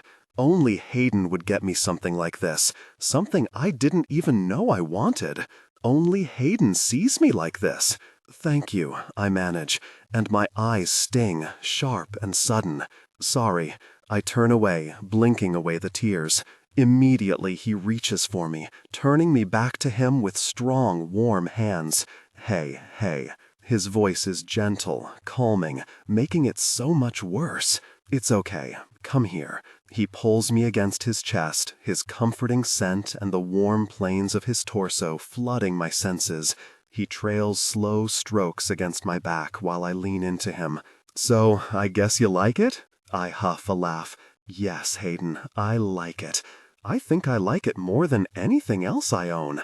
I glance at my wrist, at the bracelet I only take off to shower. Or just as much as the bracelet. A low, pleased noise rumbles against my cheek. Good. We lie there for a long moment, looking out the window in comfortable silence. We're going for dinner tonight, Hayden says, but how do you want to spend the rest of the day? With you. He makes a low noise of appreciation and presses a kiss to my forehead. I was hoping you'd say that. And Daniel, of course. Sure, I'll find a bag of rocks and we can take him for a swim in the ocean. We laugh, and I can feel his grin against my hairline. My lips linger on his warm stubble before I press a trail of kisses along his jaw and down his neck to his collarbones. Tension broke. They gave in to desire, connecting deeply. This is where I wanted to take you back in university, Hayden admits that evening from across the tiny table at the cozy family-run Italian restaurant. A candle sits between us, flicking warm light all over the handsome lines of his face, and his gaze on me is steady and kind. I'm wearing a light pink dress that reminds me of the cherry blossoms we saw today. What do you mean? He smiles, but it's tight and nervous, and I tilt my head, intrigued. The first week of school, I wanted to ask you out. I planned to ask you out at the party that first weekend, he amends, rubbing the back of his neck. My lips part in surprise. That first week of school, I looked forward to class and seeing Hayden, my new friend who loved the Northern Sword, had muscles carved from stone, and had an open, affectionate smile. Despite how handsome and popular he was, everyone already seemed to know him, probably from hockey, and knowing he was hilariously out of my league, I felt so at ease and comfortable with him from the start. The hockey party? He nods. I had hoped he would ask me out that week. I thought Kit was inviting me to the party as friends, but when I got there, he made it seem like we were more, and I went along with it. Hayden didn't seem to care. He was chatting with other girls all night, and although I was disappointed, I didn't give it too much attention. I've thought back to that week so many times over the years, but I've always told myself I wasn't Hayden's type. I thought you were going to ask me out too. I looked down at the white tablecloth, remembering. I hoped you would. I guess I could have asked you out, but you were so out of my league that it seemed like a great opportunity for rejection. My mouth twists, and it would have made things awkward with us being in the same class all semester. He leans forward and takes my hand. I was never out of your league, just the opposite. I was the dorky math girl, and you were the hot hockey player who could have anyone. That's not how I see it. My heart lodges in my throat, and I'm swept away in the happy, floaty feelings. I love the way he looks at me, like I'm everything to him. I want to say something like it all worked out in the end, but I don't know if it will. He's trying his hand at this relationship thing. What if I'm the girl who always got away, but once he has me, he realizes the idea of me was better than the reality? He smiles, holding my eyes, and the server swings by with my dessert. A single candle sits in the middle of the chocolate torte, dancing and flickering. "Happy birthday, Darcy," Hayden says, watching me with a smile, brushing his thumb over the back of my hand. "Make a wish." I close my eyes, think about the past few months with Hayden, and wish that it will work out in the end. "Have I told you how beautiful you are?" Hayden asks as we walk home hand in hand. I laugh. "A few times." "Only a few?" His mouth curves, but his expression turns watchful and serious. "How are you feeling about your birthday?" "Right, my goal of figuring everything out by my birthday." "Great, surprisingly." I take a deep breath and gather my thoughts. I think I always dreaded my birthday because deep down I knew I was on the wrong path, the wrong job, the wrong guy. I don't have everything figured out, especially not with Hayden, but my life feels a lot better than it did this time last year. I wish I could go back to myself a few months ago, give her a big hug, and tell her everything would be okay. With a little smile, I nudge him. "I guess you did that. You didn't believe me?" His eyes glint. "I wasn't sure. I needed to prove it to myself. And you did." I hum happy acknowledgement, taking in the man beside me, heart squeezing with something warm and intense. "Yeah, I did. I'm so lucky to have you." He stops walking, holds my gaze, and swallows. It looks like he wants to say something, but instead, he glances behind me. Oh, we're at the entrance to the small side street where the filthy flamingo is. "Let's get a drink, birthday girl." I nod, smiling. "Sure, let's go say hi to Jordan." Hayden pulls his phone out and sends a quick text. Then he takes my hand again and leads me down the alley. When we reach the bar with the unmarked door, he holds it open, but it's dark inside. I hesitate in the doorway. I think it's closed. On a Friday night? That's weird. There are no windows in the bar, so I can't see a thing. Did Jordan forget to lock the front door? We should call her. "Turn the very light on," someone grumbles in the dark, and I jump out of my skin. It sounds like Alexi. The lights flick on, and my jaw drops at the bar full of people and balloons. "Darcy, happy birthday!" they shout, and Hayden wraps his arms around me from behind, hugging me to him. I stand there, blinking. The entire Vancouver Storm team and their partners fill the bar, and everyone is in costume. We were going to do the party next week when everyone has time off. I sound dazed and a little breathless. Hayden shrugs, smiling. Wouldn't be much of a surprise then, would it? Most of the women are in long, flowing, medieval-looking dresses, except for Hazel, who looks like Robin Hood with a sword strapped across her back and a scar drawn down the side of her face. Pippa beams at me, her long, wavy hair sprayed white and her eyelashes coated in frost. Tiny sparrows are pinned into her hair. Georgia wears a long emerald green cloak, her hair piled on top of her head and arranged around a diadem. In the middle of the diadem, a ruby sparkles. Wait, I know that costume. This is a Northern Sword dress-up party? I ask Hayden, eyes going even wider. Georgia's dressed like Queen Amethyst, the main character in The Emerald Queen. Hazel is clearly Wren, the kidnapped princess. Rory's in tight black pants and a black shirt, open to mid-chest, tattoos drawn on his chest, neck, and the side of his face. Weston, Wren's laconic, arrogant rival and kidnapper, who ends up being her fated mate after she stabs him in an attempt to escape. Alexei wears a black mask over his eyes and a leather harness with prop knives in it. Piers, the warrior. Jamie's night costume is Torsten, Wren's responsible and uptight brother. And Pippa is Magnolia, the lonely, soft-hearted ice queen. Even Jordan behind the bar wears pointed ears, someone probably wrangled her into. She's Carrot, I think, the wry, all-seeing barkeep. Well, Georgia gestures at her costume, hand on her hip. Did we nail it or what? My lips part, and I make a strangled noise, smiling. A few people chuckle. I don't have a costume, I say stupidly, but Hayden just grins and reaches into a nearby duffel bag before pulling a crown out and placing it on his head.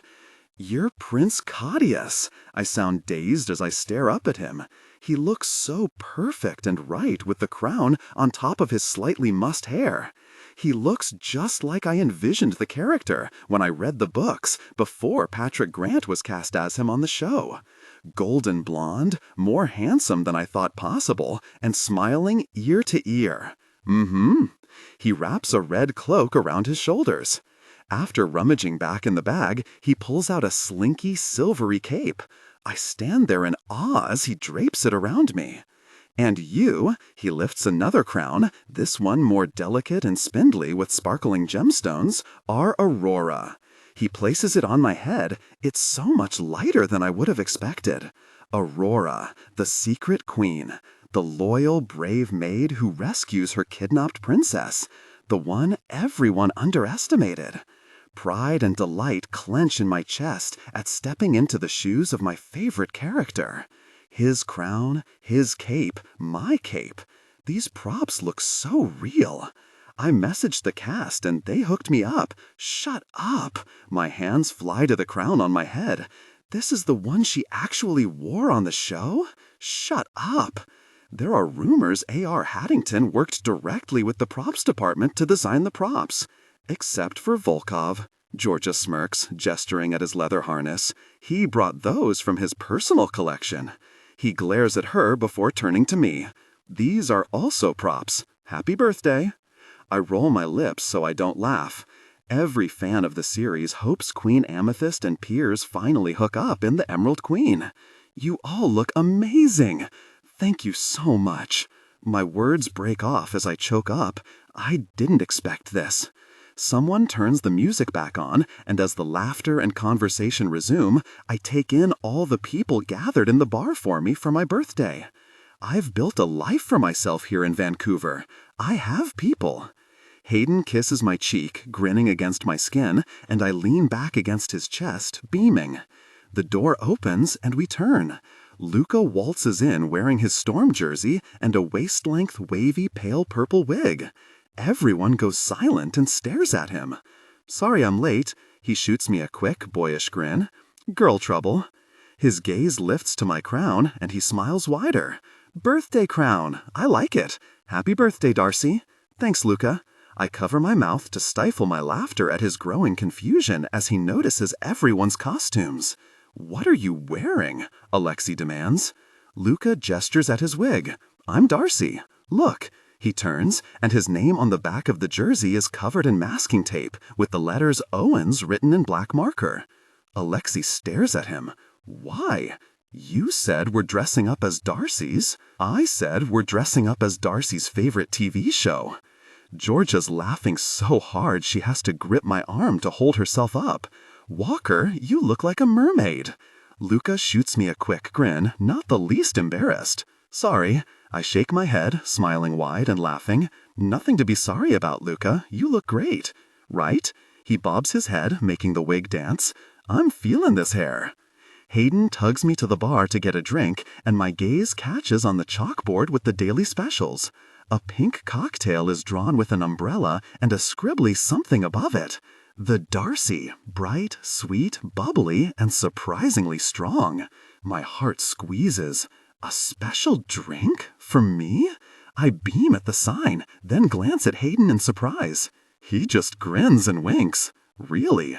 It was George's idea, Jordan says with a small smile, filling a cocktail shaker. My heart warms with affection, and I look back up at the sign. What's the thing beside the umbrella? A sparkler, she says with a defensive edge, like it's not the first time someone has asked. She tucks something on the rim of my glass, clicks a lighter, and pulls her hand back as a sphere of sparks bursts from the drink.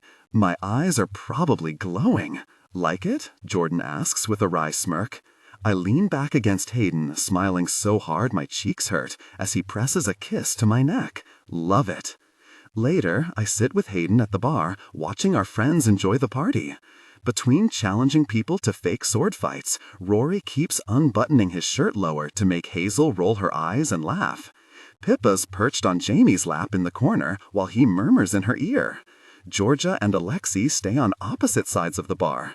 It's the best birthday I've ever had, I tell Hayden. He shakes with laughter. I thought you've only had 2 of those drinks. I have. I'm not drunk. I shrug and give him what's probably a very goofy smile, memorizing this moment. I'm just happy. Thank you. I move closer so our thighs touch, then rest my hand on his. What makes you think I had anything to do with this? He arches a teasing brow, and I roll my eyes, smiling wider. With his fingers beneath my chin, he tips my mouth up to his and kisses me so soft and sweet my heart dips. Happy birthday, Darcy, he says against his lips. Hayden. The next night, I walk into the quiet bar near the hotel Kit's staying in, adrenaline already pounding through me. My gaze sweeps over the tables until I spot him. He looks rough, dark circles under his eyes and a sunken look to his face. Increase the pitch and use an expressive, nuanced tone.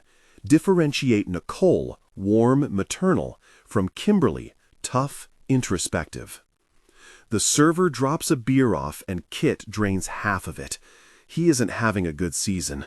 His contract with Calgary is ending this year, and more than ever, he needs to keep his stats up, but they're down. Tonight's news won't help, I'm sure, but just remembering Darcy's devastated expression the night he called, or as she told me what he did on New Year's, sends a fresh wave of fury and protectiveness through me. At my arrival, he straightens up. Hey. I slip into the seat across from him, setting my phone on the table. He slides the menu to me and I shake my head. I'm not staying long. He frowns. Thought we're getting a drink. Darcy and I are together now. No point in beating around the bush. His jaw goes slack and he stares at me for a moment before he lets out a sharp laugh. Sorry, I thought you said you and Darcy are together. That's what I said. Darcy and I are dating. I'm serious about her. My throat knots. I want forever with her. A.R. Haddington sent me the signed advance copy because I told her I loved Darcy, that I've loved her for years. In a private note to me, she wished me luck. Kit lets out another humorless, bitter laugh. Well, that's going to be a real disaster. What, you got tired of the puck bunnies? Adrenaline cuts into me, coursing through my blood, and my teeth clench. You slept with every chick in Vancouver, so now you're messing around with Darcy? He shakes his head, swallowing. Is this an ego thing? To be intimate with my girl just to show you can? Shame hardens in my gut, but I remind myself I'm not that guy. He's hurt and angry, but my head pounds with all the things he did. All the ways he made her feel like she wasn't enough, and I want to hit him. I won't, though, because just like Darce, I'm putting him in the past. She's not your girl anymore. My teeth grit. And it's not like that. Come on. His lip curls. Yes, it is. You'll be done with her in a week, tops. Pain throbs behind my sternum. Have you even stopped to wonder if this is what Darcy wants? Don't you really see? I shake my head. She's doing so much better now that you're out of her life. She actually likes her life. She's an analyst for the Storm, and she actually enjoys her job. His face twists. You can't be serious. Rage thunders through me. He never believed in her. She has the statistics background and experience for it, and she loves it. The team is lucky to have her. I am lucky to have her. You never felt that way, though, did you? You felt like you were doing her a favor. Tension simmers in the air. He looks away, working his jaw. The difference between us, I tell him, is that I'll do whatever it takes to make her happy. He breaks off in a laugh of disbelief, shaking his head. You really snake. You always had a thing for her. You were just waiting to swoop in. I'm surprised you didn't try this years ago. The insult burns. I would never go after my friend's girlfriend, but he's hurt and angry and trying to get to me. I love her. My realization from the other day rings stronger than ever. But it feels wrong telling him before Darcy. You had your chance, and you really messed up. My voice is low and firm. You knew she didn't want to get engaged, and yet you popped the question in front of everyone. I lean forward, pulse picking up. You pressured her into something she didn't want to do. Kit's nostrils flare. Oh yeah, her life would have been so hard. Sarcasm and bitterness drip from his tone. Married to a professional hockey player who makes millions per year, living in a nice place, having the wedding of her dreams? Poor Darcy. Anger rises, because even now, even after she's broken up with him several times and told him she doesn't want that life, he never will. I know how hard losing her must be, but a bitter smile twists onto his mouth. I guess you think it's your turn now or something. No, I swallow. It's Darcy's turn. You never saw her. You never bragged about her. You didn't know what you had. He laughs, shaking his head. You think this is going to work? Unbelievable. His tone scrapes at me, and my muscles tense as I try to remember the way she tucked me into bed with an ice pack on my shoulder, lifting it off me after 20 minutes as I fell deeper into sleep, caring for me. She cares about me. I know she does. She just needs time, and she's shown me that I'm more than the guy everyone thinks I am. Having said what I came here to say, I get to my feet. See you at the game tomorrow. He doesn't answer as I walk out the door. The next evening, we're winning by 3 goals, because Kit's more focused on letting out his frustration on me than defending the Calgary net. He slashes his stick against my shin, but Walker shoves him out of the way. That slash should have been a penalty, but the whistle doesn't sound. A minute later, he's back.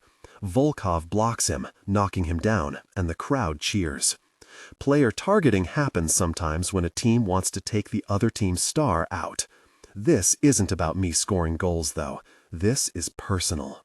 What are you really doing? One of Calgary's players asks Kit. At their bench, the coach shakes his head, frowning. Say the word, Volkov mutters, glaring at Kit, features tight with tension. Volkov's the Storm's enforcer, an unofficial term given to the guy who restores balance on the team and protects players the other team is going after. This isn't his battle to fight, though. It's mine. Are we going to put this really clown in his place or what? Miller asks, skating over. My gaze lifts to the box where I know Darcy and the other analysts are watching the game. Fighting's common in hockey. It's a way to restore balance in the game when a team plays dirty or refs aren't calling penalties. My muscles tense with fury. The energy crackles. I want to end this. It would upset her, though. I look back to Kit, who's lost her because of his own stupidity. I have everything, and he has nothing. I pity him. He's hurt and angry and confused, and he doesn't know how to deal with it. Ignore him. The ref will call a penalty eventually. We face off again, and a minute later, as I'm scrambling for the puck, I'm slammed face first into the boards. Fire sears my lip. Rage vibrates through my chest, growing and gathering. I take a deep breath as I get to my feet, blood dripping from my face onto the ice. Noise erupts around me. The fans pounding their fists on the glass in outrage, my teammates shouting protests, the whistle blowing. The arena's going wild as I meet Kit's gaze. He's surrounded by Vancouver layers, refs and linesmen, but his attention is focused on me. His eyes flash. This isn't the guy I grew up with, my best friend from university. This is someone else. You're a really embarrassment, I spit out. You think she's not going to do the same thing to you? His lip curls in an ugly sneer. Why would she end up with you? With a linesman between them, Volkov tries to shove Kit. Shut up. Tension simmers on the ice as the refs review the play on their screens. Players circle each other. Finally, the ref skates to center ice and the arena falls quiet as he clicks his mic on. 5-minute major for boarding. The arena cheers, and Kit sends me another dirty look over his shoulder as he's escorted to the penalty box. I try to summon empathy for the guy, but I'm not going to pretend I'm the same person I was a couple of months ago. Darcy's mine. He needs to get over that. The game resumes, and we run a play Darcy and the other analysts recommended to Ward. Miller passes to me, I shoot the puck, and it hits the back of the net. Noise erupts in the arena, the goal horn bellows and lights flash, as Miller, Volkov, Walker, and our other forwards surround me to celebrate.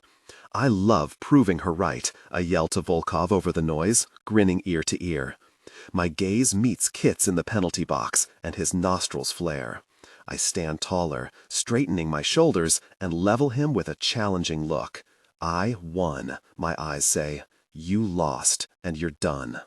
In a shot, he's out of the box, charging at me. I hear the fans gasp. He still has 40 seconds on the penalty clock. Are you really serious? Walker crows, laughing.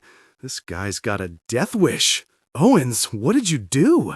Game isn't even in play, and the ref starts blowing the whistle. But Kit's undeterred, skating hard at me. The rest of the Calgary team watches in apprehension. Volkov mutters something to Walker. I catch Darcy's ex in there, and as Kit approaches and rears his fist back, the two Storm defensemen block him, shoving him down to the ice. The fans holler again, whistles blow right and left, and even the Calgary players are hauling Kit back. Game misconduct penalty, the ref shouts into the mic, and the crowd cheers. The mic is turned off, and he's yelling something at Kit. The other Calgary players are pulling him off the ice as he fights them, trying to get at me, and the fans roar. The Calgary defenseman gives Kit a hard shove from the bench to the hall. Dreiger, you suck! The fans chant as he disappears to the dressing room. I hope this Darcy chick is worth it, Walker says, shaking his head. She's more than worth it. She's my entire world. Tonight, I'm gonna show her. I can't hold off anymore. Darcy, Hayden, fumbles the front door open that night, never once taking his lips off mine. He yanks his jacket off, throwing it on the floor in haste. We've been kissing since the lobby downstairs. Something about playing against Kit has Hayden unleashed. I shouldn't feel this thrill at his possessiveness over me, but I do. What did you say to Kit to upset him so much? I asked Hayden after the game. The truth, he answered. He told him we were temporary. That means a small twist of pain hits me in the chest. It's getting harder to accept that reality, that this is just for fun and just for a few more days. Hayden's tongue sweeps against mine, and my thoughts and worries melt. Right here, right now, that's all that matters.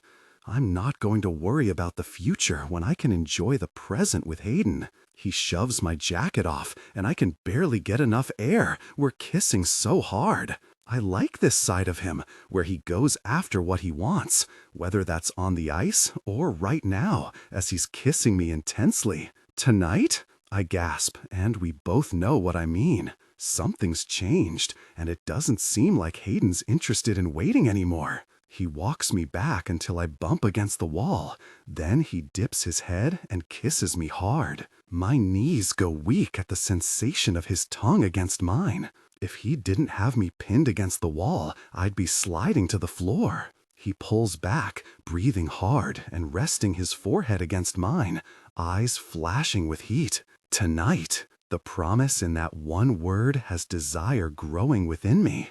I close my eyes and revel in the feeling of Hayden's lips all over my skin, him tugging the neckline of my top aside to nip at my shoulder. His hands stray to the hem of my jersey, lifting. Naked. Now. In this household, we no longer use full sentences. I raise my arms, and he pulls the top over my head. Then I'm pulling his off, baring his broad chest and warm skin. He tugs the fabric of my bra down, and I struggle with his belt while he fumbles with my bra clasp.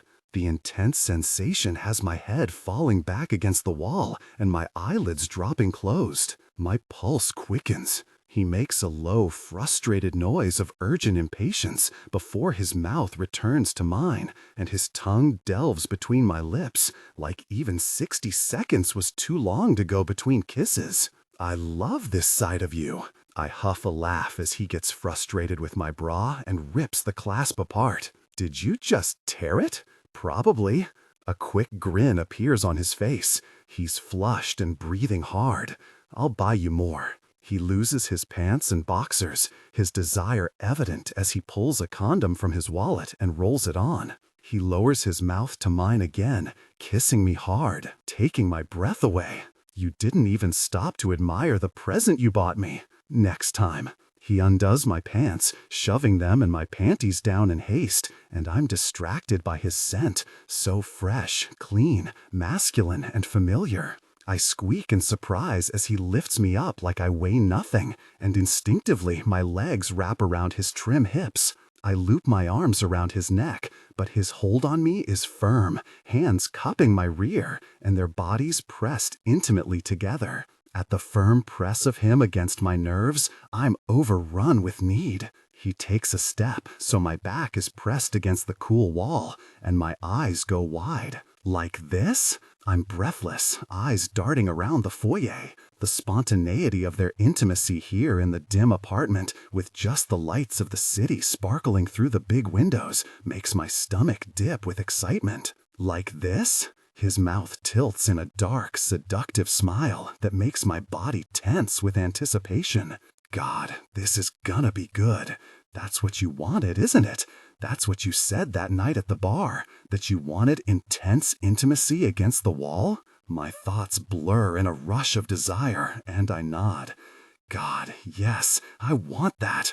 Yes, please. My gaze drops, trailing down the carved muscles of his chest, the golden blonde hair leading lower. A rakish grin pulls up on his handsome face. You don't have to say please with me, but I really, really like it.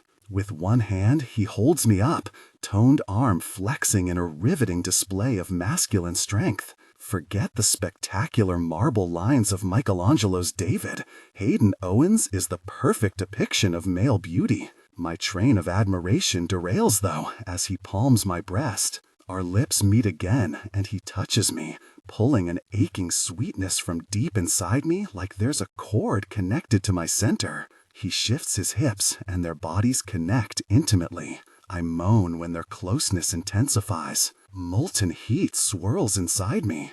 I should slow down, he says, dropping his hand to my inner thigh, touching me and watching my expression with fascination. I shake my head, tugging on the back of his hair, and his eyes spark hotter. Don't. He continues his touch, lighting up every nerve ending in my body. My head falls back against the wall, and he watches my face with determined reverence. Desire tightens within me, and I'm flooded with urgency. Hayden, I moan. My heart's beating so hard I'm surprised he can't hear it. I can't wait. I need more. The breath rushes out of him, and he nods, positioning himself closer. They came together, and sharp pleasure sweeps through me, even as my body adjusts to his presence. I cling to him, letting the sensations drag me under. Breathe, he says, gentle yet commanding. Their connection felt intense, and my lips part as I hold his worried gaze. Even now, he's so caring and careful with me. Oh my gosh. He rests his forehead against mine, staring into my eyes. You're so incredibly close. You're so incredibly powerful. My voice sounds thin and desperate, and I don't care that it sounds cliché. My whole focus narrows down to where my body's working hard to adjust to him. Any discomfort is washed away as electricity arcs through my blood. Keep going. He deepens their connection until their hips meet, and I'm about to lose my mind with the delicious burning intensity of their embrace. Already, my peak stirs, waking up and coiling in my limbs. "Okay?" he whispers. I nod against him with a shaky breath. "You feel so good," I whisper back. "I've wanted this for so long." His throat works. Under my hand on the back of his neck, his skin is hot and damp with exertion. A little frown of frustration and agony sits between his eyebrows. The guy looks wrecked from holding back so he doesn't hurt me. I nip his bottom lip, and the rough, pleased noise in his throat sends a ripple of warmth through me. "I can feel your intense response," he groans. "I've wanted this for years, Darcy, and somehow it's better than I thought it could be." I whined higher, soaring from the knowledge that Hayden and I connected like this was inevitable. I was always going to figure it out and see him. It was just a matter of when. While my body adjusts to the intensity of their connection, he coasts a hand over my skin like he can't get enough of me, until finally his gaze meets mine. "Can I move?" he begs, eyes glazed and breathing ragged. His hair's a mess from my hands in it, and his eyes are wild with desperation as he hangs on to the last shreds of his control. I nod, and he shifts, looking down to where their bodies meet, before he slowly deepens their connection, watching my face for any sign of discomfort. Pleasure rolls through me, my pulse thickens. "God," I moan. He moves with me again, and I feel the full intensity.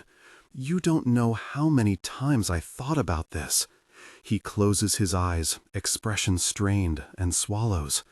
I've pictured us in every intimate scenario you can think of, on every surface of this apartment, of every apartment I've ever lived in. Heat swirls within me, and the pressure tightens. He deepens their connection, and I climb higher. The painting on the wall that we bought last weekend shakes as he moves with me, and I'll probably have bruises tomorrow from his hand on my rear. I don't care, though. I just want more. His hand finds me, and he rubs tight, firm circles. "Hayden." My peak takes shape, and I tug his hair, gazing into his eyes. I can feel the desperate expression all over my face. He smiles, dark and dominant. "I really love when you moan my name like that, Darcy. I really love the way your sweet body responds to me." He presses feverish kisses against my skin as the pressure low in my belly begins to expand and my vision starts to blur. Such a good girl, responding so intensely for me, letting me connect with you deeply against the wall like we both wanted. I dig my nails into his shoulder, and the corner of his mouth ticks up. "Are you going to reach your peak for me, honey?" "Mm-hmm." I nod again and again. My nerves start to fray, and nothing else exists, us, here and now. "Show me," he demands, clutching me as my body responds further. "Show me what it looks like when I make you feel good." The pressure spills over, and I shatter. My toes curl. Heat courses through me as my body responds intensely to him. I'm gasping for air, moaning his name, and pleading with him not to stop as my pulse races. When I think I've hit the highest peak of my pleasure, I keep soaring, keep rising, so high I think I might die. He moves with me again and again, holding me tight like I'm precious. It's everything, all at once. Intimate, intense, hot, desperate, hungry, and everything I've ever needed. My peak subsides, but from Hayden's clenched jaw and tortured expression, he's close. His teeth catch his bottom lip, and he groans, low and hungry. His cheekbones flush with the exertion. His hair has fallen into his eyes. God, he's so devastating like this, at the edge of his control, but taking everything he wants. I can't hold on much longer. Let go. I'm eager to see Hayden lose his mind in our shared intimacy. Reach your peak with me. His touch brought a second wave of intense pleasure. I let out a surprised sound against his skin, shaking with the overwhelming sensation as more waves of heat radiated through me, holding him close. It's not fair how good he is at reading my body and knowing exactly what I want. It's his undoing, though, because the raw, broken noise that grates out of his throat is pure pleasure. With strong arms, he clutches me tight to his chest. Hayden buries his face in my neck, moaning against my skin. Intense protectiveness rushes through me as he repeats my name into my skin. My thoughts dissolve until only one remains. I wish we could do this forever. I wish Hayden wanted what I wanted. After a moment, he pulls back with an incredulous expression. The only noise in the apartment is the pounding of my pulse in my ears and the sound of us catching our breaths. "Are you trying to kill me?" he asks, and we both laugh. With my fingertip, I trace the line of his bottom lip, but he dips down to catch my mouth again. Just the opposite. "Hayden, what about this one?" Darcy points at a chair in the furniture store I pulled her into after brunch. My mind races with images of us together over the past 12 hours, the sounds she made when she was close to her peak, the peaceful way she looked before I woke her up this morning, and her low sigh of pleasure as I washed her hair in the shower. The life-altering feeling of being deeply connected with her, and the way her mouth falls open in surprise and enjoyment at the start of our intimacy. "Hayden," I stare at the chair. All I can think about is being intimate with you on this chair. I imagine her close, facing me, her body moving with mine, while I kiss her neck and touch her in ways that make her lose herself. A surprised laugh bubbles out of her, and her eyes glow bright. "Are you feeling all right?" I ask, pulling her closer, running my lips over her temple. She smells incredible. How did I control myself for 8 years? I can barely go 5 minutes without touching her now. Her mouth twists. A little. I make a low, sympathetic noise and smooth a hand over the back of her soft hair. "I'm sorry." "No, she shakes her head, cheeks going the same pink as the moments before she reaches her peak. "I kinda like it." She sends me a hesitant glance, biting her lip. "Is that weird?" A breath rushes out of me, and I grin down at her, settling my arm around her shoulders. I like it too. With every moment I spend with Darcy, she becomes more entwined in my DNA. She becomes a bit more mine. God, I hope she feels the same way. It's getting more difficult not to spill my feelings all over her. Her phone rings with a call from one of the other analysts. She mouths 1 second and heads outside. I smile at her through the windows, where she's talking a mile a minute with bright eyes. The Storm are going to playoffs, and the analysts are working overtime, but Darcy couldn't be happier about the long hours. It's everything I wanted for her, to finally love her job, for her to be excited to go to work in the morning. Jamie and Pippa's wedding is in a couple of days, and worry knots behind my sternum. Darcy seems happier than ever, but I can't be sure. I've been wrong in the past. I never knew how unhappy she was with Kit. "Hayden?" At the sound of my name, I turn, and my gut drops through the floor. Jess. I probably look like I've seen a ghost from the way my jaw goes slack. I blink in surprise, but I recover and give her a shaky smile. "Hi, how are you doing?" Jessica Haley, my high school girlfriend, gives me a huge, pleased grin. "Better now. Fancy running into you here. What are the odds?"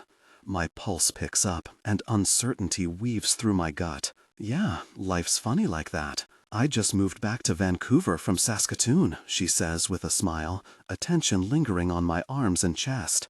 "You look amazing."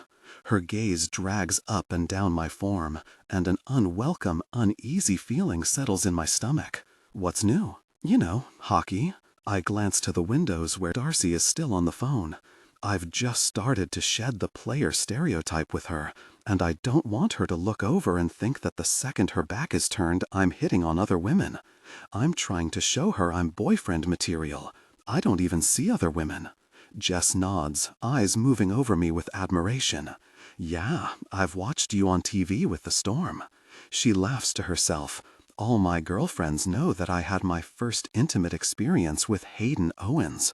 Something unpleasant yanks in my stomach, and I fight a disgusted expression. Yeah. We're 10 years older, but I feel 17 again, trying to act cool and unaffected as she tells me she had fun with me, but that she'd rather date some other guy. She steps into my space and lowers her voice with a secretive smile. I forgot how imposing you are. Yeah, always been tall. I rake a hand over my hair. The tone of her voice leaves no room for interpretations. Differentiate Nicole, warm and maternal, from Kimberly, tough, introspective. The tone of her voice leaves no room for interpretations. She's interested. I glance around for Darcy, who's no longer on the sidewalk. We should exchange numbers, Jess says with a smile. Look, I don't want to be rude, Jess, but hi. Darcy's hand slips into mine, and she leans against me, gazing up at me with a pretty smile. Immediately, I relax.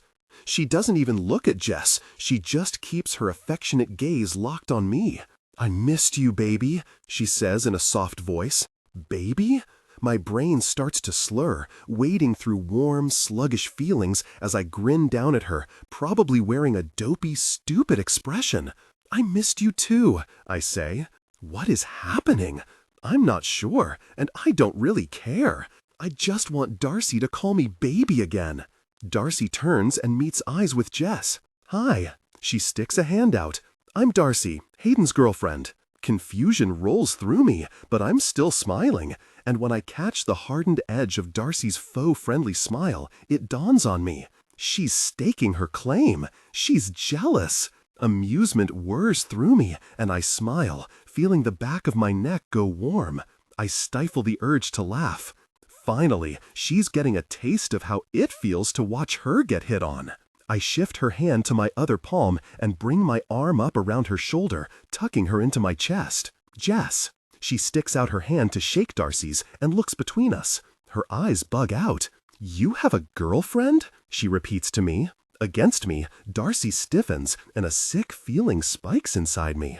This is it, the moment where Darcy turns to me like she's seeing me in a new light and goes, "Oh yeah, you're right, Jess. Why would I ever commit to this guy?"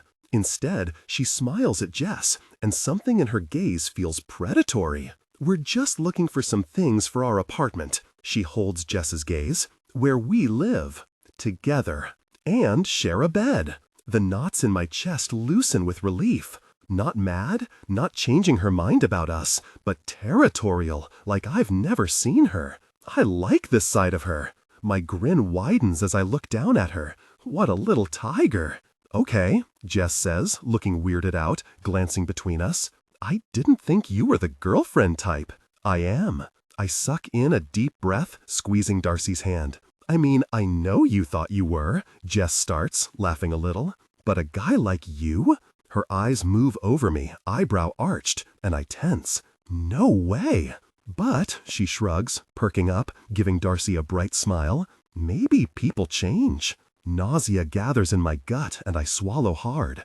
Darcy smiles up at me, innocent as a kitten, but with protective rage in her eyes. We should get going, baby. There's that word I like again.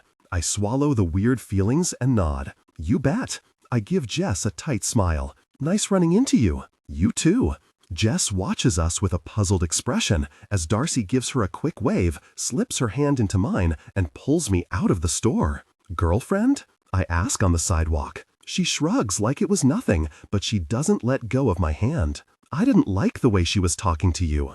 Warmth, I tease. Her eyes flick up to mine. What if I am? My eyebrow goes up, along with my smile. Thought we were just having fun, Darce. Her cheeks go pink and she looks away, but my fingers come beneath her chin, tilting her face up so our eyes meet. Thank you, I tell her. No one's ever gotten protective of me like that. I give her a smug smile. It was nice. I could get used to it. She studies me for a long moment, sadness rising in her eyes. You deserve it, Hayden. She glances at the furniture store half a block away.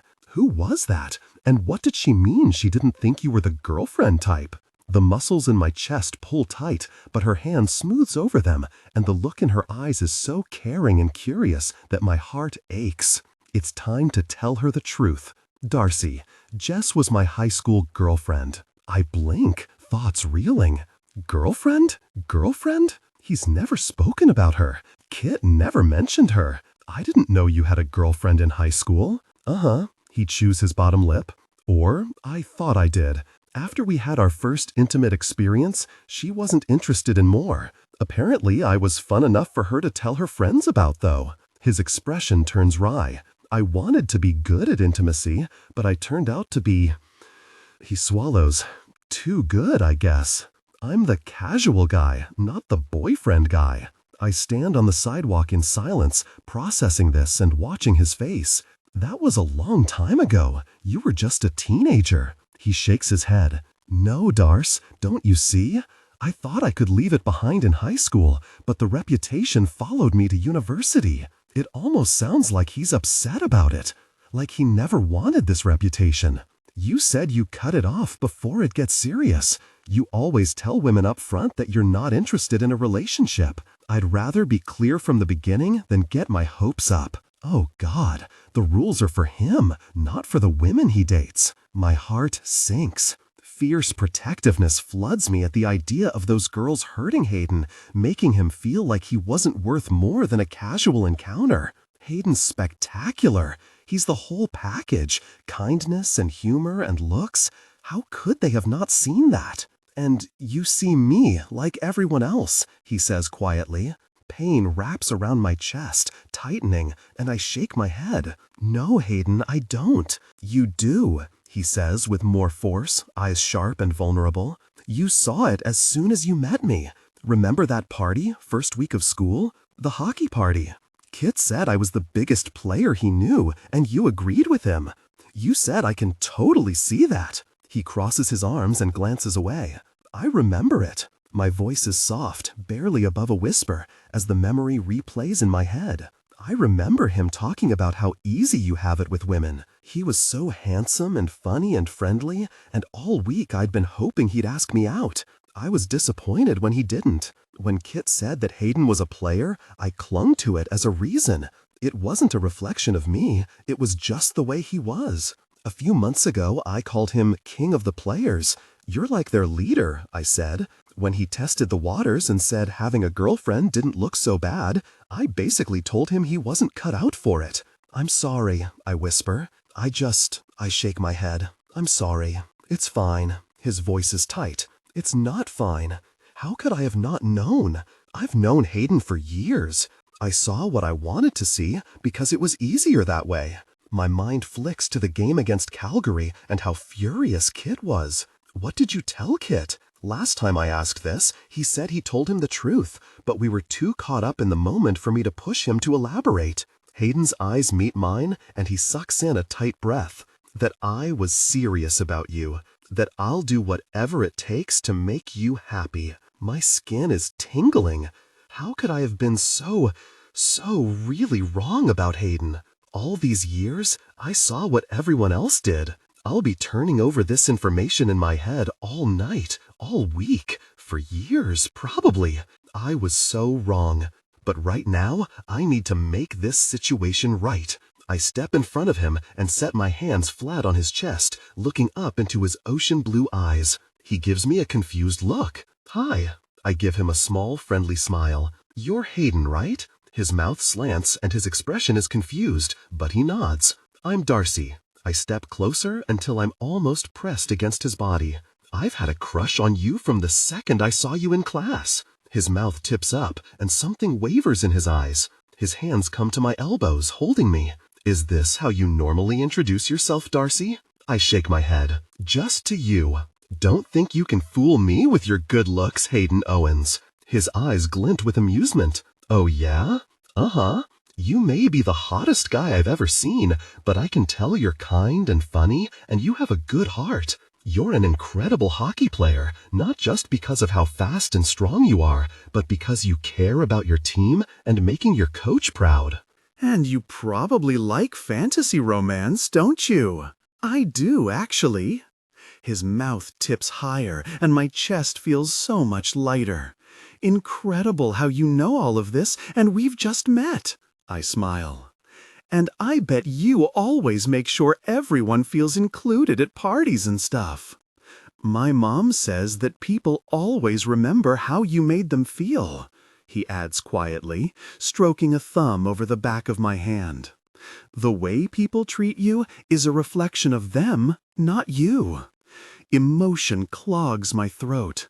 Anger that Hayden's felt like this for so long, guilt that I contributed to it, and the overwhelming need to make it better. Would you ever tell me that I deserved how Kit treated me? Never, he bites out, frowning. That was on him, Darce. He's the jerk who didn't deserve you. I give him a patient smile. See, my expression says. Something settles in his eyes. He believes me, I think. My heart tugs, and I lean forward to kiss him. Maybe some people say you're a player, I whisper against his lips, but I know the truth. You're so much more. Hayden. That afternoon, we walk through a stretch of the park where trees line either side of the sidewalk, bursting with petals in shades of white and pink. The park isn't too busy. A few people taking photos under the cherry blossoms, someone throwing a ball for their dog, a couple picnicking on the grass on a big plaid blanket, some kids playing street hockey.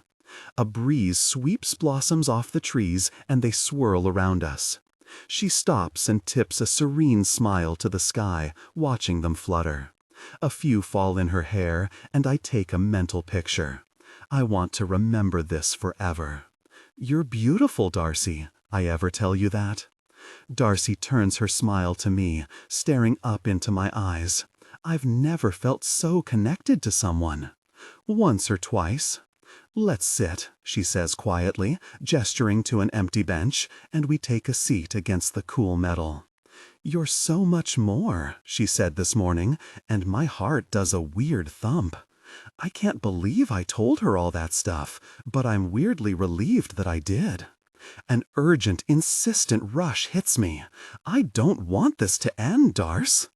Adrenaline courses through my veins as I spill my heart to her. I don't want to go back to being just friends after the wedding. There's no one like you, and I've never had this, I gesture between us, swallowing thickly, with anyone else. Have you? Her tongue darts out to wet her bottom lip, and she shakes her head. Worry threads through her gaze. I'm not asking you to get married or to have kids or make any commitments you're not ready for. We'll always go at your pace. I just want you to keep living in the apartment and sleeping in my bed and letting me take you on dates. I shoot her a playful smirk, even as my heart pounds. And I want you to keep wearing lingerie. She chuckles. The choice is yours. He never gave her the choice, but I'm not him. I will always give you the choice, Darcy. I promise. The 3 words I want to say are on the tip of my tongue, but I hold them back.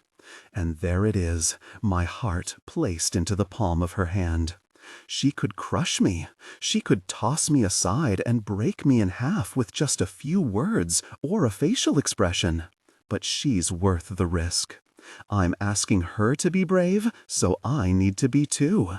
I need to trust that my best friend and the woman I love sees me for more than a fun time, good company, and pretty face.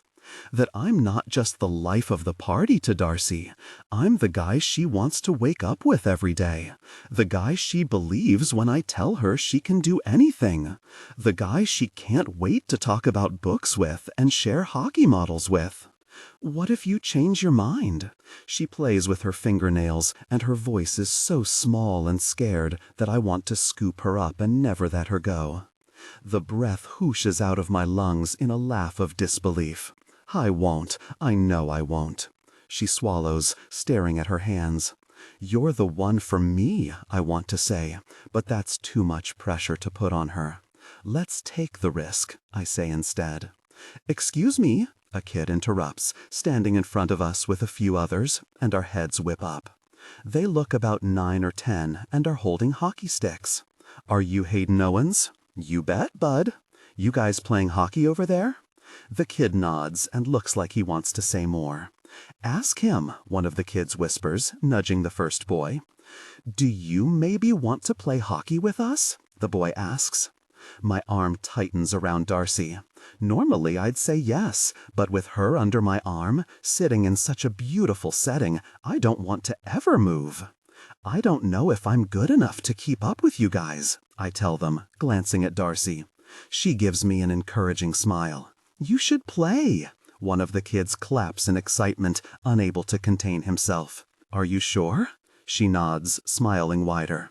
I want to watch you play. I'll be cheering for you. I sense she wants a few minutes to process what I just told her. Darcy's like that. She needs time to figure out how she feels about something. I press a quick kiss to her cheek. I won't be long. Take your time. She settles back on the bench, getting comfortable. I'm happy to sit here and watch. I follow the kids to where they have a net set up. No hitting me, okay? I tell them, and I hear Darcy chuckle behind me. I'm not as tough as I look. Darcy. Beneath the cherry blossoms, I sit on the park bench, watching Hayden play street hockey with a group of kids. He's so good with them, encouraging and coaching them, and cheering when anyone scores. I can see it, him having kids of his own, teaching them to play hockey, maybe coaching their teams and taking them out for ice cream after, whether they won or lost. I picture Hayden with 2 daughters, telling them they're smart and wonderful and that they can do anything. Then I picture him with 2 sons, teaching them how to be kind and inclusive of others. The threat of not being in that picture with him makes my heart ache. I think about us not being in each other's lives like we are now, contact limited to the occasional phone call or yearly visit, and I'm flooded with bone-deep sadness. He doesn't want this to end. There's no one like me, he said, and he's never had this with anyone else. The choice is mine. He's not a player, I know now. He never was. He always wanted more. He just didn't think he could have it. He could have more with me, if I let it happen. What's the alternative? I go back to trying to be a player? My sad attempts to date make me want to laugh. The best part of being a player was hanging out with Hayden. I wanted to feel free and empowered. Hayden always seemed in control, and I wanted a shred of that for myself. It's because of him that I found it. For my birthday, I wished things with Hayden would never have to end. Why can't I make my own wish come true? I've made my life into something I'm proud of, something I've dreamed about. How clueless would I be to let a guy like Hayden slip away? I'd tell myself it was the right thing to do, that I was protecting him or myself, but one day I'd wake up regretting that I wasn't more brave. And my fear about losing myself in him like I did with Kit? I think back to the party thrown for me, where everyone was dressed up in dumb, hilarious costumes. That was for me, and it made me so happy. Hayden would never let me be anyone but myself. He passes to one of the kids, grinning and calling out encouragement, and my heart twists. The idea of kids seems so far away, but I picture him having a kid with another woman, holding their baby with a besotted smile, and I want to both cry and rip this park bench out of the ground. Maybe it doesn't need to end. After what he told me about Jess, about being shoved into a stereotype and reputation he never wanted, maybe things with us could work. We're going to score one for Darcy, okay? Hayden tells the kids. He sets up the play, and when the kid scores, he raises both palms for high fives, handing them out to each kid, shining his enthusiastic, fun light all over them and making them all feel special. Take a risk, Ward said when I debated about taking the analyst job, and look how well that's turning out. The stakes with Hayden are so much higher, though. This is my pattern. I get scared, so I stand still. Hayden deserves so much more than my uncertainty and hand-wringing, though. When the pickup game ends, Hayden signs autographs and takes photos with the kids and parents. Then he jogs back to the bench and drops down beside me. That was fun. He smiles down at me, cheekbones flushed and eyes bright. A few petals have fallen into his hair. You scored a goal for me. He rests his arm over my shoulders, holding me against his warm, solid chest, and when he smiles down at me again, his expression softens. They're all for you, Darcy. My heart twists. Maybe he won't break my heart. His eyes drop to my hair, and his mouth quirks in amusement. What? His grin widens. You have cherry blossoms in your hair. I laugh. So do you. It feels like magic, sitting here with him under the cherry blossoms and gentle sunlight. Like everything's falling into place, and the timing all aligns. I don't want to be scared anymore. I want all the good things that come with making the hard choices. In the distance, an ice cream truck jingle plays, and I smile. Spring is finally here, and I hardly recognize myself compared to the person I was when I showed up in Vancouver this winter. Hayden? Nerves rattle through me, but I swallow them. His eyebrows snap together in concern. What's wrong? My mouth goes dry, but I focus on the breathtaking myriad of blues in his eyes. I don't want to stop doing this either. His eyebrows lift. I don't want what we're doing to end. I drag a deep breath in, meeting his gaze, and my stomach flips over at the affection in his expression. I'm falling for you. I've never said those words to a guy, and I wonder if he's ever heard them. A tender smile breaks across his face. I was hoping you'd say that. Hayden? Darce? I kick my shoes off at the front door that evening, carrying a takeout bag of Thai food. I'm in the bath, she calls from inside the apartment, a teasing, flirty note to her voice. Lust coursed through me, and I strode to the bathroom, imagining her waiting for me. I yank my shirt off in the hallway and toss it aside. I can smell the sweet vanilla orange scent of her bubble bath. I whip the bathroom door open and make a face. Ugh. Daniel the gnome is in the bathtub, surrounded by bubbles, staring at me with his beady, soulless eyes.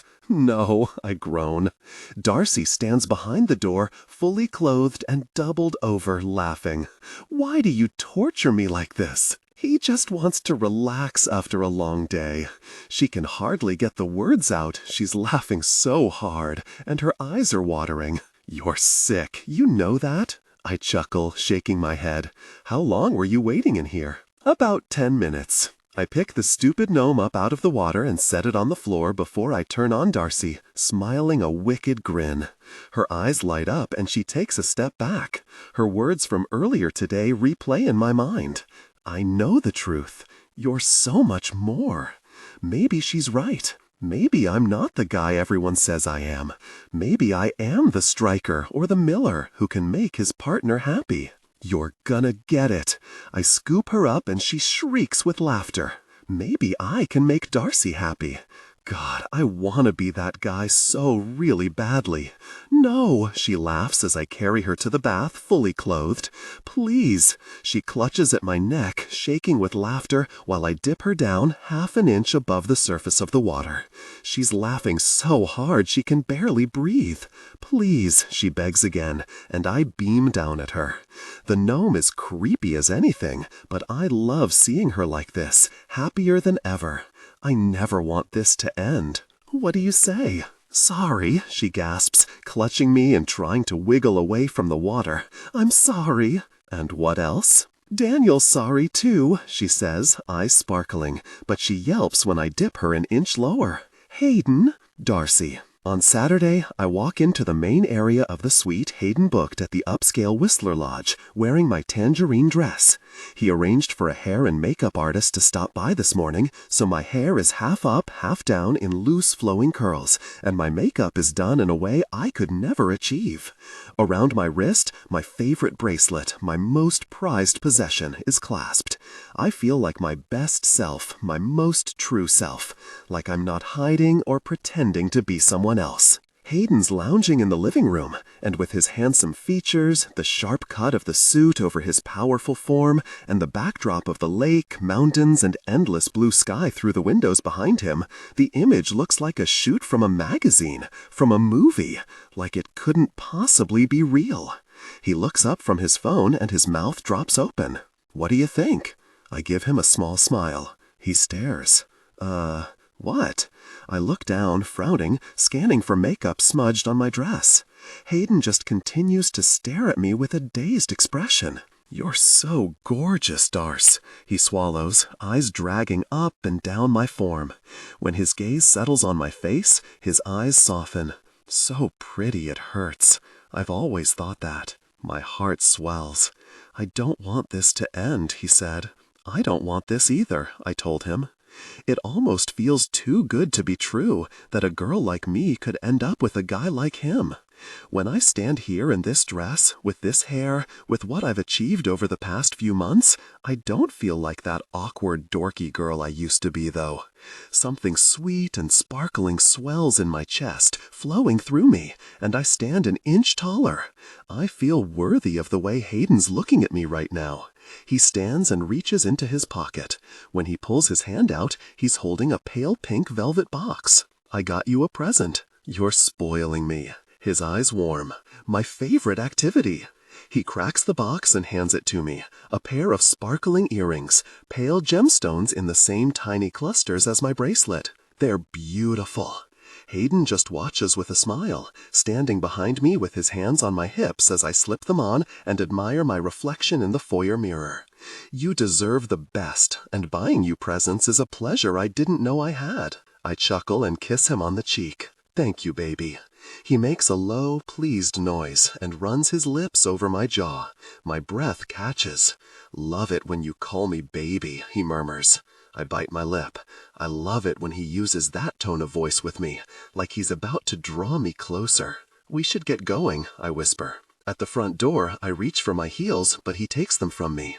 I'll do it. I sit, and Hayden kneels in front of me. He slips my foot into the shoe, wearing an adorable frown of concentration as he does the delicate strap up with his big hands. He straightens my leg, meets my eyes with a cheeky smile, and presses a kiss to my ankle, my calf, the inside of my knee. He brushes the hem of my dress higher and kisses my leg.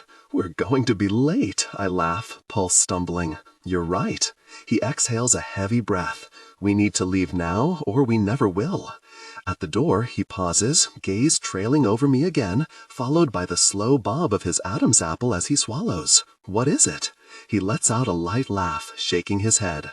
Just thinking how lucky I am to have you on my arm, Darce. Funny. I tug his tie to pull his mouth closer. I feel the same way about you. Hayden. We watch our friends Jamie Stryker and Pippa Hartley marry, and I glance down at Darcy beside me. She looks so heartbreakingly beautiful. She gives me a soft smile and turns back to the bride and groom, and her new earrings catch the light. Her awestruck expression, so delighted and surprised, only fed my addiction. I'm going to marry this girl. The thought struck me 8 years ago, during a conversation before class our first week of school. Embarrassed by it, I buried it as fast as it sprung up. I was 18, for goodness sake. I knew, though. A few conversations with Darcy Andersen, and I knew she was the one for me. She glances back at me with a teasing, scolding expression and flicks her gaze to the front. "You're staring at me," she mouths, and I grin, lifting a shoulder. "I like you," I mouth back. "I love you," I want to say. She rolls her eyes, and I force my attention back to the reason we're here. Pippa wears a long white dress Darcy tells me is boho style. Stryker's in a dark gray suit, and their dog Daisy sits between them, wearing a little white bow tie on her collar. She gazes up with watchful eyes, waiting for the treats Stryker's been slipping her throughout the ceremony. Every member of the Vancouver Storm, with the exception of Volkovus, is here, including Ward.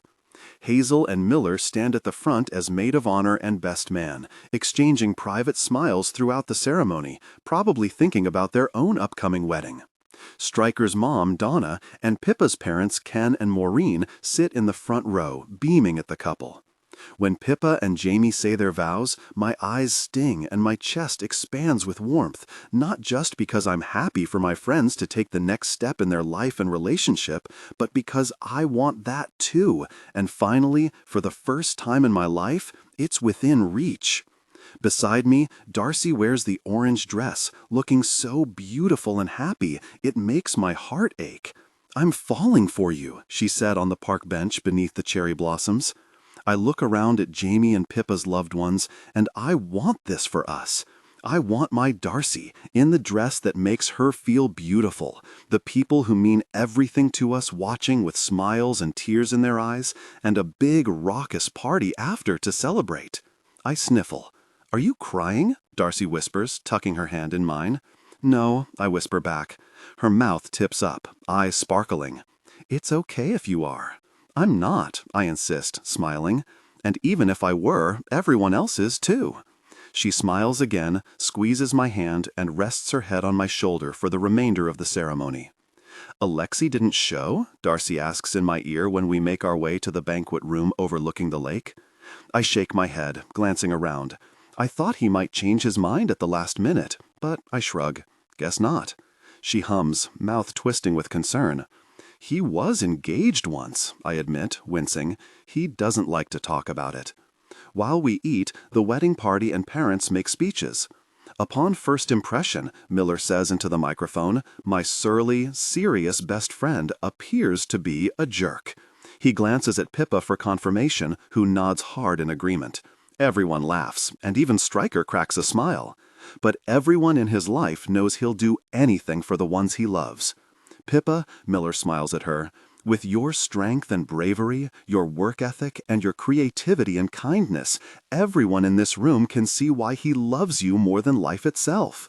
"Daisy," Miller peers around the table, where Daisy is sitting at Donna's feet getting pets, "you changed everything when you tried to follow Stryker home that day."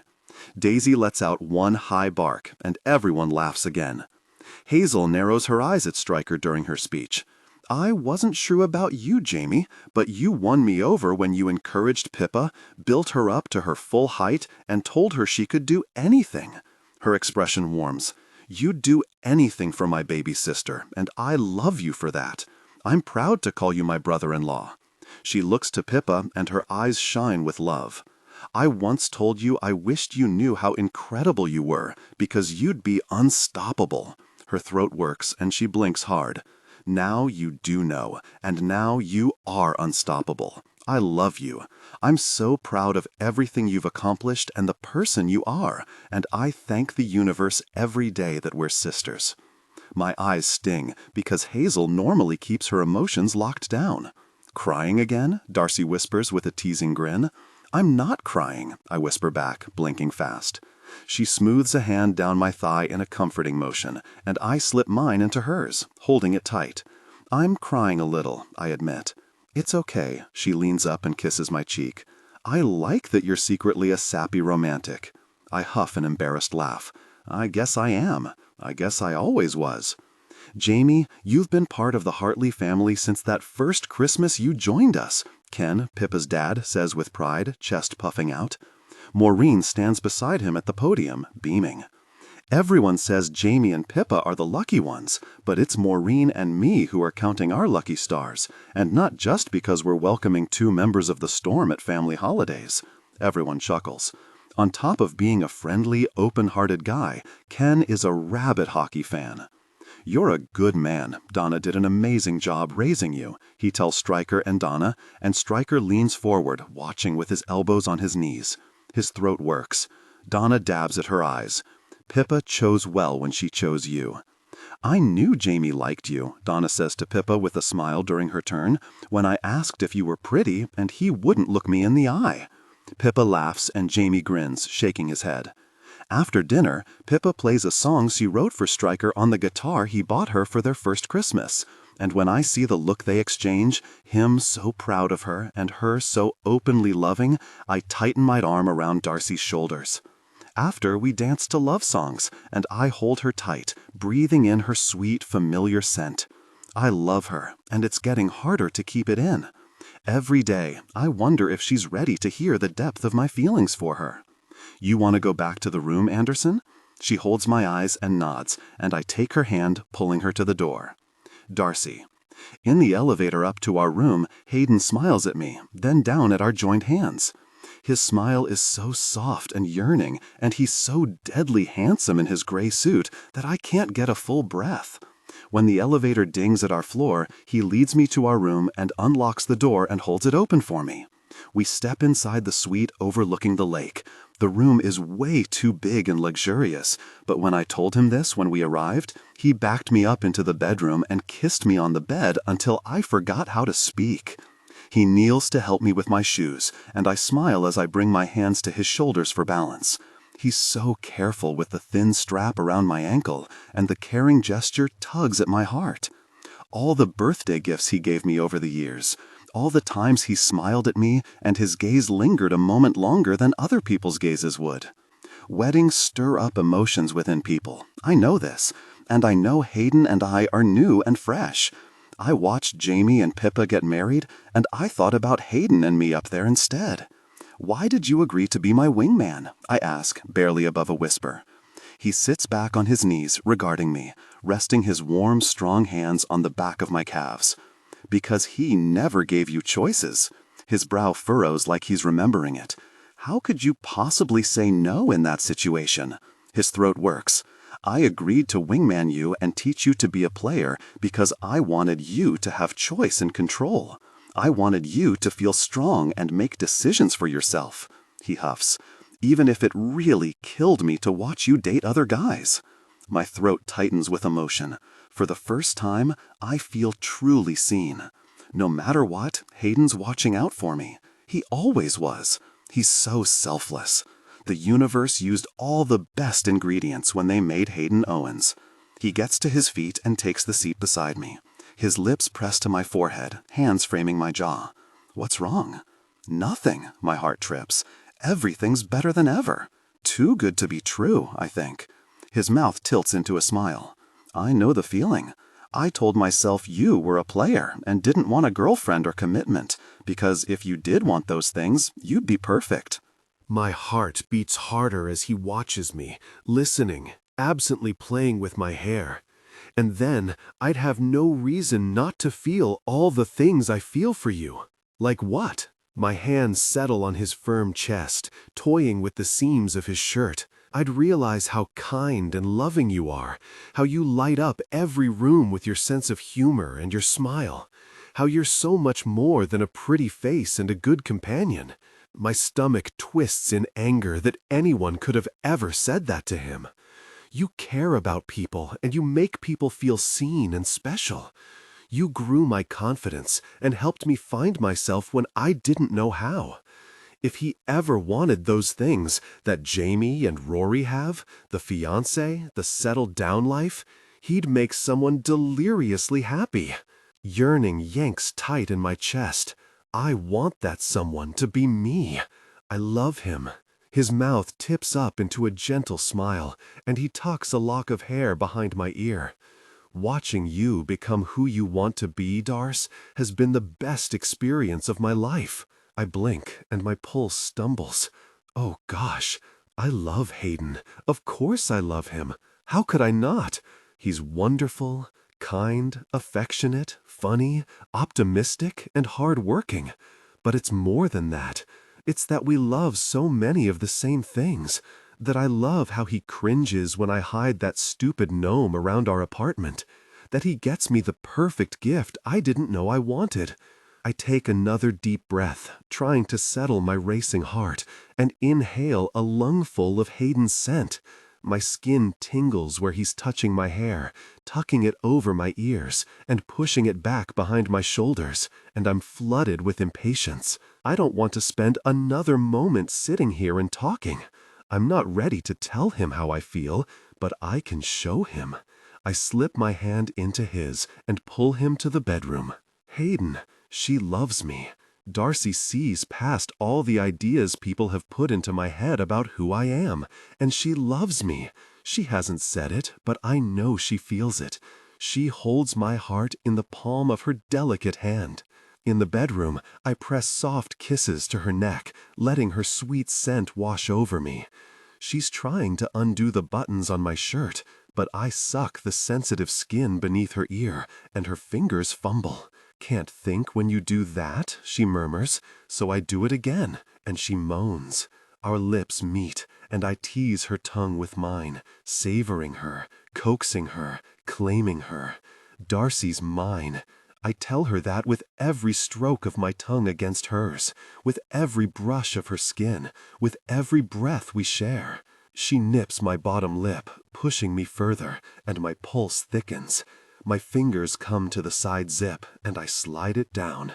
"I love you in this dress, but it's time for it to come off." She laughs quietly, concentrating on undoing my shirt buttons. "I love you in this suit, but it's time for it to come off too."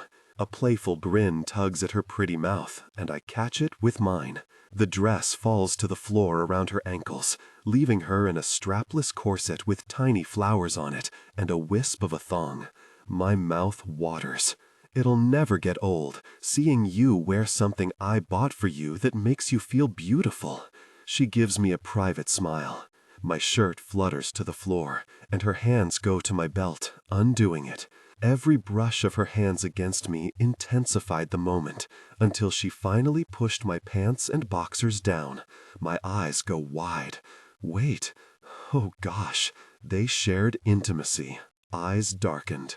Afterwards, breathless. "Wait, baby." I pulled her close. "If we continue like this, the moment will pass too quickly." I hauled her to her feet, against my chest. The intensity is overwhelming. I can't wait. She chuckles, but I unhook her corset, tossed it aside, and drew her closer, giving attention to her gorgeous breast. I grinned up at her, giving attention to her beautiful form as I knelt at her feet.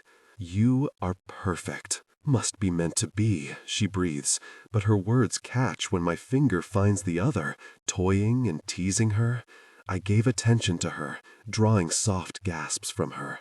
I took her hand and put it on my head, and I groaned with comfort and pleasure when she dragged her fingers over my scalp. I teased her to the edge of madness, giving intimate attention to her until her hips tilted toward me and I touched her beneath the lace. Her desire was evident. My fingers swirled, and her eyelids fell halfway, gaze locked on me. So really soft. I could feel the wicked grin on my mouth. Pride beat through me at the sight of her pleasing expression. I was doing that. I was making her feel so good, so full of desire for me. She nods, breathing hard. I slid her panties off, revealing her to me. My touch became intimate, and we both groaned. I paused, taking in the awestruck expression on her face as she watched, then lowered my gaze to her and deepened my touch, connecting with her completely. "Gosh, you're so pretty here," I tell her. The intensity of the moment grew, and a deep need to connect with her filled me. But this was too good, too really sweet, and you are so incredibly desirable. An involuntary noise of enjoyment rumbled out of me as I gave her intimate attention. She drops her head back in bliss, but I reach up and gently grip the back of her head, tilting her up. Her eyes fly open. Her eyes are glazed with need, and her face is flushed in the most beautiful way. My perfect Darcy. "Keep your eyes open, honey." She nods, breathless, and more adrenaline drips into my blood. The high of Darcy being mine is like nothing else. I gave her deep, intimate attention, connecting with her in a way that drove her to the peak of sensation, and she tugs my hair so hard my eyes water. "Hayden," she gasps. On my shoulder, her thigh tenses. Her heel digs into my back. She pressed against my fingers, seeking more friction. Addictive, needy noises slip out of her, the kind she makes when she's about to reach her peak. I love when she loses her mind like this, and I love being the one to make it happen. "I'm going to reach my peak." Her voice is thin and desperate, and I'm a man possessed. "You are going to make me reach my peak."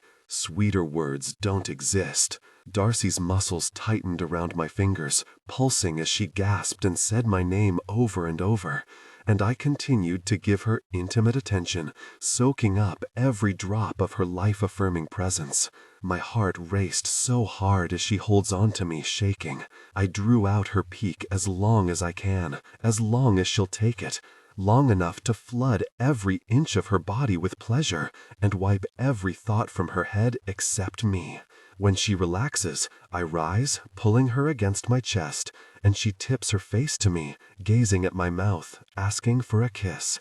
I press my lips to hers instantly.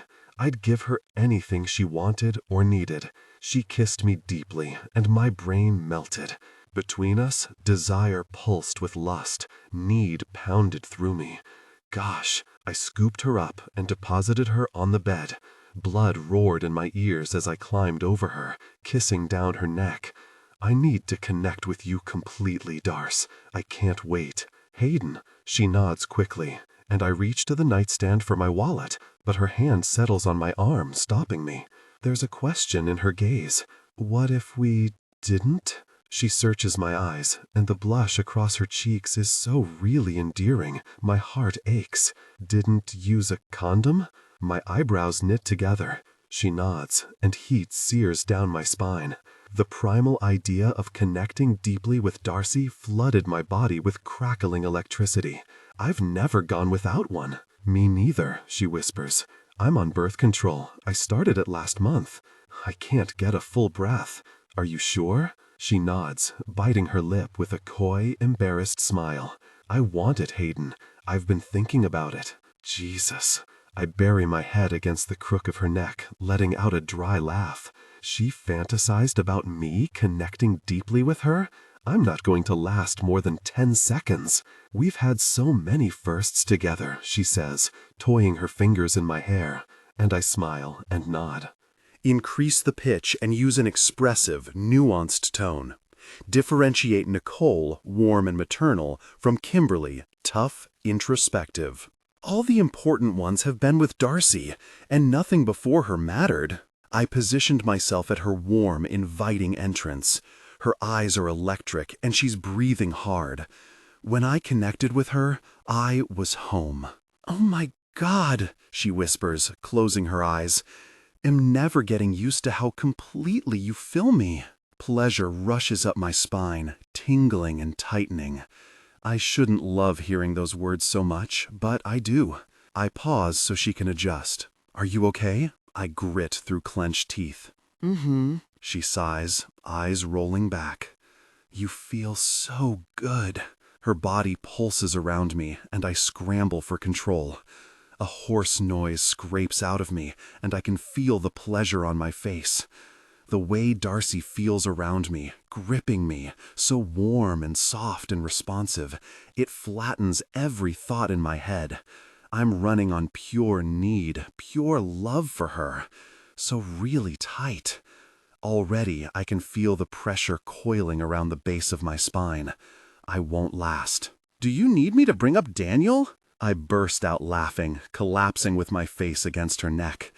You're a sick little pervert, you know that. She giggles, and I lift my head to smile down at her, brushing the hair off her forehead. Admit it. Her lips tip into the prettiest, pleased smile. It helps, thinking about him. I shake with laughter. I love her. I love her so much my heart might give out. But first, I want to make her reach her peak again. She gazes up at me with so much trust and love, and I get an idea. You want to try something new tonight? Heavy-lidded, her eyes flicker with interest. Okay. I slipped my hand beneath her, giving intimate attention to her perfect form. Her breath catches. I want to explore new intimacy with you, I whisper in her ear. I want to make you feel good. Her teeth sink into her bottom lip, and wariness fills her gaze. I don't want it to hurt. My veins rattle with the need to protect her, to lavish pleasure and love upon her, and to show her everything she's never had. Do you trust me? She nods. We'll go slow. It won't hurt. I promise it'll feel so good. Better than you can imagine. I'll be so careful with you, Darce. I know. She blinks again, blows a slow breath out, and nods. Okay, her trust in me is intoxicating.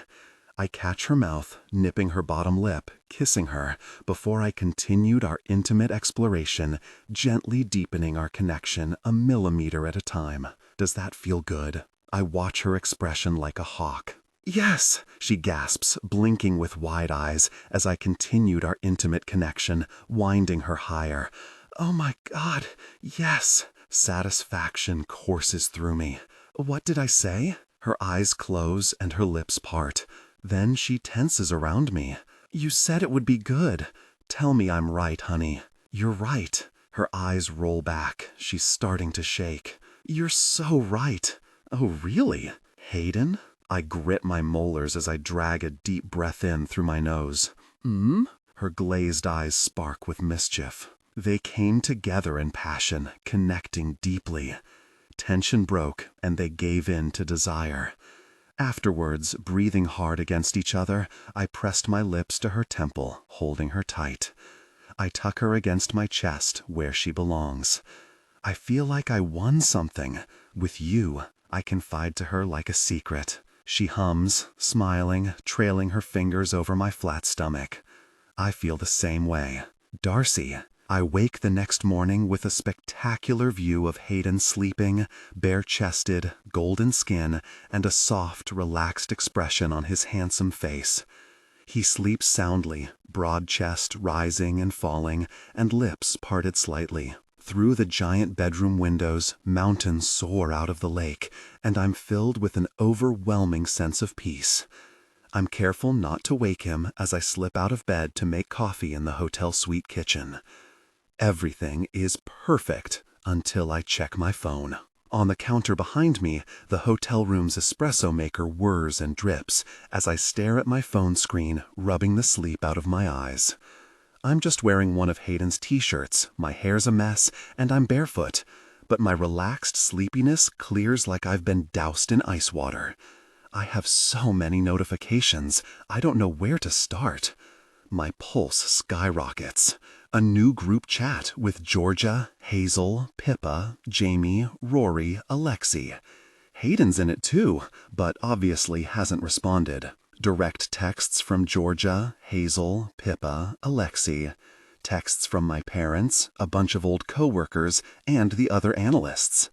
2 missed calls from Georgia, one last night and one this morning. Another missed call from Alexi, a call from Ward. We had our phones on Do Not Disturb for the wedding, and when we got back to our room, checking them was the last thing on our minds. Don't panic, Georgia texted last night. We're dealing with it. Dealing with what? I panic harder, pulse racing and stomach in knots. We're going to sort this out, Alexi messaged around midnight. What the hell are they talking about? I scan through the group chat. They're all furious about an interview. They ask what room we're in. Kit's name appears, and my eyes go wide, heart in my throat. I Google Kit Dreiger, and the first video is a press interview from yesterday, after Calgary's first playoff game. Kit's face appears on the video, with the Calgary team logo behind him. You and Vancouver Storm forward Hayden Owens are longtime friends, the interviewer says. During last week's game against Vancouver, though, it seemed like you were targeting him. Fans are speculating that your behavior during that game is a result of Owens having his best season yet, while your stats are lagging. Is there any truth to this rumor? Kit folds his arms over his chest, scowling. No, there's no truth to it. I don't give a gosh about him. He swallows hard. And I bet it's a hell of a lot easier to have a good season when you're getting special treatment from the team's new data analyst, if you know what I mean. He raises his eyebrows, and his implication is clear. There's a long pause of silence before all the reporters begin asking questions at once. I don't hear what they say after because of the blood pumping in my ears. Something crumples in my chest. In an instant, he cut down everything I do with the team, all my hard work and passion for my job. He slapped a big, unprofessional sticker on me. Shame surges, coiling and sinking in my stomach, and my eyes sting. How could I have been so wrong about someone? Darce? My head snaps up. Hayden strides toward me with a concerned frown, shirtless, just wearing his black boxers. I wish I could fully appreciate how adorable he is, all sleepy when he just wakes up, but instead, I'm reeling, spinning out, floundering. Still speechless, I hand him my phone and hit play. His jaw grows tight as he watches the video, his muscles tense. What the? I stare at the screen in disbelief. How could he do this? What did I do to deserve this? Is this really who I was with for 8 years?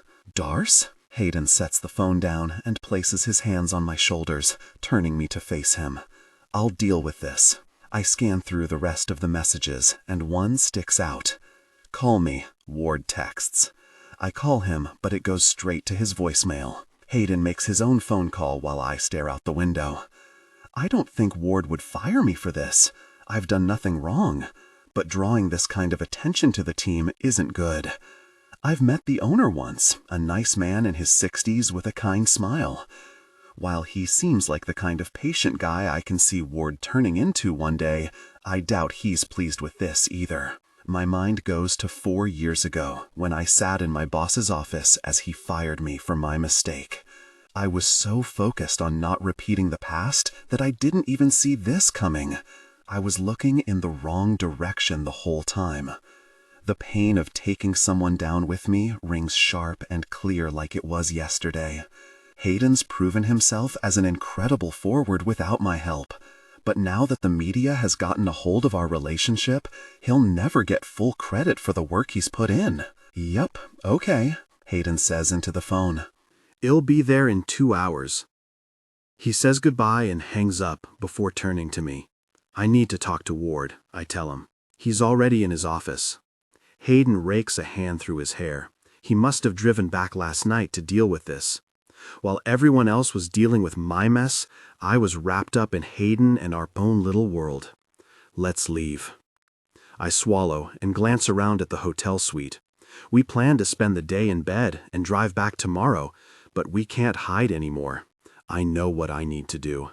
This time, I'm not taking anyone down with me. Hayden. We arrive at the arena in record time. We barely spoke the whole drive, each of us consumed by our own thoughts.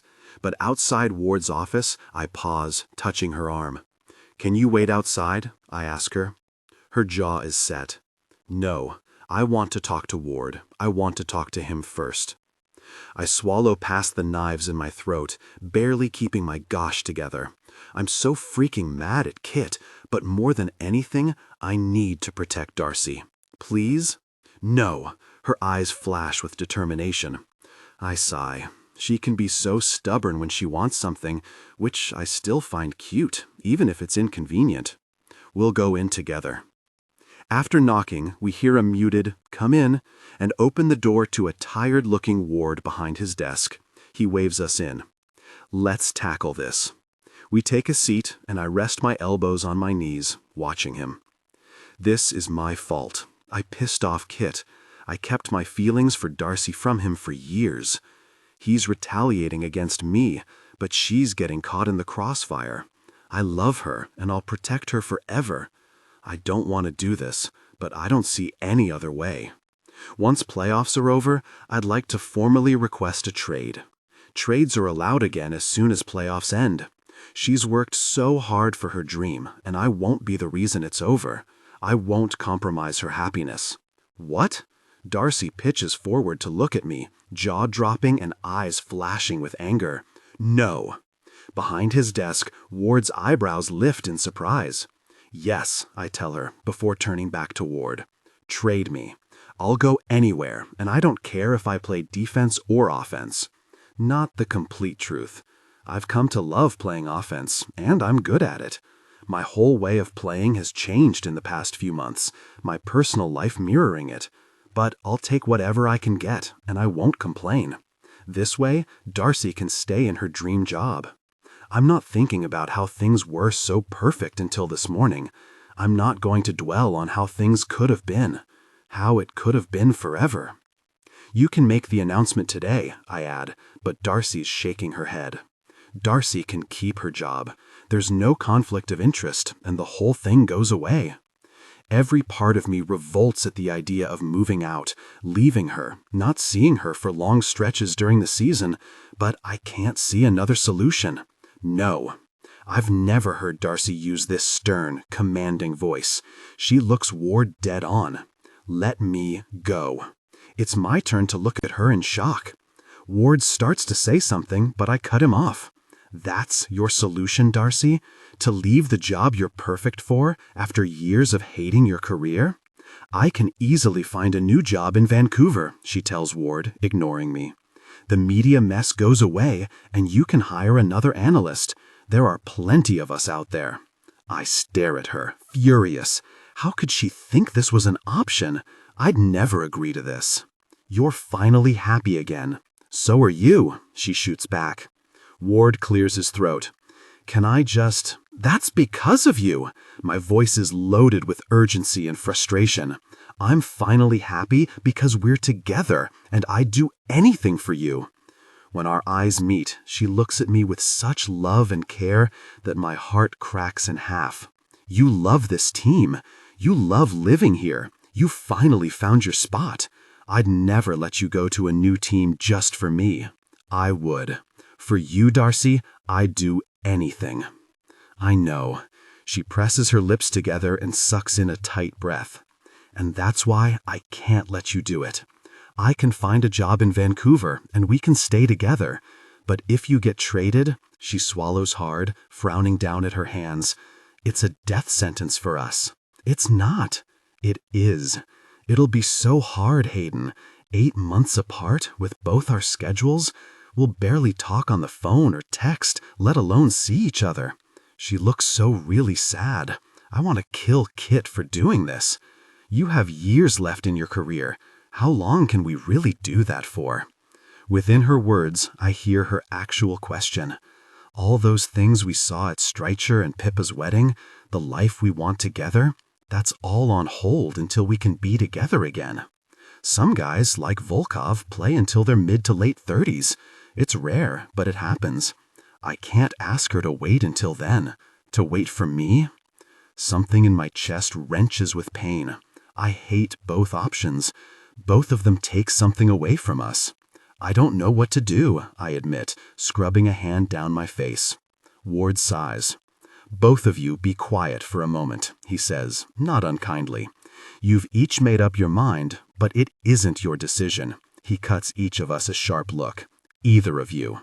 Darcy's face goes red, and I grit my teeth, sitting back in my chair. Neither of you are going anywhere. He folds his arms over his chest. And if you would have let me get a word in edgewise when you barged into my office, I would have told you that. The corner of Ward's mouth tips up like he's amused. Darcy and I glance at each other, hope rising in our eyes. I'm very selective and deliberate about who I hire, he continues, and I only hire the best, including a stellar public relations department, who has been all over this since the second Dreiger opened his mouth and insulted one of our own. He raises his brows at Darcy. This job is a calling for you, isn't it? It's not just a job, it's your purpose. She nods. Yes, I finally feel like I'm in the right spot. I know. Ward reaches for a TV remote and turns on the screen on the opposite wall. Sports highlights play on mute, and Ward fast-forwards until he finds what he's looking for. This aired 20 minutes ago. He hits play, and the sports reporter speaks. Coach Tate Ward has made a statement regarding the allegations of a conflict of interest against the Storm's recent data analyst hire, Darcy Andersen. Darcy Andersen is an incredible statistical data analyst who approaches her role with the utmost professionalism. She is a valued member of the Storm family, and any comments to discredit her based on her relationship with Hayden Owens are sexist and degrading, a problem women in STEM face every day. On behalf of Miss Andersen, the Vancouver Storm will be donating $100,000 to the Vancouver chapter of Women in STEM and making the nonprofit organization one of our official causes. The reporter turns to her colleague at the desk with raised eyebrows. That sure sends a message to Dreiger. My heart is in my throat as Ward turns the TV off and leans back in his chair, regarding us. The team has posted on their social media in support of you. Your old colleagues from Eckhart Foster have spoken out about your professionalism and talent as an analyst. The women in STEM group obviously are supporting you. And gosh, even your old university profs are weighing in. He regards Darcy. Don't let some jerk who's bitter over something personal drag you down with him. You're not leaving. He looks to me with a stern look. You aren't leaving. He looks between the two of us. Are we clear? Darcy and I sit there in shock. I'm not leaving, she's not leaving, and the future we wanted together is no longer in jeopardy. We glance at each other. She starts to smile, and my mouth tips up as relief surges through me. We're clear, I tell Ward, smiling at Darcy. Crystal clear. Good.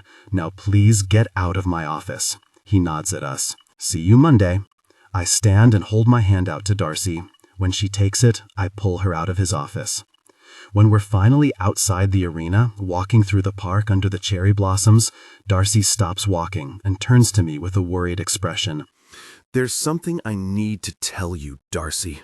I love you. I tell Hayden under the cherry blossom trees while the April sun shines down on us, glinting in his hair and making his eyes look more blue than the ocean. I should have said it last night, but I froze up because I was scared. I didn't trust myself. I was scared I'd hurt you or I'd disappear into your life. He watches with a small smile, listening patiently, and I rest my hand on his firm chest. Beneath my palm, his heart beats steadily. A breeze lifts a lock of hair that's fallen onto his forehead, and more cherry blossoms flutter from the trees. Love blooms all around us, and I see it so clearly now. How could I ever think I'd lose myself in this man? Wrong again, Darcy. He'd never let me. He tried to give up everything so I could keep a job I love. You would never let that happen, I tell him. With you, I'm the best version of myself. I look over my shoulder at a nearby bench, the one we sat on a couple of weeks ago. I sat under the cherry blossoms, watching you play hockey with those kids, and realized my life was undeniably better with you in it. My breath catches with emotion as I gaze up at him. With every fiber of my being, I hope he feels the same way. Longing and pure affection flare in his eyes. I love you, Darce. I always have. I love you more than I thought possible. You make me feel like the person I want to be. He laughs to himself. That's why A.R. Haddington sent me the book, I think.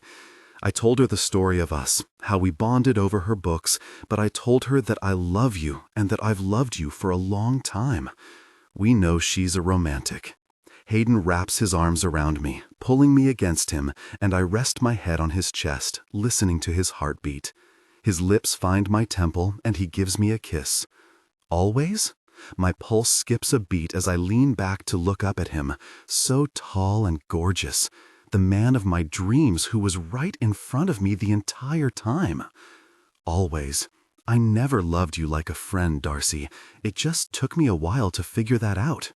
Me too, I whisper. His hands wind into the back of my hair, and he tips my face back, catching my lips with his. The kiss is soft, sweet, and gentle, and a touch down the back of my neck made me shiver with affection. My head spins as he leans back to wink at me. Come on. As we walk home beneath the cherry blossom trees, I look up at him with a question in my eyes. I told you the moment I fell in love with you. What about you? His mouth tilts into a roguish grin. Remember that night I got hurt? The big hit? He nods. Wait, I laugh. You fell in love with me because of that intimate care? Hayden shakes with laughter. I've loved you always, but that's when it hit me. He takes a deep breath, still smiling down at me, joy radiating from the depths of his eyes, from his skin, from the air around him. No one's ever taken care of me like that, Darcy. If I wasn't in love with you then, that would have sealed the deal. My heart aches with the sweetness in his words. Hayden? Yes, Darcy. Let's go home. I wiggle my eyebrows in a mischievous way.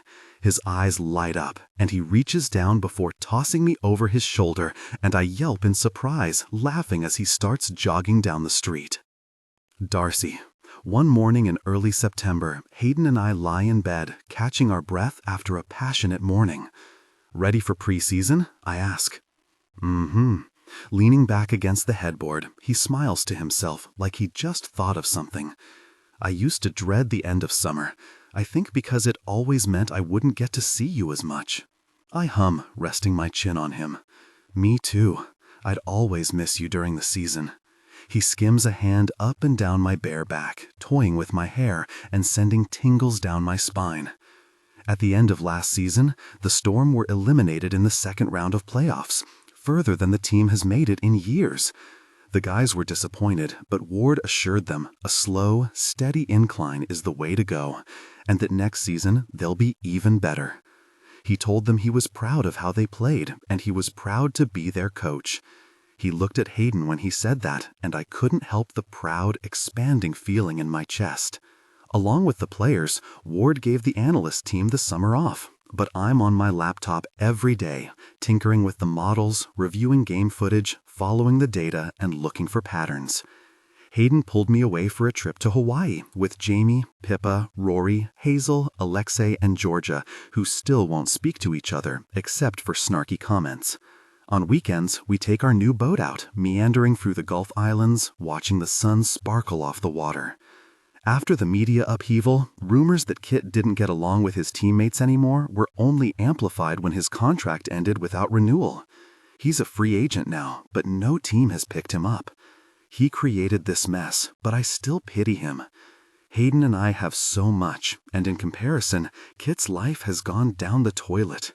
Summer being over means we're going back to real life, but with Hayden, our real life feels better than I could have imagined. There's something I've been wanting to tell him for weeks. I focus hard on trailing my finger over the ridges and lines of his chest. I'm ready for a ring.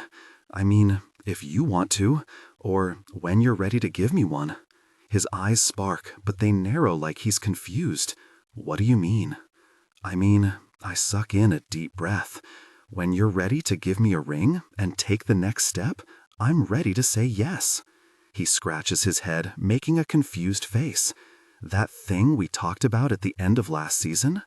I widen my eyes and make a gesture between us. The thing I was super nervous about in the past, but am no longer nervous about with you because I love you and want to be with you forever? You want to get a dog? Ask me to marry you, I burst out. I've been waiting all summer. He doubles over, laughing, and my jaw drops in annoyance, but I can't help but laugh too. Hayden, you're being obtuse on purpose. His chest shakes, and the smile he gives me warms me from head to toe. Yes, honey, I know what kind of ring you're talking about. I've had it for months. My heart stops. You have? His gaze is soft, patient, and gentle.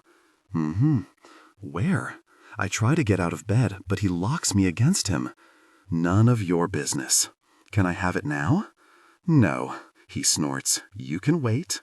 But I just said I'm ready. I make a hurry-up motion. Let's go. He laughs again. I'm not going to propose to you here, Darce. It has to be special. You deserve memorable and special. He runs his hair through his head. Besides, I wanted to check if you'd rather pick your own out. We can go to a store, you can have something designed, you can get whatever you like. I want whatever you chose for me. About once a month, Hayden buys me a piece of jewelry. He's proven to have incredible taste, always selecting pieces that are special and environmentally conscious. I've told him 1,000,000 times that I don't need it and that he's spoiling me rotten, but he won't be deterred. Spoiling me rotten seems to make Hayden Owens very, very happy, actually. And watching him get what he wants makes me happy, so everyone wins. He tugs on a lock of my hair. You want a coffee? I stare at him. How can you be so casual when we just had a monumental conversation? It's not monumental to me, Darce. It's been a long time coming, and I've been ready. He slides out of bed and gives me a light tap. I watch him stride out of the room, admiring his physique. You're really going to make me wait? Frustrating, isn't it? He says in the doorway, amusement in his voice. 8 years, honey. That's how long I waited for you. A low noise of impatience scrapes out of me, and I fall back on the bed. Hayden just laughs and shakes his head, eyes lit up. And it was worth it. At least a dozen times over the next 2 weeks, Hayden stops to tie his shoe, in the middle of the street, beside our table when we're out for dinner, on a little bridge over a creek, even in the shower. Those don't even have shoelaces, I say when he stops to inspect his slip-on sneakers. He makes an innocent face. I thought there was a rock. By the end of the week, when he takes a knee in the park under the trees with their autumn leaves, I don't even stop walking. He jogs after me, laughing as I roll my eyes and hide a grin. Are you nervous I'll say no?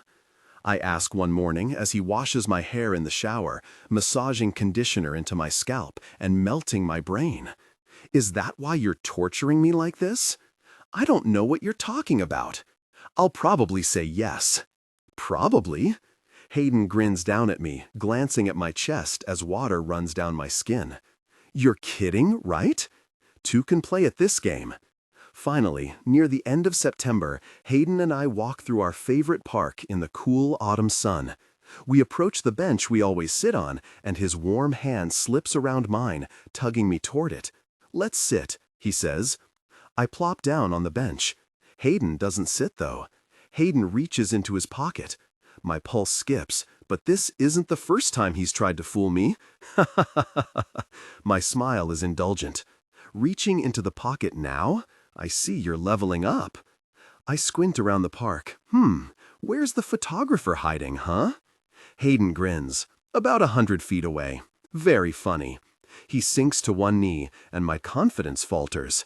The way he's grinning at me, it makes my breath catch. You're really taking this joke far today, I whisper, holding his eyes. I think mine are the size of saucers, as my heart pounds and my stomach flips over with excitement. He tilts another grin at me. Not a joke today. I'm smiling, nodding, sucking in a deep breath. Is this finally happening? You're putting me out of my misery? He laughs. Yup. Are you ready? Always giving me the choice. I hold his gaze, certain, and nod. His expression softens and his eyes warm as he takes my hand. Darcy Andersen, woman of my dreams, will you marry me? Yes, I say without hesitation, smiling. I'd be lucky to. You haven't even seen the ring. I don't need to. I memorize this moment, the way the sun feels on my skin, the sound of the birds chirping and the kids playing in the park, the breeze lifting Hayden's hair, and the way his eyes are blue like the sky. The feel of my hand in his. I'm sure, Hayden, and nothing can change my mind. He arches an eyebrow and cracks the ring box open. My jaw drops. Holy! I stare at the sparkling gemstone, the palest pink, surrounded by a scattering of tiny white stones. It looks like something out of a fairy tale, like a prop from the Northern Sword. And it's going to be mine. I'll get to look at it every single day and be reminded of Hayden. You like it? Speechless, I nod, and he smiles wider. I'm not really a jewelry girl, but Hayden's slowly changing that. They're all lab-grown diamonds with recycled white gold for the band. It's perfect. My gaze rises to him. You're perfect, and I can't wait to spend forever with you. He slips the ring onto my finger, and we both smile at each other before he gets up and kisses me. That evening, we open the door of the Filthy Flamingo to a chorus of cheers and applause.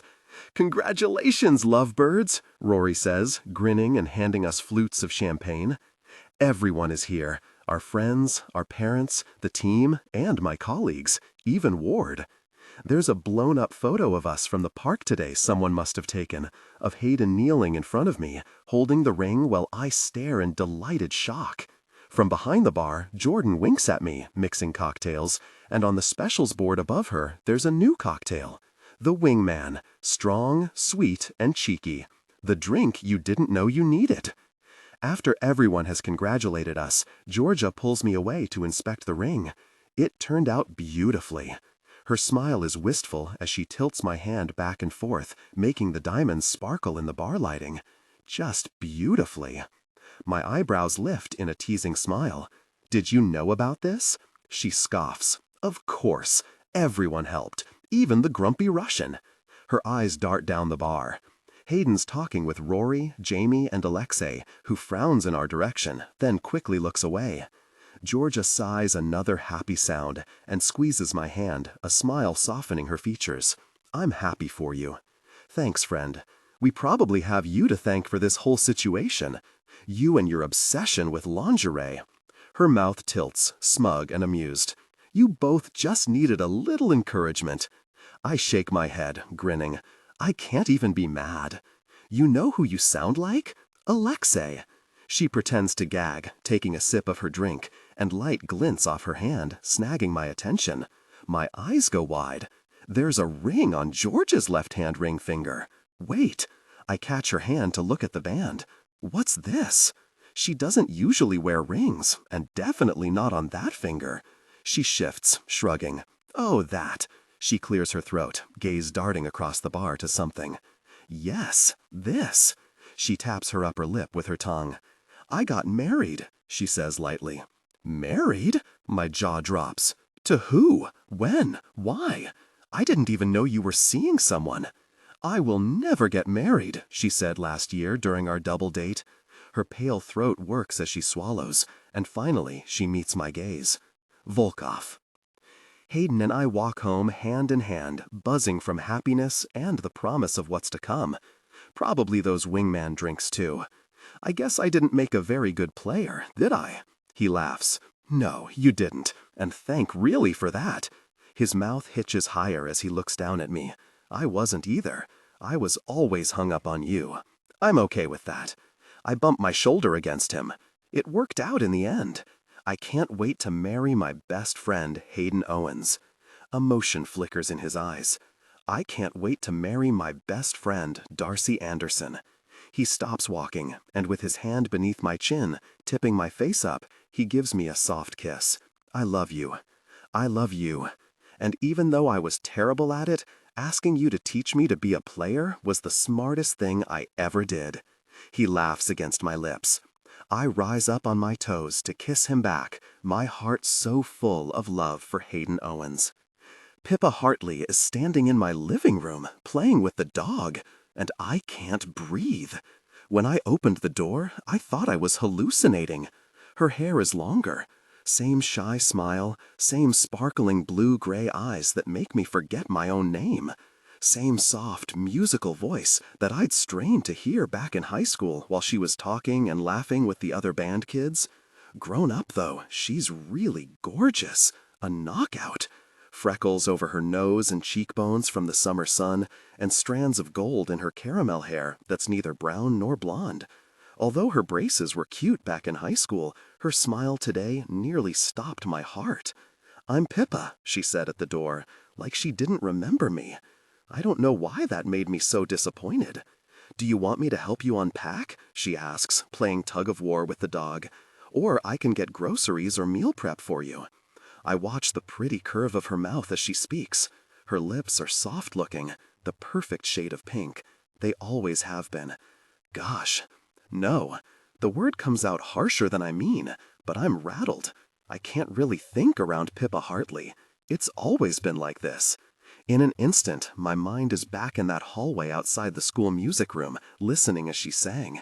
She had the most beautiful, captivating, spellbinding voice I'd ever heard. Sweet, but when she hit certain notes, raspy. Strong, but at certain parts, soft. Always controlled. Pippa knew exactly how to use her voice. She never sang in public, though. It was always that really Zach guy singing, and she'd play guitar as his backup. I wonder if she still sings. I wonder if she's still with him. And my nostrils flare. Over the summer, I saw his stupid, punchable face on a billboard and nearly drove off the highway. That guy is the opener on a tour. He could barely play the guitar. His voice was average, not like Pippa. She's talented. 8 years later, I still think about that moment in the hallway all the time. I don't know why. It doesn't matter. The dog shakes the toy while Pippa holds on, and she laughs. I need to get out of here. I have to go to practice. I snatch my keys off the counter and haul my bag over my shoulder. Bye, she calls as I step through the door. After practice that afternoon, I'm about to open the front door when a noise in my apartment stops me with my hand on the door handle. Singing. Fleetwood Mac plays inside my apartment. Over the tune, her voice rings out, clear, bright, and melodic. She hits all the notes, but there's something special to the way she sings it, something uniquely Pippa. I can't move. If I go inside, she'll stop singing. Alarm rattles through me, because this is exactly what I shouldn't be doing. She was supposed to leave before I got home. I can't have Pippa around this year. It's only been a few hours, and she's already gotten inside my head. When I open the door, my new assistant is unpacking the kitchen boxes, reaching up to set a glass on the shelf, leaning forward on the counter, giving me a clear view of her incredible form. Irritation tightens in my chest. This is the last thing I need. My gaze sweeps around the apartment. Most of the boxes are unpacked. She's set up my living room, and the photo of my mom and me sits on the bookshelf. She's arranged the living room furniture differently than my apartment back in New York. The Eames chair faces the windows, overlooking the city lights in North Vancouver across the water. The dog is sleeping on the couch, curled up in a ball. I fold my arms over my chest, feeling a mix of relief and confusion. The apartment looks nice. It feels like a home. I was dreading unpacking, but now it's almost done. I don't even mind that the dog is on the furniture. Her singing stops, and she glances over her shoulder. Oh, hi. She gasps and looks at her phone on the counter before her eyes dart to mine. Sorry, I didn't realize what time it was. She dusts her hands off and walks to the door. How was practice? She asks while pulling her sneakers on. The sweet, curious way she asks makes my chest feel funny, warm and liquid. I don't like it. I have the weird urge to tell her how nervous I am about this season. Fine, I say instead, and her eyes widen at my sharp tone. Gosh, see? This is why this isn't going to work. I care too much about what she thinks. Daisy and I went for a 2-hour walk around Stanley Park, and then I spent most of the evening training her to do tricks. My eyebrows pull together. Daisy? She shrugs, smiling over at the dog on the couch. She needs a name. She picks her bag up. I took her out an hour ago, so you don't need to. I try to say something like thanks, but it's just a low noise of acknowledgement in my throat. She smooths a delicate hand over her ponytail, blinks twice, and gives me that bright smile from before, the one I thought about during my entire practice. Her cheeks are going pink, and she looks embarrassed. I'll get out of your hair. She loops the strap of her bag over her shoulder and gives me another quick, shy smile. I'll be here tomorrow morning after you leave for practice. Good night, Jamie. My gaze drops to her pretty lips, and I'm tongue-tied. She probably thinks I've been hit in the head with the puck too many times. She leaves, and I stand there, staring at the door. Maybe I crush the thought, like slapping a mosquito off my arm. Pippa has to go.